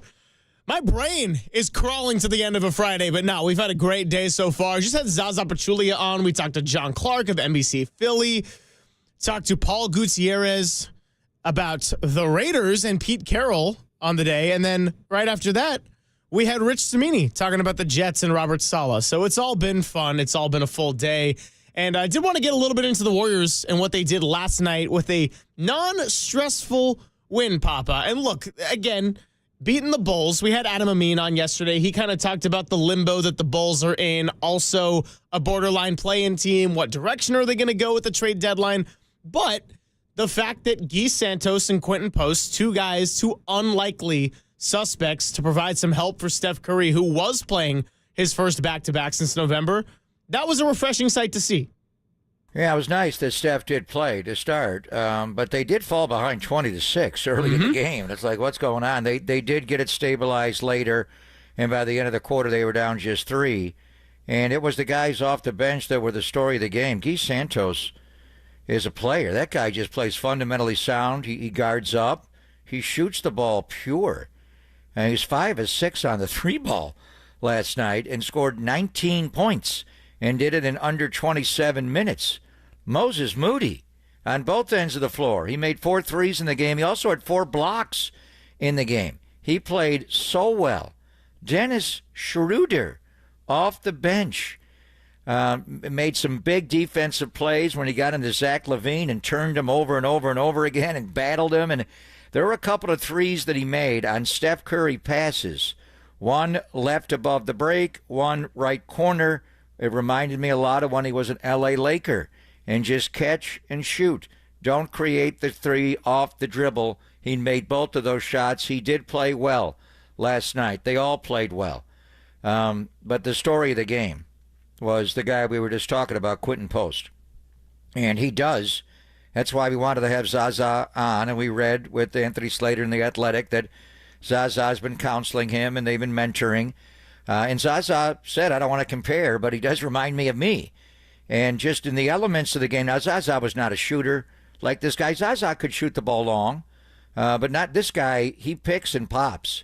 But he's got to learn all the other elements of the game. The 3 basic offensive tenets of basketball that Steph Curry's the best at, passing, dribbling, and shooting. Q can do that. He's a good passer. He can handle the ball. There was one time he took it up top, put it on the deck, went all the way inside, and obviously the shot is just pure. Comes off his hand. The form is amazing, and he will not back away. The guy got up 10 threes in less than 20 minutes of play, only 2 non-threes, and scored 20 points in 19 minutes and 44 seconds. So he's got to do the other elements of the game that Zaza was so good at. And when Zaza came in, and he was a back-to-back NBA champion, it was a different team. It wasn't Bogut's team. It was Durant's team. And Zaza had to fit in. So he's got to set, before you're picking and popping and picking and rolling, you got to splatter people. He's got a big body, get wide. Bogut would just splatter guys on the pick. Zaza was a firm pick setter. So just the subtleties of the game and then moving his feet, getting out defensively to guard. He showed he can do that. You know, he's not a great defender. He's not a high flyer. He's not going to block shots. He'll block some. But there's a difference between just being a shot blocker like Rudy Gobert and being a solid post defender like Andrew Bogut was, like Zaza Pachulia was, and like Quinton Post can become. So he followed it up. He had a good game in Sacramento. You're seeing glimpses of him. And then last night, a lot of guys started. Guy Santos is a player. Moody was good. Schroeder was good. I didn't even mention Brandon Pajemski. How much have we missed that guy? Picking up charges, playing tough. That's one of the best games he's played all year, and we haven't seen him since late December. So it was a good Warrior performance. And now to the Bulls, because as you're watching it, and I probably rewound every play because I wanted to watch the Warriors and what they were doing, and then the Bulls constantly looking at their players because we got a trade deadline coming up in less than 2 weeks. Do you want Vucevic? Do you need Vucevic? Vucevic was a guy you just didn't have. And we kept talking about that stretch five. And then one day you mentioned, well, they got a guy down in Santa Cruz, Quinton Post. I'm like, yeah, I've read about him. He's a 52nd pick college guy. And then he's starting to score more. And, you know, Steve Kerr's son does coach that team down there. And he's a 5-year college player, you know, a lot like Steph and Clay and Draymond. When he got to the NBA, they were fundamentally sound. This guy's fundamentally sound, and he's got a little nasty in him. So what you've seen of him in glimpses, let's watch. Let's watch him battle Anthony Davis and the Lakers on Saturday night, and LeBron. If he gets switched out to Austin Reeves, can he stop him? I was all in on Vucevic. I wanted Miles Turner more, but I was in on Vucevic. Vucevic is not a great defender. He's okay. He does have a similar game to Post. So do you want to trade a young 20-something that's making not a lot, being a second-round pick, for a very expensive 30-something that cost a lot? Not, you know, the guys are making double, triple in the NBA, but he's making a lot of money, over $20 million for this year and next. And how do you get him? You got to give up picks. Do you want to do that? Or could Quinton Post develop into a Nick Vucevic-type player? Zach LaVine, and I know you had Marcus on Tuesday. We'll talk to Mark Spears next week before the deadline, and then Marcus 48 hours before. Marcus did a big piece in The Athletic on going to get Zach LaVine. My initial reaction with Zach LaVine has always been no. He is high volume. He makes a lot of errors. He does not guard. But makes watching him last night, a lot of money, all of it, a lot. But watching him last night, he has evolved as an older player. Maybe it's the ACL tears, and he's slowing down. He's playing a different pace. He is an effective player doing what he does.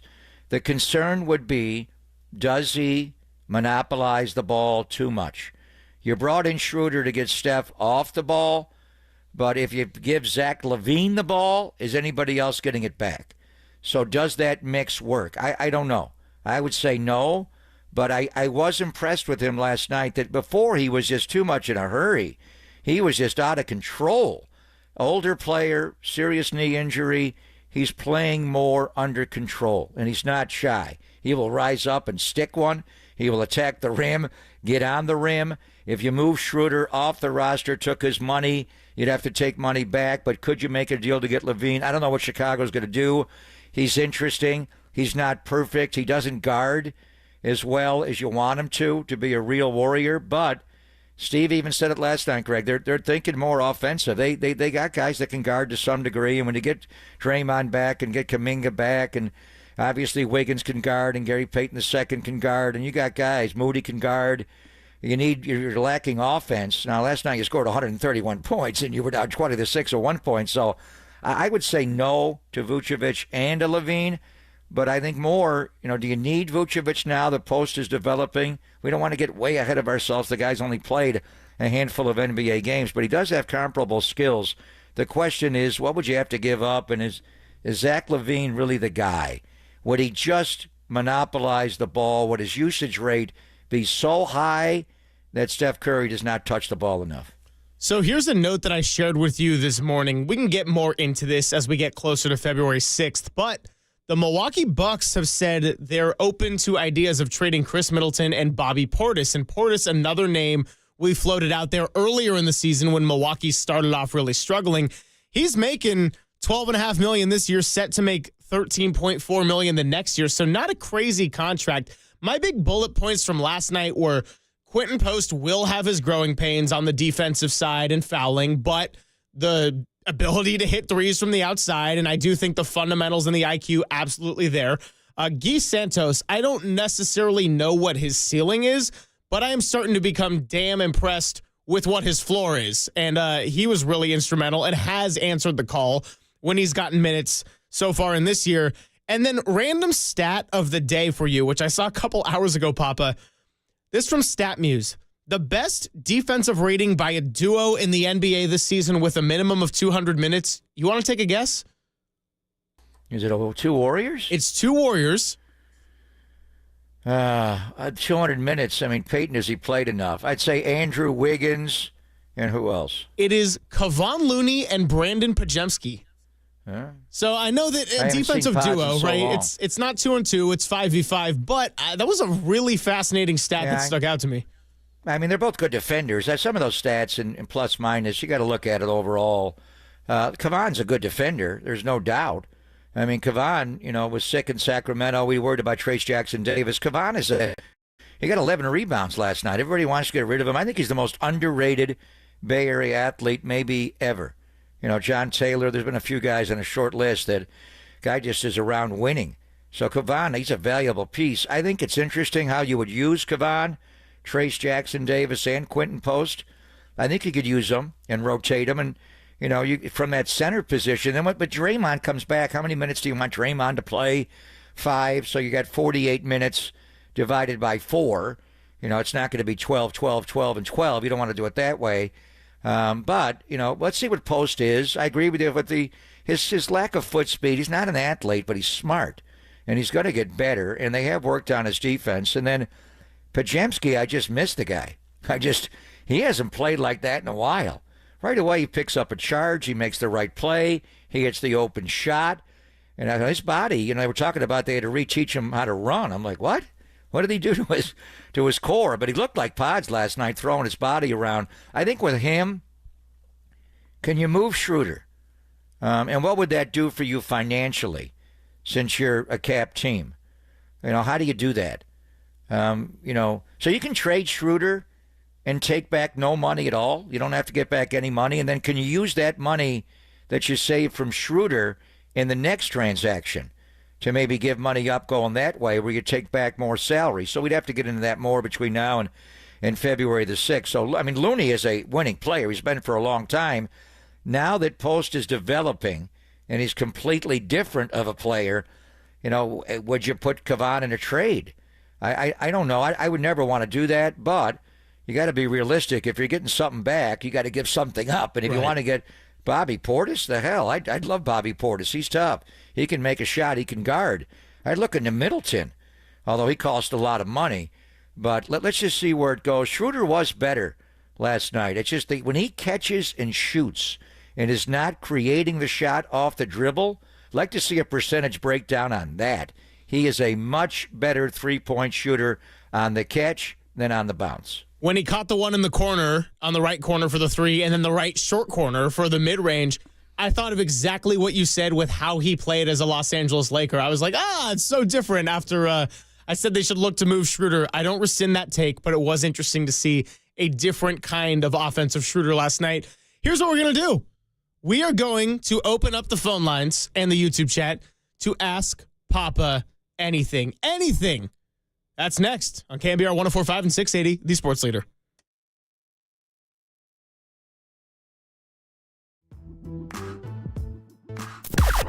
Now, from the O'Donnell Financial Group Sports Desk. Learn more at ODFIGroup.com. O'Donnell Financial Group, because planning is a process, not a product. A huge weekend of NFL football is upon us. It is championship weekend, and I just can't decide which Papaism I want to chant most this weekend. Beat KC. Let's go, Buffalo. Die, Eagles, die. Or my favorite, I'm going commando. What's your favorite Papaism going into championship weekend? Let us know in the YouTube chat. The only place to let the Bay Area fans chime in and join the conversation instantly at KNBR, the sports leader.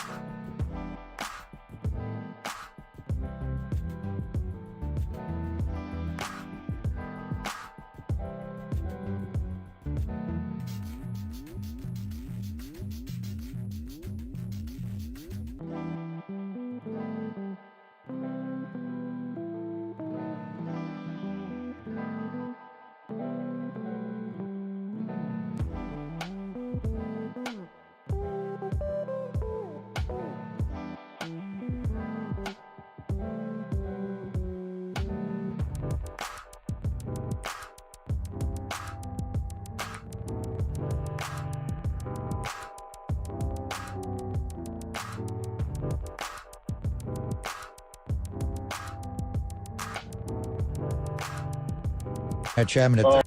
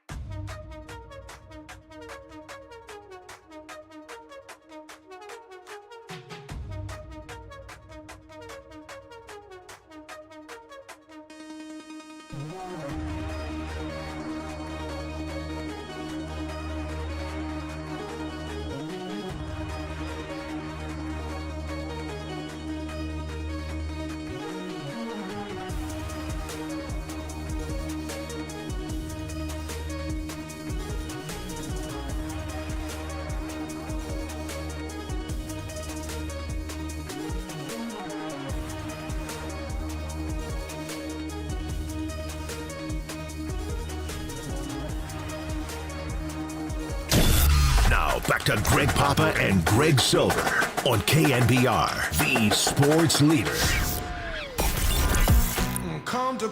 It's time to ask Papa anything. Anything. Anything. Anything. Come to Papa. Well, this is the Friday before Championship Sunday. We've been talking a lot of football. Holla for Salah. Lots of news going around. Just had a little basketball talk. Zaza Pachulia stopped by the show, and it is that time to ask Papa anything. Incredible text from 707 on the Golden State Lumber and Building Materials text line to start things off. Ask Papa anything. Do you know how many days in 1 million seconds? Oh, here we go again. Here we go again. No, 11. We love 11. Our guy. We love our guy days. Dino and Pacheco. It was a good call, and yes, it 11. Is 11 days. Yeah, right. And how many in a billion? 32 years. 1,000 million. 1,011s. Anyway, what was the point of that exactly? I don't really remember. And Walter's also throwing his hands up in the air too. But we do love our guy Dino and Pacheco. It is that time to ask Papa anything. So we'll go from that one to. Let's go with John Nadali on the YouTube chat. Between now and spring trainings, what other moves do you want to see the Giants make? Oh, what do I want to see them do, and what will they do? I mean, trading for Sonny Gray would be outstanding. I don't think they're going to do that. I do think they're going to roll with the group they have right now. The one thing would be to upgrade at first base, but you're not going to sign Pete Alonso there. The one guy was Goldschmidt, but he wound up going to the Yankees. So just listening to Bob Melvin on this week with Murph and Marcus and our talk with Pat the Bat, I do think that they're gonna go with a platoon. At one point, I thought they were going to trade Lamont Wade Jr., and I do think it's the time. I personally would trade him. I saw how good he was in 2021, late night Lamont and all the big hits and homers, and he played well in the outfield. He was a serviceable first baseman or even better, but his body broke down last year. And then Wilmer just wasn't the same guy as he was the year before when he had 23 homers and 23 to win the Willie Mack. So the first base position is the one you could upgrade. We'll see what Tom Murphy does at backup catcher. But outside of maybe adding another starting pitcher, but I'm not sure where you would do that. Flaherty, I don't think they're going to do that. It could be a trade. They've been trying to make trades, but nobody's been willing to be a trade partner. So I kind of think, Greg, that this may be the team that they roll to spring training with, and then you always adjust based on, how you're looking at your young guys, the old guys, injuries that come up, and you could adjust. But it will be interesting to see just how a Buster Posey team plays. I think that's the main thing, is the fundamentals of the game, the running the bases better. They've got to improve defensively. We'll see what Adames does at shortstop and what that does with Tyler Fitzgerald and or Casey Schmidt moving over to second base. But it's January 24th. We're in the Fan Fest part of the year. They're going to be in San Jose this week. They were in Napa last week. I think with spring training now just days away, we're talking weeks away and not a month away.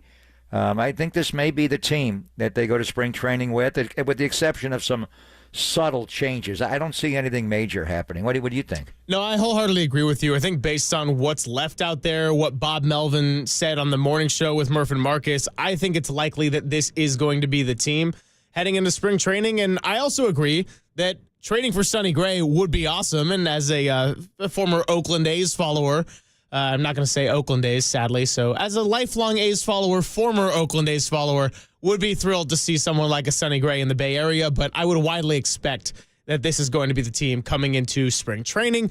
You're listening to KNBR and KNBR FM San Francisco, the sports leader, a Cumulus media station. And we are asking Papa anything. You can chime in 808 KNBR, the number to call in, same number for the Golden State Lumber and Building Materials text line, and also the YouTube chat, which is where we will go next. Darwin, please explain why Coach Kerr is insisting on playing Healed with Curry. He can't guard and certainly can't shoot right now.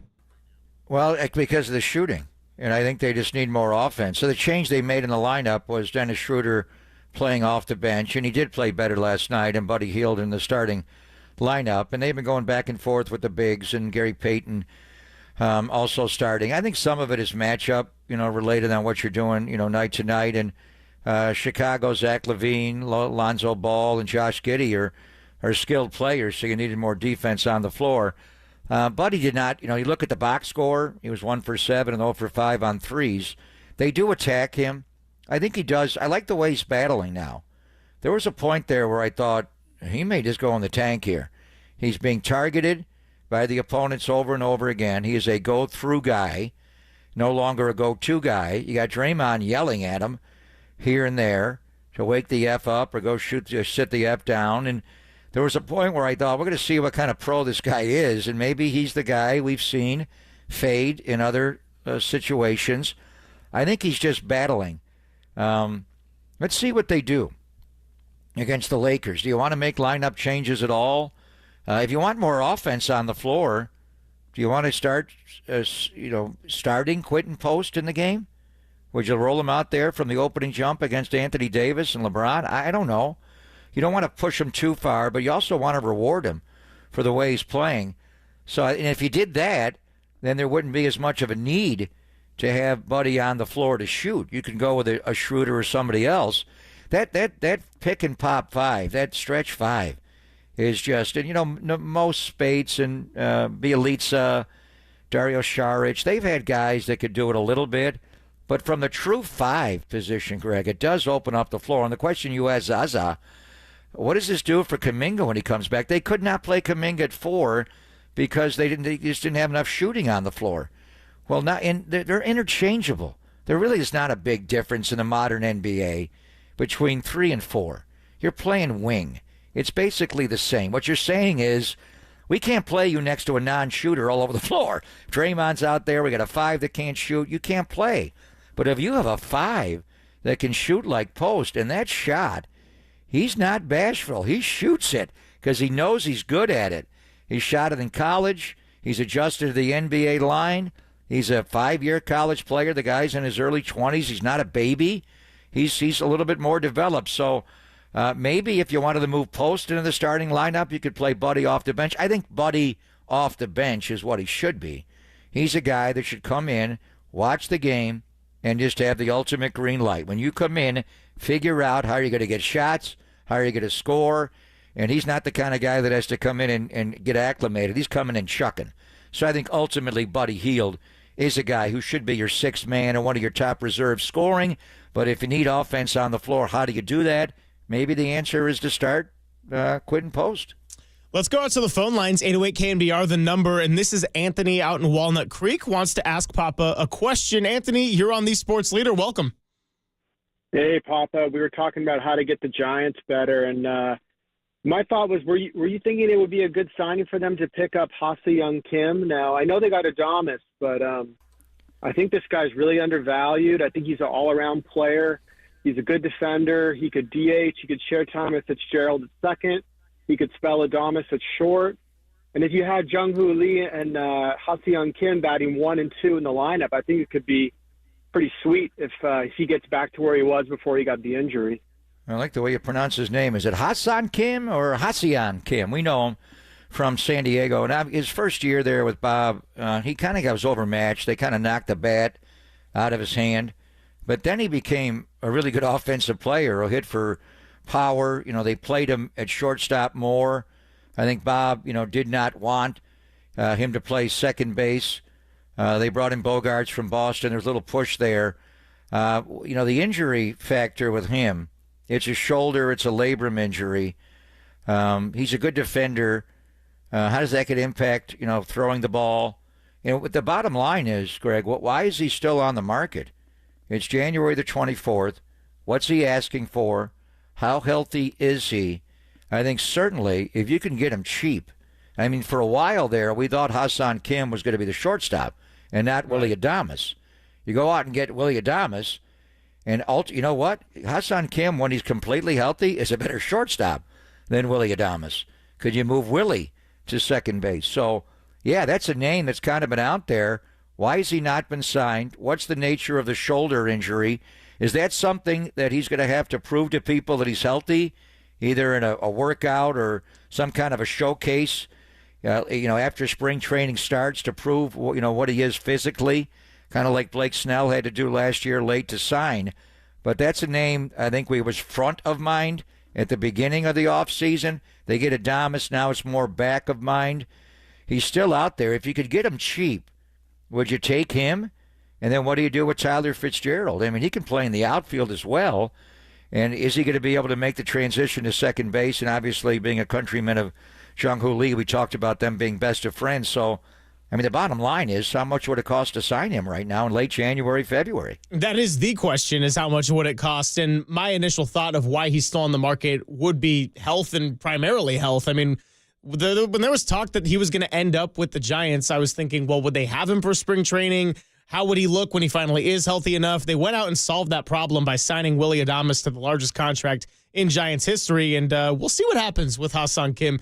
Thank you for the call to Anthony out in Walnut Creek, 415-808-5627, the number to chime in. 818 on the Golden State Lumber and Building Materials text line for Papa.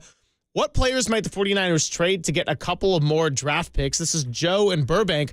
I will add, as you answer, I think they have 12 draft picks with all the compensatory picks coming up. Is it 12 or is it 10? I'm not sure. They got a lot. Who would you trade off the roster that is, I'm looking to trade for players to obtain and also, players to sign via free agency. I think the one thing they need to do is bring J.P. Mason back as a free agent. I just feel like, McCaffrey's McCaffrey.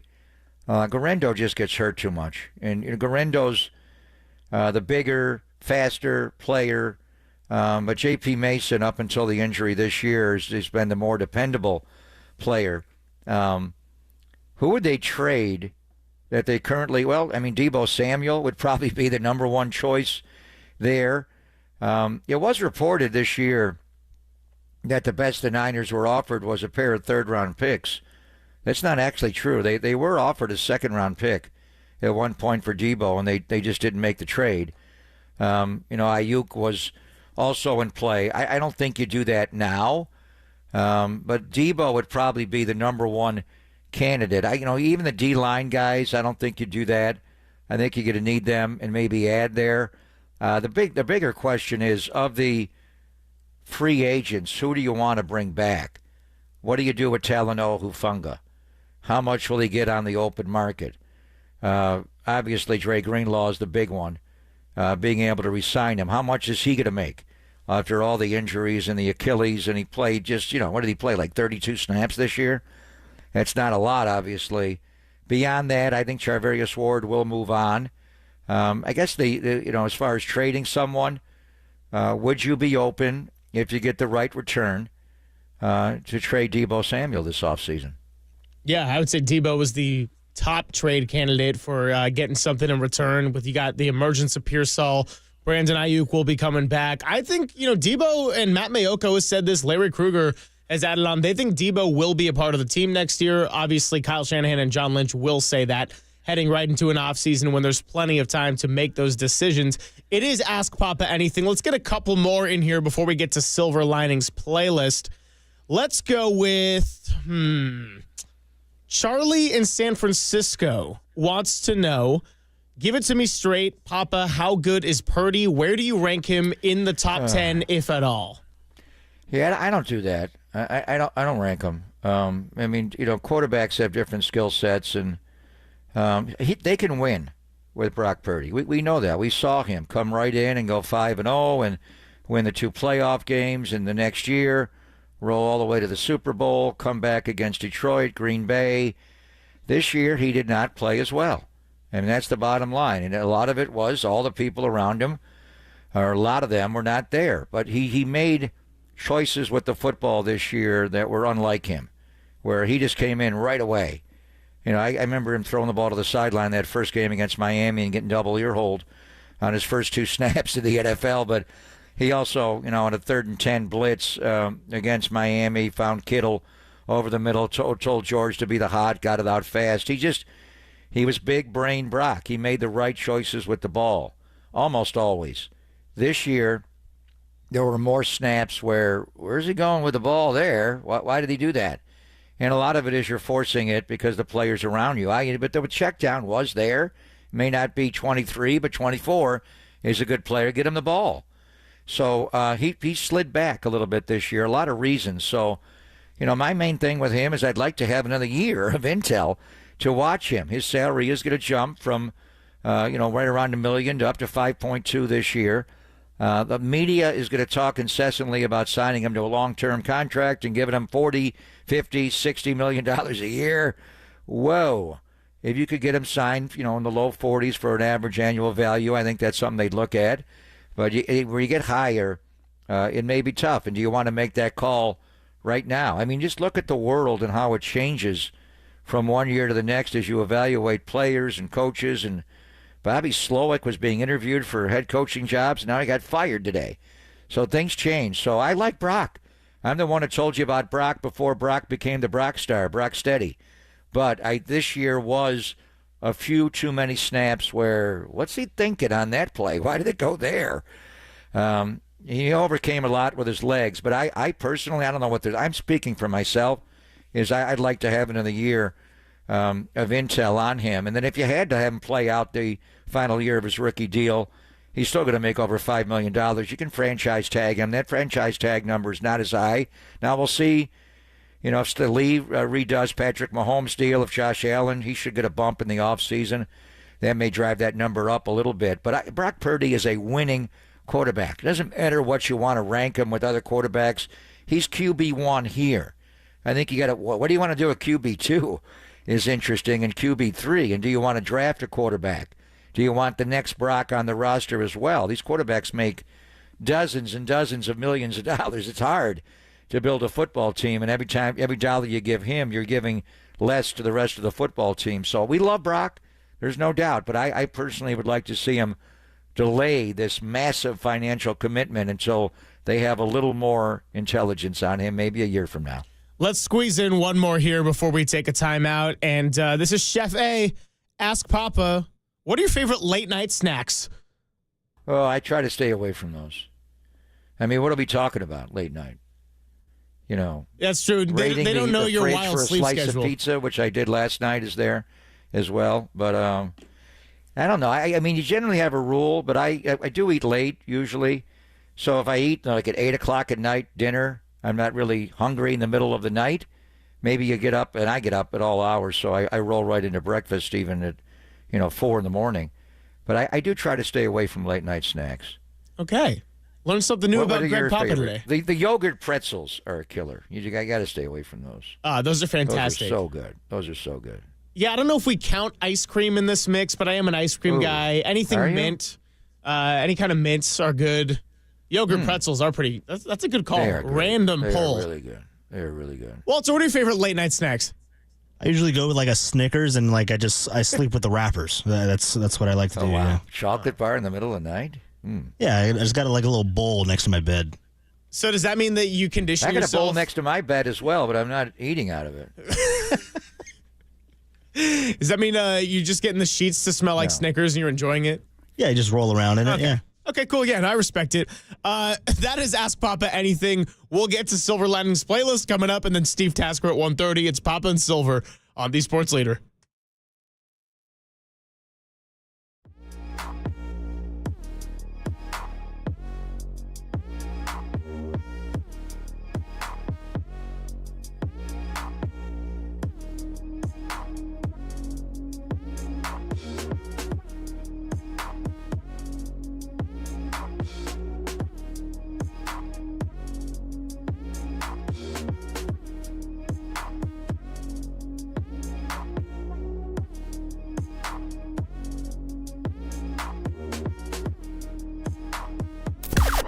Now, from the O'Donnell Financial Group Sports Desk. Learn more at ODFIGroup.com. O'Donnell Financial Group, because planning is a process, not a product. All right, the coaches carousel is heating up, and per Matt Mayoko, Robert Salah is in line to be the 49ers defensive coordinator unless he ends up with a head coaching position. If he is destined to be a defensive coordinator this season, he told the team that it's with the 49ers. Let us know what you think on the YouTube chat, the only place to let Bay Area fans chime in and join the conversation instantly at KNBR, the sports leader.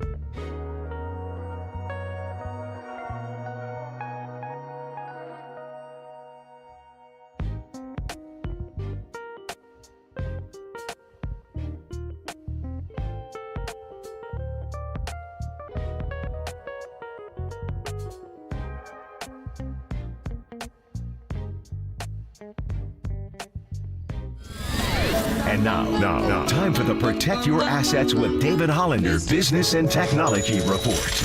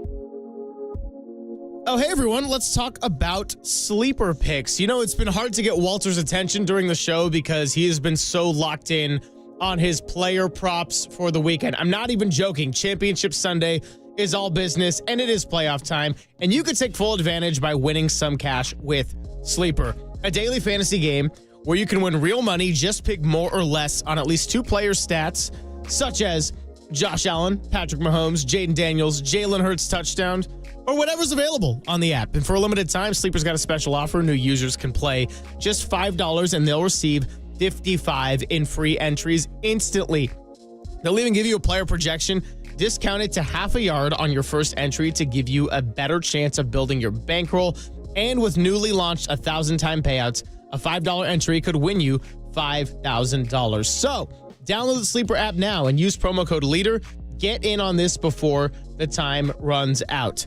Must be 18 years old. Promo code, location, and other restrictions apply. Minimum deposit $25. See terms of use for detail. Please play responsibly. Call 1-800-426-2537 for help.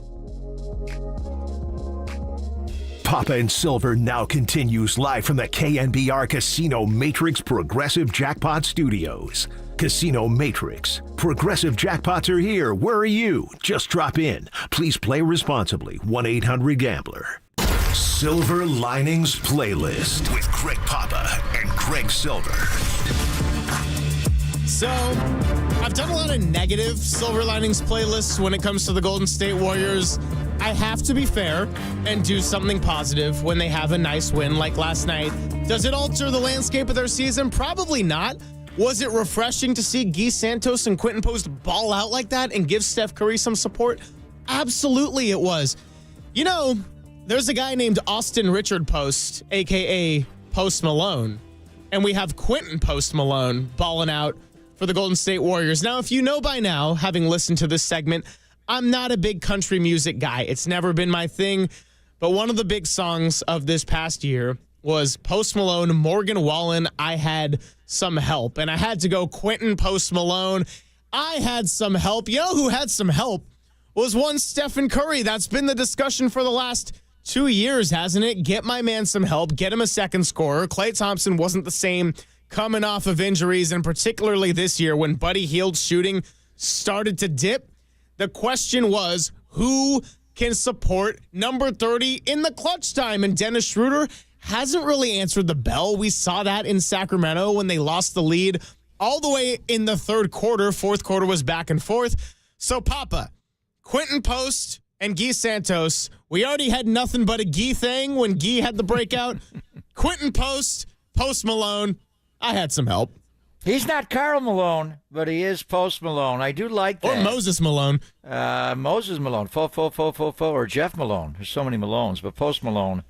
By the way, how much weight has Post Malone lost in the last, say, 5 years? My daughter, actually, he came in to do the Late Show on CBS a few years ago, and he was probably Karl Malone's weight. What has he dropped, like 150 pounds since then? I know he's not eating these to lose weight. We have the yogurt pretzel. Now, the yogurt pretzel's right there but I also uncovered the peanut butter pretzel. I guess I just like pretzels a lot. That's why I'm as big as the old Post Malone. What do you like better, the yogurt pretzel for a late-night snack? That is really good. Or the peanut butter pretzel, which you can't eat too many of these. They get to you quick. See, I was going to say, I have the peanut butter pretzels more frequently. I forgot about one of the great snacks, which I put in the YouTube chat because people were like, dude, seriously, you could do better than your snack selection. The Mother's Animal Crackers, the pink and white cookies, which people argue whether they taste the same or different based on color, those are incredible. You really are 12 years old, bro. You really are. Yeah. Come on. And I don't have a problem with that. Yogurt pretzels or the peanut butter pretzels? Which one do you want? I'm going peanut butter, but they're both good. It's a winner. I'm going both. I just like pretzels. Walter, peanut butter or yogurt or chocolate or I don't know.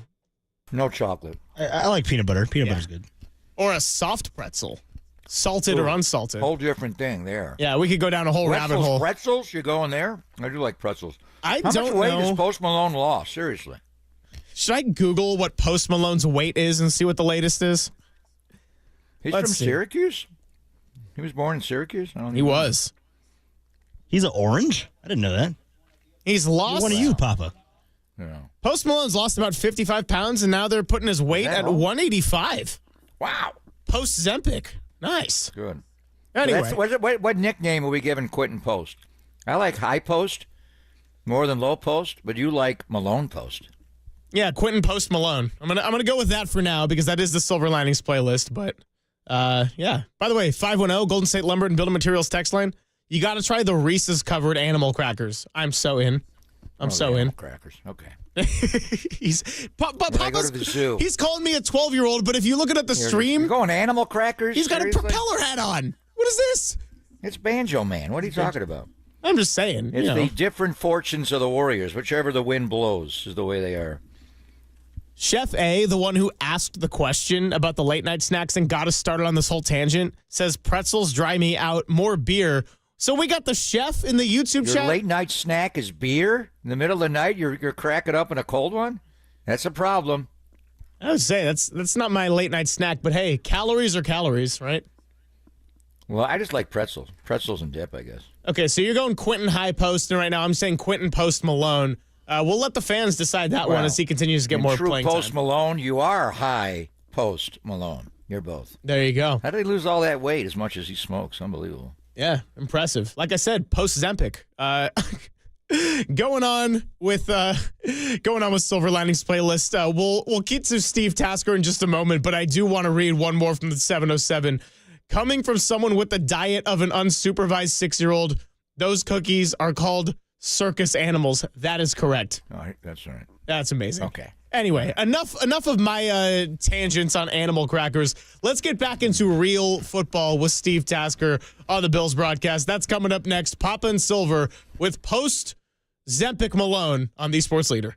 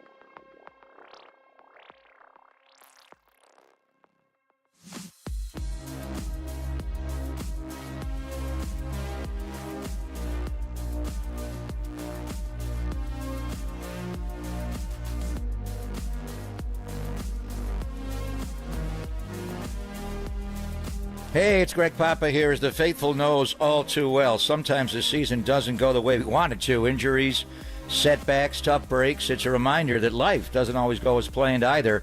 One moment, everything's on track, and the next, an unexpected challenge turns your world upside down. That's when you need a team, a strong team you can count on like Habas Law. For over 35 years, Omar, Tarek, and the Habas Law team have fought for people blindsided by life's toughest moments right here in our very own community. When the odds are stacked against you, Habas Law steps in, taking on big insurance companies, relentless determination. They deliver life-changing victories. Habas doesn't just settle cases, they rebuild lives, fighting with compassion, grit, and unshakable drive to make things right. When life knocks you down, call Habas Law at 888-387-4053. That's 888-387-4053, or visit habaslaw.com. That's habaslaw.com. Habas Law, they will fight to make it right.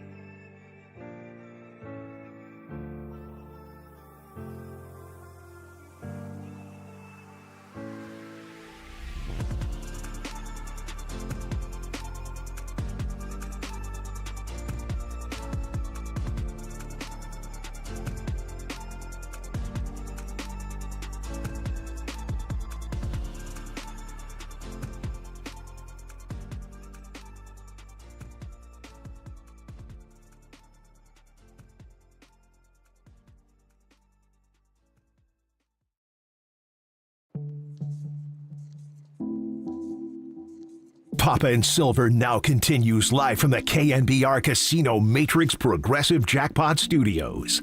Casino Matrix. Progressive jackpots are here. Where are you? Just drop in. Please play responsibly. 1-800-GAMBLER. Greg Papa, Greg Silver for another half hour here. And we have our closer, not just for the day, but for the week. And that is, of course, former Buffalo Bills All-Pro, former analyst, sideline reporter for the NFL on CBS, Steve Tasker, joining us on the UMA guest line. Great to have you, Steve. And how are you doing on this Friday? You a little nervous, or the vibes are good? What's happening in your world? I think the vibes are good here. I mean, obviously, as far as the Bills are concerned, this is a team that, a lot of analysts thought were going to finish third in the division. So they're playing with a little bit of house money here now. Only once the season began and they started winning all these games did people start to change their expectations. So from where they were at the beginning of the year till now, it feels pretty good. But it's a pretty familiar movie they're watching because of the team they're facing, the Kansas City Chiefs. They've seen this movie before and they're trying to change the ending. Yeah, we know this horror film as well here in the Bay Area. Obviously, losing a couple of Super Bowls to him, but. Just give me the pulse of Buffalo, and I watch you all the time on One Bills Drive, and You guys talk about this football team 365 days of the year, 24 hours a day, every waking moment. It's the Bills. And in this game, Steve, and trying to get over, and the 4 Super Bowls that you got to, what an amazing accomplishment, but to not be able to win, just for the citizens of my hometown and all of Western New York, just how important is this game on Sunday? Well, it's a life event, right? So you got generation after generation after generation of Bills fans who have watched this team and suffered. And, when McDermott got the job, they were coming off 17 straight years of no playoff appearances. And right away, he got them into the playoffs, and that changed things right away. And you've got a whole generation of people now who have known a lot of winning. Josh Allen is an absolute sea monster as far as his NFL goes. That guy is unbelievable. He's a monster on the football field. He's made a huge difference. So, yeah, it's a historic moment in Buffalo sports history with this postseason run and this era that Sean McDermott, Brandon Beane, and Josh Allen have taken us on. And so it runs pretty deep here. It is. A lot of people think, this could be the team because it does feel a little bit different than the other teams we have seen get this close to the Super Bowl. It's a wide-ranging array of offensive talent. The offensive line is absolutely elite. The skill positions, there is no alpha skill position unless you want to put Khalil Shakir in that mix or James Cook in that mix. For the most part, it is a group of guys who are very unselfish. We don't know who's going to have a good game until the game is over. You'll see 8 or 9 guys catch a pass in this game, and that's the way it's been the entire season. They spread it around a lot, and any one of the guys on the roster that's active on game day could end up getting 10 targets and 8 receptions. It's just the way they run this offense, and it has worked really well for them. They were number 2 in the league in scoring. Josh Allen's a touchdown factory. They're really good in the red zone.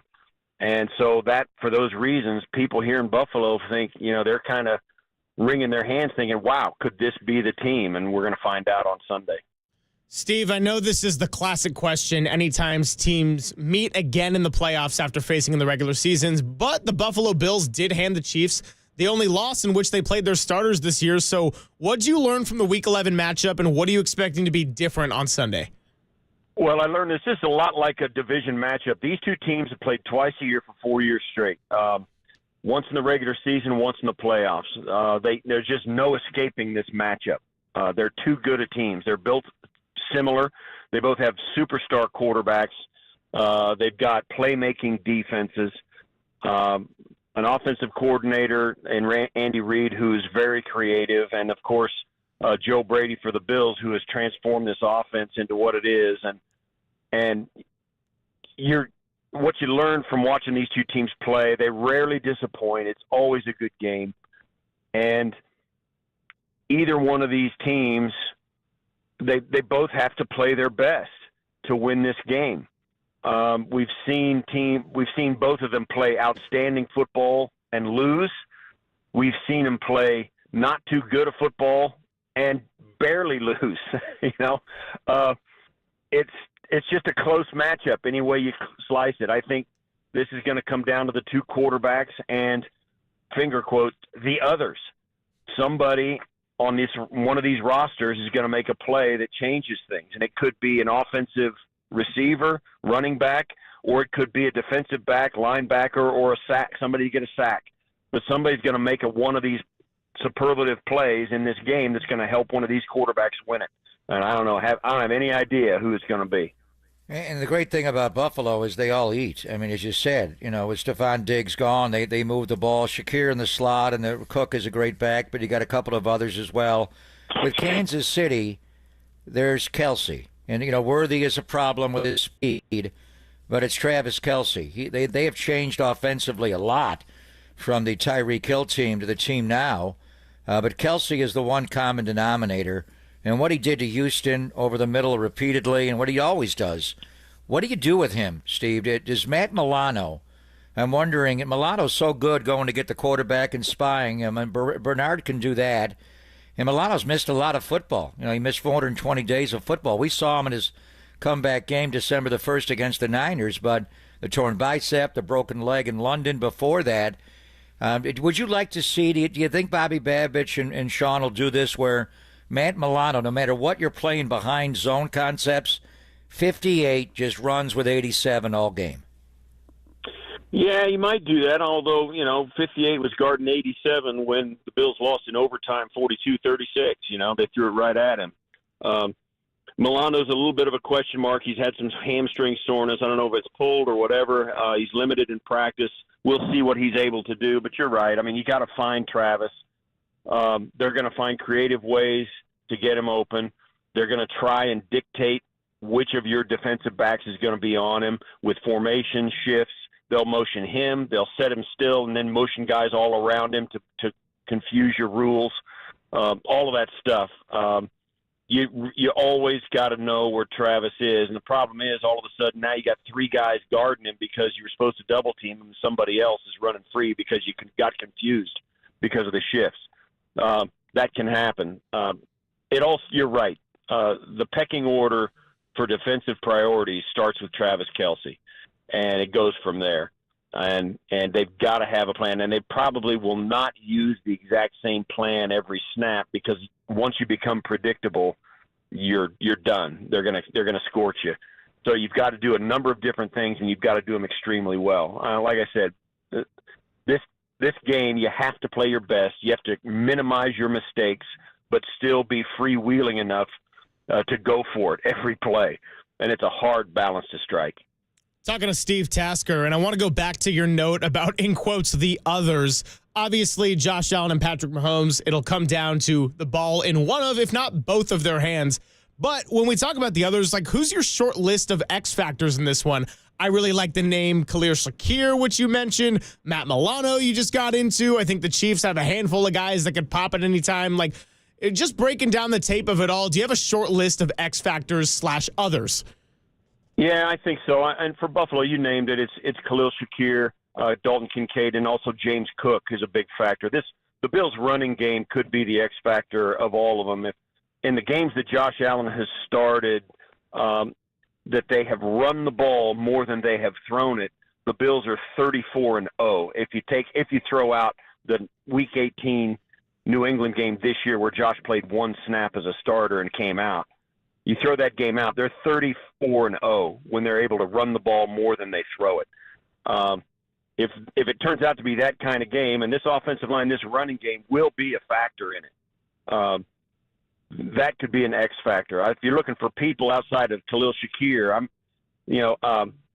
Amari Cooper and also Keon Coleman, who's the rookie out of that they just got this year. He has started to define himself as a 50-50 guy.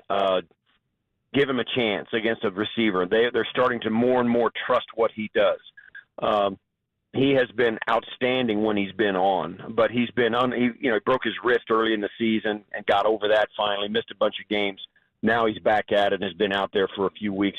He may be a guy that emerges as maybe somebody that the Chiefs don't expect to be good, but can be. But other than that, that's on defense, this is a team that thrives on takeaways, but that is one of the most unpredictable statistics you can depend on. Some days you get 3 like they did against Baltimore, and other days you get 0 like they did against Denver.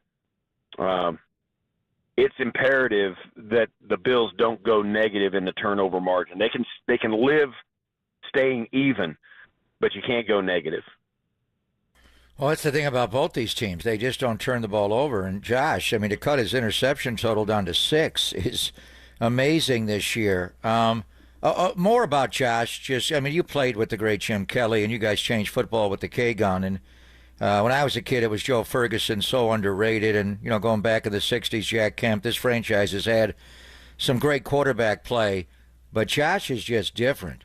He's just different than even, your guy, Jim Kelly. And the popularity, we were back there in December for that game. He's Allen Street in Buffalo is Allentown. I mean, the whole town is Allentown. And He's from the Central Valley here, Steve. Is he? I don't want you to compare him to Kelly, because they're equally great but different. But since you've been there, is he the most popular athlete in Western New York, Josh Allen, right now? Oh, absolutely. It's not even close. He's a superstar, and he's earned it. I mean, the guy has put the cape on so many times over the course of his 6 or 7 years in the league. He's been unbelievable. And this year, for the first time in his career, really, he has really the most unbelievable thing about his entire career. He came in as this big, raw-boned athlete who could sling it everywhere, throw the ball in a country mile. But he really had to do it with his athleticism. He had to break out of the pocket. He had trouble reading defenses. And he certainly didn't have the kind of players around him he needed. Then they got Steph Diggs, and he had a target. He started to get on top of it from the pocket. He could beat you from the pocket, but still his athleticism was all about it. Then this year, with the kind of offense they're running, he's winning games from the neck up, from the pocket. His athleticism has been very much under wraps the entire season. There have been moments, certainly the 4th and 2 against Kansas City, where he ran it in to put them up by 9 to win the game. That's a big issue. That's a big moment, of course. But for the most part, Josh has done it pre-snap with motions and shifts, deciphering where the defense is, and beating teams from the pocket. They were almost the league leaders in scoring. His athleticism and his offensive line have made him almost impossible to sack. And the impressive part about all of it is he really hasn't been that run around, put the cape on guy, Superman, that we saw earlier in his career. He's been a pocket passer that has carved defenses up. And I think that this year, that is the difference. Josh is doing it from the pocket, and he's winning games with his mind rather than his athleticism, which is obviously still a big weapon. Couple more minutes here with Steve Tasker. And yeah, I mean, you've laid out so many great elements to be looking out for, the changes of the Bills, the Chiefs' dominance, all of that, and what we got coming our way. So I guess I'll just close this one out with the simple, you got a score prediction for us come Sunday. We know who's No winning. way. No way. I'll take, the Bills are I'll tell you this, the Bills are the team who has gone in there and played well enough to beat Kansas City. They do it in the regular season, of course. They've never done it in the playoffs. But this team does have a little bit of a different vibe than those others. They do have a confidence that they know what they're getting into when they head into Arrowhead. It's not going to be startling. They'll be prepared for it. Certainly the noise is going to affect their ability to do all the pre-snap motions and shifts and stuff offensively. But it'll make it hard. But, teams do it. They'll be able to go up and do a lot of what they do, although they'll have to concentrate and work hard to do it. The Bills could go in there and win it. It's hard to see either of these teams running off and leaving the other one. The Bills have had 350-plus yards rushing against the two playoff teams they've played. The Denver Broncos, who are the number 3 rushing defense in the league, and at the time they played them, the Baltimore Ravens were the number 1 rushing defense in the league, and the Bills hung 350 yards of rushing on those two teams combined. So they're going to be able to run the ball against this Chiefs team. How big a factor that is and how that controls and affects the game remains to be seen. But I think that's how this game is going to unfold.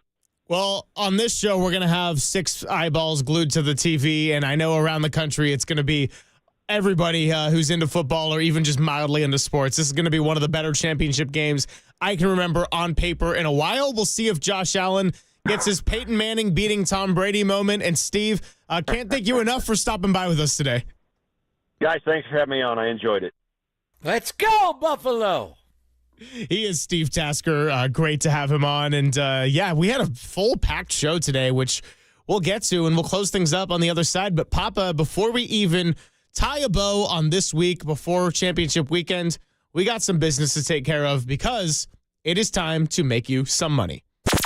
The following interview is being paid for by TakingVegas.com, and the views, opinions, and picks expressed do not reflect those of the station or its ownership.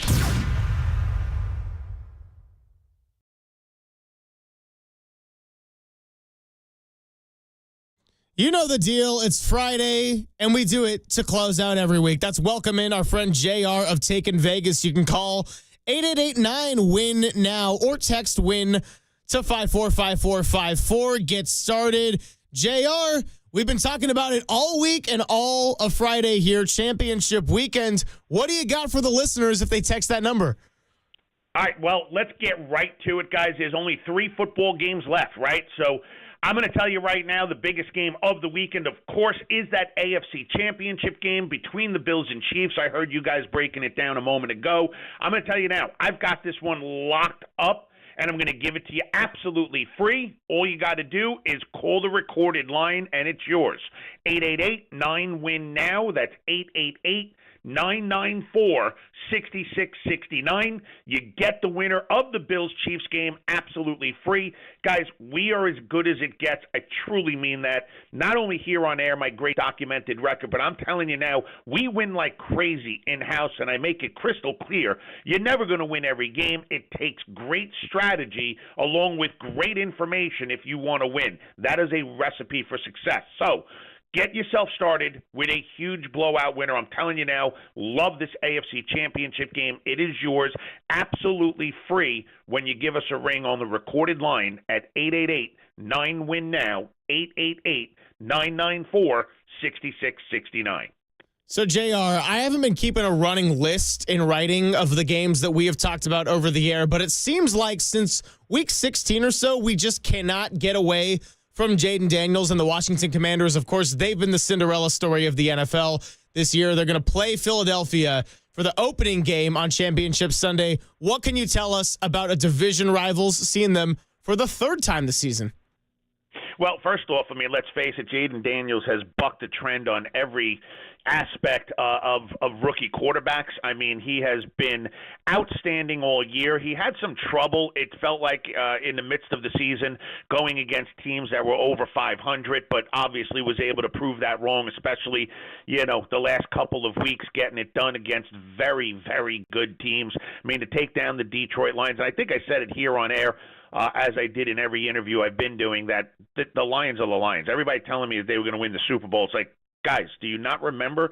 This is the Detroit Lions. At the end of the day, it's the Lions. They're going to be the Lions. No matter how good they are right now, they're not going to get to the big game. So, you know, Washington obviously able to nip them and now are playing completely with house money. So I think they could take more risk. I mean, no matter what happens in this game, the Commanders could walk away holding their heads high, knowing that this was a much more successful season than anyone had deemed possible. So, you know, for it all to come together the way it has and momentum at the end of the year, and at the same time, you got the Eagles who, let's face it, Sirianni was on the hot seat most of the year. And, you know, even in the midst of all the winning they were doing, there was still a lot of qualms in the locker room. With Hurts playing injured this week, will they be able to come out and not only win, but be able to cover that 6 points?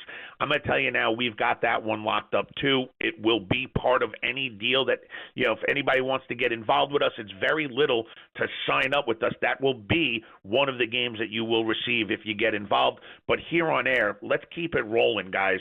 I gave you the over last week in the Detroit Lion game against the Washington Commanders. I hope you took advantage of it. As a matter of fact, I think it was 42 points scored in the second quarter alone in that game. And the live total was 80.5 at one point in that matchup. So here's what I'm going to do. I'm going over again, okay? This is going to be another shootout. They're going to go back and forth, not a lot of punting going on. Look for this game to go way over the 47 points that's listed. Get it in early. It's going to go up another point and a half by the time you get to kickoff in this game. So you free pick on air with an ongoing record, by the way, now 15-6 on air. If you're taking advantage of these free plays, go over 47, Commanders, Eagles. But let's face it, guys, the big money, it's by getting involved and getting the best information. And I'm telling you now, I've got this AFC game locked up between the Bills and Chiefs. It is yours, absolutely free. In fact, they got the text line up and running. So go ahead, text the word WIN to 545454. We'll give you the Bills Chiefs free of charge via text message. Again, text the word WIN. That's WIN to the number 545454. And if you're not able to text, you can give us a ring on the recorded line at 888-994-6669. Greg, always a pleasure. I love doing these interviews. Guys, be safe, have fun, and let's go out there and make some money. The preceding interview has been paid for by TakingVegas.com, and the views, opinions, and picks expressed do not reflect those of the station or its ownership. Now, from the O'Donnell Financial Group Sports Desk. Learn more at ODFIGroup.com. O'Donnell Financial Group, because planning is a process, not a product. A huge weekend of NFL football is upon us. It is championship weekend, and I just can't decide which Papaism I want to chant most this weekend. Beat KC. Let's go, Buffalo. Die, Eagles, die. Or my favorite, I'm going commando. What's your favorite Papaism going into championship weekend? Let us know in the YouTube chat. The only place to let the Bay Area fans chime in and join the conversation instantly at KNBR, the sports leader.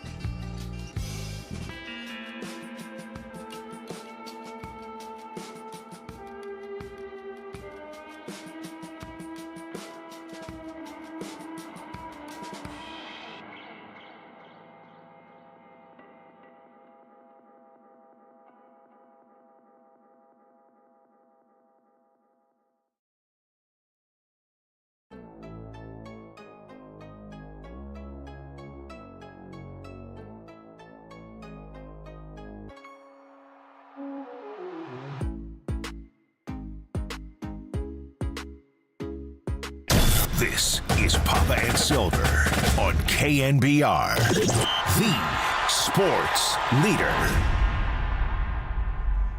Final couple minutes of the week. Greg Papa, Greg Silver. Papa, it was good to have you back after you got a nice extended break. And we had a great show today. Nice action-packed, and can't wait for what's ahead this weekend. We did. No news on Robert Salah being official. We were going to have bigger news later in the day, the NFL, but we haven't had that. So we'll wait on Dallas and what they're going to do, I think, until next week, and likewise with New Orleans with their head coaching. But we are down to the Final Four in the NFL. The NFL Network's been playing one Bills-Chiefs matchup after the other, going to the 2020 AFC Championship game. No fans there in Kansas City, to the 13-second game, and it was Matt Milano gave up the touchdown. I watched it to Travis Kelce in the overtime. They're replaying right now when Buffalo went to Arrowhead last year in Week 14. Tony lined up offsides. The Bills did beat them earlier this year, so epic. So I'm going, obviously, Buffalo, and I would like to see Washington win the game for our guy Adam Peters and Bob Myers. Bob has had to evacuate his home in Southern California, so he's going through hell right now.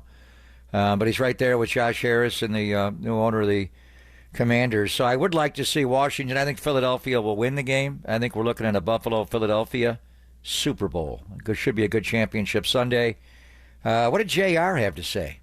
Did he give us any teams? He liked the overs. He was into the point totals. In both games? He likes the overs? Well, no. He only gave us the NFC pick on air, and then you have to text the number to get what was it? He gave us the NFC. You got to text the number to get the AFC. That was the deal. So he thinks Philadelphia-Washington's going to be a high-scoring game. Is that correct? Yeah. So I'm with you on the picks. I hate to agree and make it boring, but I will go against the grain for Elder Silver. He said Washington, Kansas City.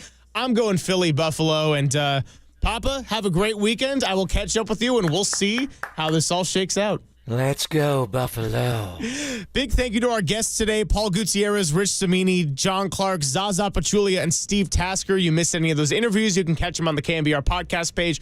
Huge thank you to Walter, who worked his freaking face off this week. Always great to have him. We're very grateful. And it is time to hand it off to new look Derek Papa, Adam Copeland, and Tim Webb. You're listening to KNBR and KNBR FM San Francisco, the sports leader, a Cumulus media station. Holla for Salah. Beat KC. Beat KC. Beat KC. Let's go, Buffalo. All right, that's enough of that.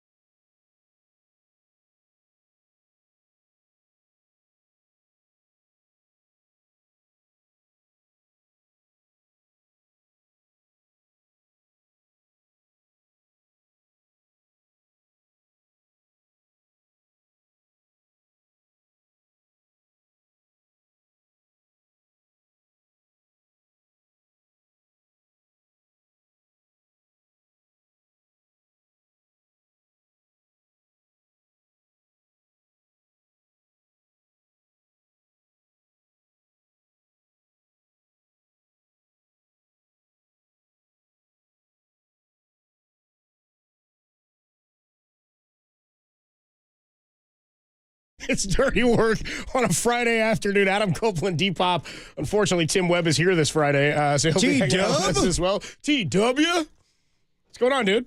Not a whole lot. Everyone's making a big deal about me being clean-shaven. I kind of noticed it, too. Yeah. I mean, I was like, more hair on your head right now than there is on your face, and that's rare. Yeah, I know. It's rare for me. I haven't been clean-shaven since, college. I made a mistake this morning. I was trying to get my razor, the one that's good, where it gets close to my face. I've been there, dude. Yeah. And then I realized it got my entire face. I was like, you know what? Screw it. Going clean-shaven. I'll have my beard whack it in a week. I just now I'm getting back to. I took a chunk out of my beard like a week and a half ago, and it's back to normal. It's fine, but same thing where my guard popped off while I was doing it. And I was like, took a chunk out, and then what are you gonna do? Yeah, you gotta get rid of the whole thing. Got a little thumb spot for a minute. Yeah, it depends on where it is and how deep it gets you. Yeah, you know what I mean? As soon as I started, I was like, that's all of my beard. Yeah, okay, goodbye. When you shave your beard, if you do shave your beard, do you ever shave it in stages? But you go down to make yourself we're talking great mustaches yesterday. Are we talking beards on the face? Yeah. Okay. Not a Merkin Valdez situation. Oh, well, hey, come on. A Merkin. Merkin. In stages? No, I usually just I'll get a razor and I'll go pretty close, and electric razor. I wish I could do like the old school barbershop thing where I get like a nice a Sweeney Todd Demon Barber Fleet Street razor and get my beard going. All right, nerd. Whatever. You know what the hell I'm talking about. Dude, the one of the best episodes that we were talking Office earlier this week. Remember the episode of The Office that opens with the Sweeney Todd production? Don't actually. And then Michael's like, mince meat pies? They're all walking around doing like Andy Bernard he's in the cast of Sweeney Todd. Yeah. And they come in doing a performance like in The Office, and Michael's all stoked, and he goes, I auditioned for this. When does the cast list go up? And they're all like, oh, dude, you were not cast. And then it turns out they show later on, Michael goes to the performance of Sweeney Todd. And then at one point, like Andy ruins the whole play and everything, gives away the information to the wrong characters. Yes. But at one point at the end, Michael is talking to the director, and she goes, oh, you've got to keep auditioning. You're the one who did the entire episode of Law and Order for your audition, didn't you? Entire episode? And he goes, gong, gong. And he's like, Michael's doing the playing all the roles of an episode of Law and Order. Anyway, pretty good stuff. Hey, how about the Dubs last night, huh? Yeah, big old win against the Chicago Bulls, baby. They're back, Copes. By the way, I mean, every time I'm out, they pull me back in. What did you think at halftime? I was like, it's a little too close. A little too close for a team with like 8 wins. What I think at halftime? Yeah. I'm thinking I need to bang out more Truth Machine material. That's what I was thinking at halftime. Why is that? Because I didn't pay attention to this game that much. I was working on other things. Oh, you were busy doing other stuff. I mean, I kept track of Quinton Post, and a good performance by him. By the way, Murph says he looks like Ethan Hawke. He does have some Hawk to him. Yes. Yeah. Some Hawk to her and some Hawk to him. Yeah. Yes. But good performance. I mean, it's against the Bulls. 20 points in 20 minutes. It's against the Bulls. I will say this about Quinton Post, and you never know. They had to sort of weasel him onto the roster with a two-way contract. The old weasel. He's only played in like 6 games this year or something, but I guess in like 3 games in the G League at the early part of January, his point totals were 30, 30, 27. Yeah. And one thing that gives you, I think, more, I don't know if you'd say confidence, but like, you always wonder if what you're seeing is real or if it's just a blow-up performance. But we've seen he has the ability to shoot, at least in the G League level. He made over 40% of his threes in college. Played in college for like 5 years. So Steve Kerr's like, dude, this guy's 25 years old. He's an old school type of rookie who showed up kind of knowing how to play the game of basketball. I was saying that to you in reference to Shai Gilgeous-Alexander the other day, where I'm like, we draft guys so frequently now after the one and done, and then teams jump off of guys. Like we're talking about that with young quarterbacks, where teams fail their young quarterbacks before young quarterbacks fail them, and that they're not prepared for the NFL style of play or what they need to they don't know what skill sets have to be evaluated or improved oftentimes by the time they get here, and there's so much pressure to win in the NFL, so many jobs are at stake that they're like, well, we can't handle having this rookie play anymore, and we've just got to dump him and move on, and they don't develop them properly. We've seen it with Sam Darnold. There's a prime example of that. Saw it with the Warriors, James Wiseman. Like, look at what's happened here. I mean, the development of players is always going to be different, and guys do it at their own pace, but when you know a guy shows up with a skill set, he was liked, I guess, in camp by Kevon Looney and Draymond. He's a true 7-footer, can knock down threes from the outside. He's got a toughness to him. Like, I'm not going to get all excited about the potential of what Quinton Post can be. There's a reason he was drafted. He's a good bench player. 52nd overall. We'll see. Yeah. It's a nice piece to have and a nice 7-footer to have who can shoot from the outside. And him and Guy Santos, baby. This is the 2 timelines. How about Guy? Guy. I'm starting to buy into Guy. Are you now? Are you? Solid player. Yeah, no, he's shown enough right now. I'm like, all right, let's get him some time. Shout out to Gracie Dynasty, MMA fighting, rocking the Geese. Oh, the fighting Geese? I don't know anything. No, never mind. Gi is like the. It's like a Tim. Can you help me with this? I don't know what the correct terminology is. Do you know what a gi is, Tim? I do, but I don't want to mess it up either. Oh, so you want me to do it? Okay, I'll do it. I'll botch it. I'll let the text line come at me. Tim, you just stick to making your Rosa Parks jokes like you did yesterday. You got it. It's like if you're a martial artist. It's the what you would tie clothes. It's like your uniform, a gi. Yeah, I got you. What do you mean? Oh, a gi. What do you mean? Oh, a gi. Oh, a gi. If you're in karate, yeah, you may wear a gi. Gotcha. It's like Homer in The Simpsons, like a gym. What's a gym? Oh, a gime. Oh, a gime. Homer J. Simpson. Nice. So 20 minutes for Quinton Post last night. 20 points for Quinton Post. Yeah, it was solid. I mean, it's a win against the lowly Chicago Bulls, and I mean, the real thing that I was watching was, is there enough where you think Vucevic is a guy, and I don't think Vucevic is a guy. Now, Marcus Thompson did write about Zach LaVine, but he makes $43 million a year, and you would have to move Andrew Wiggins and then some. I don't know if that's worth that either. So I don't know really what the hell to do at this point. Yeah, it's funny. I was in the barber chair earlier today, and I heard a guy like down the road from me talking to his barber about the Warriors. He's like, it was funny because he was first talking full circle. Sweeney Todd of Fleet Street. There we go. First talking. Yeah, there you go. He was first talking Kings. Yeah, and he goes, dude, I effing hate the Kings. And I was like, dude, Warrior fans got some King hate now. This guy was so frustrated. And then he was going, dude, they got to make a move. They got to do something. I don't know. And then I heard the barber ask him, like, who could they go get? And he's like, dude, I don't even know. There's nothing to do. Like, there's nobody to get. See? And even fans out there are just like, what are we going to do? Vucevic is the one that Mark Spears keeps hitting on. He said, do your homework on him last night. I did. Sort of a short assignment, I think, in terms of his performance yesterday. How hilarious is it that, like, the one team that comes in that you're like, okay, these are some guys that the Warriors could go, chase after or maybe have a trade partner. It's flat as hell. They don't even like, oh, great, okay. Well, I feel good about this, I guess. Yeah, I mean, like, they'd be marginally better with Vucevic Zach LaVine, I think, could be a difference maker. He'd be a solid number 2 with Steph. But yes, as I said before, $43 million a year. Do you really want to move off Andrew Wiggins for him? Not right now, I don't. I don't know how much it would change. Exactly. I don't know what the improvement. Well, substituting Wiggins for Zach LaVine, you got the offense, but you don't have the defense. Do you remember when we were talking more heavily about Jimmy Butler, and the whole thing was about how you have to match up contracts and go get him, and the thought was you got to give up Andrew Wiggins. Remember, I kept saying I don't want to do that though. I want him and I want Wiggins. Exactly. Like that's kind of it. Like if you're going to get LaVine, I want Wiggins too, but it just doesn't match up that way. Mark Spears yesterday told us get ready for the NBA trade deadline. It's going to be crazy. I don't know. Like, do you think it is going to be crazy this year? Like, I think it's going to. Like, it's always hyped up. In recent years, yes, we saw Kevin Durant move to the Phoenix Suns. We saw James Harden traded for Ben Simmons. But I don't know if we're getting anything monumental. Now, the one that we're all anticipating the next couple of days here, or maybe it happens before the trade deadline, is Jimmy Butler gets traded to the Phoenix Suns. Bradley Beal goes to the Milwaukee Bucks. Chris Middleton goes to the Heat. But as far as, like, sexiness and craziness, I'm saving everything, all my expectations for the offseason. I don't think the NBA trade deadline is going to be that crazy. I certainly don't think it is for the Warriors. And somebody checks in here, 415, says such a poor showing from Vucevic last night. He was slow, he fouled a ton, and he missed a bunch of bunnies. Yeah, I mean, that's the opposite. But he also had a 40-point performance like earlier this week. I know, but I don't know. Like, I would rather roll with TJD and Kevon Looney and just have that be your 5. And you need somebody else that's going to help Steph in the front court. 415 checks in says we should call the Greg show the Gee Spot. The Gee Spot? maybe we should change Dubs OT to the Gee Spot. I clarified butter, Gee, G-H-E-E, something like that. Butter? Yeah, that's I believe it's Indian or Pakistani. If I'm so Tim's got knowledge on that, but he won't help me explain what a gi is when it comes to martial arts. I'll tell you what gi meant for the Warriors last night: energy, because they came out in the first half and they were flat as hell. Save it for Tuesday, Tim. I got Adam Copeland. I got a take on Guy Santos from the other night. On Tuesday, you're gonna play games this weekend.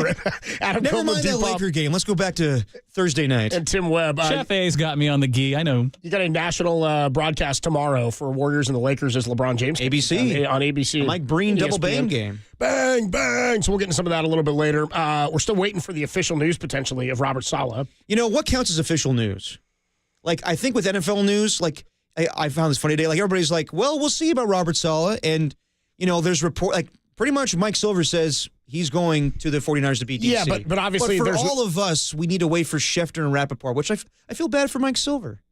I don't think that's really what it's about. I think he could break the news. Anybody can break the news and just tell you it's official. He is signed. But the Athletic kind of did yesterday. Well, they said we anticipate this is what's going to happen. We're reporting that he is headed back to San Francisco, but everybody reported 2 days ago that Liam Cohen was headed back to Tampa. Yeah, that's what I'm saying is until you put pen to paper that it's not official. So when that becomes official, we'll let everybody know. But that's been the report to this point. Like, everybody in Tampa Bay was like, dude, he's coming in today to sign the contract. And then he didn't show, and they can't get a hold of him because he's in Jacksonville. Like, to me, that's really when of course it's when it becomes official. But to me, that's the report you're waiting for Robert Salah to tell somebody, or his representation to tell somebody, or the Niners representation to tell somebody it's official. He is now our defensive coordinator. Well, we usually break news before like a team tweets out like we got our guy. It's Robert Salah. But yeah, I'm with you, Copes. Like, I guess the report so far has been like the expectation is that Robert Salah will be 49ers defensive coordinator. And Matt Mayoko's report was if he doesn't get a head coaching job, which you do the math right now, Pete Carroll to the Raiders, Liam Cohen to the Jacksonville Jaguars. And it sounds like Brian Schottenheimer is going to be your head coach of the Dallas Cowboys. Maybe we'll see here. So everything, we're waiting for the dominoes, all of them to fall. But it's looking pretty good for Robert Salah to be Niners DC. We'll get back into that in the head coaching dominoes. I put this out on Twitter last night. I said what's sort of interesting about this is Robert Salah is now not going to be the head coach in Jacksonville. Mm-hmm. He could be commanding the defense for the 49ers. That's what's expected and what's being reported, at least should be official at some point in the near future. Liam Cohen is now going to face Robert Salah's defense this year, if in fact that's the case. Niners play the AFC South. So you'll have Liam Cohen's offense going up against Robert Salah's defense at some point this year. Pretty interesting. It's kind of a fun thread or little lineage there in terms of which dominoes fell and how that's going to match up this year. Also, Trent Baalke has to pave the way for this is just sort of hilarious. That's the biggest irony of all is that Trent Baalke, former general manager of the 49ers, that still helping us out. A lot of fans despise and most Jacksonville Jaguar fans despise now. It's because of him. Him getting axed led the way for this. So good on Baalke. We are still giving away 2 more tickets. Last day to go see Sebastian Maniscalco, to win tickets to go see Sebastian Maniscalco down at SAP Center on February the 1st. That's a week away. You can get down there to go see Sebastian Maniscalco and win these tickets. If you hear the cue to call between 3 and 6 p.m. today, be caller 10 to the studio at 415-896-KNBR, and you'll win. It's furnished by Live Nation. Get the rules at knbr.com. Who came up with the cue to call today, boys? This one's mine. All right, Tim, let's hear it. Oh, I'm so sad. I'm Robert Pattinson as Batman. Everything sucks. It's pretty appropriate for Nothing Sebastian to do with Maniscalco. Seabass, but one of my favorite sounds of the week. That's good. By the way, just 808 KNBR, who comes up with better cue to calls? Is it Derek or is it Tim? You know what? I think this is one where Tim wins it. I think Tim's got the edge on this. You would say that. I thought you were going to say Raph in the Weather Center. I never side with Tim. You think that's true? No, not really. I just wanted to say that. But I mean, when we have a new giveaway, it's tough to come up with the same cue to calls when it's, how many times have we done Sebastian Maniscalco? Nobody's doing more shows than Sebastian Maniscalco in the Bay Area for the last 2 years. I'll tell you that much. When you hear that cue to call, caller 10 415-896-KNBR. Maybe Aftershock, right? If we give away Creed tickets, believe me, it's on. This one goes out to the lead singer. Yes. The guy's an egomaniac of Creed. All right, when you hear that cue to call, caller 10 415-896-KNBR, and you can go see Sebastian Maniscalco. Let's talk more about the Dominoes. Pizza? No, dude, sorry. I got a thought from, Ocean's 13? Bernie Mac. Casino Dominoes, when they play they come up with a fake game to get Bernie Mac working at the casino. You don't know this, huh? No, believe me, I've seen all the Oceans. Ocean 13. They get Andy Garcia to come up and sort of square off. It's like a gambling. One? Yeah, it's a gaming convention. Yeah. Is that the one where Matt Damon has to wear the big schnoz to get with the older chick? The nose plays, dude. The nose plays. Yeah, dude. It's the Gilroy. Is that what they call it? Yes, the Gilroy. I'm an Oceans guy. Not as much 12, but 11 and 13 are good. 12 when they acknowledge it's the meta thing of Julia Roberts is going to be in the hotel Julia tonight. Roberts plays Julia Roberts. I didn't like that at all. I didn't like so that bad. That was dumb. Yeah. That was a dumb decision. So Al Pacino's name in that movie, Willie Bank. Willie Bank, so terrible. Yeah, it's good. Willie Bank. Why is Don Cheadle British in those movies? Dude, I think he admitted to making a mistake early on, and then they just kept making movies. He's like, no, I still got to be Basher with the Basher with the British accent. It's a bad one, We're going to be in Bonnie Rubble. Trouble. He goes, we're going to be in a heap of Bonnie. Bonnie Rubble. Trouble. Interesting fact about Don Cheadle in that movie. He wanted to be lead billing with the rest of the main guys. He's not in the credits. He's not credited because they were unwilling to give him first line credits. So he's like, don't credit me at all. He probably should be top 3. Just saying. I mean, the first one. Top four. Top 4. It's got to be Clooney, Damon, Affleck are your top 3. Oh, no. Brad Pitt. Excuse me, Brad Pitt, not Affleck. Clooney, Damon, and Brad Pitt have to be the top 3 billing. Of course. But Cheadle should be right up there with those 4. Well, at the time, I don't know. Had he already won for Hotels for Dogs? I mean, Rwanda? Dude, I make that same joke. I make the riff. He's in both, isn't he? I make that same joke off the air. I made it to you because you make that joke. You're the one who put me on that riff. Years ago. I was making the joke to you. I used to do that with film school. People would be like, so have you seen Hotel Rwanda? And I'm like, yeah. Isn't the one with the dogs? The dogs? And they're like, no, that's not it. Do you think Cheadle was which one did he do first? Probably both at the same time. Filmed them simultaneously. He's I just thought they were the same picture. I just did them both, yeah. If Hotel's in the title, I'm there. By the way, 415 says they are waiting for their Aftershock tickets for 2025. Dude, we better be giving away Aftershock tickets. If it's the last thing I ever do at KNBR, it's to give away more Aftershock leader. The Aftershock leader. Mom's mom in the pit. Dude, 510 just says, you moisturize? He's talking about when Bernie Mac's trying to get the Vans in the first one. Yeah. He's shaking the guy's hand till he crumbles it. He says, my sister likes to use a little sunscreen with some aloe vera put in it. but I feel that affects my social agenda. All right, we'll take a break. We'll come back. Right. Some head coaching dominoes. That's where I went off on a tangent on casino dominoes. We'll get into this next on The Sports Leader.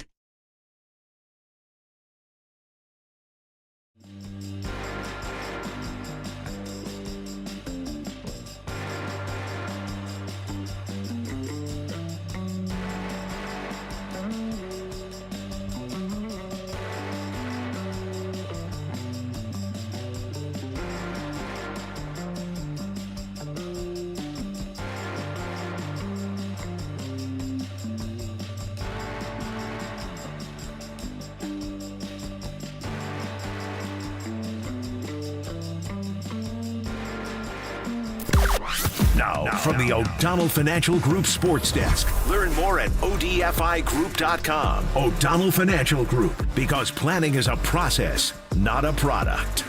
If championship football is your kind of thing, keep it locked to KNBR for every second of NFL action this weekend. If championship football is not your thing, competitive highlight and darts are sure to be somewhere else on your radio dial. Good luck.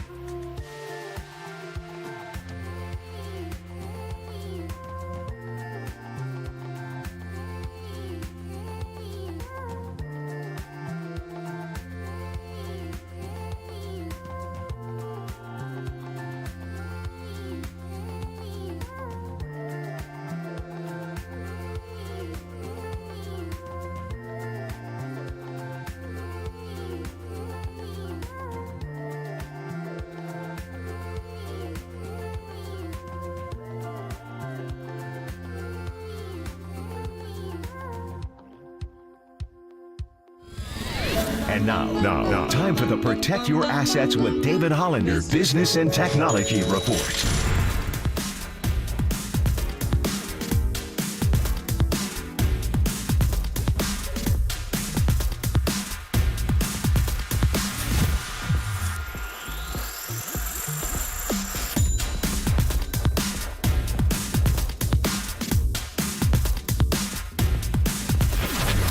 This has been the Protect Your Assets with David Hollander Business and Technology Report. Do you want to pay less taxes this year? Learn more. Listen to David's show every Saturday morning on KNBR or call 1-866-PROTECT.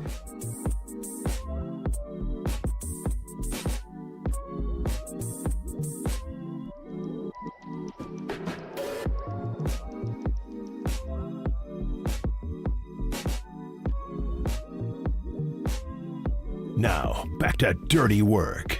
Adam Copeland and Derek Papa on KNBR 104.5 and 680 AM, the sports leader. Adam Copeland and Tim Hudson. Somebody said that on the text line about you being clean shaven. Who's this Tim Hudson looking MFer? I'll take it. Better than the guy who said, who's the guy who looks like a thumb? Yeah, I'll take Tim Hudson over the thumb. Take Hudson over the thumb. How about Tim Thompson? Adam Copeland, like those Steve Odenkirk movies. Yeah, right. Bat thumb. It's the other one that was big. I know. I miss my beard. Thumb wars. I haven't been clean shaven since probably college. This is weird for me. Beard face. It's beard face. Is your face cold right now? Dude, when I shaved it off and I was walking around, I was like, oh man, there's like wind I haven't felt on my face in a long time. Why didn't you go with the top too? Why didn't you take off the didn't have time this morning. Take off the lettuce up there. I will this weekend. Your lettuce. You know, this is the only show on KNBR that has facial hair. I guess Murph has facial hair. He was clean shaven. Marcus has facial hair too. What are you talking about? Yeah, Soul Patch Marcus. Come on, dude. You don't know? Well, I would put ours up against theirs. Well, maybe not right now because Derek's. Tim's going with a firm like 90s goat too. Oh, I can't grow a beard. It just is like patchy and gross and sad. You just go stash. Yeah. Would you go stash with me, Tim and Derek? Wait, just stash? Just stash. Should we go just stash as a show at some point? That'd be a tough look. You know what? I'll try it out. We should do it though for like a playoff run or something when something happens. Okay. Go playoff stash instead of playoff beards. Just let me know when, because I'm going to shave the top off this weekend and I'll be full Johnny Sins by then. Of course, on Mount Luskmore, don't you know? The head coaching dominoes that have fallen and what's led to Robert Salah being on the verge of becoming yet again the 49ers defensive coordinator. So just sort of a rundown of events and how this all played out. Robert Salah interviewed for the Raiders job, the Jaguars job, and the Dallas Cowboys head coaching positions. Mm-hmm. Liam Cohen, the offensive coordinator formerly of the Tampa Bay Buccaneers, withdrew his name from the Jags job on Wednesday, right? So he withdraws from the job, and the sort of overarching thing that hung over this was that at the end of the regular season, when Shad Khan, the owner of the Jaguars, met with the media, as did his, at the time, general manager Trent Baalke, he made it clear, we've played this out and joked about it, that if the new head coach or whoever they were going to bring in or wanted to bring in wanted a new general manager, that's something that he would be open to and would have to approach. Because they fired Doug Peterson, decided to keep Baalke. Well, don't do that. Obviously, Liam Cohen was their number one choice. They went to make him the offer, and he's basically like, I think I'm going to withdraw my name from this consideration, go back and become the highest paid OC in football with the Tampa Bay Buccaneers. Well, instead of going back to sign that contract, he instead goes to have another secret meeting with Shad Khan a day after they announced that they have fired Trent Baalke. Yeah. So Baalke gets fired, and now Liam Cohen is back in. Now, Cohen's never going to say, or at least didn't publicly put out, I'm not going to go there with Trent Baalke being there. It's probably the right move. I mean, not somebody he'd worked with before, not to publicly put that out at least. You also can be burying a guy's career. Like, I don't know what happens with Trent Baalke's future. He gets another player development or evaluating role. I think he will. I think he's respected enough around some circles or in some circles within the league. I mean, he's done this job for a long time. He may not be a general manager again or some president of football, but he may be a guy who goes in as a scout or an evaluator at some capacity, somebody else. I understand why they wanted to fire Trent Baalke, and as I said earlier, it's ironic that the former 49ers general manager makes his door open for Robert Salah to return as defensive coordinator. But Trent Baalke, I mean, it was easy to draft Trevor Lawrence. He drafted, Trayvon Walker, who's the pass rusher for the Jacksonville Jaguars. Good player. Probably Aiden Hutchinson's the better player. And then you also got Brian Thomas Jr., wide receiver. Did he draft Josh Allen? The pass rusher? The pass rusher. He might have. I'm not 100%. He came in with Urban Meyer, so maybe Josh Allen was before that. It might have been right before that. I mean, Trent Baalke's drafted some really good players, but I totally understand why he's part of the old regime. And yes, it's the best situation to have as a head coach is to have a right-hand man right next to you that you could trust. Trent Baalke, you could trust him, I'm sure, but also at the same time, it's like, you were here before me, man. Like, you and I are not going to see eye to eye on the whole situation. That's why you've got a different vision for how this thing needs to go. That's why Tom Telesco and Antonio Pierce was doomed from the start. Now, on the flip side of that, today a couple days ago, John Spytek being named general manager, a lot of Raider fans were worried that he was going to bolt. Some organizations have gone the reverse of that, like Aaron Glenn getting hired with the Jets. They went head coach first, and they're on the search for their general manager. Yeah, but he may have a hand in picking who the GM is. Well, of course, but I'm saying that some teams have gone that route. Right. Niners went with Shanahan, then went with John Lynch as the guy that Shanahan wanted. What I'm saying is some places go the reverse. It is different, though, when a general manager is let go. Excuse me, it is different when a head coach is let go and a general manager's there and is in charge of picking, and to your point, has been there already, right? Yeah, but what I was going to say before was that John Spytek, a lot of Raider fans were worried last night when they saw this Liam Cohen news. Like, whoa, hang on. You guys just announced that John Spytek's coming over as general manager, and he knows Liam Cohen. Could he be leaving for Jacksonville now? And the Raider beat writer tweet out last night. Wait, I'm sorry. Who could be leaving? John Spytek. Could be leaving the Raiders after signing there? He didn't sign yet. It was reported that he was going to be general manager of the Raiders. And the thought was that because he was formerly the assistant general manager of Tampa, maybe he'd be leaving to go take the Jacksonville GM job. I got you. Yes. And last night it was confirmed that he signed his contract. Signed his deal, and then they come out today and signed. He's staying with the Raiders, and then we find out today, old Pete Carroll. 73 years old. So, by the way, we should just real quick before we get into that, Robert Salah was scheduled to interview a second time in Jacksonville today. And obviously not going. Obviously isn't going, and reported initially yesterday by Jordan Schultz that he was landing in Jacksonville. Diana Rossini comes out and says, no, he has now left San Francisco, or left wherever he is. He's not going. New Jersey still. New Jersey. He wasn't going down to Jacksonville because of what was going on with Liam Cohen. And then it's officially announced last night Liam Cohen is now the new head coach of the Jaguars. Damn. And who called this, Copes? You did. I did. You did. Dude, you sound like another pop on the airwaves. I called this from the start. I knew from the start that I knew that Brock was going to be a Brock star. Dude, I couldn't believe. I mean, I can believe it, of course, because we always play the soundbite of Papa saying, "I knew about Brock before everybody else did. I knew he was going to be a star." He doubled down or just tripled down. How many Brocks does he say in this soundbite from today? So I like Brock. I'm the one that told you about Brock before Brock became the Brock star. Brock Steady. Good Lord, dude. So like 12 words in 9 words. We were sitting in the bullpen going, all right, Jesus. Rocking out with his Brock out right there. I like Brock. I told Cypress Hill to come up with the song, too, Brock Star. Don't you want to be a Brock superstar and live large? I'm the one that told you about Brock before Brock became the Brock star. Brock Steady. The tough life, the 5 cars, you're in charge, on top of the world. Anyway, so, yeah. Go Bills. Pete Carroll. That's another domino to help with Robert Salah. Come on, Pete. Because Robert Salah was in the mix for the Raiders head coaching job, kinda. Didn't get a second interview. I don't know how many people got second interviews. How about Pete Carroll, though? How you feeling about that? We talked about this yesterday. I don't hate that. I don't hate it either. He's a guy who knows how to build obviously, sustainability. He's a guy focused on defense, which is a great place to start if you're going to the Raiders, and you got a guy like Crosby as your leader and the face of the organization right now. He's proven that he knows how to win or has understood how to draft and develop and win with a rookie quarterback. And also, if you put the patch on Pete, he kind of looks like the logo.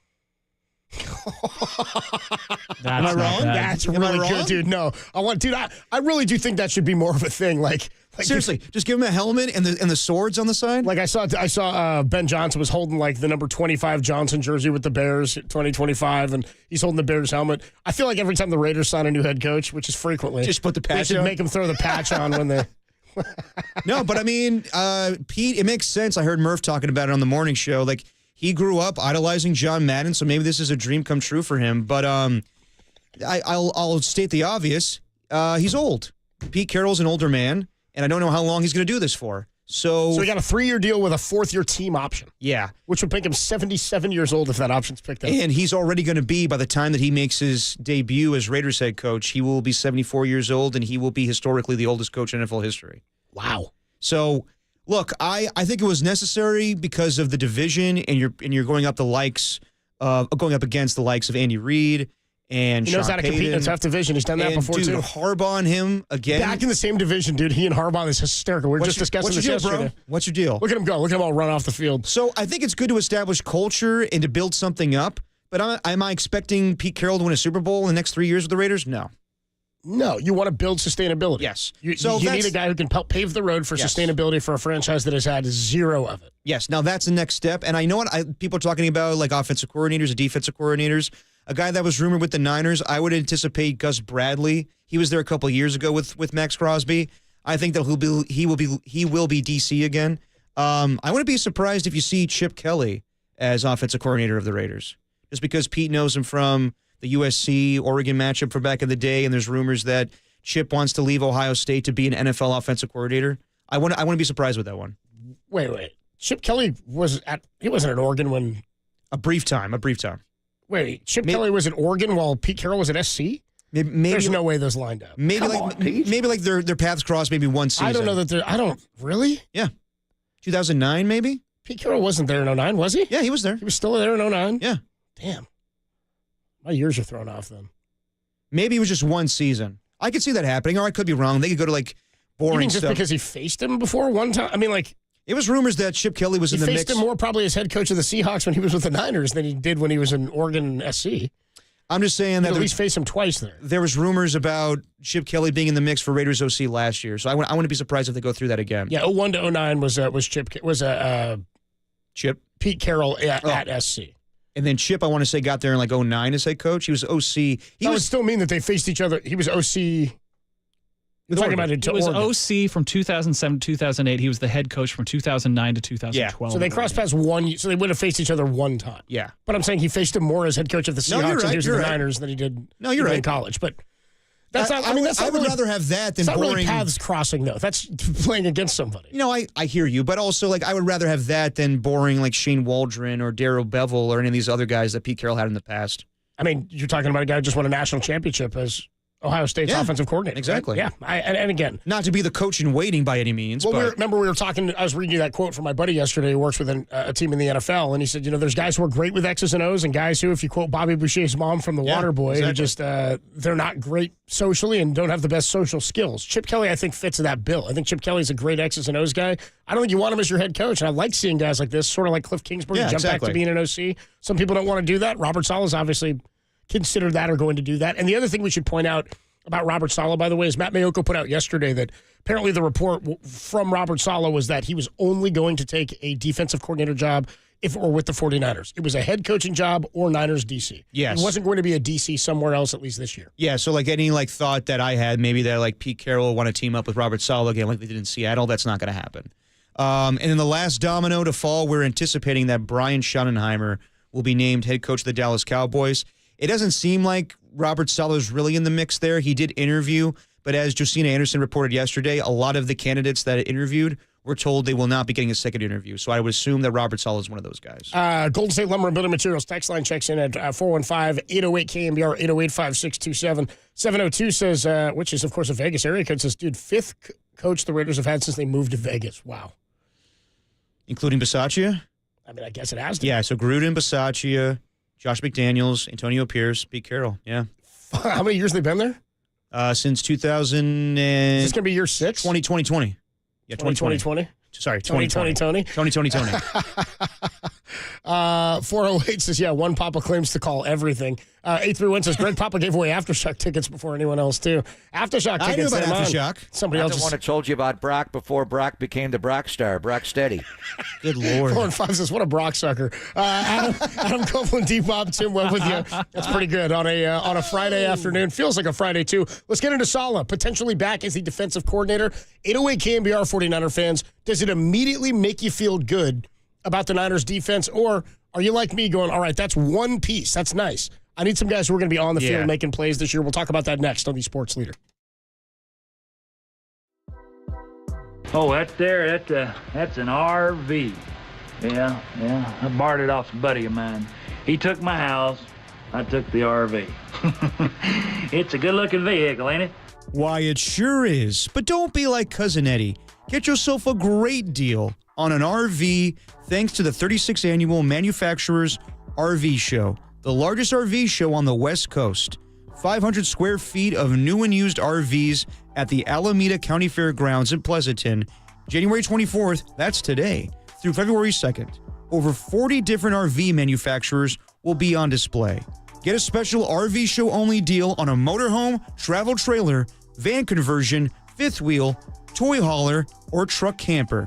Come on down and check it out. Browse around and find out what's going to make you and your family very happy. Once again, that's the Manufacturers RV Show at the Alameda County Fairgrounds in Pleasanton, January 24th today through February 2nd. Check out RVshows.net, and I'll see you at the RV show. Take that, Copes. Great job, brother.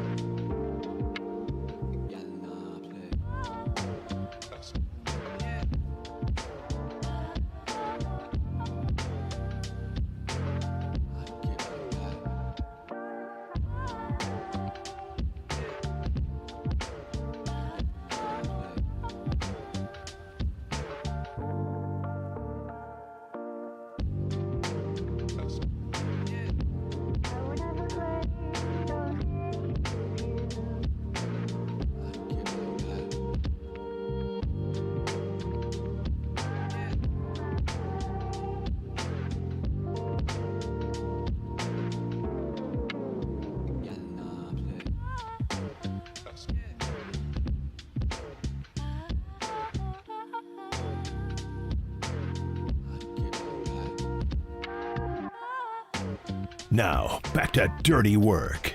Adam Copeland and Derek Papa on KNBR 104.5 and 680 AM. The Sports Leader. Holla, holla, for Salah, Salah. Stop it. Holla, holla, for Salah, Salah. Murder, anybody that's ready for Salah, Salah. For Salah, Salah.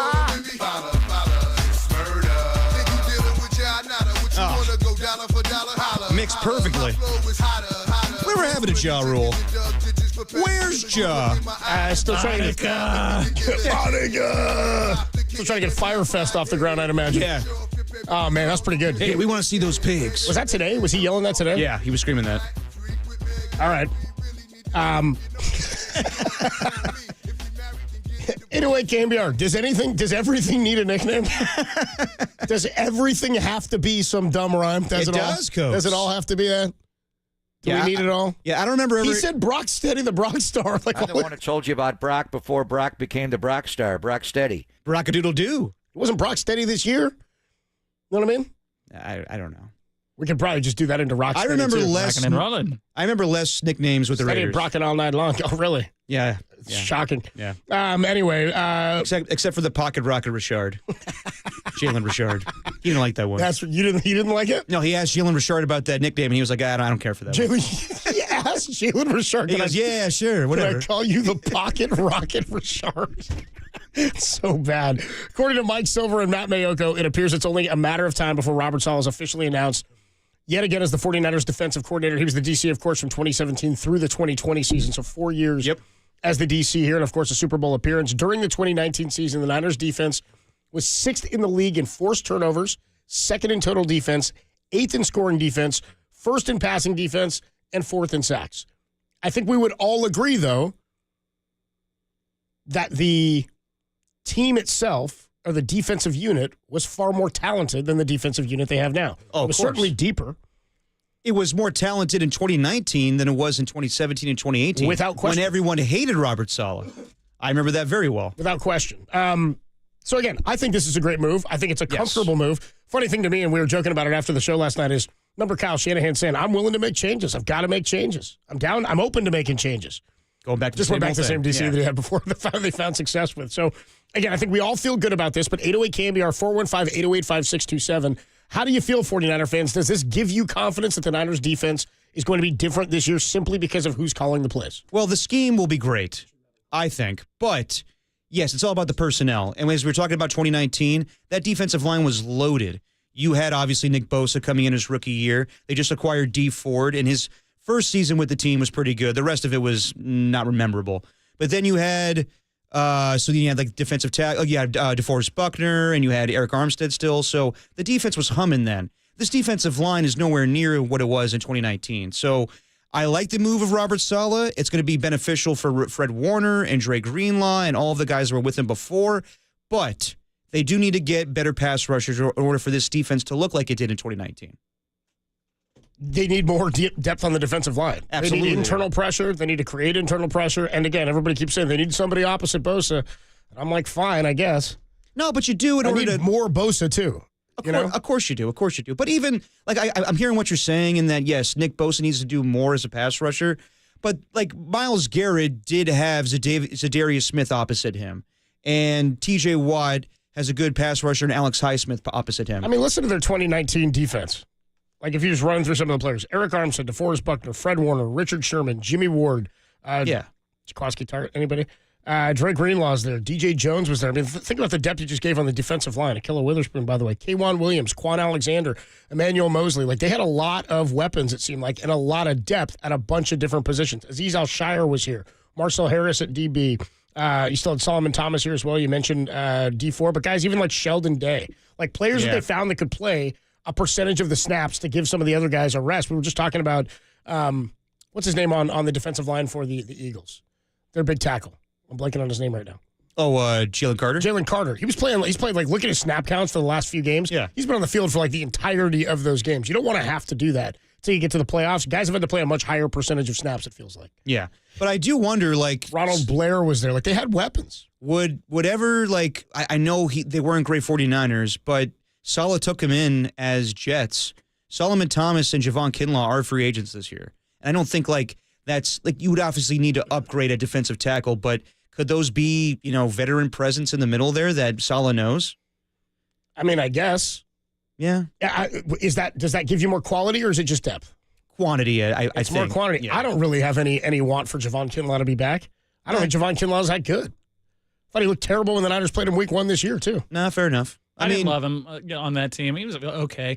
But the whole point to me is, like, it's a familiarity of coaching that type, right? So, like, okay, can you can you get the most out of guys that are, not necessarily the most heralded defensive players that you can get in the draft, because they're going to have a lot of draft picks for the first time in a long time.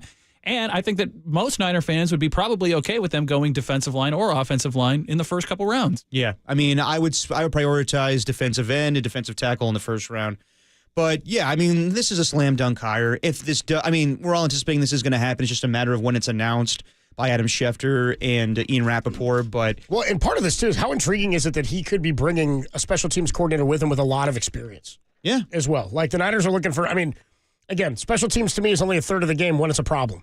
Right? Yes. When it's problematic, or it can help you blow a game wide open if you break one for a touchdown. If you're Devin Hester. If you're Devin Hester, right? It can change the game entirely. Brent Boyer, who was previously and has been the Jets special teams coordinator, I guess came in for an interview with the 49ers, worked under Robert Salah there, but was even there prior to Robert Salah. He was the Jets special teams coordinator from 2016 through this past season. Oh, wow. 8 years he was the special teams coordinator there. And he was also an assistant special teams coach with Indianapolis from 2012 to 2015. So from 2012 through this year, 13 seasons, this guy had been a special teams specialist. And he played in the league over 130 games over 10 years in the NFL. Was a 6th-round pick by Miami in 1994. Was an all Pac-10 player, I guess, when he was at Arizona as well. So this is, more experience on the coaching staff, I think, is always a positive thing. Not having many guys. I mean, you have a guy in a role last year, Nick Sorensen, or this year, Nick Sorensen, who'd never been a defensive coordinator before. And if you move him over to special teams coordinator, while that was his specialty as a player, you're still asking him now to be something that he had not been before. I think getting guys who have been in these roles before is a positive thing. Something else to bring up, Houston Texans offensive coordinator was fired today, Bobby Slowick, who was the Niners passing game coordinator for a couple of years here. Is that something that could end up back with the 49ers? No, I don't think at all. I know my pops was talking about it, and I'm going to pour water on any of that smoke because I was on it first. Yeah, because Clay Kubiak is basically getting this offensive coordinator job. So you can't take that away from him now that Bobby Slowick is out there. No, I'm not saying that they would. I'm just saying, is there a chance he could be back in a reduced role or as an offensive assistant? Not at all, because Bobby Slowick is highly regarded as one of the best offensive coordinators of football. I think it's a huge mistake. I don't know why they fired him. Because their offensive line was bad, and they had injuries to Stephon Diggs and Tank Dell. You're saying that's why the offense maybe wasn't as explosive. No, absolutely. And maybe it's also just a philosophy thing of they are going in a different direction with the offense, and Bobby Slowick is not okay with that. I have no idea why they want to fire him. I think they're having a scapegoat, honestly.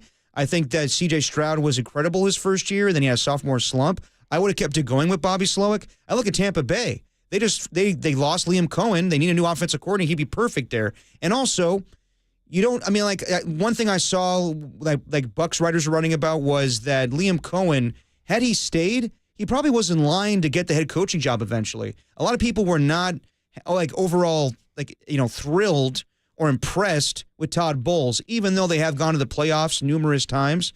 If Bobby Slowick gets that offensive coordinator job, you could see where if it's the same deal where Baker Mayfield is having a great year again, that you could see probably we can't lose another offensive coordinator again. We're going to fire Todd Bowles for Bobby Slowick as head coach. So I hear they have the interest, and yes, he was with the 49ers. Houston was 19th in the league this year in yards per play. You know where the Niners were? What? 3rd. Oh, wow. But my whole thing is, Bobby Slowick at this point has been calling plays. So you're going to ask him to come to the 49ers to take a back seat to Kyle Shanahan again? I think at this point he needs to be a play caller on another team. And to bandwagon on your point about the Buccaneers, Todd Bowles is supposed to be a defensive guy, and their defense was putrid. Exactly. Yeah. So, I know I was talking about is in the best interest of Robert Salah to come back to the 49ers. And yes, this is a great move for them. It goes back to the championship or the NFC Championship days. But as far as Bobby Slowick, it would make no sense for him to come back as in a reduced role. 808 KNBR, 415-808-5627. How are we feeling about Robert Salah's potential return as defensive coordinator? This is what most 49er fans have been talking about wanting. Is everybody content with this? Or do you feel like I do, where you're like, yeah, this is move number one, sure, but they're going to need a lot more talent, or nothing's going to happen anyway? Again, first couple of years that they were here when they tried to revamp this roster, when Robert Salah was named DC by Kyle Shanahan in 2017, people were upset with Salah, didn't like the work he was doing. Yeah. That said, he did a pretty quick job of revamping the defensive line in New York when he was with the Jets, had that D-line playing well, and then was let go. Never was able to figure out the quarterback situation in New York, but many head coaches in New York Jets history have not figured out that issue. The difference here is that he's coming in to a diminished roster in terms of the defensive side of the ball, an expensive defensive side of the ball, and really, somebody said it to us the other day, the last real chance it feels like for this window of 49ers talent to have a shot at winning a Super Bowl based on how expensive things are going to get. 808 KNBR 415-808-5627. Are you happy with this potential move? Is it just the first of many that have to happen for you this offseason? How confident are you in the defense now after the potential return of Robert Salah? 808 KNBR 415-808-5627. It's your calls next on the Sports Leader. For Salah.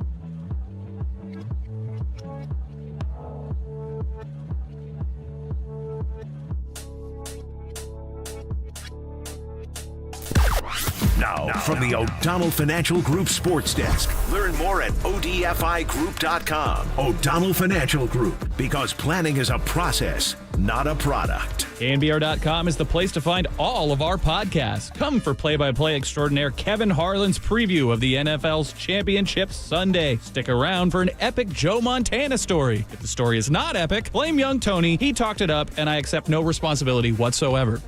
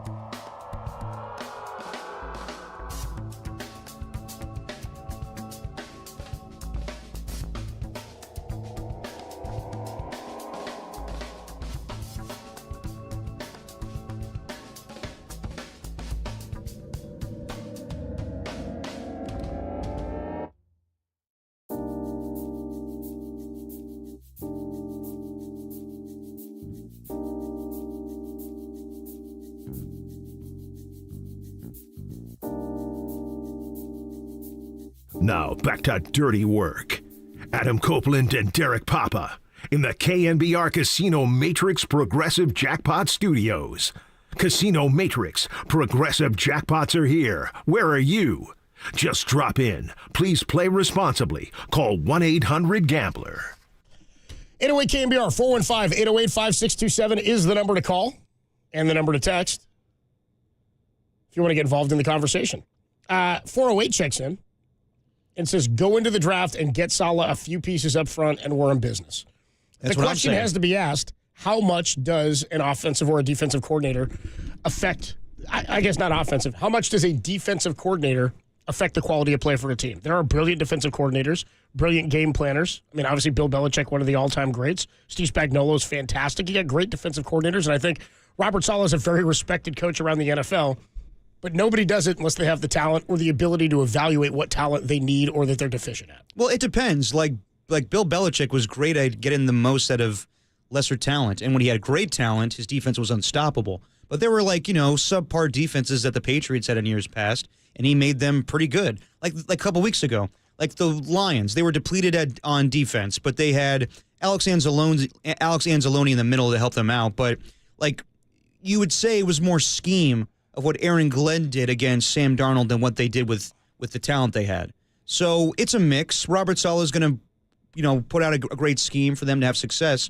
But yes, they do need better personnel. They do need better pass rush. So this is step one for them to be a good defense again. 808 KNBR, how we feeling, 49er fans, about the potential return of Robert Salah? Let's go to everybody's favorite caller. It's Dwayne in Stockton. Dwayne, how's the mattress? What's up? You're on the Sports Leader.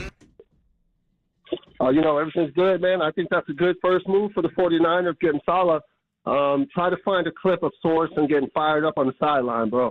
That's going to be hard to find. It's because they don't exist. They don't exist, brother. Yeah, they're not out there. Yeah, I know. So right there, you got tougher, man. They're going to follow that guy. They're going to play for that guy. They're going to run through a wall for that guy.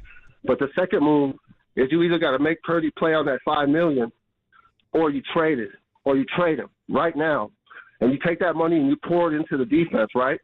Then you can take the draft and go get that lineman from Texas, Kelvin Banks. He's a beast. Be sweet, yeah. So that's my plan. But nobody want to listen to me, man. So let me know what you think, brother. Well, hold on, Dwayne. Who do you want at QB besides Josh Dobbs? Okay, so I just don't want Purdy. I think there's some strong arm guys out there who can get it done in the system. He's a system quarterback at the end of the day. He always was. Garoppolo took you to the Super Bowl. So I really don't have a name. But that's what the GM is for. You know what I'm saying? Go figure it out, man. You know what I'm saying? But you can't keep going like this. You can't run it back with Purdy. They make trouble for him. Even if they don't get to him, the linemen put their arms in the air, and he can't see, or it's a deflected ball. You don't even got to get to him to mess it up or get him scrambling. So you just got to upgrade, man. So it's just the breaks. Purdy's not going to get that money if it was me. All right, I hear you, man. Appreciate it, Dwayne. Have a good weekend, bro. The breaks. Dude, I do wonder, you're handing a lot of money to a guy. They're likely going to pay Brock Purdy as they said they would at the end of the regular season. They're going to. I know what Dwayne's saying, and he's been saying this for months, but I would be hard-pressed to believe they're not going to pay him, and whether you agree with that or not, that they should pay him or they should extend him, whatever it is, if they give him the $50+ million, what if Dwayne's right? What if he's more like the Brock Purdy we saw last year than the one we saw for the previous two? Then you do what the Denver Broncos did a couple years ago when they paid Russell Wilson, and the dead cap will not be nearly as bad. But then you go through a tough rebuild, and that's the breaks of signing Brock Purdy to the contract. However, what do you do if you don't sign him? So if you let him play out and he signs a free agent deal somewhere else because you pissed him off that you didn't give him the deal when it was appropriate, then he's going to go someplace else, and then you're at square one where you don't have a quarterback again. I understand people's trepidation about signing Brock Purdy to a long-term deal and the amount of money he would get annually, but that's the breaks in this league right now. That's what happens when you get a young talent. And I know that he's not Patrick Mahomes and Joe Burrow and Josh Allen, but he does get the job done. He did get you to the doorstep of a Super Bowl. So, I don't know. Yes, I agree with you. He's not worth $60 million. He's not worth $55 million. But neither is Tua. Neither is Trevor Lawrence. This is just the market. I'm repeating myself over and over again. 415 West checks in on the KNBR YouTube chat. He says, so Dwayne knew Brock was bad before everyone? I'm the one that told you about Brock before Brock became the Brock star, Brock Steady. Just that, except the exact opposite as Dwayne. Just that's that, but the opposite of that. God, that's a whole lot of Brock. 209 checks in, and how about this? A rare agreement with Dwayne. 209 says, yes, exclamation points. A quarterback that can actually hold the ball when it's drizzling. Then who is that guy, guys? Please, let me know. Who do you want? I mean, the shelf life of the talent on this roster is aging. Like, you don't get, like, how long do you let milk sit there? You're like, I know, it's a sell-by date. I might have another day or two left on this thing. They're in the final stretch of what this core of players is going to look like. You let milk sit for a while? No, I'm just saying, like, not let it sit. I'm just saying an expiry date sometimes is a sell-by date. You know what I mean? Oh, I don't mess around with milk. You gotta smell. I don't mess around with milk. I feel like right now I'm smelling the Niners milk, is what I'm saying. Okay, fair enough. You know what I mean? I'm smelling that 49er milk. How are you with eggs? I'm like, I'm pretty good with eggs. I go through eggs. I never really even get to the sell-by date. I only buy them in packs of 6 anyway. Yeah, but you know what? Like, people say, like, you can get by with past the due date for eggs. Yeah, for sure. Is there still an egg shortage, by the way? You see there was like a massive egg shortage out there, Tim? It was a bird flu, avian flu, which made the egg supply chain run amok. We were supposed to get that fixed on Inauguration Day, but... Frankly, the bird flu, not my favorite of the flus. Let's go to Steven. Steven's in El Dorado Hills. What's up, Steven? You're on the Sports Leader. How are we feeling about Salah? Steven? Hey, Steve. Steven? Steve's back on hold. All right. Somebody else checks in on the Golden State Lumber and Building Materials text line just to think how Dwayne doesn't run the 49ers, says the 408. 209 says the system gets the job done. And the notion, that is the one caveat or the one thing you can hinge on is when he says, like, well, Jimmy Garoppolo took you to a Super Bowl. I know he threw the ball 8 times in an NFC Championship. Raheem Mostert carried it for over 200 yards. You feel way more confident in Brock Purdy winning you a Super Bowl than Jimmy Garoppolo. But the talent, yes. Also, in general, the talent on this roster is much better offensively. Oh, absolutely. They didn't have Brandon Ayuk then. No, Jimmy Garoppolo played with Christian McCaffrey, but he didn't go to a playoff game with Christian McCaffrey. No. So, I mean, who's to say that Jimmy would have already won one by now? But, I mean, when it came down to it, you think, like we've had a discussion before, you think Brock completes that pass to Emmanuel Sanders? I do. Let's go back out to El Dorado Hills, this time to Patrick. Patrick's in El Dorado Hills. What's up, Patrick? You're on the Sports Leader. Yeah. So, Are you breaking into a car, Pat? What's going on, dude? Someone behind me's alarm's going off, man. I don't know. Well, be a good citizen and help them out. I'm waiting to pick my kids up at school. I think they're okay. All right, well, I hope so. Okay, well, just go on with the take. We'll pretend we don't hear the thing behind you. Yeah, sorry about that. So, I kind of agree with Dwayne a little bit. Quarterback isn't quite like it was 20 or 30 years ago where, guys had to drop way back and read defenses. There's a lot of quick passes, a lot of motion and getting matchups. And I just don't know if, I don't know if Purdy's the guy. Why don't you know if Purdy's the guy? Did you think Purdy was the guy before last year? No. You didn't think Purdy was the guy in the Super Bowl when he had a lead in overtime? No, not really. I mean, I played quarterback in college and, back in the early 2000s. I just think that someone else can do what he's doing. I don't know if they handcuff themselves by giving him all that money, if that's going to be the right, long-term move. Well, maybe, Patrick, it's you. Maybe you're the guy, dude. Can you hold the ball in the rain? We appreciate the call, Patrick. Stay safe out there, dude. Getting your kids. It just sounded funny hearing a take while that alarm was going off behind him.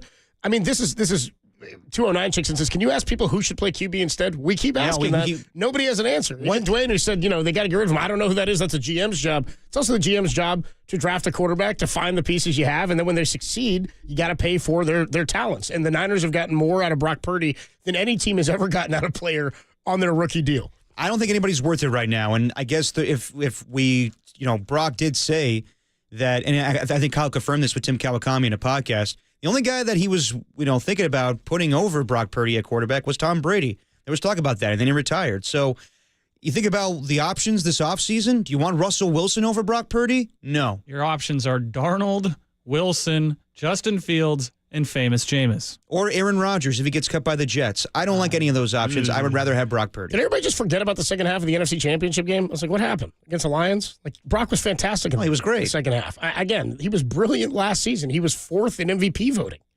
in 2023. He went to the NFC Championship after a really good playoff run in 2022. Yeah, and we throw out the term system quarterback. Yeah, I would say that Brock Purdy falls under that line. That's not a bad thing. Would you say Joe Montana was a system quarterback with Bill Walsh's system? And then he went to Kansas City, did his own thing. But I don't know, like, he works for this team. And I understand, like, if you put him on a different team, it's probably not the same result. But I don't know what else you could do. I don't think you could go to his representation and say, so we would like Brock to take less money because we're on the cusp of a Super Bowl, so he's not that good. He's good, but he's not that good. What's so interesting to me, though, is that people want to get a quarterback because everybody's so concerned about the money. Like, it's going to keep you from doing something else. The Niners have been really, really good at how they maneuver a lot of this money with Parag over the last couple of years and how they've been able to shift contracts. And, again, the Brandon Ayuk one, like, yeah, people are like, you paid him that money, and now he's not playing. Didn't even kick in this year. Yeah. I mean, you're not even paying him until he's going to be really on the field for next year. So it is a bummer, but you're paying for the longevity of his services. Absolutely. And real quick, it's just interesting to me that people want to jump off of Brock because they think he's not worth the money to go to somebody who's not being evaluated as quality as Brock is being evaluated. You know what I'm saying? Like, if you believe Brock is a $30 million quarterback and not a 50, okay, so you think he's like what Baker Mayfield was over the last couple of years. Show me who the guy is out there that's available that you can pay that amount of money to. If your answer is Sam Darnold, I still personally would rather have Brock Purdy over Sam Darnold. We all saw what Sam did in the playoffs.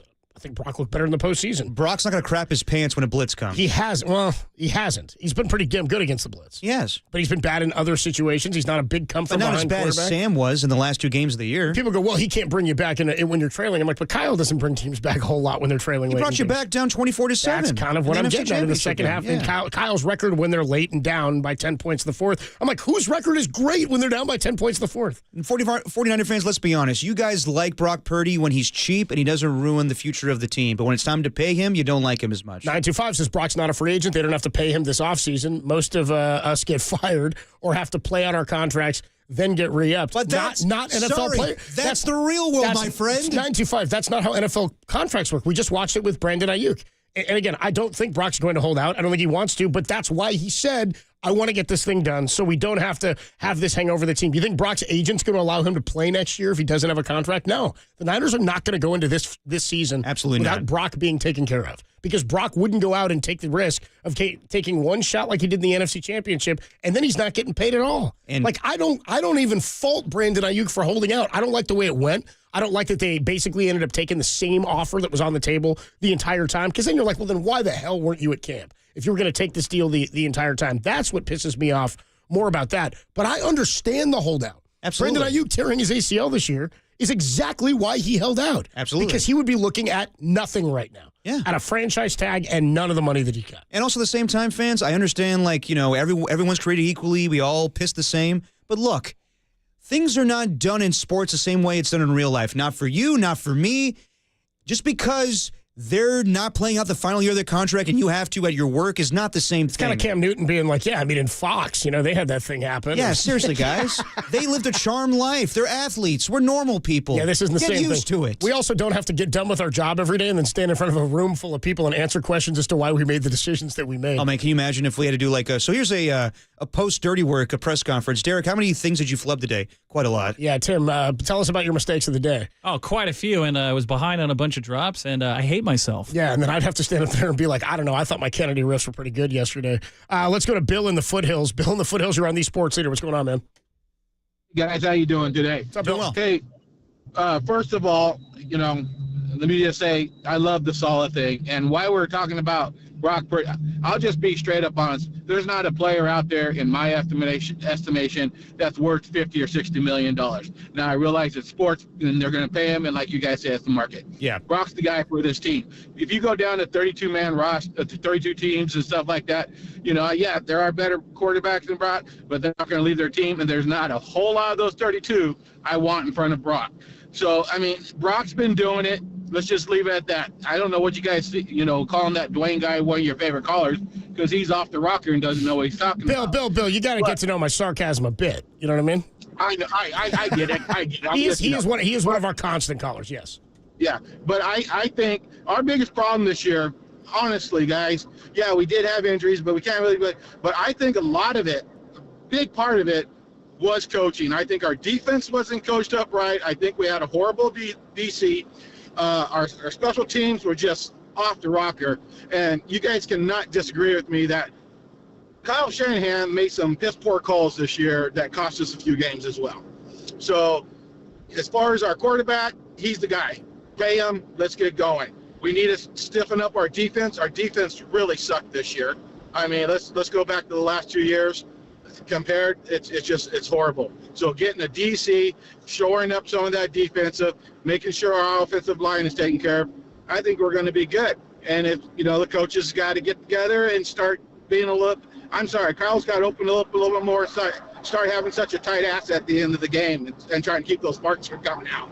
Bill, we appreciate the call, Bill. No, we got to run. No, I'm with you. I mean, he's in agreement. And it's funny how this turned into a Brock Purdy pay the man conversation. This conversation will not go away. Dude, the text line blew up about it, too. Brock's legs kept us in the NFC Championship game and kept the game alive, and it says the 209. 415 says, why don't people think about some of this money as like a little bit on past earnings instead of all of it on the future? And by the way, think about if you paid Brock like $52 million this offseason, what do you think quarterbacks are going to go for in 3 years?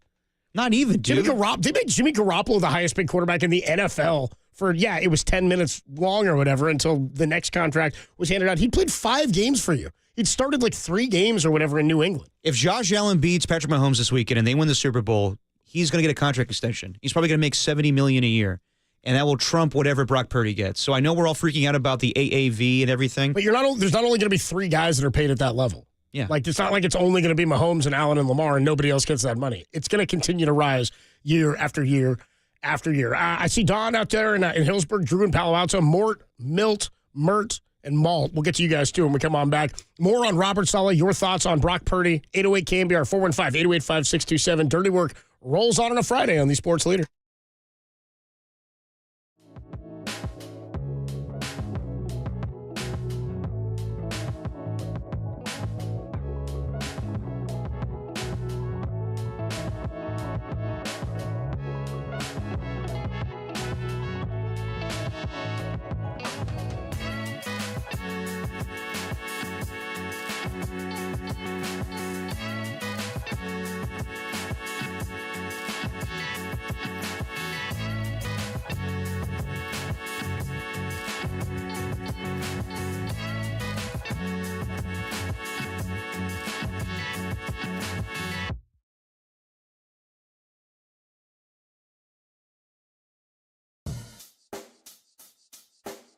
Check the mic and make sure it sound right, boys. Now, from the O'Donnell Financial Group Sports Desk. Learn more at odfigroup.com. O'Donnell Financial Group, because planning is a process, not a product. Hall of Fame quarterback Kurt Warner joined Murph and Marcus and suggested the NFC should be on notice for the ascension of Jaden Daniels. Find that podcast and all our interviews and show hours at KNBR.com and the KNBR app.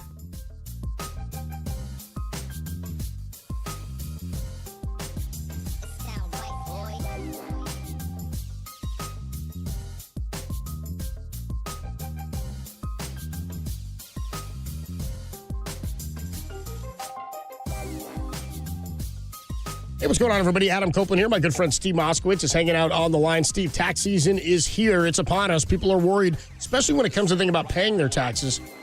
What do you do if you can't pay your taxes?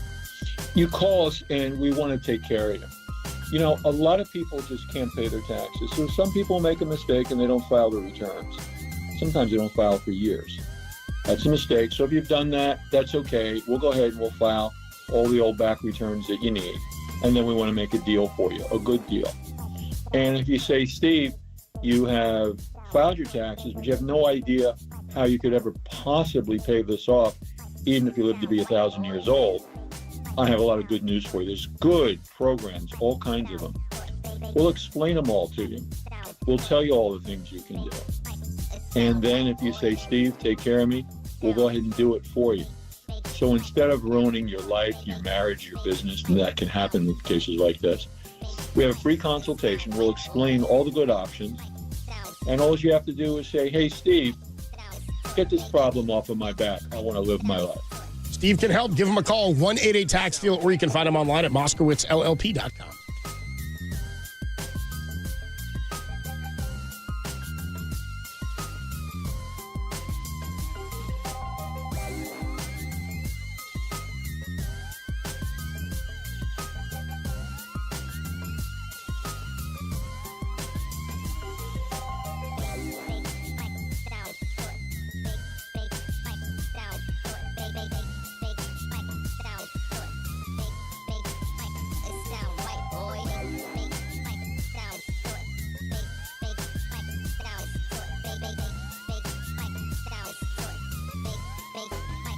sound right, boy.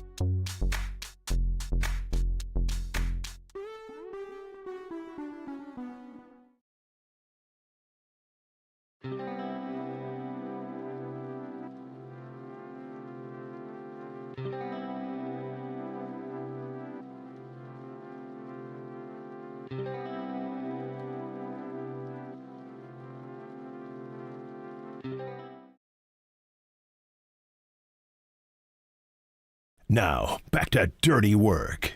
Adam Copeland and Derek Papa on KNBR 104.5 and 680 AM, the sports leader. Dirty Work on a Friday night, so Tim to finally play some ska. Ska all day, baby. Only took you an hour and a half, Tim. That is erroneous. I also called you a bad word in the break. I'm sorry. Dude, you called me a hilarious bad word in the break. F-O. F-O. Not F off. The F word with the O at the end. You know another one I like? F-stick. Yeah, it's a good one, too. It's like, I want to say Matt Damon drops that one in Departed where he's talking to one of the guys. He He's does. He drops an F-stick. Listen here, F-stick. It's pretty good. Adam Copeland, Depop, Tim Webb with you. Marcus Thompson of The Athletic joins us at 3:50. Lawrence Kruger joins us at 4:50 today. Lawrence. And, of course, the Truth Machine at 5:30 before Kruger takes over with Niners Nightly at the top of the hour at 6 o'clock after we do the Truth Machine. Let's go back out to the phone lines at 808-KNBR, 808-5627. Somebody with a great text here on the text line as well says, so crazy people want to get rid of Brock Purdy. They say, the 510 says, I don't think people realize how hard it is to just find a productive quarterback, no less a Pro Bowl style or ability-wise quarterback. He said the Bears have been looking for 40 years. Yeah. The notion that you don't want to pay Brock now because you just think anybody could do this is outrageous to me. And I really do think, you said something to me in the break, Derek, that for you it feels like it's sort of hinged on or it hangs on the fact that Brock, whether you're a 49er fan or not, you still have that stigma in your head about him being the last pick of the draft. If Trey Lance had done over the last 3 years what Brock Purdy has done, would people feel the same way about paying him? No. People will say right now, because you know who Trey Lance is, people would say, no, I wouldn't pay Trey Lance for this either. I'd be like, I bet you would. But you look at the ability and say that's the number 3 pick of the draft. No, exactly. Because, yes, he went 3rd overall, and he has all of the things you look at the scouting combine that Brock Purdy doesn't have. And by the way, you would have to pay him before this past season. Yes. And there's argument to be made that you make more money than what Brock Purdy's going to make right now. So, if Trey Lance balled out and did the expectations that we all thought he had, then yeah, he would be no one would be batting an eye right now. You need to lock that guy up, but because Brock Purdy is just an average-looking quarterback that doesn't have all of the things that you look for at the scouting combine, now everyone's like, well, you could do better. Not every quarterback's going to be Patrick Mahomes or Joe Burrow or Josh Allen. You get what you could get sometimes, and it'd be stupid to pass on this guy. 2096 says, I went to Ska Fest last year. Dude, that'd be sweet. We should get out to Ska Fest. There was a ska show at Bottom of the Hill on Monday night. I don't know who was out there, but one of my buddies said, I'm going to a ska show. I was like, damn, could use some horns, man. 707 says, Copes, you think you should share some of your hair with Derek? No, I'm good. I'm good. I think Derek with dreads like mine would look pretty funny, though. I probably think I could probably pull it off. I don't think I want to see that appropriation. 808 KNBR is the number to call. Let's go to Don in Healdsburg. Appropriation sensation. Don is in Healdsburg. What's up, Don? You're on the Sports Leader. We're talking Robert Salah and the changes he can make for the Niner defense. What's up, Don? Yeah, first of all, I'm very pleased that Salah is coming back, and one of the things that hasn't been talked about is his enthusiasm and attitude. And when you look at the defensive coordinators we've had since he left, other than Demeco, the other guys really haven't had that. You know, they're not enthusiastic and doing the things that Salah used to do on the sidelines. And I think that's a big step in the right direction. I agree he needs the right people, but when I look at it, even going back to the Super Bowl, what happened is Brock played a good game. You know, there's nothing wrong with it. The problem was the defense didn't hold up. Yep. And we've seen that too many times where, you know, we're going in and there's like 2 or 3 minutes left, right? And it's like, oh, damn, they're going against our defense and it's a good quarterback. So from that perspective, I really think that bringing Salah back and getting a much stronger defense is going to help us all around. I'm with you, Don. Appreciate the call, man. I'm with you in that Salah coming back is a comfortable thing for me as a fan. Feels good. I really think they need more talent. That's really what it comes down to. Absolutely. Like I don't know that Nick Sorensen would have had a better year if he'd had more talent, but I would feel better about the defense and where it's going if they had more talent on the D-line. And that Nick Bosa plays a little bit better. No, absolutely. Paying him like so funny. Everybody's mad about having to pay Brock $50 million potentially. Nobody's saying a peep about Nick Bosa not coming close to living up to the contract that he's got. And everybody's going, well, he doesn't have help out there. Yet for Brock, the argument is, well, Brock has all this help. They need to win. That's the only way he can win is if he has these weapons around him. But Nick Bosa needs the weapons around him to be the highest paid defensive end in football. Why does the narrative change for Nick Bosa? I mean, it's because he won a DPOY already. It's definitely different for quarterbacks and pass rushers. Of course, except you're paying. They're two of the highest paid positions on the field. I would like to see. It's not so much the sack numbers. I would like to see Nick Bosa do a little bit more like Khalil Mack at TJ Watt, where he gets forced fumbles into his game. Like, yes, he gets he got 18.5 sacks. Because it's we're always talking sacks and pressures, which I get it. You need a guy to do that, but they're paying him an exorbitant amount. To me, pressures is like, did you get to the quarterback? Like, no, like sack the guy, and also get a turnover. To me, forced fumbles. Like, yes, sacks. Like Trey Hendrickson is not going to win Defensive Player of the Year because he was on a crappy Bengals team, a crappy Bengals defense. He doesn't strip the ball enough. That's why like TJ Watt is always going to be an All-Pro. And I don't know if he's going to win Defensive Player of the Year this year, but he's in contention for it because he led the league in forced fumbles. You need to add that to your game in order to be a dominant pass rusher. Sleep on your guy, Bond. Let's go out to Drew, Bond, baby. Drew in Palo Alto. What's up, Drew? You're on the Sports Leader. What's up, fellas? Yeah, people are ridiculous. When it comes down to it, offense is about X's and O's. Defense is about Jims and Joes. Damn right. Brock Purdy, is he Josh Allen? No. But he fits the offense. As you said, offense was ranked, third in yards per play last year? He got him to the cusp of a Super Bowl. That's getting it done. He fits the offense. He accomplishes what Kyle wants him to do, and he's going to get paid accordingly for that. Is he going to get $60 million? Probably not. Hopefully somewhere in the high 40s, low 50s. That'll be market rate for a quarterback that damn near was in the MVP race for up until week 14, 15, year before the last? Game, yeah. Yeah, I mean, so that is the least of our problems. When it comes to Salah coaches up to the level of the personnel on his defense. In 2017, 2018, defense was trash, Salah was trash. 2019, they give him D. Ford, Armstead, Buckner, and Bosa, and boom, he's the greatest D coordinator out there, gets a head coaching job out of it. Really, the Niners' issue right now is the D tackle position.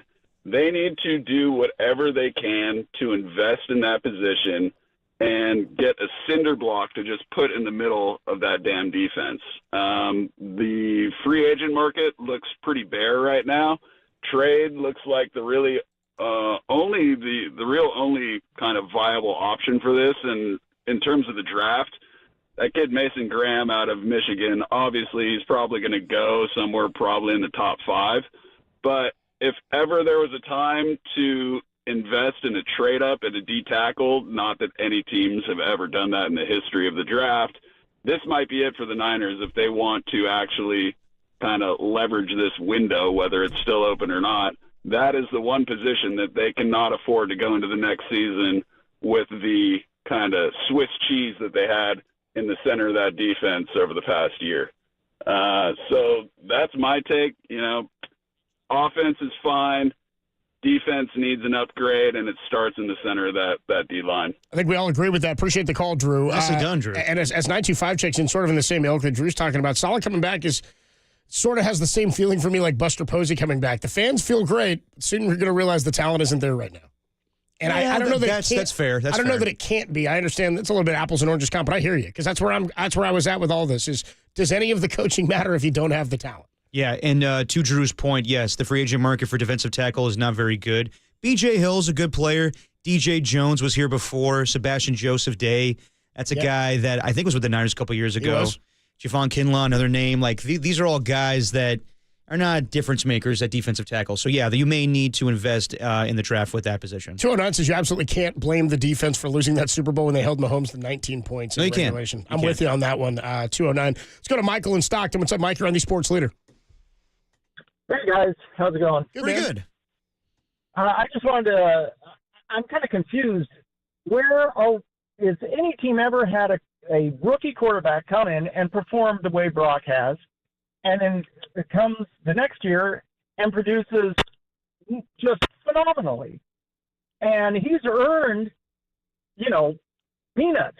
And now we're going to give him a decent salary to keep him around, and he wants to keep it low. He doesn't want to make a big deal out of it. I don't think he's going to hold out. I think he's going to give us a friendly contract. And if you just look at his performance, I don't understand why people don't think this is the guy to have around. I'm with you, dude. Crazy.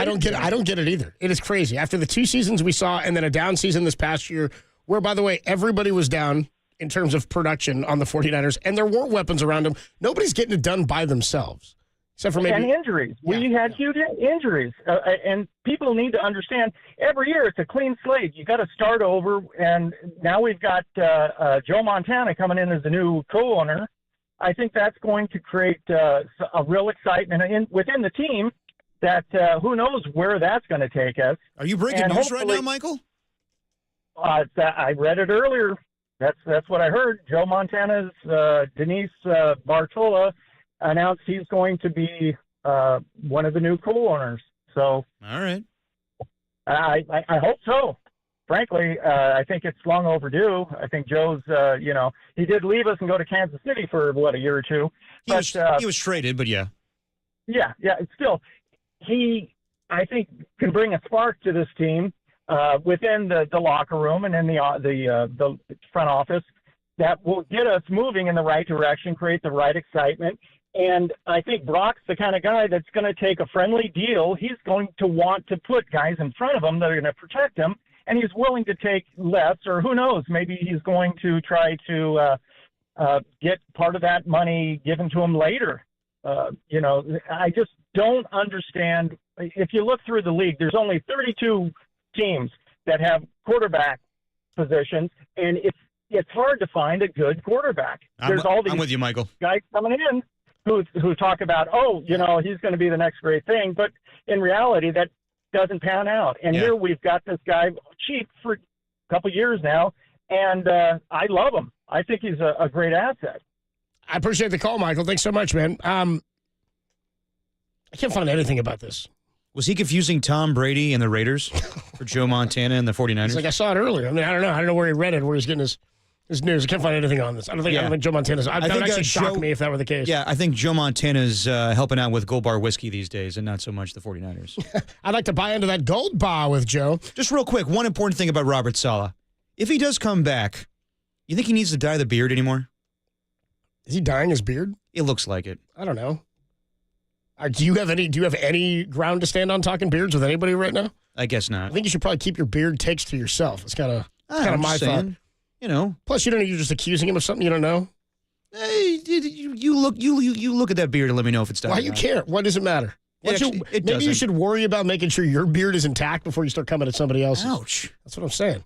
You lopped off part of yours today and then had to shave. Yeah, it was a big mistake on my part. Maybe execute your beard stuff before you start worrying about what's going on in somebody else's. Fair enough. Stay in your sandbox, all right? Adam Copeland, T-Pop, Tim Webb with you hanging out on a Friday afternoon. We're going to catch up with our guy Marcus Thompson coming up at 3:50. But before we do that, let's get a little bit more Warrior talk as the Warriors get ready to take on the Lakers tomorrow at 5:30, nationally televised game, ESPN and ABC. Is Steph versus LeBron still the biggest deal in the NBA? I think so. We'll talk about it next on the Sports Leader.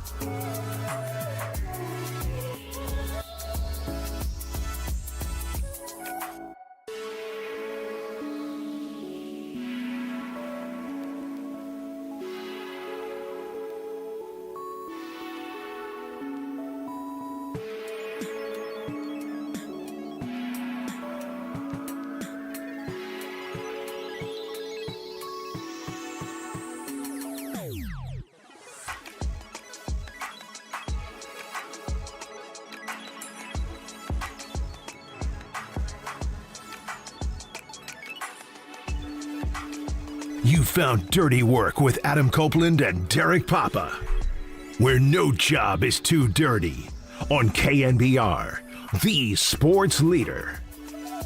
Back on James. Jump shot. Got it. LeBron James, 19 points. 7 of 11 from the field. Christie fighting over the screen, but Curry, step back three-pointer, puts it in. Steph Curry now lighting it up. The two legends getting it going here at the end of the first half. Curry gets free. Curry puts up a three. Bang! Bang! He ties the game with 6.3 remaining.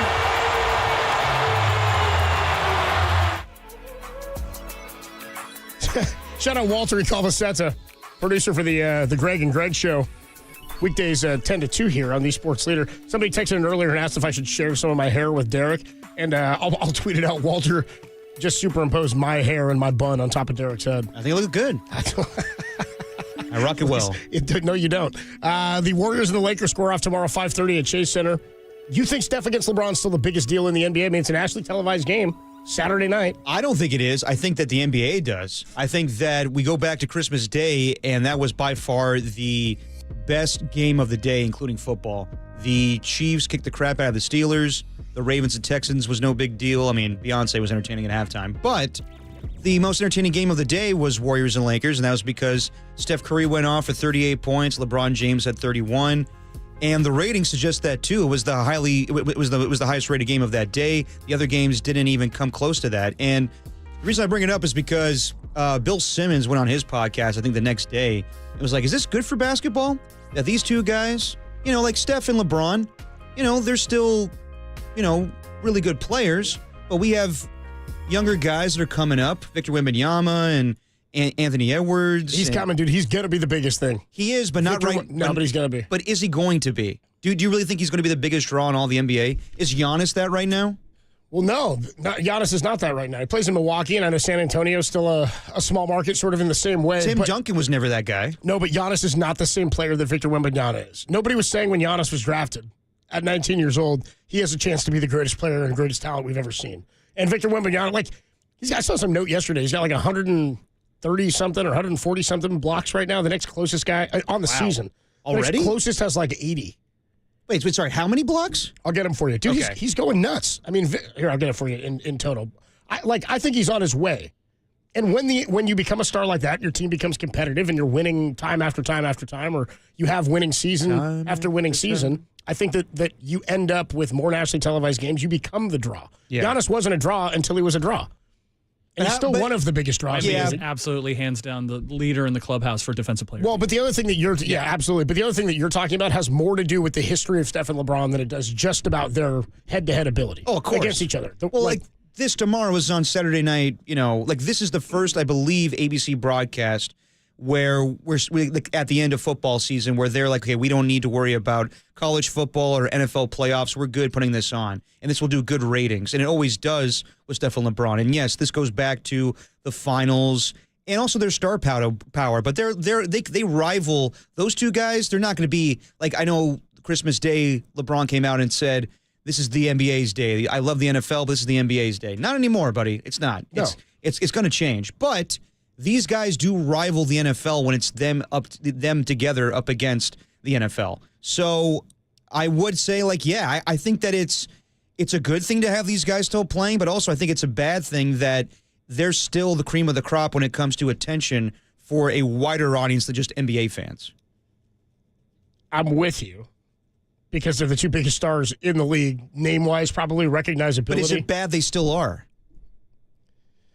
I think it's worse for the United States that all the best players in the world are not from America. I think that's kind of, whether is Cooper Flagg going to be the great white hope for America? Is he going to come and save American basketball? He might be. Adam Silver did a whole press conference yesterday talking about trying to grow their footprint even more in Europe. You know what I mean? So, that's the thing is the best players are not necessarily the biggest draws. Jokic isn't the biggest draw. Even though Jokic is one of the best, if not the best in the league, right? Luka's not the biggest draw. He's a big draw. No, but he's not. But he's more exciting, I think, than watching Jokic. Even though Jokic just compiles stats it's nobody's done at this rate. You see that shot last night? Yeah, it was incredible. Oh my God, he's incredible. Victor Wembanyama, Wembanyama. I want to get you his total blocks. Ready on the season already. He's averaging 4 blocks a game. By the way, wow. He has 149 blocks. Well, this season? That's what I'm saying. 149. The player with the next most is Anthony Davis. He has 87. Oh my God, that's bananas. This guy, he's going to win Defensive Player of the Year. He's huge. He's going to win Defensive Player of the Year, but he's knocking down threes. He's having an insane season. Can I give you a Jokic line from last night in their 132-123 win? Let me hear it. By all means, my 35 points, 22 rebounds, 17 assists. He's a monster, and he's casually flicking in full court shots. Wemby's averaging 24.5 points a game, shooting 47.5%. He's shooting 35% from 3. He's averaging 10.8 rebounds, 4 assists, 3.8, a steal a game, and 4 blocks. He's going to be the best player in the world in not that long. I agree with you, but will he have the same draw as a LeBron James and Steph in their primes? I don't know. And those draws were both totally different. I mean, we'll have no idea until we see the trajectory of what he starts to do and what he's capable of doing. Does he put up a quadruple double? Does he start going like the Admiral and putting up numbers like David Robinson did? Or like if something like that happens, then yeah, you're going to start to see that turn. But because right now the team is so bad, because he's the only draw for them, like if the Spurs were coming to town, I want to go see Wemby. Yeah, of course. I want to see him play. The guy's a freak. He's enormous, and he plays and moves in a way we've never seen somebody move. Giannis is plateaued to me. Yeah. Embiid plateaued. You know what I mean? To me, Steph he was an explosive, loud performer, which is why he was so exciting. But if you watch the trajectories of how those two guys got to the league, LeBron James, we were watching him dunk balls when I was in middle school, right? He's been in the league since I was a freshman in high school. He got drafted the summer before my freshman year of high school, but we were watching him as a 17-year-old. ESPN was airing his games and tabbing him as like the next big thing. And then he showed up and he averaged 20 a game his rookie year, and it's like, he was exactly what we thought he was going to be, and he grew into and developed into one of the most freakish athletes we've ever seen. Steph Curry jumped into our purview and our scope when he takes Davidson to an Elite Eight and almost knocks off Kansas and goes to a Final Four, right? Like, because of the way it happened with Steph and then because of how he got into the league, was maybe not developed correctly, had injuries early on. They had a different style offense. They had a different balance with he and Monte Ellis on the roster.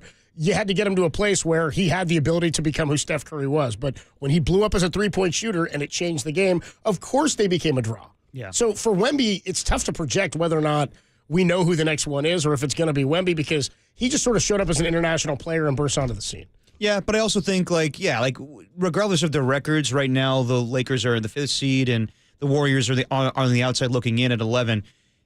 You're going to watch these guys tomorrow because it's Steph and LeBron. And, yeah, Victor Wembanyama could get to that point. But He's going to. I don't know if he's going to, rattle off title after title or go to 7 straight NBA Finals or 8 straight, whatever LeBron did. Like, part of that is why LeBron and Steph are the draw. Also, it's the longevity of LeBron.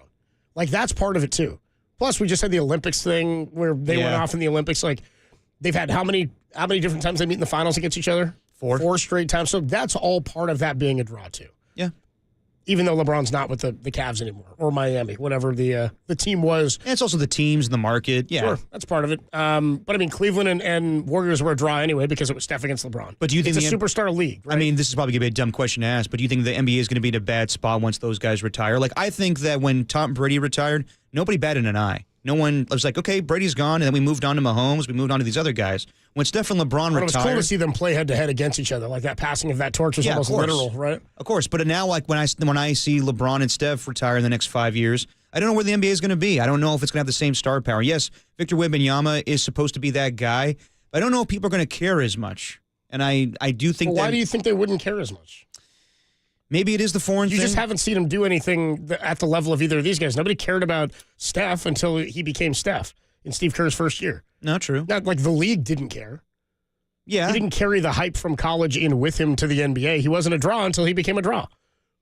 So what would it take for him to be a draw like that? Wemby's got to become he's already on his way. That's my point. When you start to look at the numbers, you start to look at what he's putting up. Same with a guy like Shohei Ohtani. He became the biggest draw in baseball because everything he did was freakish or is freakish. Even in a year where he didn't pitch. But that guy can't be the face of baseball. He hits 50 homers. That's kind of my thing, though. It's like, you won't be the draw until you're the draw. There was no preamble hype like for LeBron. LeBron had the hype in high school that he was going to be this. And now 20-something years later, he's still doing it, which is pretty incredible. Wemby's got to get there, but he's still by far and away the best player on a bad team. And he's going to be probably the best player, if not in the world, in the NBA. Yeah. No, I certainly the Western Conference. The attention will come once the Spurs become a contender. You start winning, then the attention will come. Nobody's a draw when the team's bad.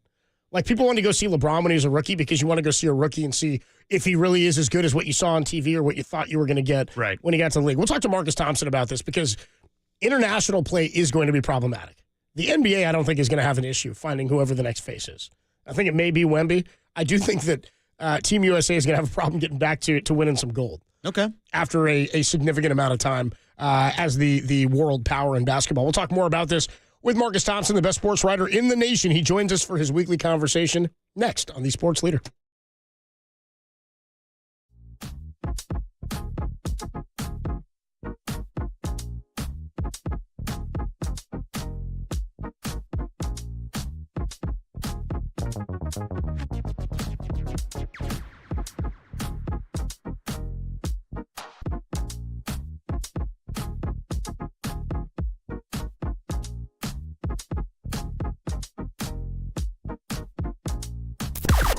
Now, from the O'Donnell.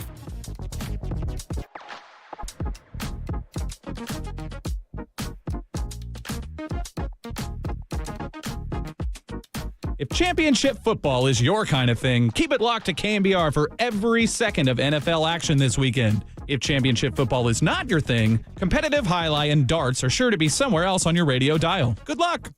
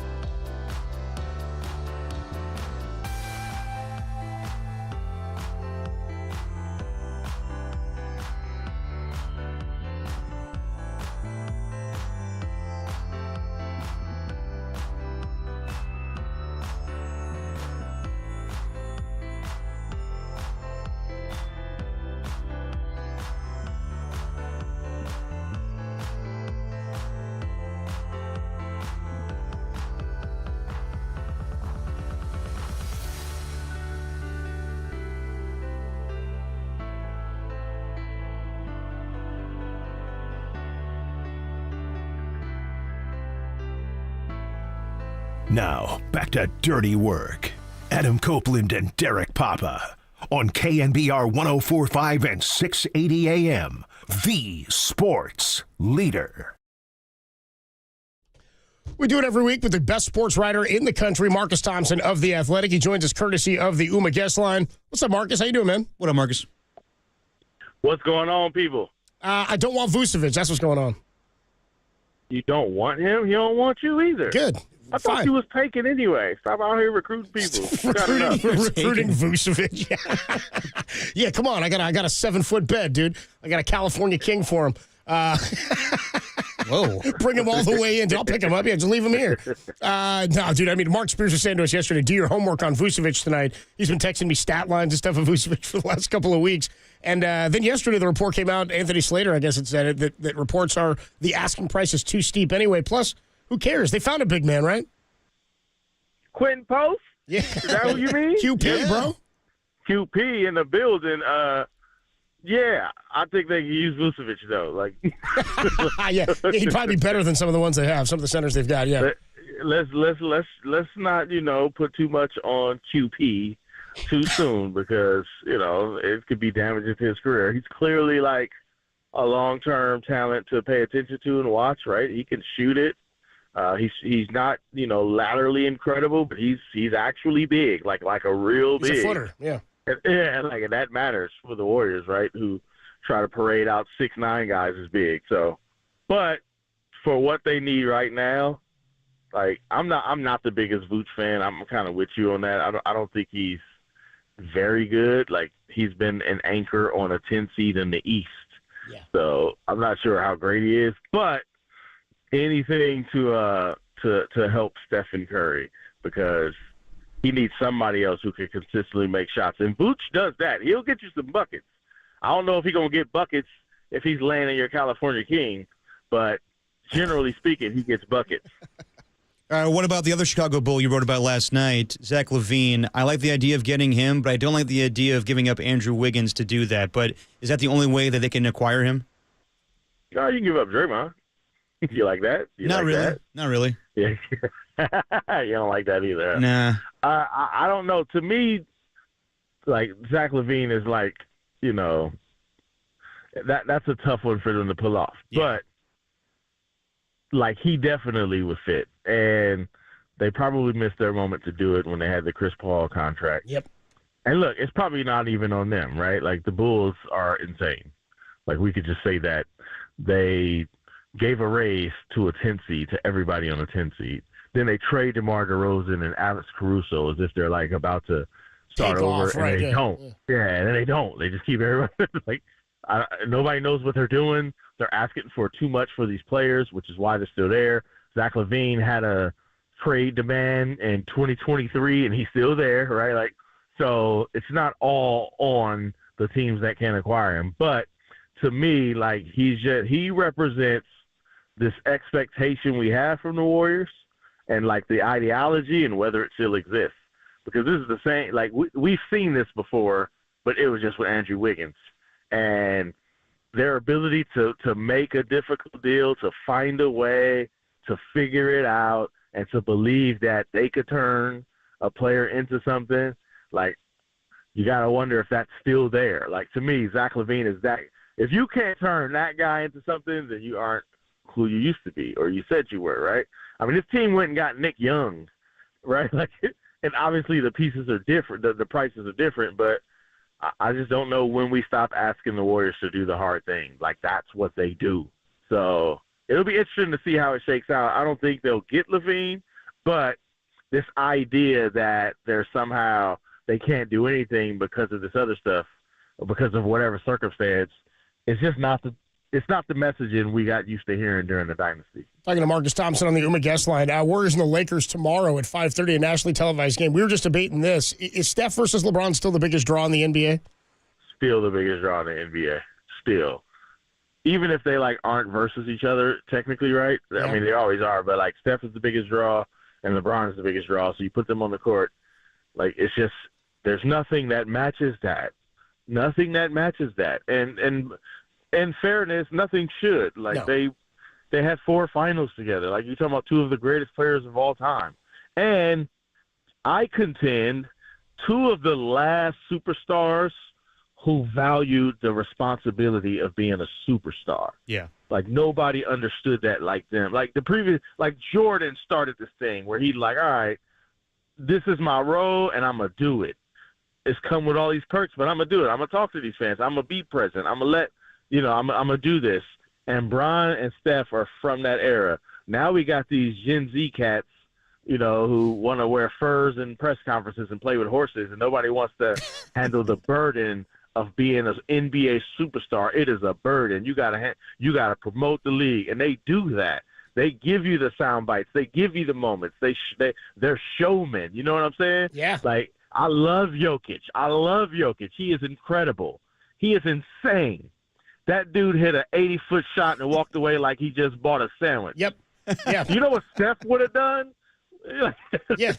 He would have been sea-walking and like all of it. It would have been crazy. Sea-walking, dude. No, could you imagine Steph hitting a full-court shot and then sea-walking into the tunnel, dude? Right, like, that'd be so funny. They not like us, right? Like, he probably would have done a Drake song, to be honest, right? No. But, like, you got to sell the game. You have to sell it, right? You got to sell. You got to sell the rivalries, right? Remember when they beat the Warriors in the 3-1 lead, after the 3-1 lead, and had a Halloween party, and there's 3-1 cookies and tombstones and all that. All that stuff is selling the game. Yeah, you hated it, but now you watch Bron, right? Yeah. So to me, that's why they're still up there, because they know how to do this. They know how to get eyes. They know how to capture people. They know how to get casual fans. Like, they know how to do it, and that's the worry I think the league has is who's the next generation stars that know how to do this. The one who I think has it, he might not be good enough yet. That's Anthony Edwards, right? You also have to win. That's the other thing, right? Yeah. You got to win. And the dudes who are winning, not only do they not seem as interested in this responsibility, they just don't need it because they got all the money. They're like, yeah, I got it now. I'm good. Yeah. Back then, you had to work for the money, Coach. You had to, Jordan had to go earn that endorsement deal because he was making like $10 million. He was making like $3 million when he stopped to play baseball. Yeah. So it was like, yeah, you had to go earn that other capital back then. So, and we were discussing who would be the next in waiting, and you bring up an interesting point about knowing what it means to be a superstar and how you behave as a superstar. Like, when you were saying that stuff to me, I was like, yeah, Kevin Durant has the skill, but he doesn't have the patience to do it, doesn't seem like what everybody else has to do to promote the league. It's more, it feels like I'm here to play basketball. I just want to play basketball and go about my day. It's kind of what he's put out there, at least in so many words. Does Victor Wembanyama have that ability? Is he on his way to being that? I hope so. He's one of the people who he seems like he has the personality, right? Yeah, he does. And the difficulty with these players who are not from here is their responsibility is not just to capture like the audience, just to capture American audiences, right? Like that's like he's that in France, yeah. Like during the Olympics, like he was with it. Like he's everywhere. Like it was Wemby. But that's different than capturing the hearts of American fans. And you got to wonder how many of them, like, prioritize that. Like, Luka's out. You know what I'm saying? Like, summer hit, like, season's over. Luka, man, where Luka at? You don't see Luka no more. All right? So it's a different paradigm for them. I actually think KD is great at it. I don't know if he does it on purpose, but it's almost like the counterculture way of doing it. Like he's saying, I don't care about none of y'all, just want a ball, but I'm going to talk to y'all on Twitter. Yeah, that's it. Right? Yeah, I'm going to get my shots off. I'm going to fire it. I'm going to create this character that people either love or hate, and by virtue, you can't get enough of, right? So he's still doing it, like commenting on stuff. Like, so there's just another element. I do think that's a big deal. It's a great question. Can Victor Wembanyama do the thing, carry the mantle as far as like engaging an American fan base? I don't know. That's going to be tough, but I know he's doing it in France, which means he can do it. So we were talking about this with Mark Spears yesterday about the NBA trade deadline and wondering like how crazy it's going to be. As far for the Warriors, like is Vucevic the biggest name as far as like who they could go after? Or like we were talking about Brandon Ingram, like a possibility anymore. And as far as like a wider scale, is Jimmy Butler and the whole three-way trade with Bradley Beal and probably Chris Middleton, is that like the biggest thing that's on anybody's radar right now? I mean, Jimmy Butler is the biggest player out there. Yeah. Like that's what we know. But who knows on the trade deadline, right? Like it's still like a couple weeks away, but somebody's. Yeah, I mean, it looks like Chicago's ready to give up, right? Yeah. They've lost 5 out of 6. The Kings are not giving up. They might go hard now because they're in a good position. So there's still a little bit of time, but you just don't know. But as we know right now, like Jimmy Butler's the biggest one, and Bradley Beal might be the biggest contract move. I mean, I still think keep an eye out on Zion Williamson. Like, I don't know if New Orleans will actually pull a trigger on that, but that's one of them relationships that isn't working well. You're seeing C.J. McCollum like on the market, right? So I don't know. I doubt New Orleans is going to say let's start over, and that's a tough name to move. But how bad does another team want to win? Do they want to knock the socks off the Pelicans? Like that, all that stuff is possible during a trade deadline. But the other difficulty is, and maybe not so, because this new CBA is so burdensome that it does impact the trade possibilities, right? Like the Warriors are hard capped, so they almost the owners almost hurt themselves by trying to prevent people from spending too much, and now we're gonna see how the wheeling and dealing is impacted with so many teams unable to take bad contracts, because of the second apron and all that other stuff. It's just, to me, they do this stuff to kind of like, oh, we need to make it fair, but they always end up, there's always an added negative that seems to be not foreseen. And to undermine unintentionally the trade market and the trade speculation and all this actually hurts the NBA in the long run, because this is one of the most valuable components the NBA has. Talking to Marcus Thompson right? of the Talking to Marcus Thompson of The Athletic on the UMA guest line. In terms of what happened the other night out in Sacramento, Warriors fall after a 17-point lead at halftime. But we were discussing yesterday the rivalry or not rivalry of the Warriors and the Kings. Are they a rivalry, you think, in your mind? Yeah. Yeah? Absolutely. Once you play in the playoffs, you're a rivalry. No question. They had a playoffs and a play-in. Yeah, I'm counting that, even though the records don't. Yeah, but even before that, Marcus, like when they were bad teams, there was always a rivalry there, I think, too. I agree. I know players like to say it's not. Remember years ago when both the Warriors and the Clippers worked so hard to tell us that they weren't a rivalry? Yeah, right. It's not a rivalry. You got to play in the playoffs. The Warriors and Kings have every element of a rivalry, right?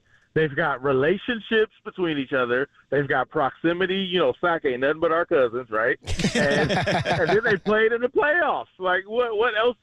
What is a rivalry if that's not? Like, now you need to do it for 17 years to make it count? It's a rivalry. I don't even know why people would say it's not. It's a great one, too. And you know what? It's actually how rivalry should go. Like, nobody's car is getting egged, no death threats, right? Yeah. You fight. You want to beat them really bad, you talk crazy, and then everybody goes and gets high afterwards, right? Like, that's how it goes. I just needed a Keegan Murray night. That's kind of what I wanted. That would have tinderboxed it for me. That would have been great. But I think if anybody knows better than to do something like that to Steph, it's probably the team that he dropped 50 on in the playoffs. yeah, he didn't have the Geno Smith effect like the Seahawks did when Geno ran into. I got to tell you, of all the things I hated about the Niners season, of the things that I think like made me feel like, man, that was pretty sick, even though I hated that, it was the Geno Smith night to be like, yeah, your season's done. I'm marching on. It's over, bro. It's over. Geno's come with two like epic elements that we've got from Geno.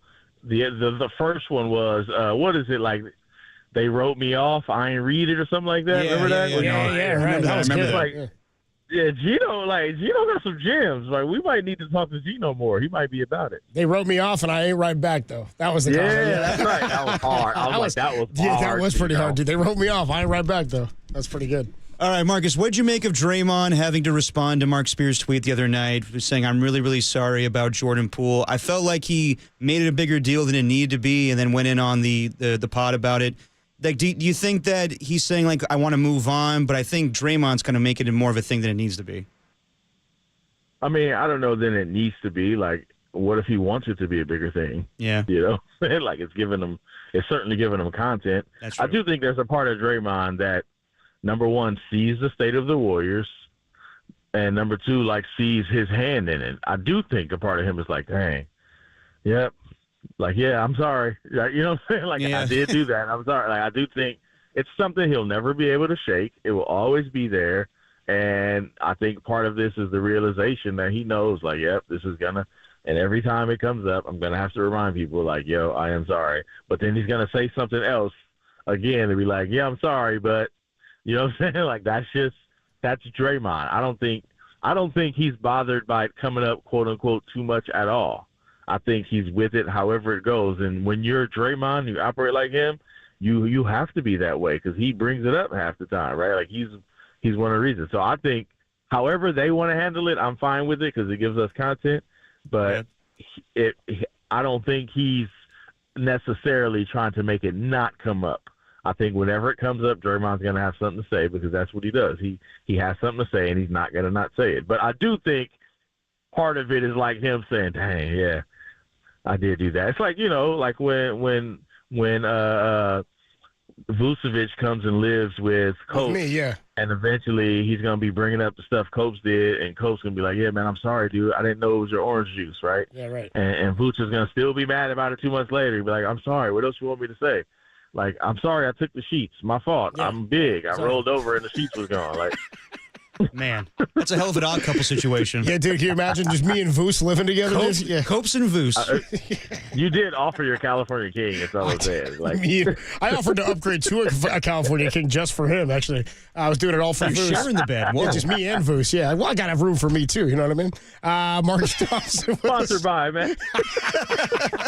Got to get our guy Dwayne out of Mattress Firm in Stockton to help us out, dude. One of our callers who always calls it. By the way, Dwayne, our caller, Marcus, is a Mattress Firm. He always calls us and gives his Niner takes. He once told us that he naps sometimes on the mattresses in the store.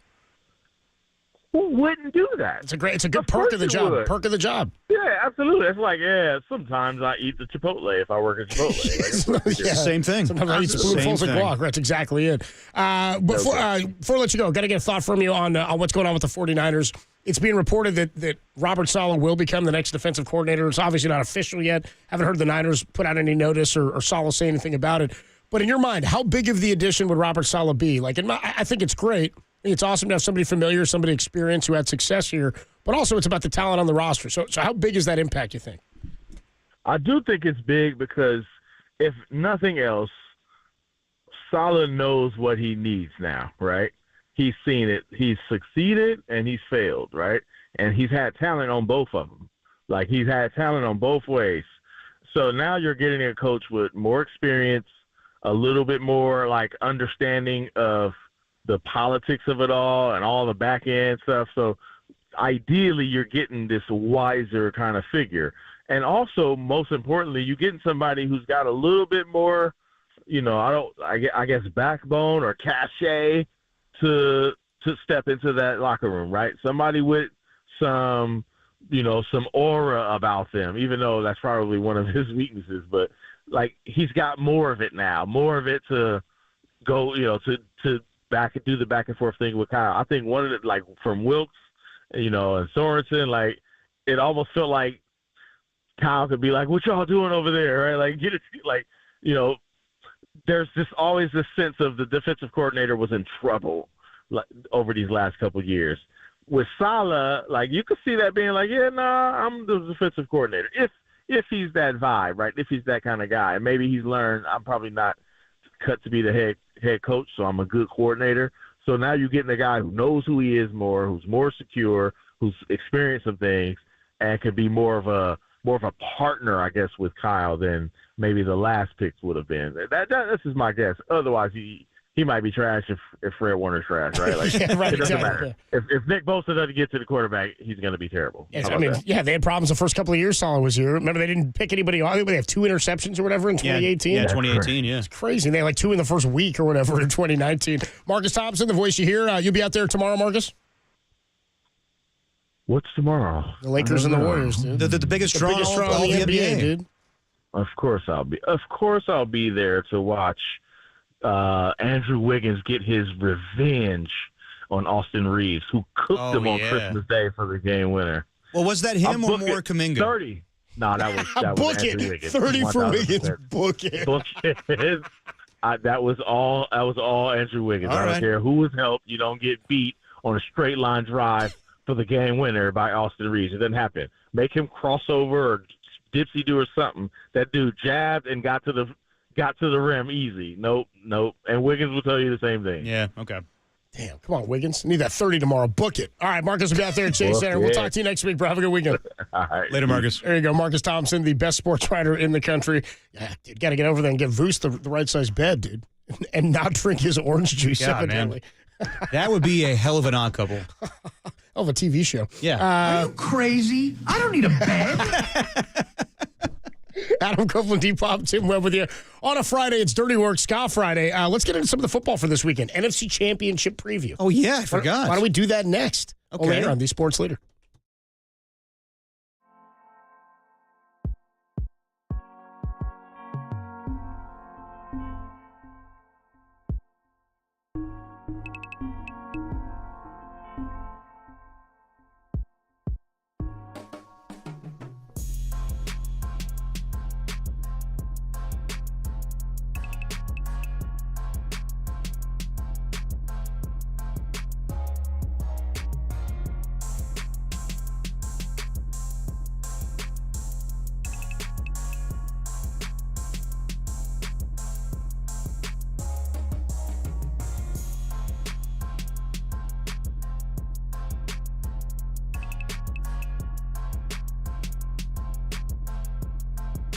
KNBR.com is the place to find all of our podcasts. Come for play-by-play extraordinaire Kevin Harlan's preview of the NFL's Championship Sunday. Stick around for an epic Joe Montana story. If the story is not epic, blame young Tony. He talked it up, and I accept no responsibility whatsoever.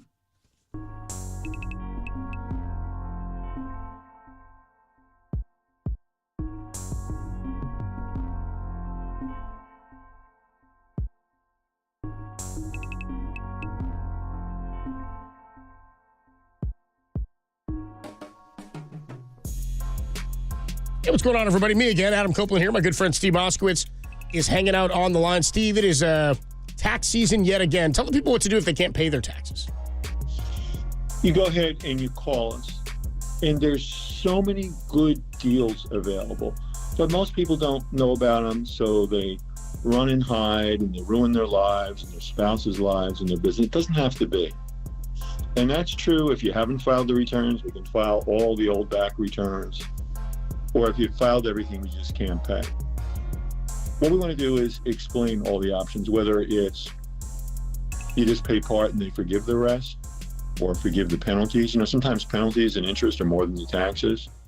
Or we get you an amount that you can afford to pay a month. Not what some IRS agent says, but what you can afford. Or if the fault was from your former business partner or spouse, shift it over to them and you walk free. There's so many good things available. We've dedicated our professional lives to this for over 30 years. Let us share that knowledge with you in a free consultation. And then if you'd like us to, we can go and represent you so you don't have to talk to the government. We do it all. The only thing you have to do is call up and sit for your free consultation. Say, hey, Steve, get me out of this mess. Steve Moskowitz can help. Give him a call, 188-TAX-DEAL, or find him online at moskowitzllp.com.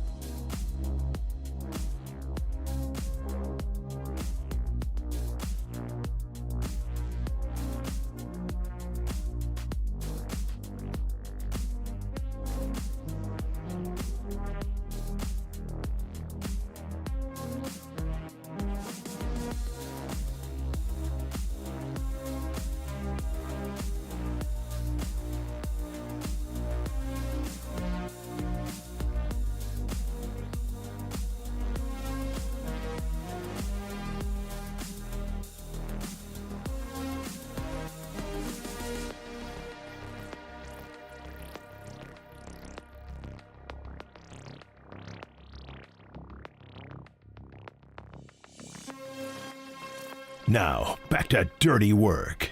Adam Copeland and Derek Papa on KNBR 104.5 and 680 AM. The sports leader. Pitch it. Barkley, shake and bake move. Cuts it up the middle to the 30, to the 20. He's gone. Goodbye, Barkley. Touchdown, Eagles. Good night. Second and goal at the 10. Snap to Daniels. Eagles break 4. Into the middle of the end zone. Touchdown! Touchdown! Touchdown, Washington! Jameson Crowder! Amazing! Clutch football from the Washington offense! They've done it again! All right, here we go. Game on the line here with the Bills up 2 and 2:27 left. It's a 4th and 2. Here's some late motion. Fakes the throw. Allen going to step up in the pocket. Now he's going to take it and run, and he's got the first down and more. 10, 5, and muscles his way into the end zone for an unbelievable 26-yard touchdown run. Are you kidding me? He's a beast with a capital B, and he would not be denied. Holy moly. Eagles and Manders going down Sunday. Oh, yeah. We get both championship Sunday. Mwah. I love a divisional weekend because we get the 2 days of games. Yeah. Get the teams that were off the bye playing, but championship Sunday, also nothing like it. No. Love championship Sunday. All right, let's get into the NFC game first here. Eagles and the Manders. My Manders. Third meeting between the Manders and the Eagles this season. One apiece. And the last time they met, I think they met within about a month of each other. I think it was November and December. It was November 20. It was December 22nd, and then the other one was a little bit before that. It was a Thursday night game. Okay, so it's been a while since they played, but the last time they met, Manders won 36-33, correct? Yes, but the caveat to that game is that Jalen Hurts got hurt. Yes, and then Kenny Pickett came in. And but then he got hurt too, didn't he? Who did? Didn't Kenny Pickett get hurt, or was that? I think he was like. Later on in the game, and then the following week against the Cowboys. No, with that matchup, yes, there was that, but also the Eagles had a huge lead in that game. I think they were up 21-7, and it was a back and forth game. The Commanders turned over the ball aplenty that game, but then they could have iced the game with a Devontae Smith first down, and he drops it badly. And in the end, Jaden Daniels throws 5 touchdowns in that game. Turnovers didn't matter. They win that game 36-33. The previous meeting is when the Eagles were struggling offensively. Jaden Daniels only had like 1 touchdown pass, and Saquon Barkley went crazy in the I think the fourth quarter of that game. So the average, by the way, Saquon did over the 2 games this season, 148 rushing yards average between the 2 games. Okay, so as far as the injury report, Jalen Hurts, good to go. Dallas Goedert, good to go. Quinyon Mitchell, good to go. Their center, Cam Jurgens, questionable, but most likely he's going to play. Jurgens. So, with the Eagles at full strength, and I would say full strength a little bit because if you saw the tape that I saw yesterday of Jalen Hurts, he's moving around gingerly. So, he may not be able to be his normal self. However, they do need a passing game to get this thing going. Like, at some point, A.J. Brown needs to find his inner excellence. But in order for them to win this game, I think that they just need to play the defense they've been playing the last 2 weeks and have Saquon run the football. And I think that Jaden Daniels is more than a rookie quarterback this year. He's been extremely impressive. However, I never take rookie quarterbacks in these games. I would never take Brock in this game. I wouldn't take Ben Roethlisberger the first time around. All these guys, when it comes down to the championship weekend, just something happens where rookie quarterbacks crap the bed. And I'm not saying Jaden Daniels is going to crap the bed on Sunday. I wish we'd seen what Brock could do. I wish we saw Brock for that full game. Yeah, I want to know. You know what I mean? I want to see what would have happened. I know. But I think the defense will get to Jaden Daniels. I think they'll fluster him a little bit. In the end, I just think the running game is going to be too much for the Commanders. It was a great performance last week. I just think the Eagles are just a better football team right now. I think so, too. And while he's playing better quarterback of the 2 quarterbacks, for me, it's about you're giving Vic Fangio a 3rd crack at this guy. Yeah. I'm going to take Fangio and his experience and how to game plan this and throw different looks at Jaden Daniels than things he has seen at all so far this season or in the 2 matchups against Philadelphia. Like, I think he can have a good game. In his 2 games against the Eagles earlier this year, Jaden Daniels, 6 touchdowns, 3 interceptions in the 2 meetings. 5 of them, though, came in that one game you're pointing out. So 5 touchdowns in one game, didn't play as well earlier on. Now, they got off to a pretty good start, and we were, impressed with what we saw from Daniels. And then they plateaued a little bit, the offense. And then by the time he threw the 5 touchdowns against Philadelphia, I think they'd sort of figured it out. Their winners of 5 in a row are the Commanders. What will happen if they're down late in this game? facing adversity against the top defense in the NFL, and Fangio has his pick of the litter in terms of what he does to try to distract and disrupt what Jaden Daniels can do. The one thing about this is Washington's playing loose. When we talked to... They're playing with house money, Copes. They are. And who did we talk to yesterday? Joe Fortenbaugh, who was saying, when a team plays loose like this, they have some vets on the team, like Zach Ertz is there, right? He said he's reinvigorated and reignited his passion for football. Zach Ertz and Sirianni. See what happened last time they played? Yeah, we talked about this on the air, I think. Did we? Yeah, I think we did. Or maybe it was off there, but we discussed this when we they talked got about into it on the air. Yeah. Sirianni was upset that Ertz was taking so much umbrage for, celebrating the win, considering that Ertz didn't have a huge stat line. Sirianni sucks. Yeah, I'm not a Sirianni guy either. What did you say?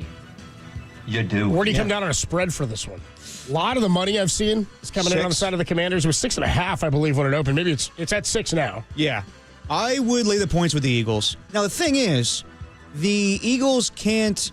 What they've been doing the last 2 weeks is their offense scores early points, and then they just get into a rut. Jalen Hurts gets sacked, and they just expect the defense to bail them out and the running game to help them. Jalen Hurts, I know he's injured. He does need to do a little bit more this week. And maybe it's not even this week. If they go to the Super Bowl, you damn sure better start getting a passing game going against the Chiefs or Bills. So I do think that the one thing I worry about with the Eagles is if they just get stagnant, if they're just like, all right, we're playing good defense, we're running the football, we'll just punt it back to the Commanders, we're kicking their ass. Jaden Daniels has the ability, unlike a Matthew Stafford or Jordan Love in the last 2 weeks, where he could just explode on you, where he throws a deep pass to Terry McLaurin or a short route, where then you're like, oh crap, now they're back in this game. The Eagles need to keep the offense going here, and that's one thing I worry about. I do think it's going to be a low-scoring game, so I would take the under. I'll lay the points with the Eagles, though. I'll take the 6. Yeah, it actually opened at 6. What's tough for me here in looking at how I like to track where the money goes and how many percentage of the bets go to which team. Overwhelmingly, the money is coming in on Washington, and the line hasn't moved, which to me makes me feel not so confident in Washington's ability. Yeah. Or in what Vegas thinks about Washington's ability here. Now, when you say Jalen Hurts has to play better to win this game, in what capacity? Maybe it's just me being because I'm like, they're winning game, but the stat line. No, I know it doesn't matter. You say they're relying on the defense and the run game. I'm like, right, but it's been elite. They have the best run game in football, and they have the best defense in football. No, you got totally 2 of the 3 phases. All he has to do this week is not hurt them. He took 7 sacks last week. Jalen Hurts can't hurt them. Yeah, that's right. I'm just saying 7 sacks last week against him. Yeah.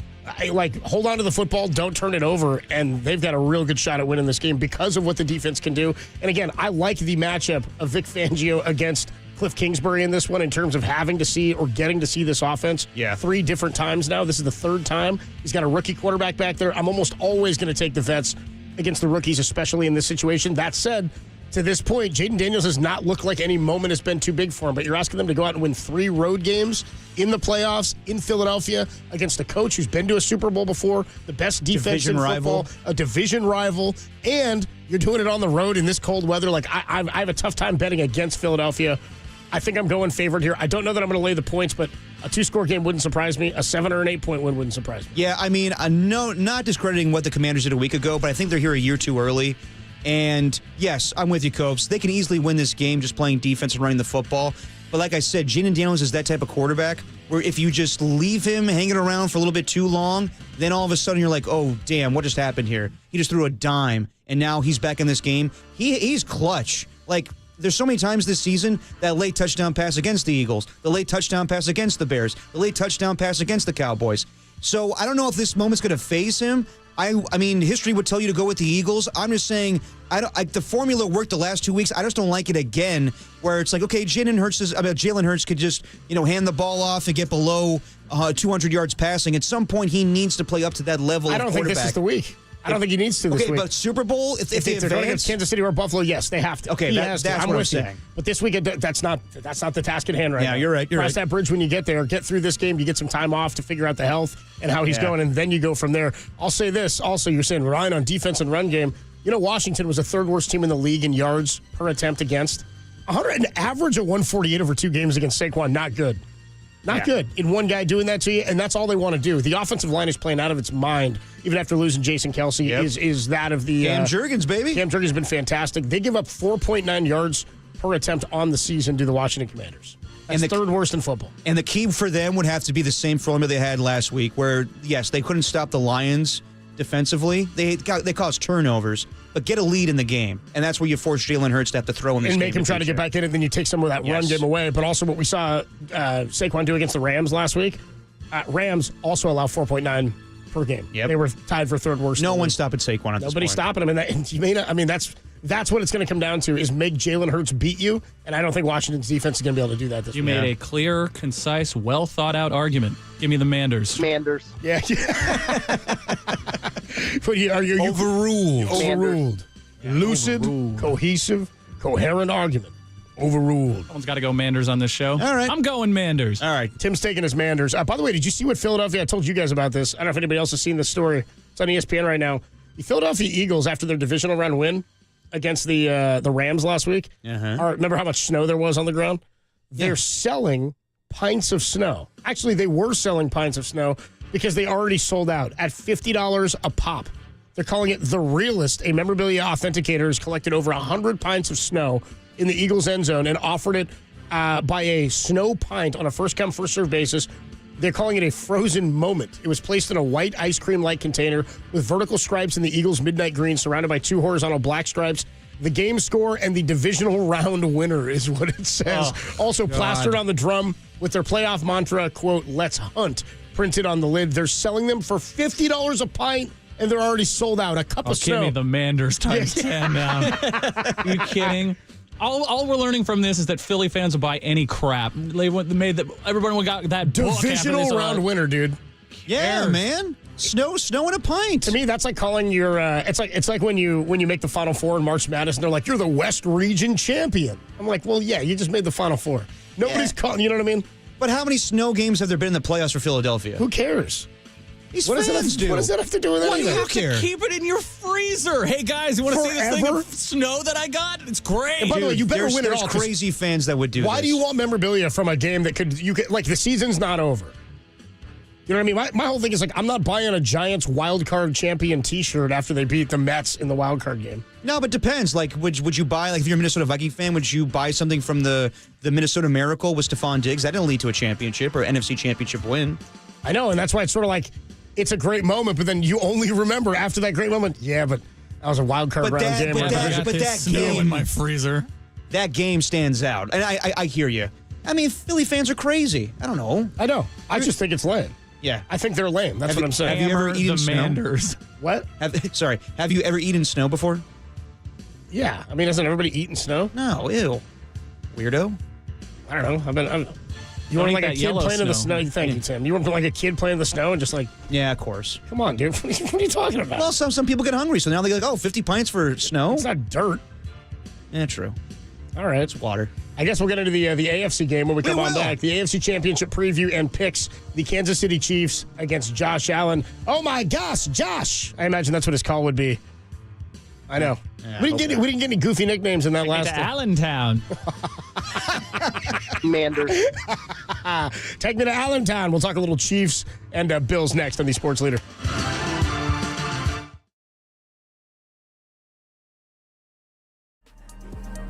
The police have themselves an RV. Right you are, Theo from Die Hard, but it doesn't need to be just the police that has RVs. It could be you too. Why, hello there. Derek Papa, and I'm here to tell you about the largest RV show on the West Coast. It's the 36th Annual Manufacturers RV Show. It's 500,000 square feet of new and used RVs at the Alameda County Fairgrounds in Pleasanton. January 24th, that's today, through February 2nd, over 40 different RV manufacturers will be on display. Get a special RV show-only deal on a motorhome, travel trailer, van conversion, fifth wheel, toy hauler, or truck camper. Come on down and check it out. Browse around and find what's going to make you and your family very happy.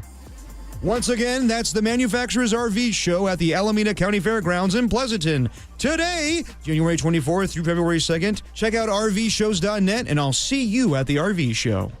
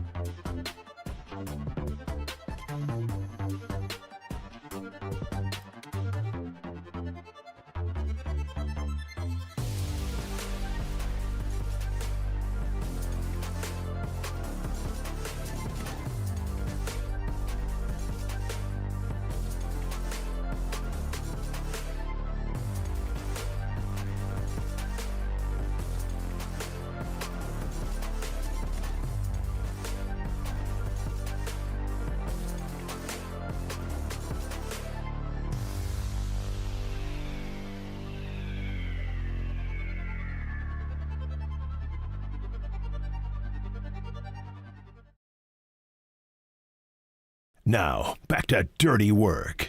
Adam Copeland and Derek Papa on KNBR 104.5 and 680 AM.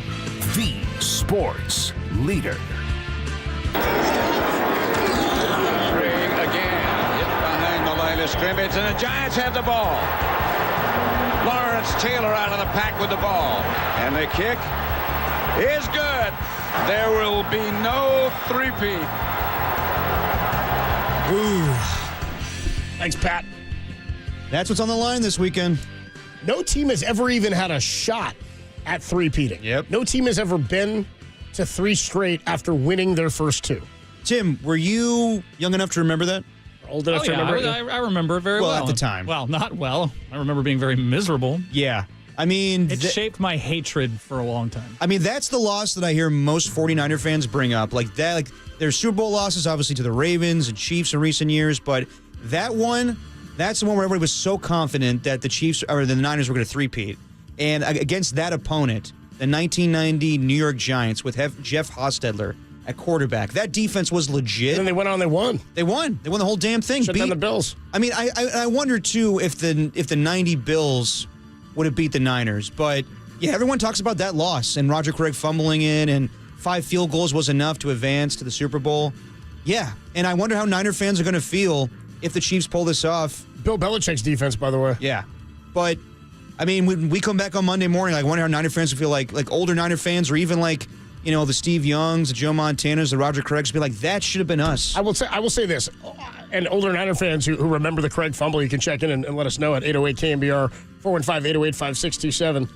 The fact that the Niners have lost 2 Super Bowls in a row now to the Chiefs, not back-to-back years, but of course 2 Super Bowls to Kansas City and Patrick Mahomes. Patrick Mahomes is being dubbed as like the new greatest quarterback of all time, skill-wise and ability-wise. And now they may have a chance to go and three-peat. Yeah. That stinks like real bad. That stinks even harder. All of this stinks. Because it's Mahomes and the Chiefs. To take away that history that I'm sure a lot of 49er fans are like, there's no way we're going to lose. They were talking about three-peat after they were kicking the crap out of the Broncos. Yeah.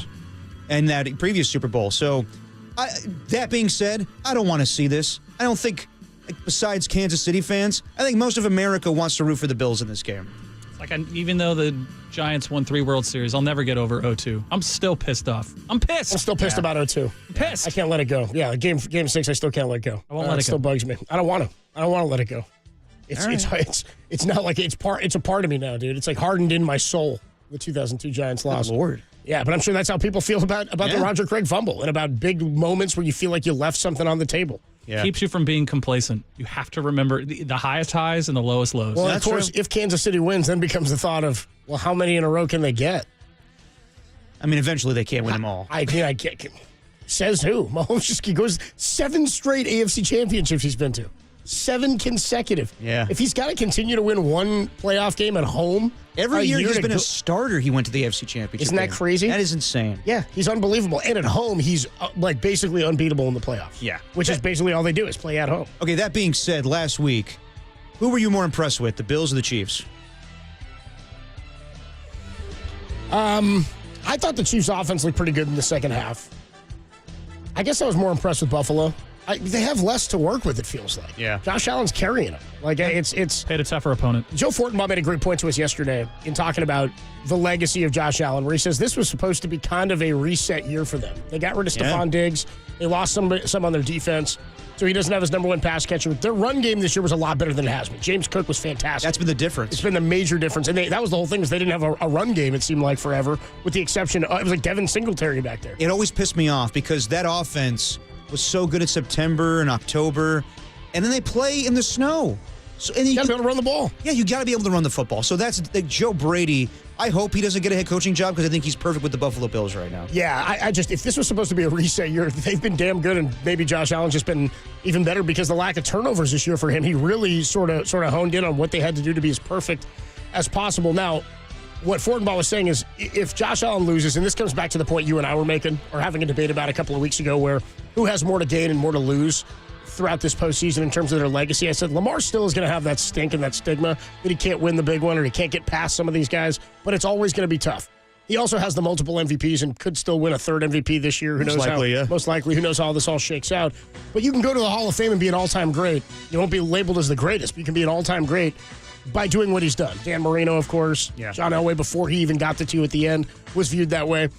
Peyton Manning, until he got one, still viewed as one of the all-time greats, right? Just skill set-wise. For Josh Allen, though, he points out, if this was supposed to be a reset year and they don't get past Kansas City, and he said, what if they lose 28-24 and he plays great? We'll probably look at the Bills and say they have to get him more help. Yeah. Because he's good enough to win one.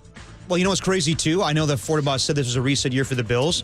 These last 2 seasons have been reset years for the Kansas City Chiefs. Yeah.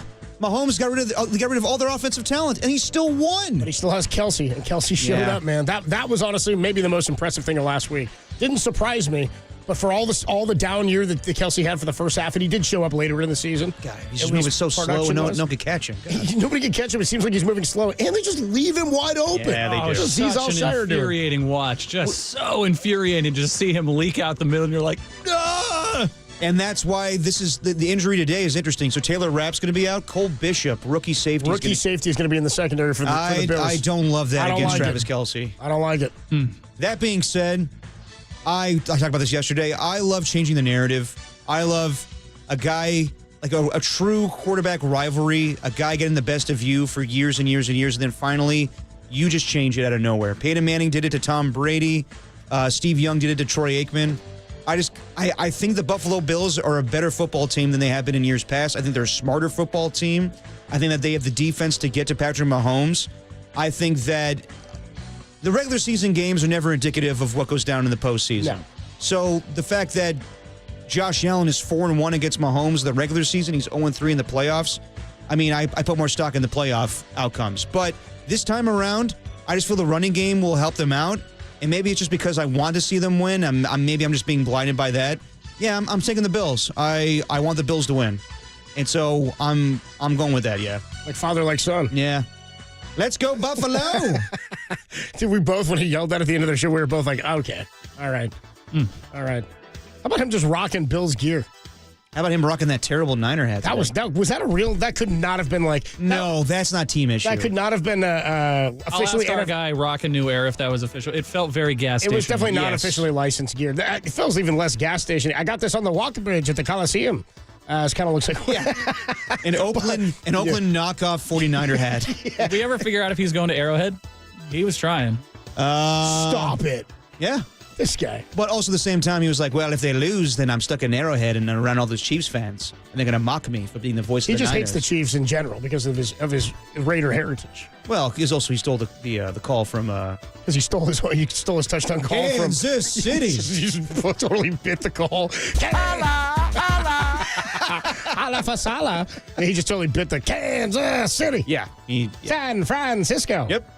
I took it, but I do it better. Adam Copeland, Depop, Tim Webb with you on a Friday. We are going to catch up. Hold on. Who are you taking? Oh, yeah. Who am I taking? I'm taking the Chiefs. I'm not rooting for the Chiefs, but I'm taking the Chiefs. That's lame. Tim, T-Dub? Ride with the D-Papa and Harmony. Give me the Bildos. There you go. Bildos, baby. The Buffalo Bills. By the way, open of our show today when we play the Open, because we have the most original show open in the history of KNBR. Somebody texted in and said, dude, is this Destiny or Harmony doing the reading the... come on now. That's my girl, Elena. What's up, Elena? Adam Copeland, D-Pop, Tim Webb. We'll take a quick break. We come on back. Let's catch up with our guy, Laura Krug. Let's get his thoughts on what's going on with Robert Salah, what's going on with the potential for a new special teams coordinator in Brant Boyer. How big's the impact for Robert Salah? Also, does he have the pull to keep some of these guys here or bring in some more talent? Talk to Krug about that, get his picks for the weekend. Coming up next, only here on The Sports Leader.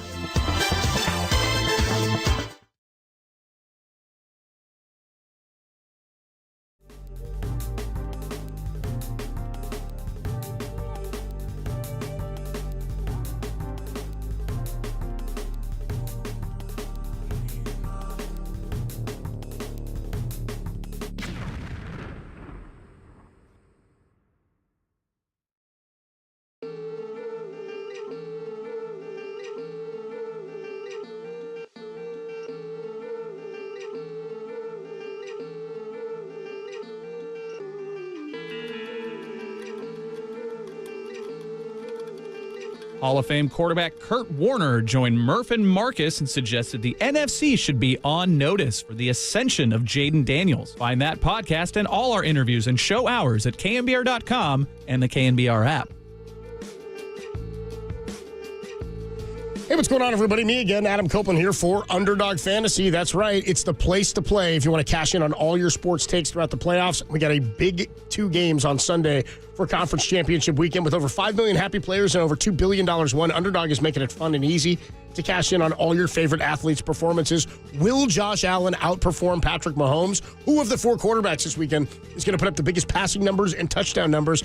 If you're right, you can walk away with some real cash and real prizes. And again, that's all postseason long. You can create entries with football picks or mix and match across your other favorite sports. You do have a Warriors and Laker game going down tomorrow. You could go Steph against LeBron, Mahomes against Josh Allen. Could be a fun weekend for you with Underdog Fantasy. Underdog is the only pick-em platform that puts the power to cash out in your hands. Now you can either keep riding with your entry or just tap the Win Now button and cash out whenever you want. Plus, with Underdog's Double Flex option, you can even take 2 L's and turn them into a W. Underdog is the best place to play Pick'em. Download the app and sign up with promo code KNBR and deposit now to get up to $1,000 in bonus cash instantly. Again, that's promo code KNBR. You must be 18 or older and present in a state where Underdog Fantasy operates. Terms apply.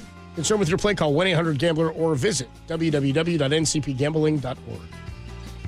Oh, I'm so sad. I'm Robert Pattinson as Batman. Everything sucks.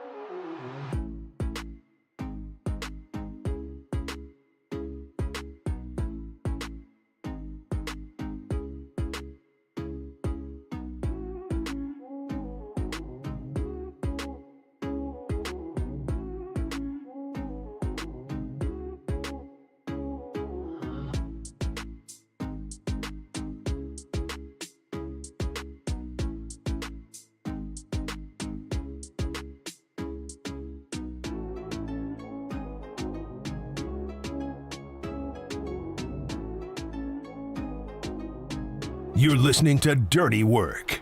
Adam Copeland and Derek Papa. On your home for all things 49ers for the last 20 years. KNBR, the sports leader. Dirty Work on a Friday. It's a ska Friday, by the way. Nice of Tim to finally play some ska. Adam Copeland, D-Pop, Tim Webb. One of our favorite guests. He's a member of the family. Larry Krueger joins us, courtesy of the UMA guest line. He's also on the stream as well. You hear him on Niners Nightly, 6 to 7. You'll hear him tonight. What's up, Krug? How we doing, man? How's your Friday? What's up, Larry? Oh man, it's going great. Good to talk to you guys. Good to see you guys. This is the first time I think I've tuned in where Depop didn't have the skull cappery going today. No skull cap, dude. By the way, nothing on his face either. He accidentally botched his beard this morning, so we had to hack it off. You see that? He's got more hair on his head than his face. Behind that microphone.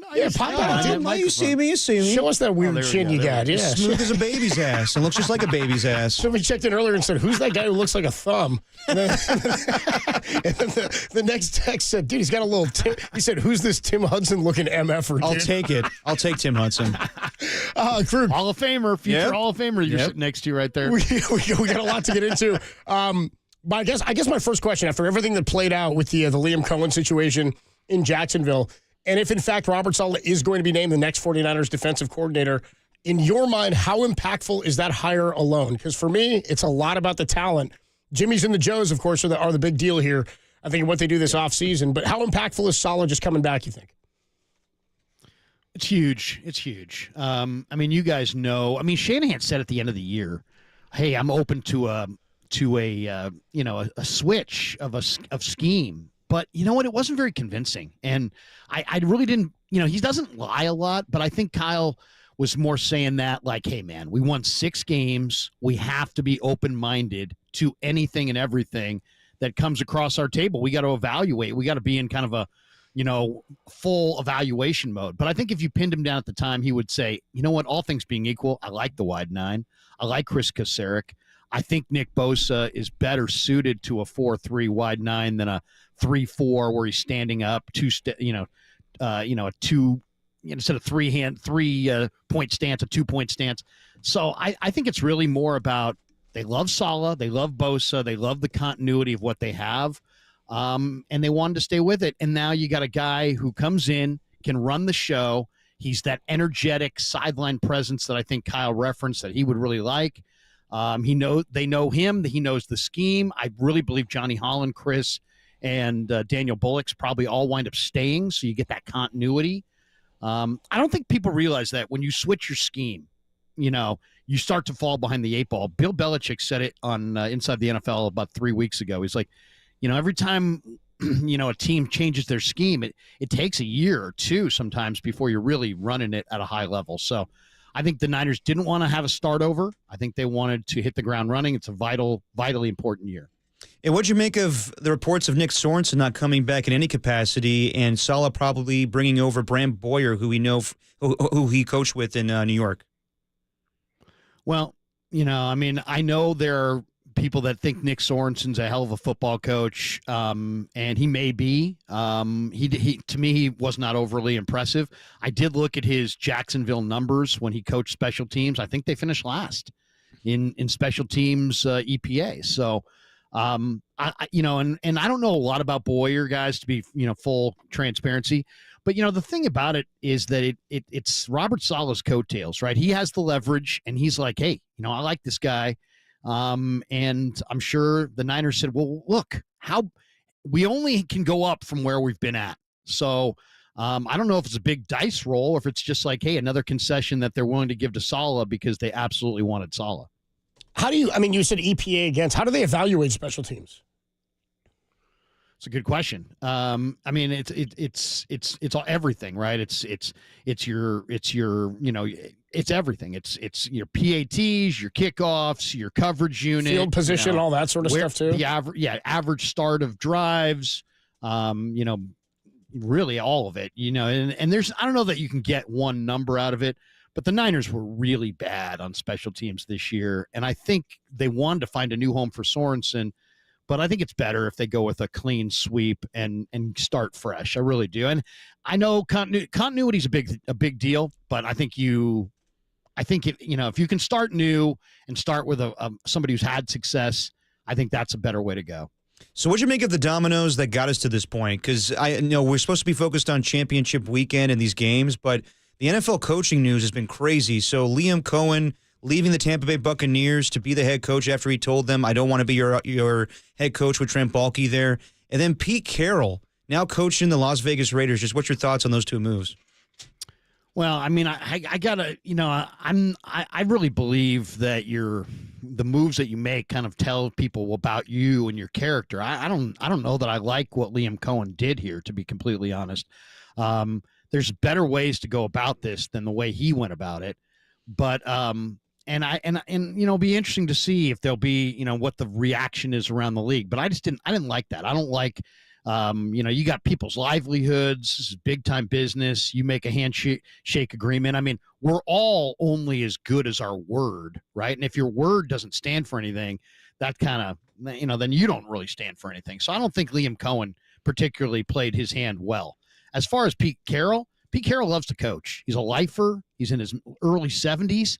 I think it's a great hire for the Raiders. I think it's a great hire for Pete, just because I think he's got energy. I think he still can do it. I really do. And I think the Raiders, the only downside for the Raiders is you were talking Ben Johnson last week, and now you're going to Pete Carroll, right? So maybe there's a little bit of like, hey, man, we were going to get the hot young coordinator in the game, and we were going to have a whole nother like John Gruden part 2.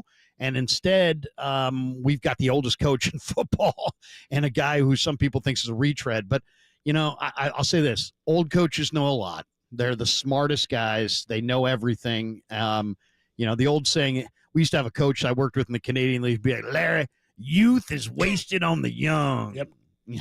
Drop that one on me all the time. And there's a little truth in that. There is a little truth in that. There's a lot of wisdom in all those years that Pete Carroll has spent coaching in this league. Talking to Larry Krueger coming up at 6 o'clock tonight with Niners Nightly. One of the other coaching moves that was made today, we found out offensive coordinator, former passing game coordinator of the Niners, but most recently OC for the Texans, Bobby Slowick, was relieved of his duties by D'Amico Ryans and staff in Houston. How do you view Bobby Slowick? What's the future for him hold? Is there a chance he could come back as an offensive assistant, or is he going to land an OC job, you think, pretty quickly? I mean, this just really shows that how quickly the bloom can come off the rose. I mean, literally last year, people were saying he's Kyle Shanahan 2.0. Yeah. I mean, literally last year, people were like hailing Bobby Slowick as the next great head coaching hire.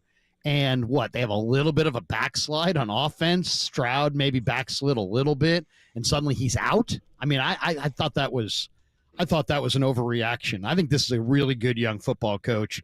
I don't know that the Niners can get him back, but I would love to see him back. That's for sure. I mean, you can never have enough smart people in the building. That's for sure. But I think this will just be a blip on his radar. He's going to have a very successful career in the NFL as an offensive coach. So it's obviously good news that Robert Salah is potentially coming back, but nothing's going to improve unless they improve their personnel. So as far as the defensive line, I mean, obviously they need to get another pass rusher opposite Nick Bosa, but I don't you see the free agent names out there for defensive tackle. I don't think anybody wants, Javon Kinlaw back or Solomon Thomas. But what are some names that interest you as far as any free agents or anybody in the draft that could potentially help out this defense in the defensive tackle department? Leverage McLeverage. Thank you. DJ Jones, yeah, he might be out there. I mean, to me, this is the priority. I know other people would say it's offensive tackle, maybe defensive end, maybe, who knows, kicker. I mean, they have a bunch of needs. But I think it's defensive tackle. I mean, when they were in the Super Bowl in Super Bowl 54, they had a younger Armstead and DeForest Buckner. And this year, the guys that they had, I mean, they're good guys, but they're just several pegs beneath what they had a few years ago. And this is a great tackle draft. So, yes, I think defensive tackle is the priority. They pick 11. Will Mason Graham, the big time, he's almost kind of like a Justin Smith interior player. He's a barrel-chested. I mean, he's just fantastic. The motor, the leverage. I mean, this guy's incredible for Michigan. But he's probably going top 5. So I don't think he's going to be there when they pick. So he probably is off the board. The guy that I love is Walter Nolan. If you get a chance to watch him, he led the SEC in tackles for loss. He's a big defensive tackle who started at Texas A&M, transferred to Ole Miss, 6'4", 295, had 6.5 sacks this year.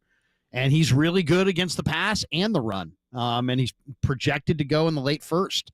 I think that number is going to creep up, but I think he's going to go in the teens. And I think they could probably trade back from 11, get a couple extra picks, and take Walter Nolan in the mid-teens. And that's how I'd play my hand. But, we still got all the workouts, the combine, there's an awful lot a lot of pieces of the puzzle have to come together before draft day. But, yeah, those 3 tackles, the 2 Michigan guys, Mason Graham, Kenneth Grant, and Walter Nolan from Ole Miss, if they could start their draft in the late teens with one of those guys, or even stay where they're at with Mason Graham, I think that's the way I would go. Get that defensive tackle spot solidified. You probably need 2 guys at that spot. Talking to Larry Krueger, Niners Nightly at 6 o'clock tonight. All right, let's get into some of the stuff from Championship Weekend coming up on Sunday. First, let's start with the NFC side of things. We were making our picks a little while ago, and I got a tough time. I love watching Jaden Daniels to this point. I've loved reading the articles about the VR training he's doing, and he's speeding it up, and so nothing he sees looks like it's coming at him too fast. But for my money, if you're giving Vic Fangio a third crack at this guy in the snow or in some real cold weather, a third consecutive game Washington would have to win on the road. It's a divisional game, so it's always weird. I just have a tough time going with the rookie quarterback and a team, by the way, a defense that's given up the 3rd most yards per attempt in the NFL this season in Washington. They were tied with the Rams, actually, at 4.9 yards per attempt against, and we saw what Saquon did to the Rams last week, about an average of 150 a game over his first 2 against Washington this year. Where do you come down on the Manders against the Eagles? I'm going with the Commanders. I like the Commanders. Now, Quinyon Mitchell, the rookie corner, was a full go this week at practice, so he is going to go. Hurts also practiced this week, but Hurts did wrenches both of his legs last week, and he looked like he was in a lot of pain, and I got to think that he's not going to be 100% running-wise in this game. A buddy of mine is Nick Allegretti, who played on the Chiefs and then went in free agency to the Commanders, and I've been texting back and forth with Nick this year. And he's like, man, Jaden Daniels is just so unlike any rookie that he's ever come across. This is a guy who played with Mahomes and, has won rings with Mahomes.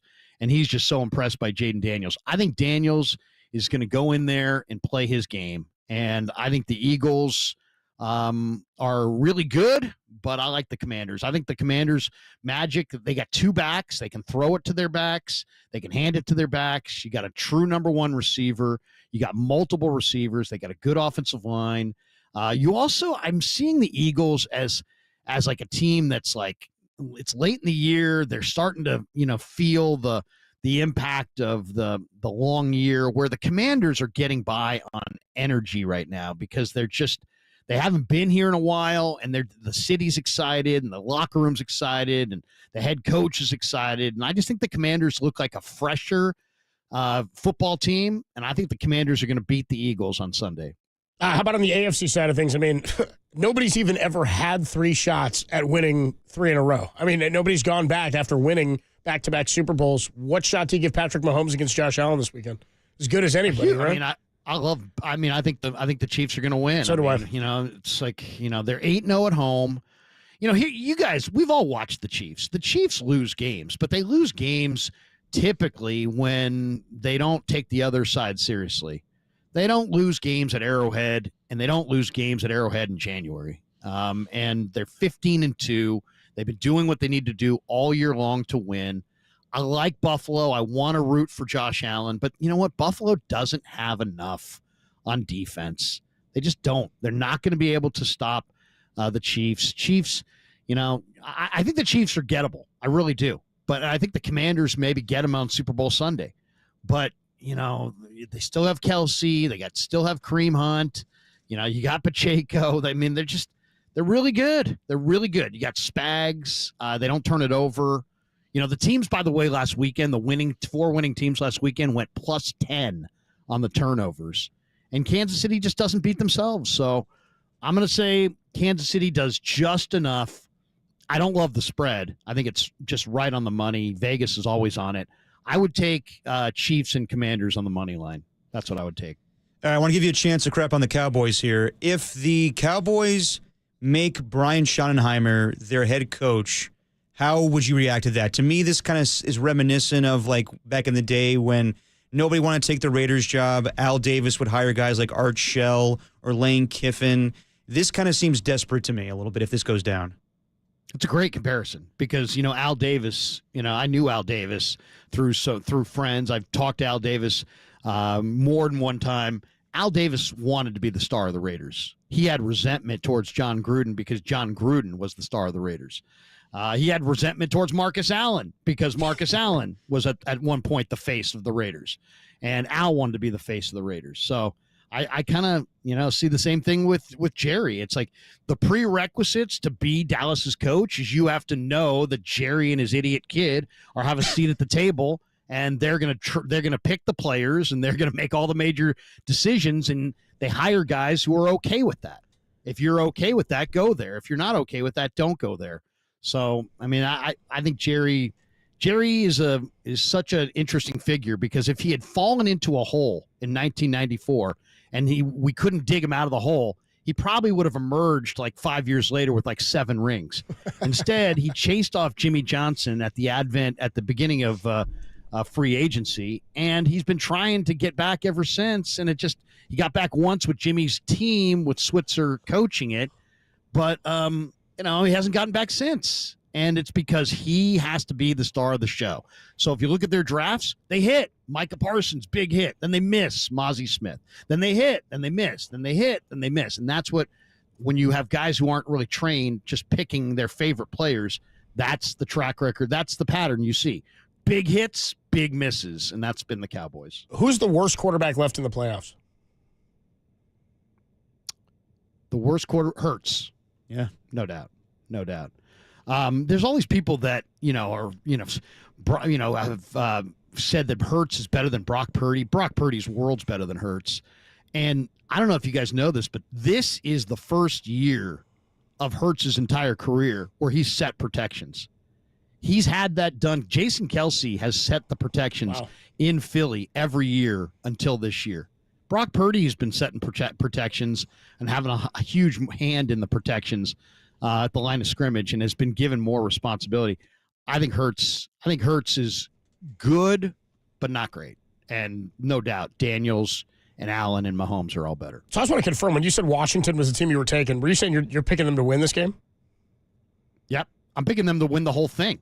I like Washington to beat the Eagles, and I like Washington in New Orleans. It will be a homecoming for Jaden Daniels, who went to LSU. Yeah. I like Washington. I know it's crazy to say that, but something tells me that the Chiefs are getting by the Bills, and yet the Chiefs are dangling. Chiefs can't stop the run. Chiefs can't run. Mahomes throws for under 200 yards more times than not. Chris Jones is getting old. The Chiefs are limping towards the finish line of this three-peat, and they're going to get really, really, really close, and then the Commanders are going to beat them on Super Bowl Sunday. Wow. Krug's Manders. Larry Kruger's Manders, dude. Larry Kruger and Tim Webb's Manders. Even though Tim's a big Falcons guy, too, which has always been weird to me. That's not true. Actually, Krug, we were talking about Derek's bare-ass face over there. And I think we have some real audio from one of our callers checking in. Is that right, Tim? Do we have audio from one of our callers on Derek's face? Jesus, what happened to your face? It's a long way to go for Tim to tell me to set that up. He's like, set this up, dude. I got a good one. Got a good one. This is a big laugh. Now, was there a wager that I was unaware of here? Is there a wager? No, Derek. I think he like just accidentally shaved too close. The beer was getting too gnarly, so I was shaving off this morning, and then I realized the razor I was using was like, it's too close. I had to shave the whole thing off. I thought maybe it was like one of these Brian Primetime Smith things with the Rams helmet. No. Tied into his head. You guys remember that? Yeah. We have photos of that, I think. Krug, one more for you before we let you go, because we were talking about Brock Purdy and getting paid. You're of the mindset that's happening this offseason, yet everybody else they basically told us as much. We talked about it earlier today. People are still on the side of like Brock doesn't deserve this money and you should hold out and wait for one more season of him. That's not happening, right? He's getting paid this offseason. He is getting paid. Preach. Now, tell him. The ball's in the Niners camp, but the Niners have said that they want to pay him. The interesting thing that I found out yesterday is that, did you guys know that Brock Purdy's agent used to work in the Niners front office? No, I didn't know that. I mean, Brock Purdy's agent used to be a scout. He used to work in the Niners personnel department as a scouting assistant. Not quite the front office, but in the organization. So, I mean, he's got relationships with all these guys. Parag, and I'm sure all the Niner front office. Now, it was during the Mike Nolan and Mike Singletary era. It wasn't during Shanahan and Lynch era. But, I think this gets done. I think you have two motivated sides. I think, Brock, I think the number is going to be higher than people think. I'll just say that. I think it's going to be a higher number than people think. If you're I heard your dad say to Tim Ryan and Greg Silver, 10 days ago, the Niners would love to get Brock in the high 40 range. And the Spot Track estimate came out and said he was going to get 48 and change, which is pretty right on. I don't think it's going to happen. I think that number is going to be more along the lines of the current market. So I think he's going to get closer to 60. Wow. Like 65 even, Larry? I think, I think right around 60. My guess is I don't think he'll be that much over, but I think he'll be this idea that the 49ers are going to get some kind of ridiculous hometown discount bargain, not going to happen. They're going to get their guy signed if they offer him, I think north of 55, under 65. My guess is between 60 and 65. It's going to put that corn seed money to shame. Krug's coming up at the top of the hour at 6 o'clock with Niners Nightly, and always find him on the Krug Show. Krug, have a great show tonight and a good weekend. We'll talk to you next week. Thanks, Larry. Guys, do the same. We'll talk soon. Good stuff there from Larry Kruger. When we come on back, we have some of the best sounds from across the sports world you might have missed. We've got the Sound Soiree, followed by a Truth Machine, and then we'll put the show to bed. By the way, coming up on the Sound Soiree, they've got new audio of the former translator for Shohei Ohtani, Ippei. What's his name? Ippei Mizuhara? Yeah. They have audio now of him impersonating Shohei on the phone with a bank. And we've obtained that audio here on KNBR. We'll play it for you next in the Sound Soiree, only here on the Sports Leader.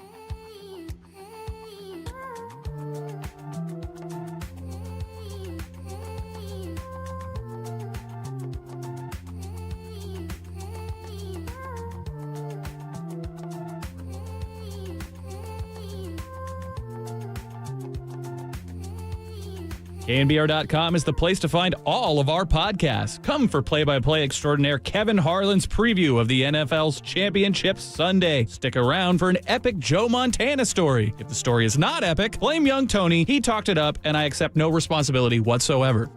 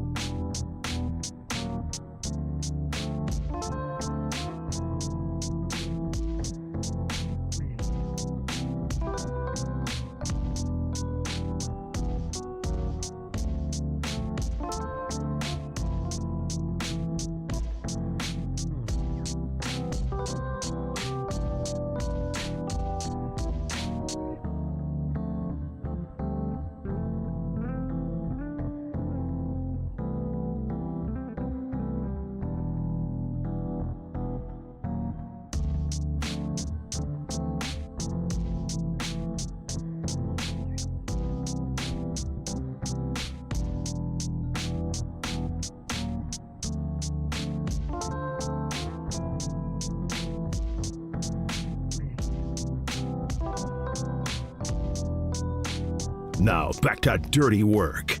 Adam Copeland and Derek Papa in the KNBR Casino Matrix Progressive Jackpot Studios. Casino Matrix Progressive Jackpots are here. Where are you? Just drop in. Please play responsibly. Call 1-800-GAMBLER. 5:20 on a Friday evening. Feels pretty good, huh? Oh, yeah. Keep those feet moving, stay in bounds, bleed that clock, get up slow. It's almost the weekend. Almost there. What's that from? I don't know. I used to say it all the time on Fridays in the leadoff spot. My buddy and I, when I worked... It's from something, though, I remember. My buddy always used to say it to me. When I worked in an office at one point, and we was on G-Chat with him all day, is when I realized I was like, I can't sit at a desk for my life. This is gonna suck. I just can't do it. I can't sit still here for the entirety of a show. Oh, I've noticed. I can't even make it through the breaks. I can't make it through the breaks. I go to a bar. I stand the whole time. I eat standing up a lot at home. I just don't like to sit. I have a tough time sitting down. You have the food falling on the floor? I used to. No, man. I'm talking like stand over the counter or whatever. I just don't like to sit down often. Okay. I get antsy. I get real antsy. Anyway, my buddy Jason used to text that to me. He was working at an office, and we would be on G-Chat, like chatting with each other throughout the day. Yeah. Every Friday about 1 o'clock after I get back from lunch, he'd be like, dude, just run the ball, dude. Stay in bounds, bleed the clock, get up slow. It's almost the weekend. And that's always my feeling when you're getting out on a Friday. And always fun on a Friday because we got the Truth Machine coming your way momentarily. But before we do that, some of the best sounds from across the sports world you might have missed in a Friday edition of the Sound Soiree. This is Dirty Works. Sound Soiree. No, I've whipped up this nasty little soiree. The best sounds you might have missed. Soiree what? Soiree, honey. I think that means party. On the sports leader. We're never changing that. Keep that around. Keep that around. Keep that close. So dumb. Marcus Thompson had a funny line. If you didn't see Nikola Jokic's 80-foot shot from last night, go find it. Oh, yeah. Marcus Thompson said he made the shot and didn't even care. He turned around and walked away like he just bought a sandwich. I have to go home and feed my pony. I have to go feed my pony. Here's Nikola Jokic. He makes a three from the other end of the court to close out the third quarter against the Kings. Check out the call. Just a great call. Jokic going to throw it up from... Whoa! Got it! Oh, my! Nikola Jokic! All the way from Sombor! Headed for my car and gone. Boy, I hope that one got past my car. Oh, man. Oh, Mike Kohler on the call there. By the way, Mike, that home run from Johnny Manel was the guy who hit it. Mike Kohler was talking to me about it yesterday. He goes, yeah, Manel still owes me $300 for fixing my car. Oh, man. Yeah. Kohler told me the story, too. He's like, I parked my car knowing that it very well could have been hit by a ball that night. But you know what? That was the brakes, bro. Yeah. It also gifted us an awesome call. Pretty sick shot from Nikola Jokic, by the way. Oh, dude. Just with ease, just here we go. Here we go. Third quarter, went in. All right, let's. He looks so disinterested in basketball. It's hysterical. Nonplussed, just he hates playing basketball. He just wants to go home and play with his ponies. Oh man, here's our next piece of sound. Ipe Mizuhara, who is the former translator, the disgraced former translator, now in federal custody, I believe. Right? Mm-hmm. Is he in custody? I believe so. He had to surrender, right? For stealing from Shohei. Yeah, he's definitely in the Gray Bar Motel. No, does any of are all of us Gray Bar Motel? Where do we? Nice, Tim. Where do we come down? I know this is going to get hashed out in court.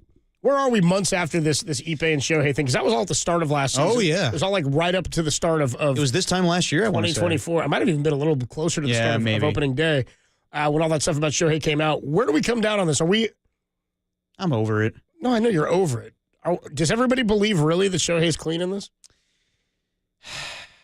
I know that Giants fans don't want to believe that, but I mean, I don't know. What else do you need to see? I mean, I think all of us just have a real tough time believing he really didn't have any idea this amount of money was missing from his account. I think that's...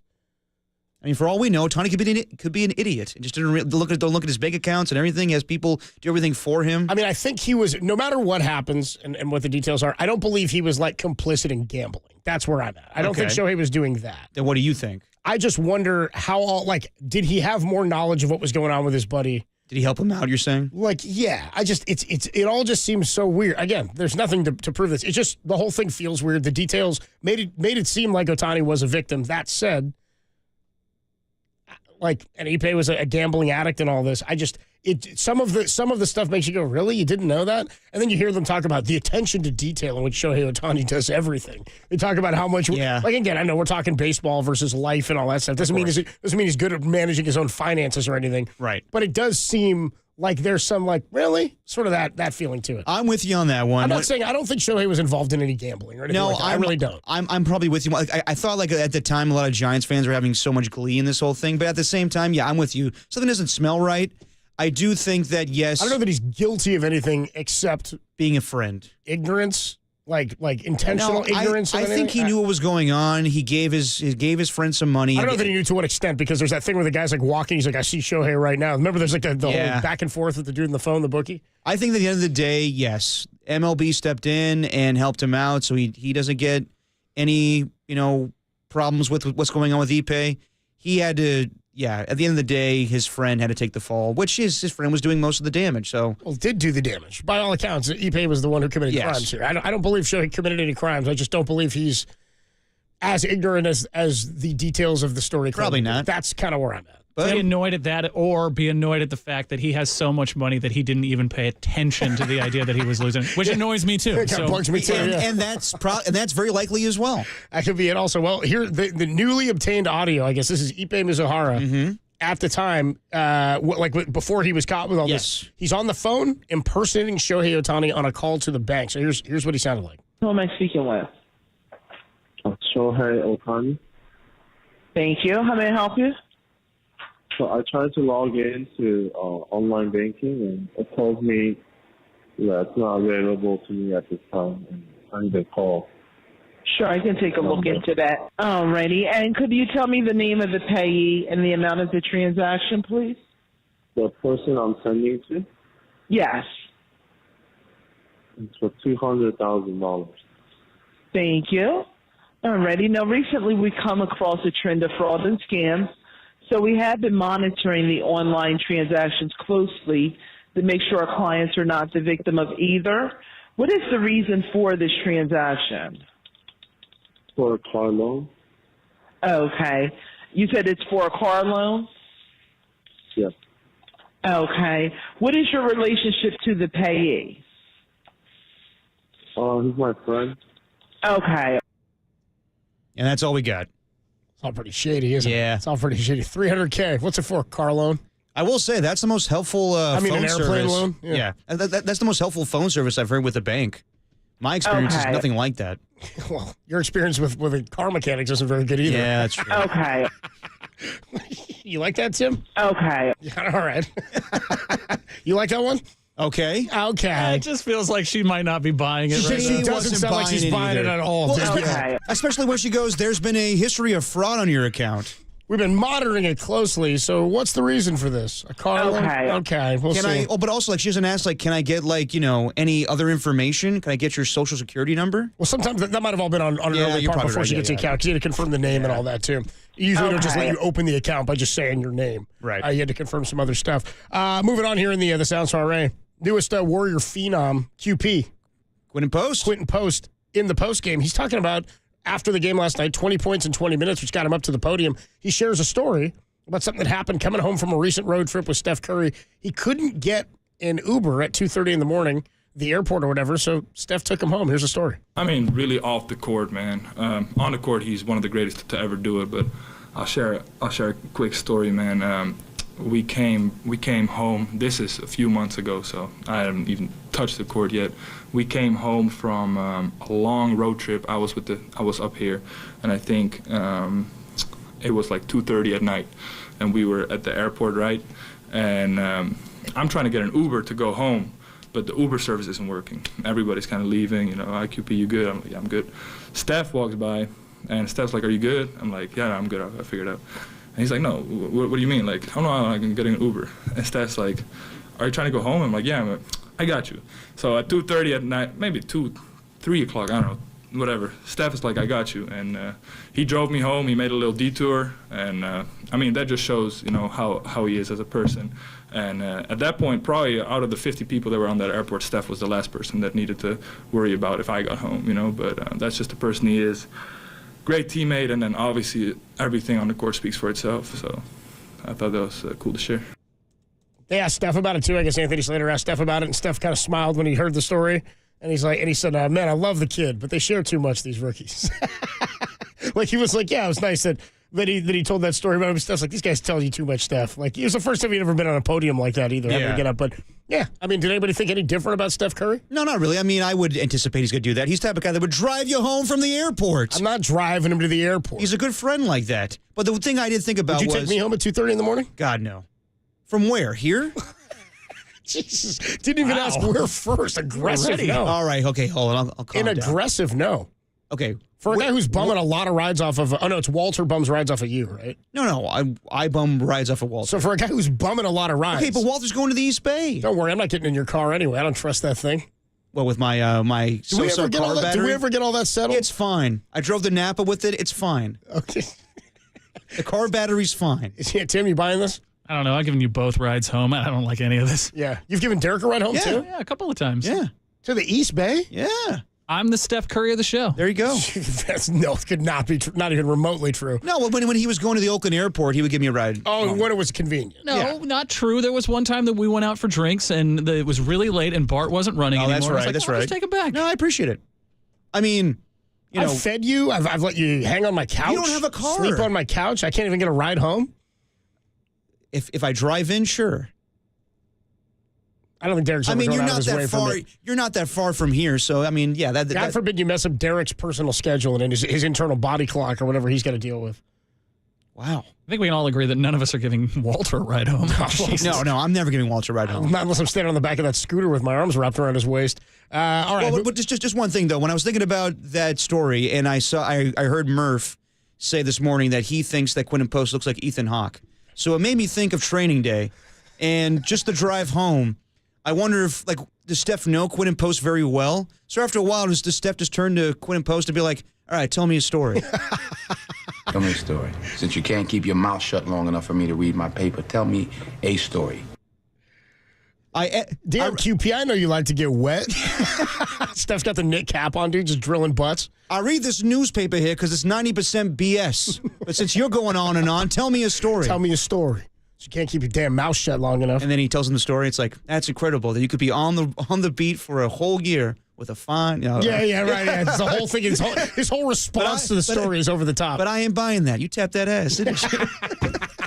That's what Steph is saying. You tapped that ass, didn't you? 707 on the text line says Steph told Guy Santos to kick rocks. He's a geek can walk. I'm driving QP home, dude. Ethan Hawke, dude. Use Clay's boat that's in storage right now. One more here. Philadelphia Mayor Cheryl Parker. She leads the Eagles chant. That's all you need to know. That's all you should know. And Listen up. Here you go. Let me hear you all saying E-L-G-S-E-S, Eagles! Let's go, Birds! Oh, hold on. We'll go back to that one if they lose. I gotta hear it. I gotta hear one more because Tim, had you heard that before? No, I hadn't. I heard that. I heard this last night and I was howling when I heard it. Wait, I want to write down what she wrote. Go ahead, give it to me again, Tim. Let me hear you all saying E-L-G-S-E-S, Eagles! Does she say E-L-G? Does she say E-L-G-S-E-S? Yes. It's not even remotely close. Elgsis? Yes. Let me hear you all saying E-L-G-S-E-S, Eagles! Way off. Let's go, Birds! Let's go, Birds, baby. 2 S's. Jesus. Now, that's pretty bad. Let's go, Birds. Is it as bad as Dante? Do we have that? Do we have Dante Winder? Dante did this one on the air, too. His is closer. Let's go, Birds! Let's go, Birds. E-L-G-S-E-S, Eagles. She's all over the place. Okay. So you guys elected mayor of Philadelphia. Adam Copeland, D-Bob, Tim Webb with you. Okay. Go, Birds. Maybe she's eating that snow. Yeah, hopefully she got a pint of that snow for $50. She had brain freeze. I couldn't remember how to spell Eagles. Let's go, Birds! When we come on back, a lot of times athletes, politicians, inanimate objects, they speak. And we can't really get to the bottom of what it is that they're saying. Yep. And so every week, we go into the KNBR Storage Center. It's a big old sack. We dust off the big old machine that we call the Truth Machine. Truth Machine begged for its segment. I'm just saying. Truth Machine's been begging. More like Derek begged for material on the show. Yeah, and on the side of the Truth Machine, there's just two words that say Truth Machine. We'll get into it next on The Sports Leader. Let's go, Birds!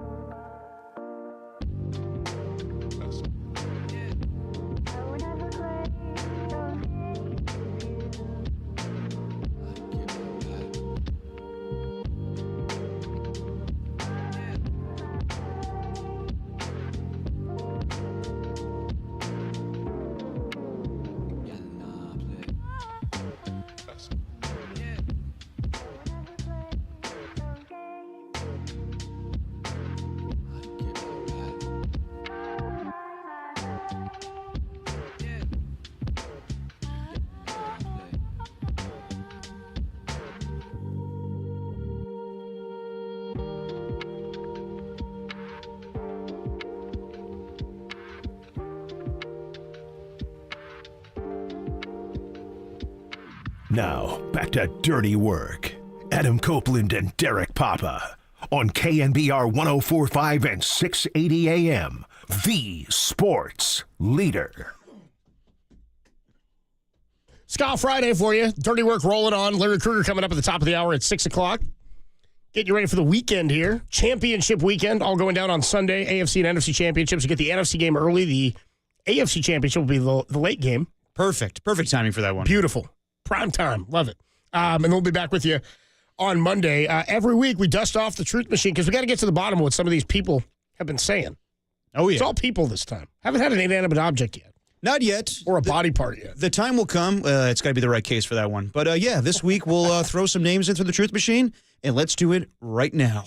Well, then I guess I have to say it. I'm not going to be the Alabama coach. I have never used steroids, period. I did not have sexual relations with that woman. Tell the truth. Tell the truth.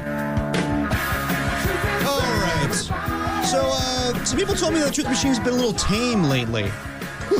Who's it? Our guy Rockin' New Era hit me up and said, Derek, I got to be honest, man, the Truth Machine's a little rusty.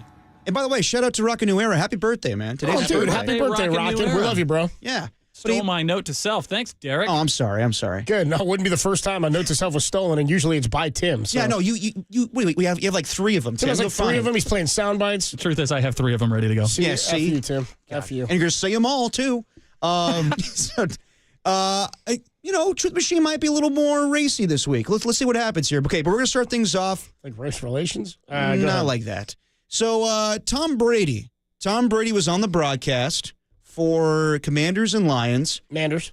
And he refrained from saying Ben Johnson's name because the whole rumor was, or I guess factual news, was that he was courting Ben Johnson to be the new head coach. So didn't want any tampering, like Yes. things going on, or anything that stunk on the broadcast. Just to give you a little taste, here's Tom Brady during the broadcast calling an amazing play where Montgomery flipped the ball to Amon-Ra St. Brown during the game. Pitch to Montgomery. Oh, now pitch to St. Brown.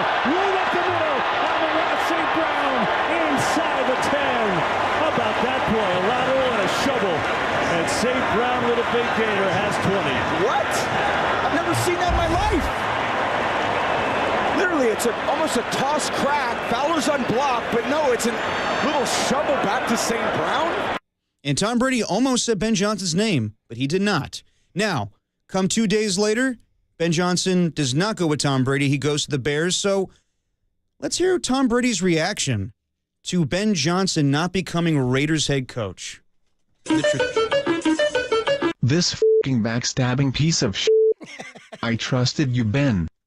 I didn't speak your entire name for a whole damn broadcast because I didn't want to make it obvious. I get enough bull for being a subpar broadcaster. Now I could get done as an owner. I haven't been lied to like this since Giselle told me she wasn't f***ing her karate teacher. You're cheating on me with Kayla Williams. Do you know who the f*** I am? I'm Tom f***ing Brady. I got Josh McDaniels to come back to me and screw over the Colts. I came out of retirement and made Bruce Arians retire. I f*** people over, I don't get f***ed over. I'm going to treat you like Jeff Ross and make you rue the day you ever f***ed with me. Would you like a massage? I love Robert Kraft. I love it. Again. Okay. Now I have to hire Pete Carroll's geriatric ass as head coach. I tell you what, man, you could have hired a guy like me. 122 career victories, 5 postseason wins, A Super Bowl championship. Reach me through email, Brady. Tuck you. It was a fumble. Well, there you go. Who is this guy? Is that Gruden who popped in at the end? A little bit of Gruden. I don't know. I kind of like your Jerry and your Dion a little bit.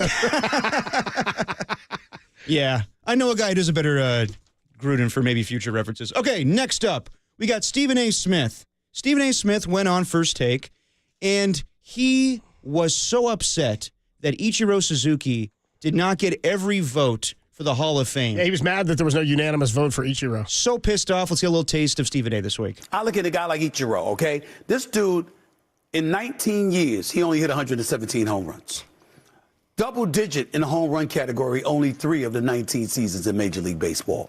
And nobody worth their salt would question whether or not this dude is a Hall of Famer, one of the most complete players we have ever seen in the history of baseball. We know this. That's why he received all the votes that he received. And one person's holding out. Who the hell is that person? I want their names. Who are they? These weak-ass people that want to have a vote, but that you don't want to let anybody know who you are. Stand up. Justify.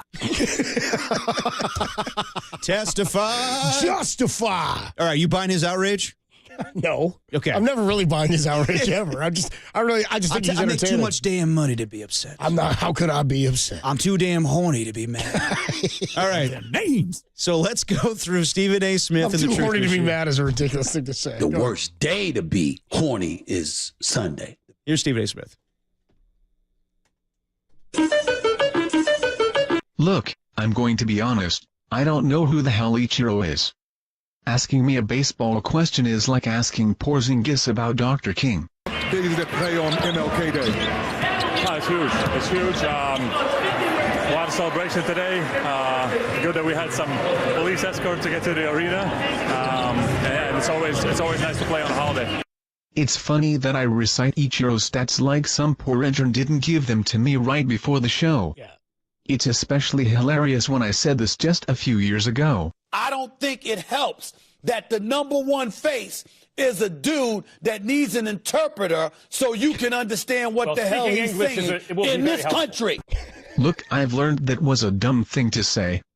In fact, Ohtani is a dear friend. At least I think it's Ohtani I am talking to. Who am I speaking with? Shohei Ohtani. But me knowing Ichiro's career is a bigger lie than my hairline. And me wanting the lone sports writer to reveal himself is comical. If I should demand anyone to come clean about what they've done in the past, I should call out Skip Bayless's creepy ass. But Skip is a dear friend. I don't get into other people's business. I don't get into Joy Taylor having Emmanuel Acho get into her. I don't get into Shannon Sharp clapping them cheeks on video. I don't get into Barack Obama tapping Jennifer Aniston. They're all dear friends. You ever heard about that? Barry O and Jennifer Aniston? Yeah, it's the latest rumor. Is that a rumor? Yes. No, I haven't heard of this. Oh, yeah. Somebody get me more on this, dude. It's sweep of the nation. Where's our news desk at KNBR? This is a whole thing. Raf News. Raf's in the weather center. Sorry. Dude, the KNBR news desk. Yeah, we're going to need to get to the bottom of this. Oh, yeah. I saw this last night. Jennifer Aniston and Barack Obama, apparently a thing. No, it's not. I mean, I don't know Come how on. truth. Well, Stephen A. Smith is to talk about it because they are dear friends. They're dear friends. I heard Aniston would have voted for him a third time. By the way, Tacky checked in on the YouTube chat and said, can we put Derek's chin in the truth machine? I haven't seen the light of day in quite some time. Oh, man. All right, last one here. Draymond Green. Draymond Green went on his podcast and talked about how he had to respond to Mark Spears' quote about what Jordan Poole said about coming back to play the Warriors. There's some guys I love on this team, most guys I love on this team, and Draymond said he was sorry. Baron Davis asked about it on the podcast. I responded because, it's been 3 years. Let's move on. Where's the love? We moved on. I know I was wrong, but you can't call a man a B word and push him and not get hit either. You know what I'm saying? Right. So the answer is probably somewhere in the middle, right? I shouldn't have knocked him out like that. If anything, I should have hemmed him up. Kind of was just a natural reaction. I mean, I think Draymond's being truthful, but at the same time, I think we all agree, none of this needed to be said. No, but Marcus Thompson said to us earlier, too, if this topic comes up, Draymond's going to comment on it. Yeah. And you just can't stay away from commenting on everything. It's who Draymond is. It's just so funny to hold a podcast to be like, you got to get over this.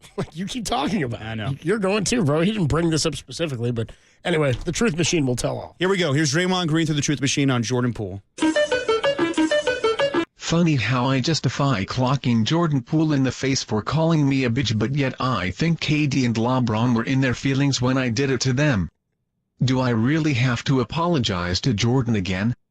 Jesus, Jordan, I feel like you want more sympathy and attention than that unhinged psycho Rich Lieberman going into the KNBR YouTube chat today. Not as unhinged as Rockin' New Era and his hat collection. Happy birthday. But fine, Jordan, you want an apology? Sorry.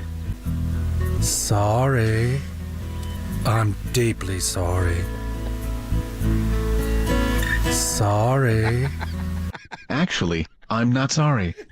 I never was sorry. I'm not sorry for stomping on Sabonis. I'm not sorry putting that French softy Gober in a headlock.